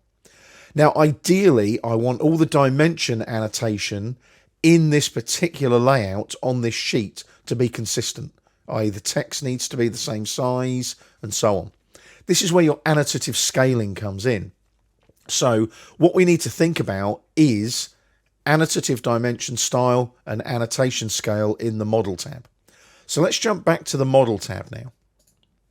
If I hover over one of these dimensions going between the grids, you'll see there that they have the annotative symbol. That means that they are using an annotative dimension style. I'm going to click on one of the dimensions, right click and go to properties. So you'll see there, look, it's using a dim style of M arrowheads mm. It is annotative and it's using an annotative scale of 1 to 100. That's great because we want those particular dimensions to be in the 1 to 100 viewport. Let's close the properties palette, hit escape a couple of times. You'll notice that the annotation scale is preset at 1 to 100. Now, the restrooms, that viewport is at 1 to 40, remember? We set that up at 1 to 40. So our annotation scale needs to be 1 to 40 to place annotation that we need on the restrooms viewport. So let's zoom in on the restrooms now. Get in close as well. Don't worry too much about how much detail you can see. We're going to place some simple dimensions. So we go to the annotation flyout here on the home tab on the ribbon. We check that we're using M arrowheads MM, which is our annotative dimension style. So that's great. We're using the right dimension style. We need to change our layer to our dimensions layer. So what are the dimensions on? Well, there it is there. A010 DDIM. That's the layer that you need to be on. Now, the good thing is we could go to the Annotate tab, and you'll notice that the dim layer override was already preset to the A010 DDIM layer anyway. So it didn't matter what our current drafting layer was.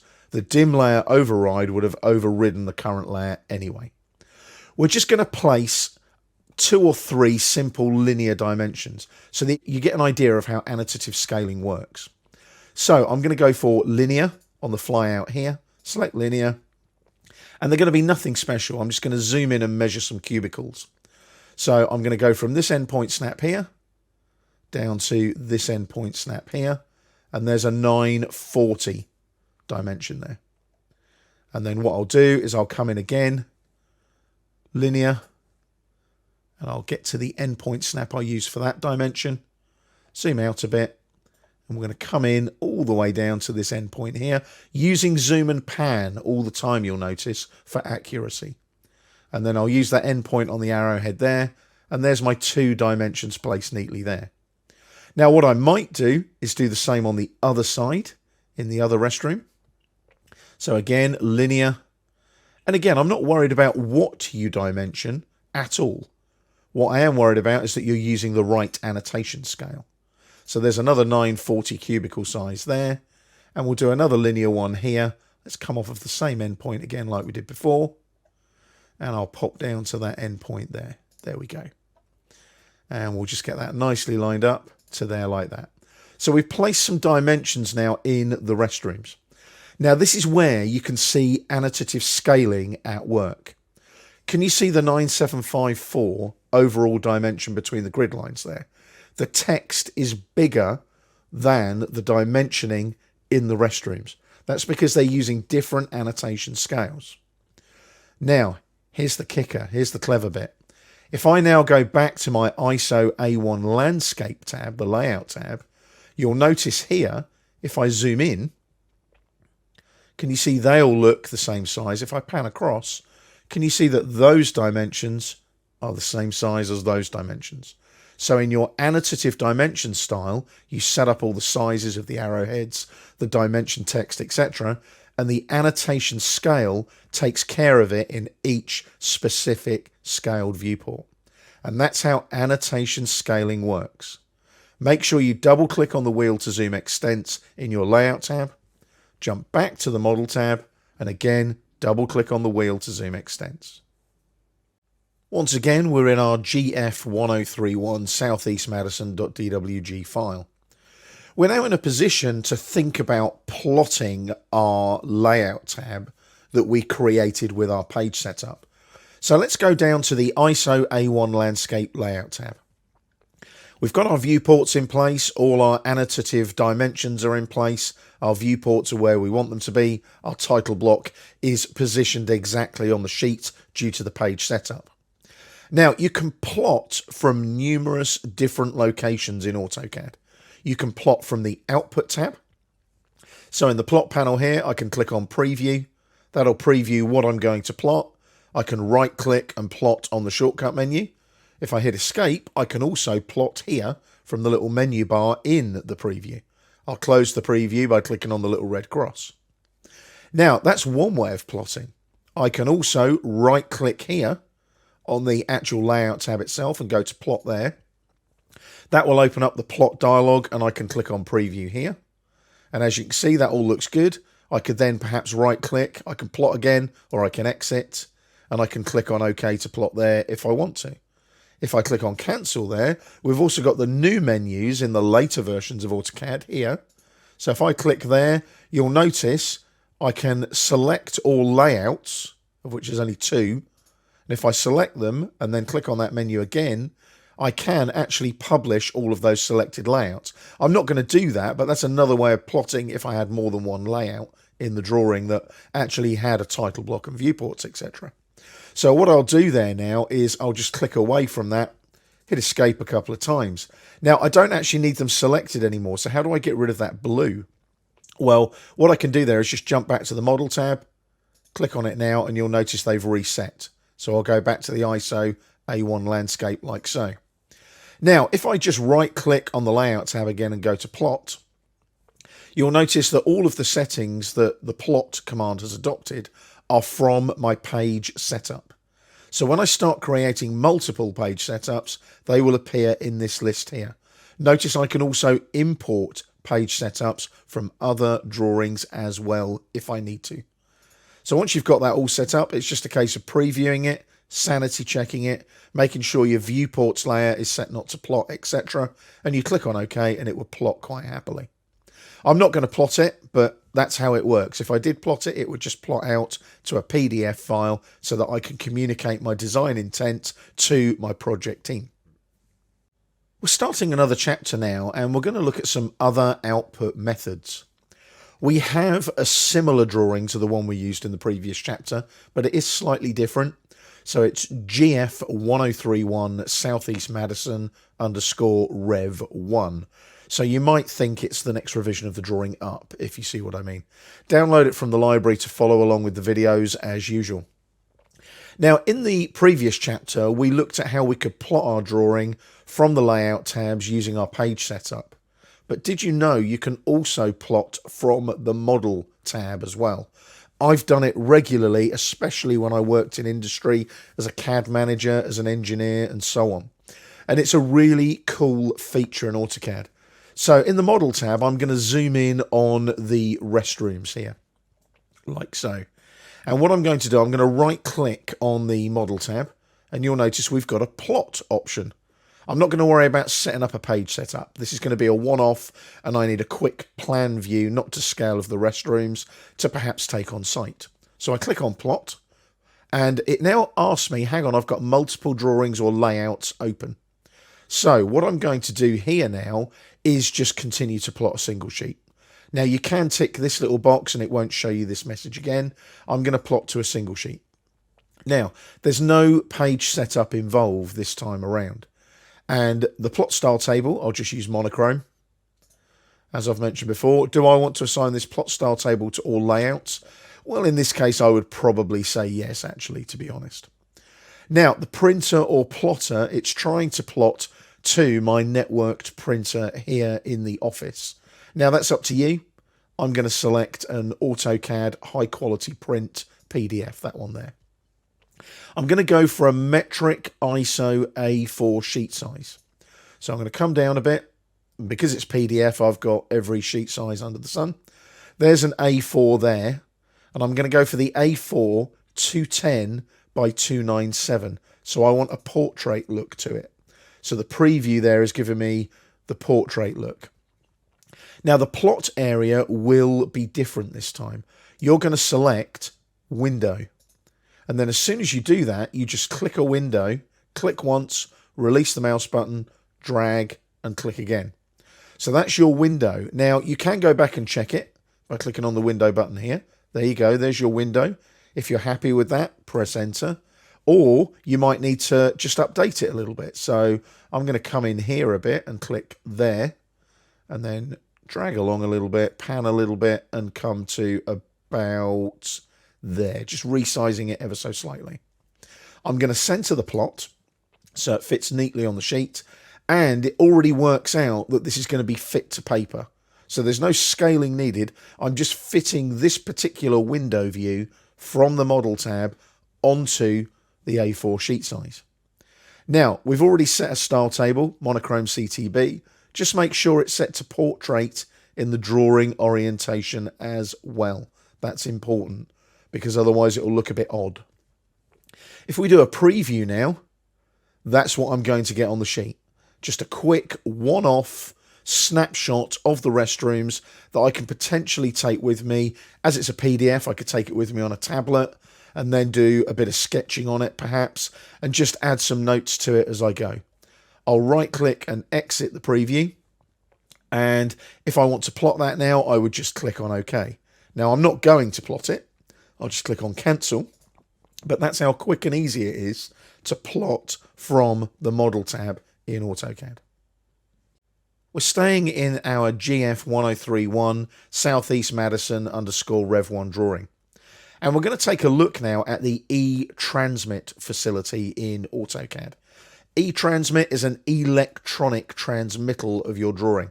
So you can package up your drawing and all the settings within your drawing and send them to a team member or a stakeholder on a project.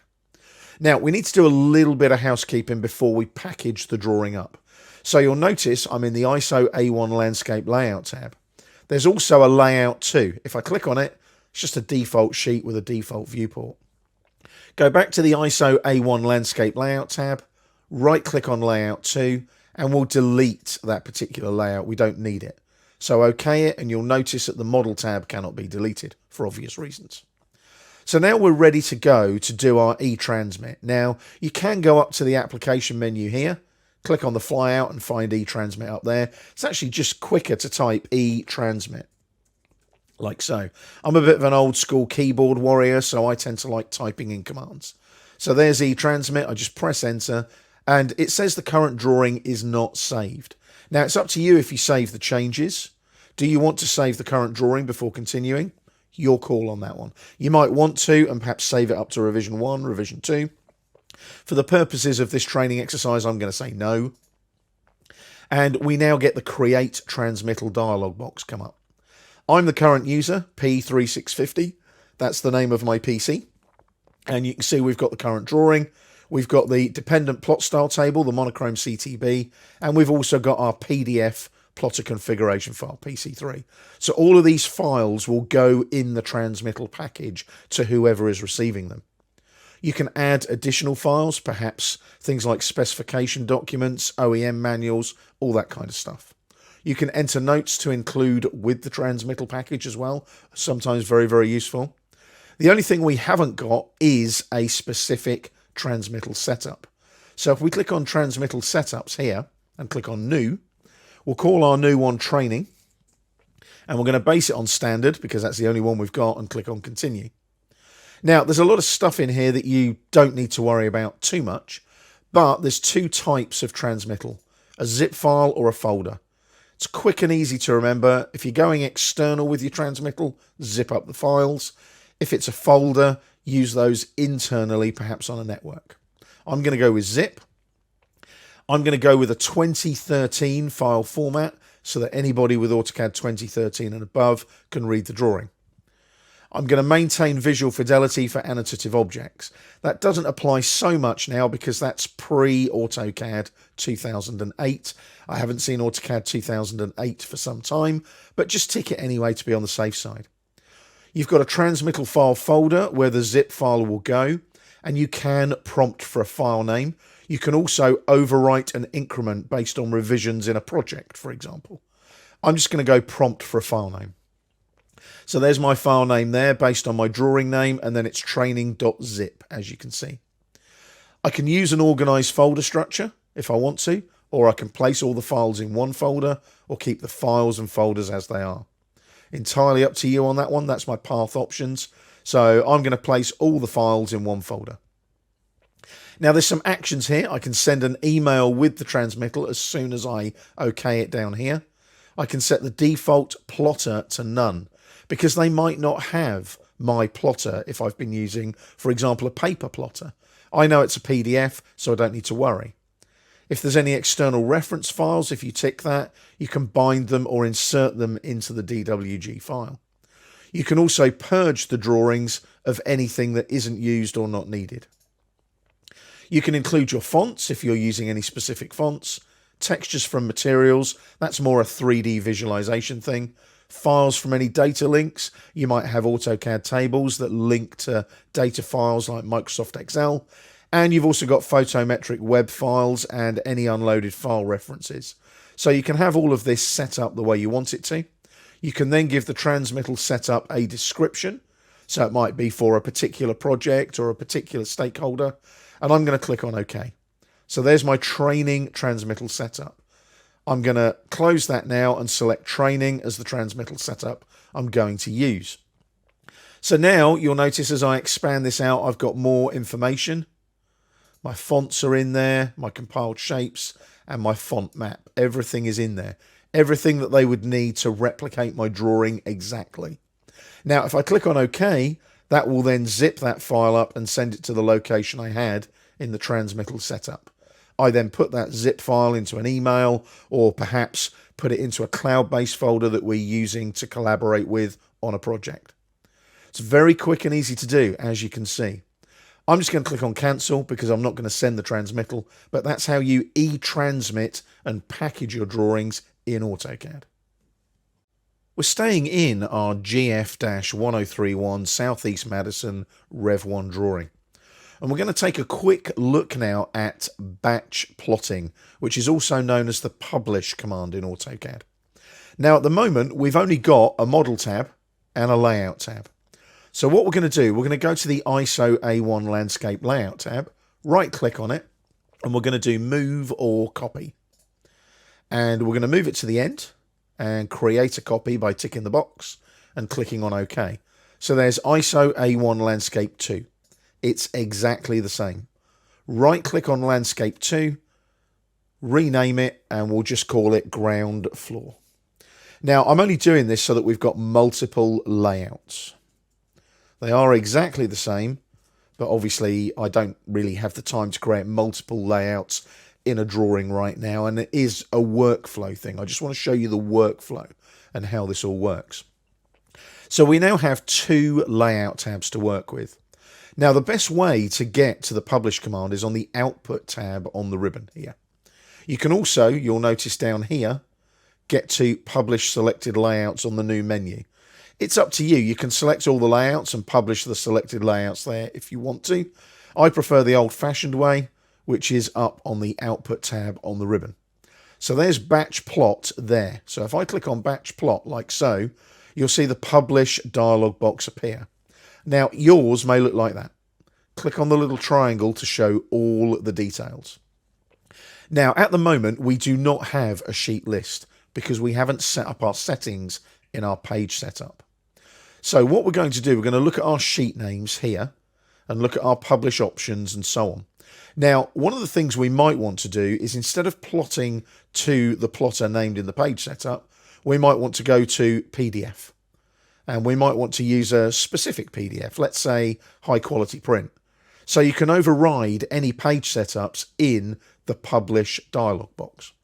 That's great. We'll leave all of that as it is. And you'll notice you can also automatically load all of the drawings you've got open in AutoCAD. So they'll all appear in this list. I've only got the one drawing open with 2 sheets, which are my layouts, and 1 model tab. Now, what we're going to do, we don't need to plot from the model tab. So I'm going to select that there and click on this little icon here with the red minus on it. That removes that sheet from the list. And we also don't need all of this gobbledygook here for the sheet names. So I'm going to right click on the top one and I'm going to rename the sheet. And what we're going to do is we're going to get rid of all of that like so. And we're going to have 001 space ISO A1 landscape. Press enter to confirm. And then the next one down, click on that one, right click, rename the sheet. And that will be 002 ground floor. Like so. Now that does not rename the layout tabs in the drawing. You are creating sheet names in a list that refer to those sheets in those layout tabs. So we've got everything set up now. We can go to our publish options. So as you can see, we're plotting to a PDF, so we can include all these settings. I'm not going to change anything. I'm going to leave that as it is. The only one you might want to change is the multi-sheet file option. So this is going to create a PDF with these 2 sheets in the same PDF file. I'll click on OK there. Now we've got number of copies is 1. I can also set precisions for things like manufacturing, architecture, civil engineering. I'm not going to worry about those, but you can go in and create your own precision settings. Now we can include a plot stamp. So I'm going to tick that box there and make sure you publish in the background, because if you've got about 40 drawings that you need to publish, it's going to hold up your AutoCAD for quite some time. If you publish in the background, AutoCAD will do it in the background and you can continue working on AutoCAD. So we've got everything set up apart from our plot stamp. So I'm going to go to plot stamp here and click on the button. We've got some default plot stamp fields set up. Now you'll notice there's an advanced button here. I'm going to click on that and we're going to have a location bottom left, which is fine, but we want it vertically up the sheet in the corner. And we're going to set up our X offset as, let's say, I'm going to go with 15 millimeters on each one. So that will be 15 millimeters off of the corner of the sheet going vertically from the bottom left corner. The font is a bit, don't like Seago. So I'm going to go there, click on the down arrow for the flyout, type C and select Calibri. The height, I'm going to go for 3 millimeters. And it's going to be a single line plot stamp. Units, I want to be working in millimeters. Plot stamp unit should be millimeters.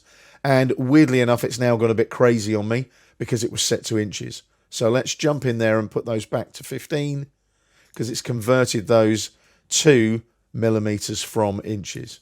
And the height there should be 2.5, like so. So that's all good, like so. So I can OK that. And make sure here that your plot stamp parameter file, if you load it up, make sure it is using that millimeters plot stamp there. And we'll just open that and it basically applies it to the whole thing. Check on advanced just to check that that hasn't changed anything. Surprise, surprise, when you reset it, it does. So we need to go back and just reset those. It can be a little bit fiddly. So let's get this changed again to 15 and the Y offset 15. Make sure you go back to your Calibri and you want that height there to be 2.5 millimeters. The units are now millimeters there, which is great. And you can offset that relative to the printable area or offset that relative to the paper border. I've gone offset to printable area. So that will be based on the printer limit, based on that PDF printer driver. So I'll OK that and I'll OK that as well. Notice the preview has changed here. So that's all set up. Now what I do need to do is save all of these settings so that I can go back next Friday and do the same publish for the next set of drawings for the project. So I click on save here, like so. One or more drawings have unsaved changes. Save the file so that a DSD file can be created. Now that's a bit of an annoying thing because basically I now can't save these. Now, I've deliberately done it this way. It's kind of a schoolboy error, I guess, if you think about it. But every time you're about to do a publish, you should save. When I say save, you should save the drawing. Then you can go back in and set these settings, and then you can save your DSD file. Now, a DSD file is a drawing set description file.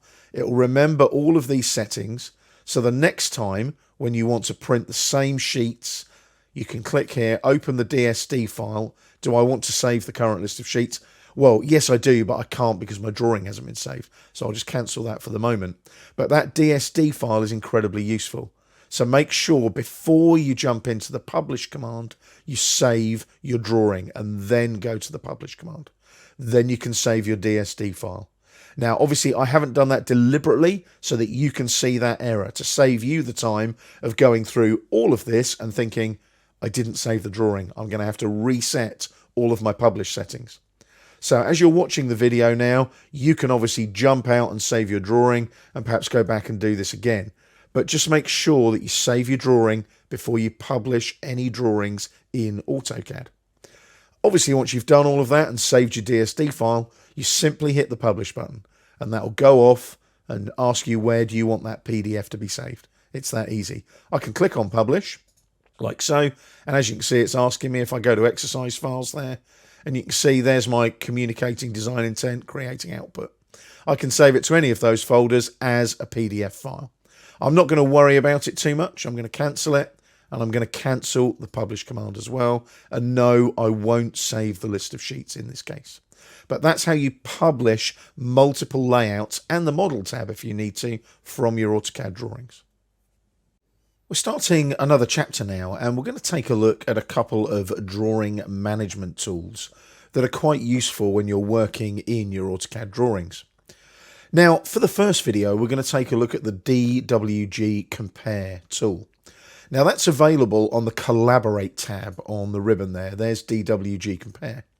Now, before you start looking at DWG Compare, you're going to need two drawings open, which are Simple Objects 001 and Simple Objects 002. Notice Simple Objects 002 is missing the hexagon, and that's deliberate because then we can see the differences between the two drawings when we use DWG Compare. Let's go back to Simple Objects 001. Now, all I've got to do now is click on DWG Compare, and AutoCAD will ask me which drawing do I want to compare it to. So I select Simple Objects 002. Click on Open, and we now go into the DWG Compare mode. You'll notice that this is green now, and these are a grey colour. If I go to the settings here and just pin these open, you'll notice that the hexagon is green because it's only in the current drawing. And where there are no differences, it's grey. And the cloud display at the moment is polygonal. I can change the size of that. I can make it bigger or smaller. I can make it rectangular as well and make it bigger or smaller. Basically, you can tweak those displays to your heart's content to suit what you're looking at. You can also filter hatching and text if you need to in your drawings. You can turn them all on and off, you'll notice as well, like you can with your layers in your Layer Properties Manager. I'll just unpin the settings now, and what we can do now is we can click on these arrows like so, and it will zoom us in to whatever differences there are between the two drawings. Now, there's only one, so if I click on the arrow again, not much will happen, but I can zoom back out again like so. Now, there's some other icons as well. This one here will allow me to import the objects from the compared drawing. Now, in this particular case, that wouldn't work because the objects are in this drawing, Simple Objects 001. And I can also do a comparison DWG and export this comparison out as a separate DWG file if I want to. So what I'm going to do now is do something slightly different. I'm going to close DWG Compare, like so, and we're back to where we were before. Going to go into Simple Objects 002, like so. And I'm going to go to DWG Compare again, and I'm going to compare it to 001 this time. Click on Open. Notice it's red this time, which indicates not in current drawing. It also gives me a location, you'll notice, if I hover over it. So now what I could do in Simple Objects 002, I can now import the object that is coming in from the compared drawing.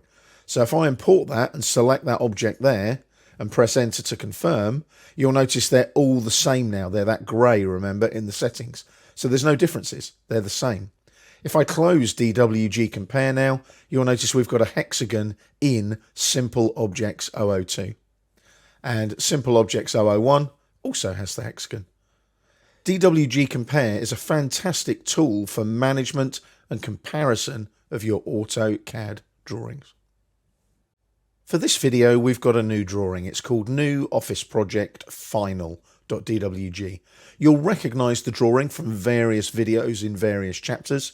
And what we're going to do now is we're going to take a look at the count function in AutoCAD, which is another great drawing management tool. Quickest way to get to it is to go to the View tab on the ribbon, and it's going to be one of the palettes, and it's this one here, Count. Click on Count and it will open up the Count palette.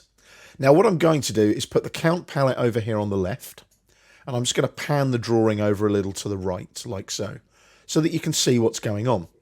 Now what this does is it counts the blocks in your drawing. Now, for example, you'll notice the leaf block has 160 count. That's all the little leaves on each of these blocks here, the plants. The plants, there's 4 of them, as you can see. 1, 2, 3, 4. You've got 4 chairs, 3 desks. You've got 1 dynamic door. Remember, we made a dynamic block of the door, for example. Now, the count is incredibly useful because it allows you, when you click on them, to highlight them as well. So when I click on plant, it highlights the 4 incidents of the plants.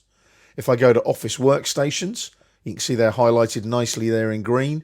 And if I go for the dynamic door, that highlights as well. Not only is the count tool a great way of locating blocks, but it's also a great way of highlighting blocks when you need to find them in your drawings. Another great little piece of functionality is you can create a table. Now, if I click on Create Table and just tick the box at the top, I want everything in the table, and click on Insert, there's my little table there. I'll click, and it's placed it in the drawing for me. So what I can do now is I can close the count palette, close the count mode here. Now you'll notice as well, here we've got some functionality just before we close it. We can count objects in a specified area if you want to. We can also, if we hover over this one, you'll see here we've got various tools as well that are coming in. So there's a count field that I can add that adds to the current count value. And if I hover over this one, it'll select the objects in the count. So there's some clever stuff going on there. So at the moment, if I went here and selected that object in the count, so just here, this one here, it'll actually now select that door for me. And when I close the count mode, it disappears again, you'll notice. So it's only in the count mode will it select them. But that's useful because you can select them and obviously work out where they are. And you can check that they work as well. So for example, the dynamic door, I could have clicked on the flip just to see whether it was working or not. Now, if I zoom in on the table, you'll notice these are all fields as well. So these counts are field data like we put in the table previously in a previous chapter.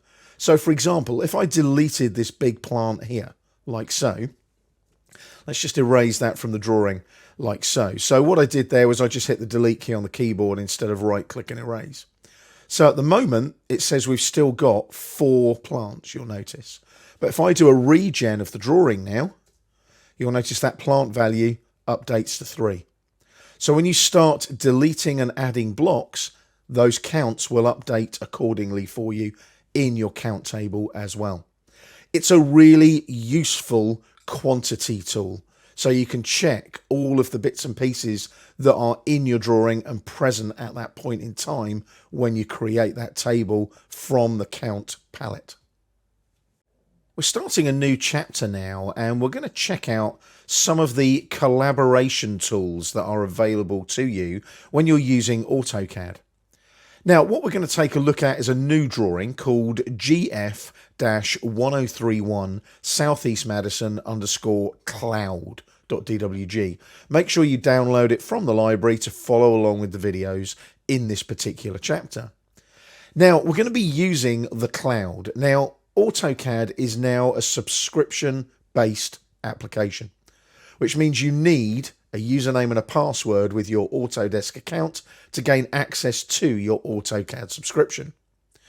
With that subscription comes cloud space based on your login. So if you look at the top right of the screen, can you see the little blue Head and Shoulders icon up here? If I hover over that, it means I'm signed in to my Autodesk account if it's blue. So it's letting me know that I can sign in to my Autodesk account. I'm already in because it's blue. When it's blue, you're signed into your account. Now, when you're signed into your account, that means that you can access AutoCAD web and mobile folders. Now, AutoCAD web is a version of AutoCAD that works in a browser. AutoCAD on mobile is a version of AutoCAD that runs on phones and tablets. Now, these are all part of your AutoCAD subscription. So the benefit you've got now is you can upload a drawing to the web and mobile folders and gain access to it via a browser or a mobile device. The same drawing. It's really clever stuff. There's also a lot of other collaboration tools in AutoCAD nowadays that are really, really useful. So if we look at these icons up here in the quick access toolbar, open from web and mobile, if I click there, you'll see I've got loads of different folders and things going on. It's a little bit untidy actually. I'm a little bit ashamed of how many folders I've got in there. But you can see there's loads of drawings as well. All different drawings and things going on, all different projects that I work on all the time.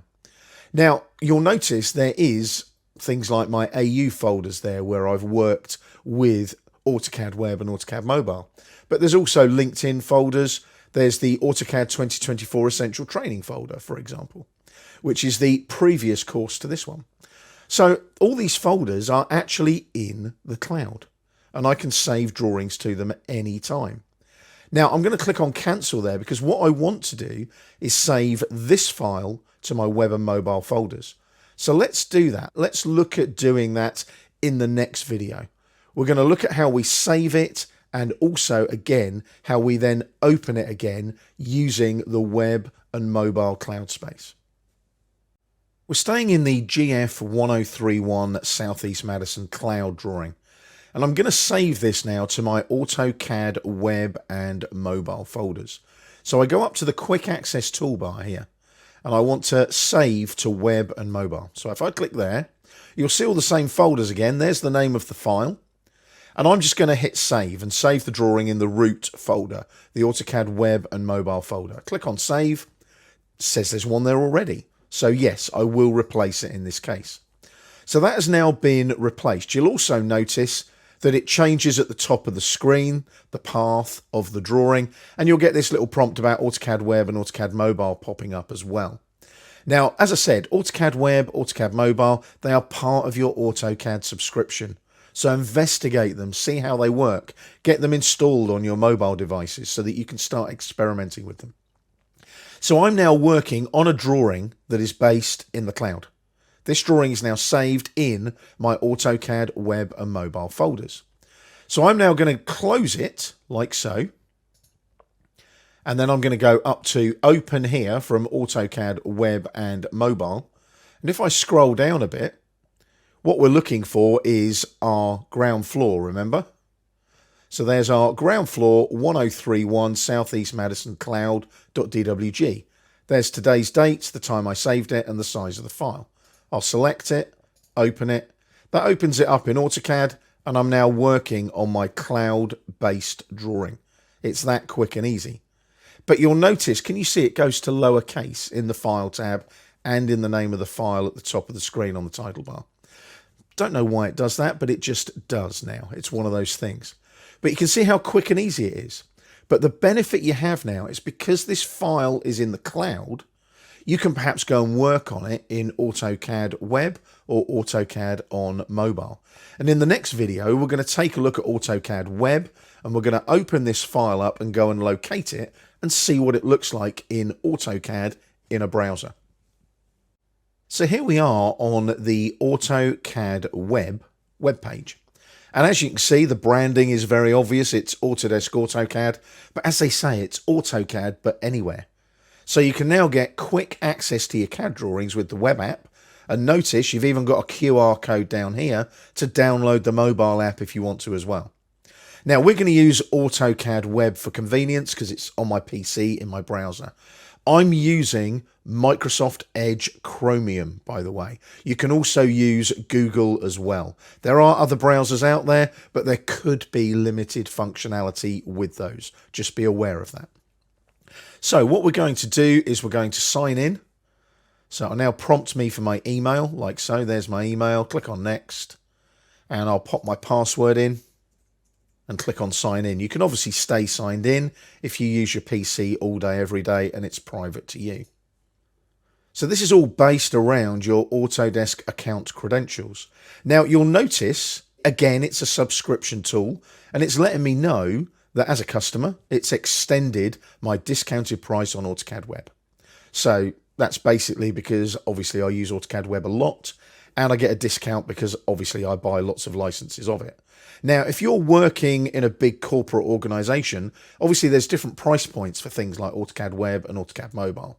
Especially if you've got lots of people working on site, you might need lots of licenses of AutoCAD Mobile. Always talk to your Autodesk reseller about this and see what packages you can get. Don't just buy one license after one license after one license. There are different pricing tiers for web and mobile if you need extra licenses. I'll just click on OK to that. So what it does now is it lets me know if there's any new features. So I can see a preview of the features from the last several releases. I'm not too worried about that, but you can go and check them out if you want to. I'll close that for the moment.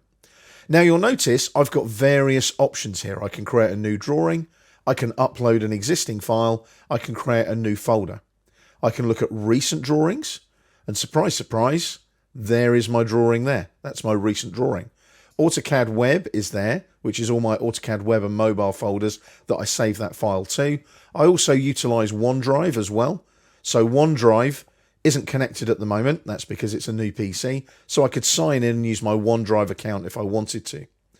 Be aware as well, I'll go back to AutoCAD Web, I can add other storage sources as well. We've got Autodesk Docs, Autodesk Drive, Box, Dropbox, Google Drive, and also you can access your local files, perhaps from a server or perhaps even another cloud-based repository like Box or Dropbox or Google Drive, etc. So there's all these different storage sources that you can use.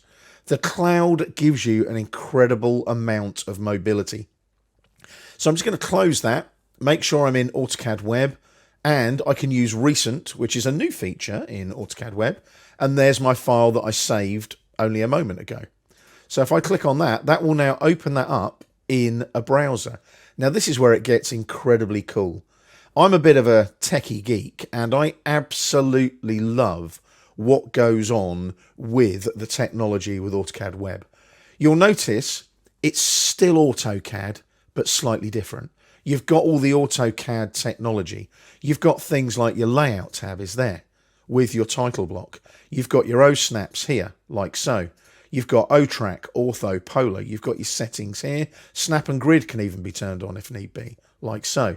So the technology is all there. Notice you can download the mobile there. You can open it in the desktop AutoCAD if you've got that open as well. You can also share the file to people.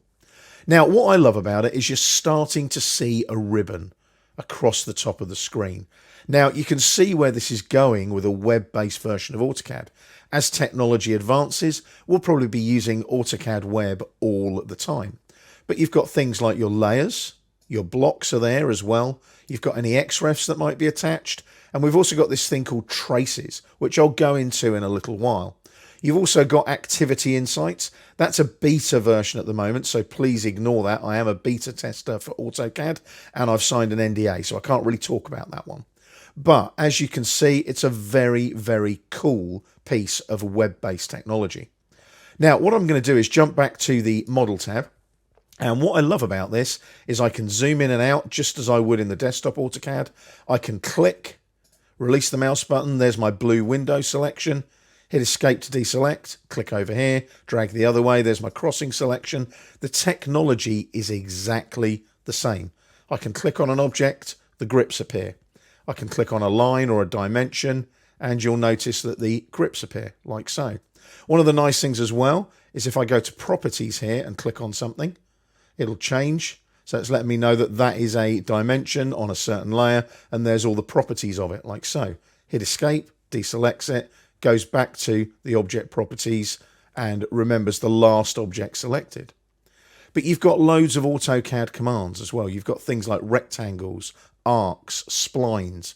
You can annotate, you can modify. So the technology is there for you to use AutoCAD in a browser. So you might go to a client site, and instead of getting your laptop out and waiting for it to boot up and so on, you can just say, oh, can I jump on your computer, jump onto their browser, log in as I did, and there's the drawing for them to look at straight away. So the technology is incredibly cool with AutoCAD Web, and the collaboration tools with these traces here are even more clever. And that's what we're going to look at in the next video. We're staying in our drawing in AutoCAD Web, which is our GF1031 Southeast Madison cloud drawing. Now, this is the one that has been saved to the AutoCAD Web and mobile folders in the cloud. And I mentioned traces at the end of the last video.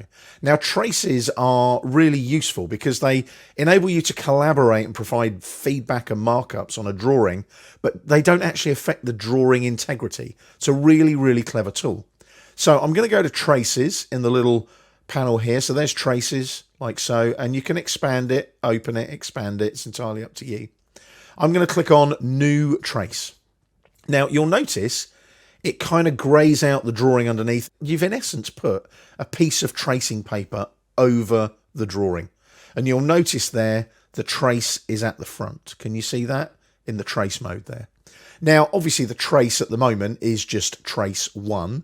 And here's all the trace properties created by me. It's all based around my Autodesk account. That's where it gets my name from, the Autodesk account where I'm signed into my AutoCAD subscription. Now I'm going to right click and rename my trace, and I'm going to call it restrooms. He says, spelling that really badly. Restrooms 001. Press enter. Now the good thing is it remembers the time and the dates that I created the trace. Now I can work with any AutoCAD tools in this trace. So I'm going to zoom in now on the restrooms. And what I'm going to do is I'm going to place a revision cloud over the restrooms there. There's the rev cloud, like so. And I'm just going to use layer 0 for this. I'm not going to worry too much about colors or layers or anything. So rev cloud is there. And I'm going to right click and I'm going to go for a rectangular rev cloud. And I'm going to right click and go for an arc length. Let's see what they've got as a default. 1879.1261. That seems a bit big, so I'm going to go for 1000 there and press enter. And then what I'm going to do is click there, drag that over the restrooms and click again. So there's my rev cloud. Now that's not in the drawing. That is in the trace. I'm then going to go back up to annotate and click on mText. And I'm going to just pan up a little bit. I'm going to pop some mText here. Let's zoom in a little bit and click and drag and place my little rectangle for my mText there. So we're using notes layout and it's Calibri and it's 3.5 high at the moment, which is it's a bit small. So what we'll do there is we'll change the height of that to say 300 and press enter. And as you can see, it kind of looks a bit weird, but don't worry. So I'm just going to put dimensions like that and click on the tick. And it will take a few seconds to work that out. And then when I zoom out, can you see there? I had to do a zoom extent because obviously the text had got really big. If that ever happens, just double click on the wheel. It does happen. The double click on the wheel still does a zoom extent in AutoCAD Web, by the way.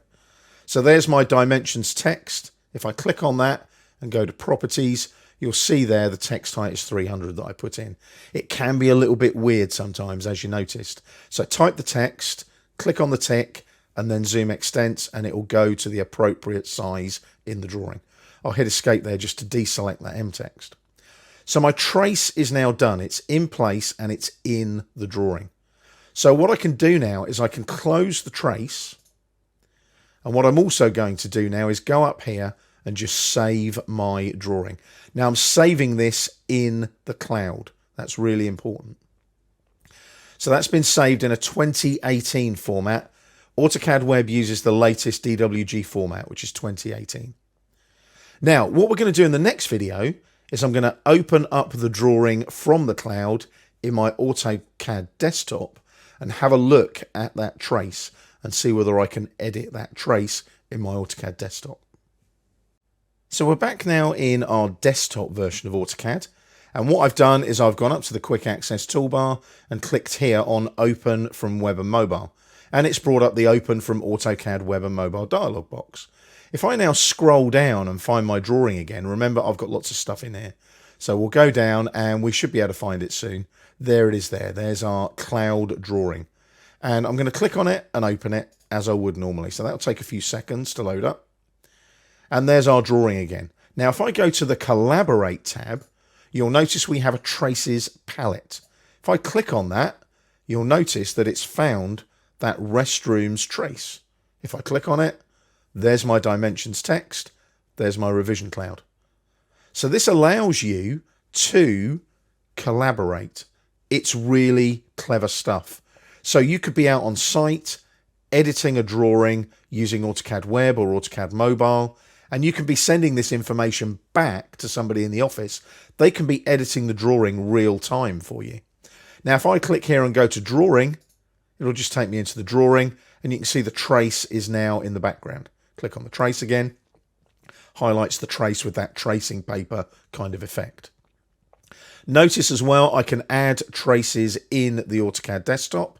And I can also import markups into a trace. Now, I'm not going to get into markup technology in this particular course. There is going to be a future course about cloud-based AI technology and machine learning in AutoCAD, and we'll talk about all that kind of markup technology in that particular course. I could probably talk about that for 2 or 3 days quite easily. So we don't want to sort of bog us down with that right now. But you can see how quick and easy these traces can be applied in AutoCAD Web or AutoCAD Mobile, and then interpreted in the desktop version of AutoCAD, ready for editing and revising in the drawing. Just make sure you close the Traces palette like so, and close Trace Mode, and you're back into the drawing. And as usual, CAD etiquette is double-click on the wheel to zoom extents in the drawing in the Model tab. I'm still in my GF1031 Southeast Madison _cloud.dwg file in the cloud. Now, this is very clever technology because I'm in the AutoCAD desktop, but I'm using a cloud-based drawing. So I'm using the cloud as, in essence, my hard drive. It's quite clever. But there are other collaboration tools available in AutoCAD as well. Now, they're over here on the Share panel, on the Collaborate tab on the ribbon. You've got Share Drawing and you've got Shared Views. We'll look at Shared Views in a minute. I'm going to go to Share Drawing first. Now, if I click on Share Drawing, basically what it does is it allows you to share the drawing as a view only or as an edit and save a copy version. So if I select that, you'll notice the link here changes. And the link will expire in 7 days. But what it does is it sends a link that can be opened in AutoCAD on the web or AutoCAD on mobile. So this makes me sort of say to you that you need to start investigating AutoCAD Web and AutoCAD Mobile so that you can use them as part of your AutoCAD subscription. They're a fantastic tool to make your drawings mobile and give you the mobility for your files and allow you to work quicker and smarter. So you can send one as view only, you can edit and save a copy, you can copy the link and even just pop it in an email if you want to. So that's how you can share your files using that little paper plane icon. Notice it's up there on the quick access toolbar as well. Now, shared views is a very different thing. Now, shared views, again, you have to be signed into your Autodesk account for this to work. So I'm going to create a new shared view. And as you can see, it's the GF1031 Southeast Madison cloud drawing. I'm going to share the current view only, and I'm going to create 2D views only. You can utilize 3D drawings or models with this. So if I now hit share, what will happen is it will background process this. So when I hit proceed, if you look down at your status bar at the bottom right corner of the screen, you'll see a little square flashing. Just there, a little cubey square thing. And it's publishing the shared view. So you can see there, if I move the palette, the share view is now complete. So if I view it in the browser like so, you can see in the Autodesk viewer there, it takes a few seconds to load, but obviously that's based on internet speed, bandwidth, etc. And what I'll do in a minute is I'll sign in to my Autodesk account once it's loaded so that you can see all the tools in the Autodesk viewer. So now we have got a web-based drawing that people can't edit, but they can view. So if I sign in and just pop my username and password in again, like we did for AutoCAD Web, so pop those details in. You can stay signed in if you want to, but make sure that it's a private machine, not a public machine if you do that. So now I'm in Autodesk Viewer, which is literally just a web-based viewer of files. Now, it doesn't just view DWG files. You can view Revit files, Inventor files. Pretty much any type of CAD file can be viewed in this web-based application. So I can add comments. You'll notice I can add a comment. I can print it. I can screenshot it. I can share it again as well. I can also zoom to fit, go to home. I can zoom, I can pan, I can measure. So let's do a bit of zooming here. I'm going to zoom in a bit on the restrooms and just pan across a little bit like that. And then if I go to measure, I can measure from there to there. And it's roughly 965 millimeters. I can also mark up. So give it a few seconds to load that up. I can pop a little bit of text there.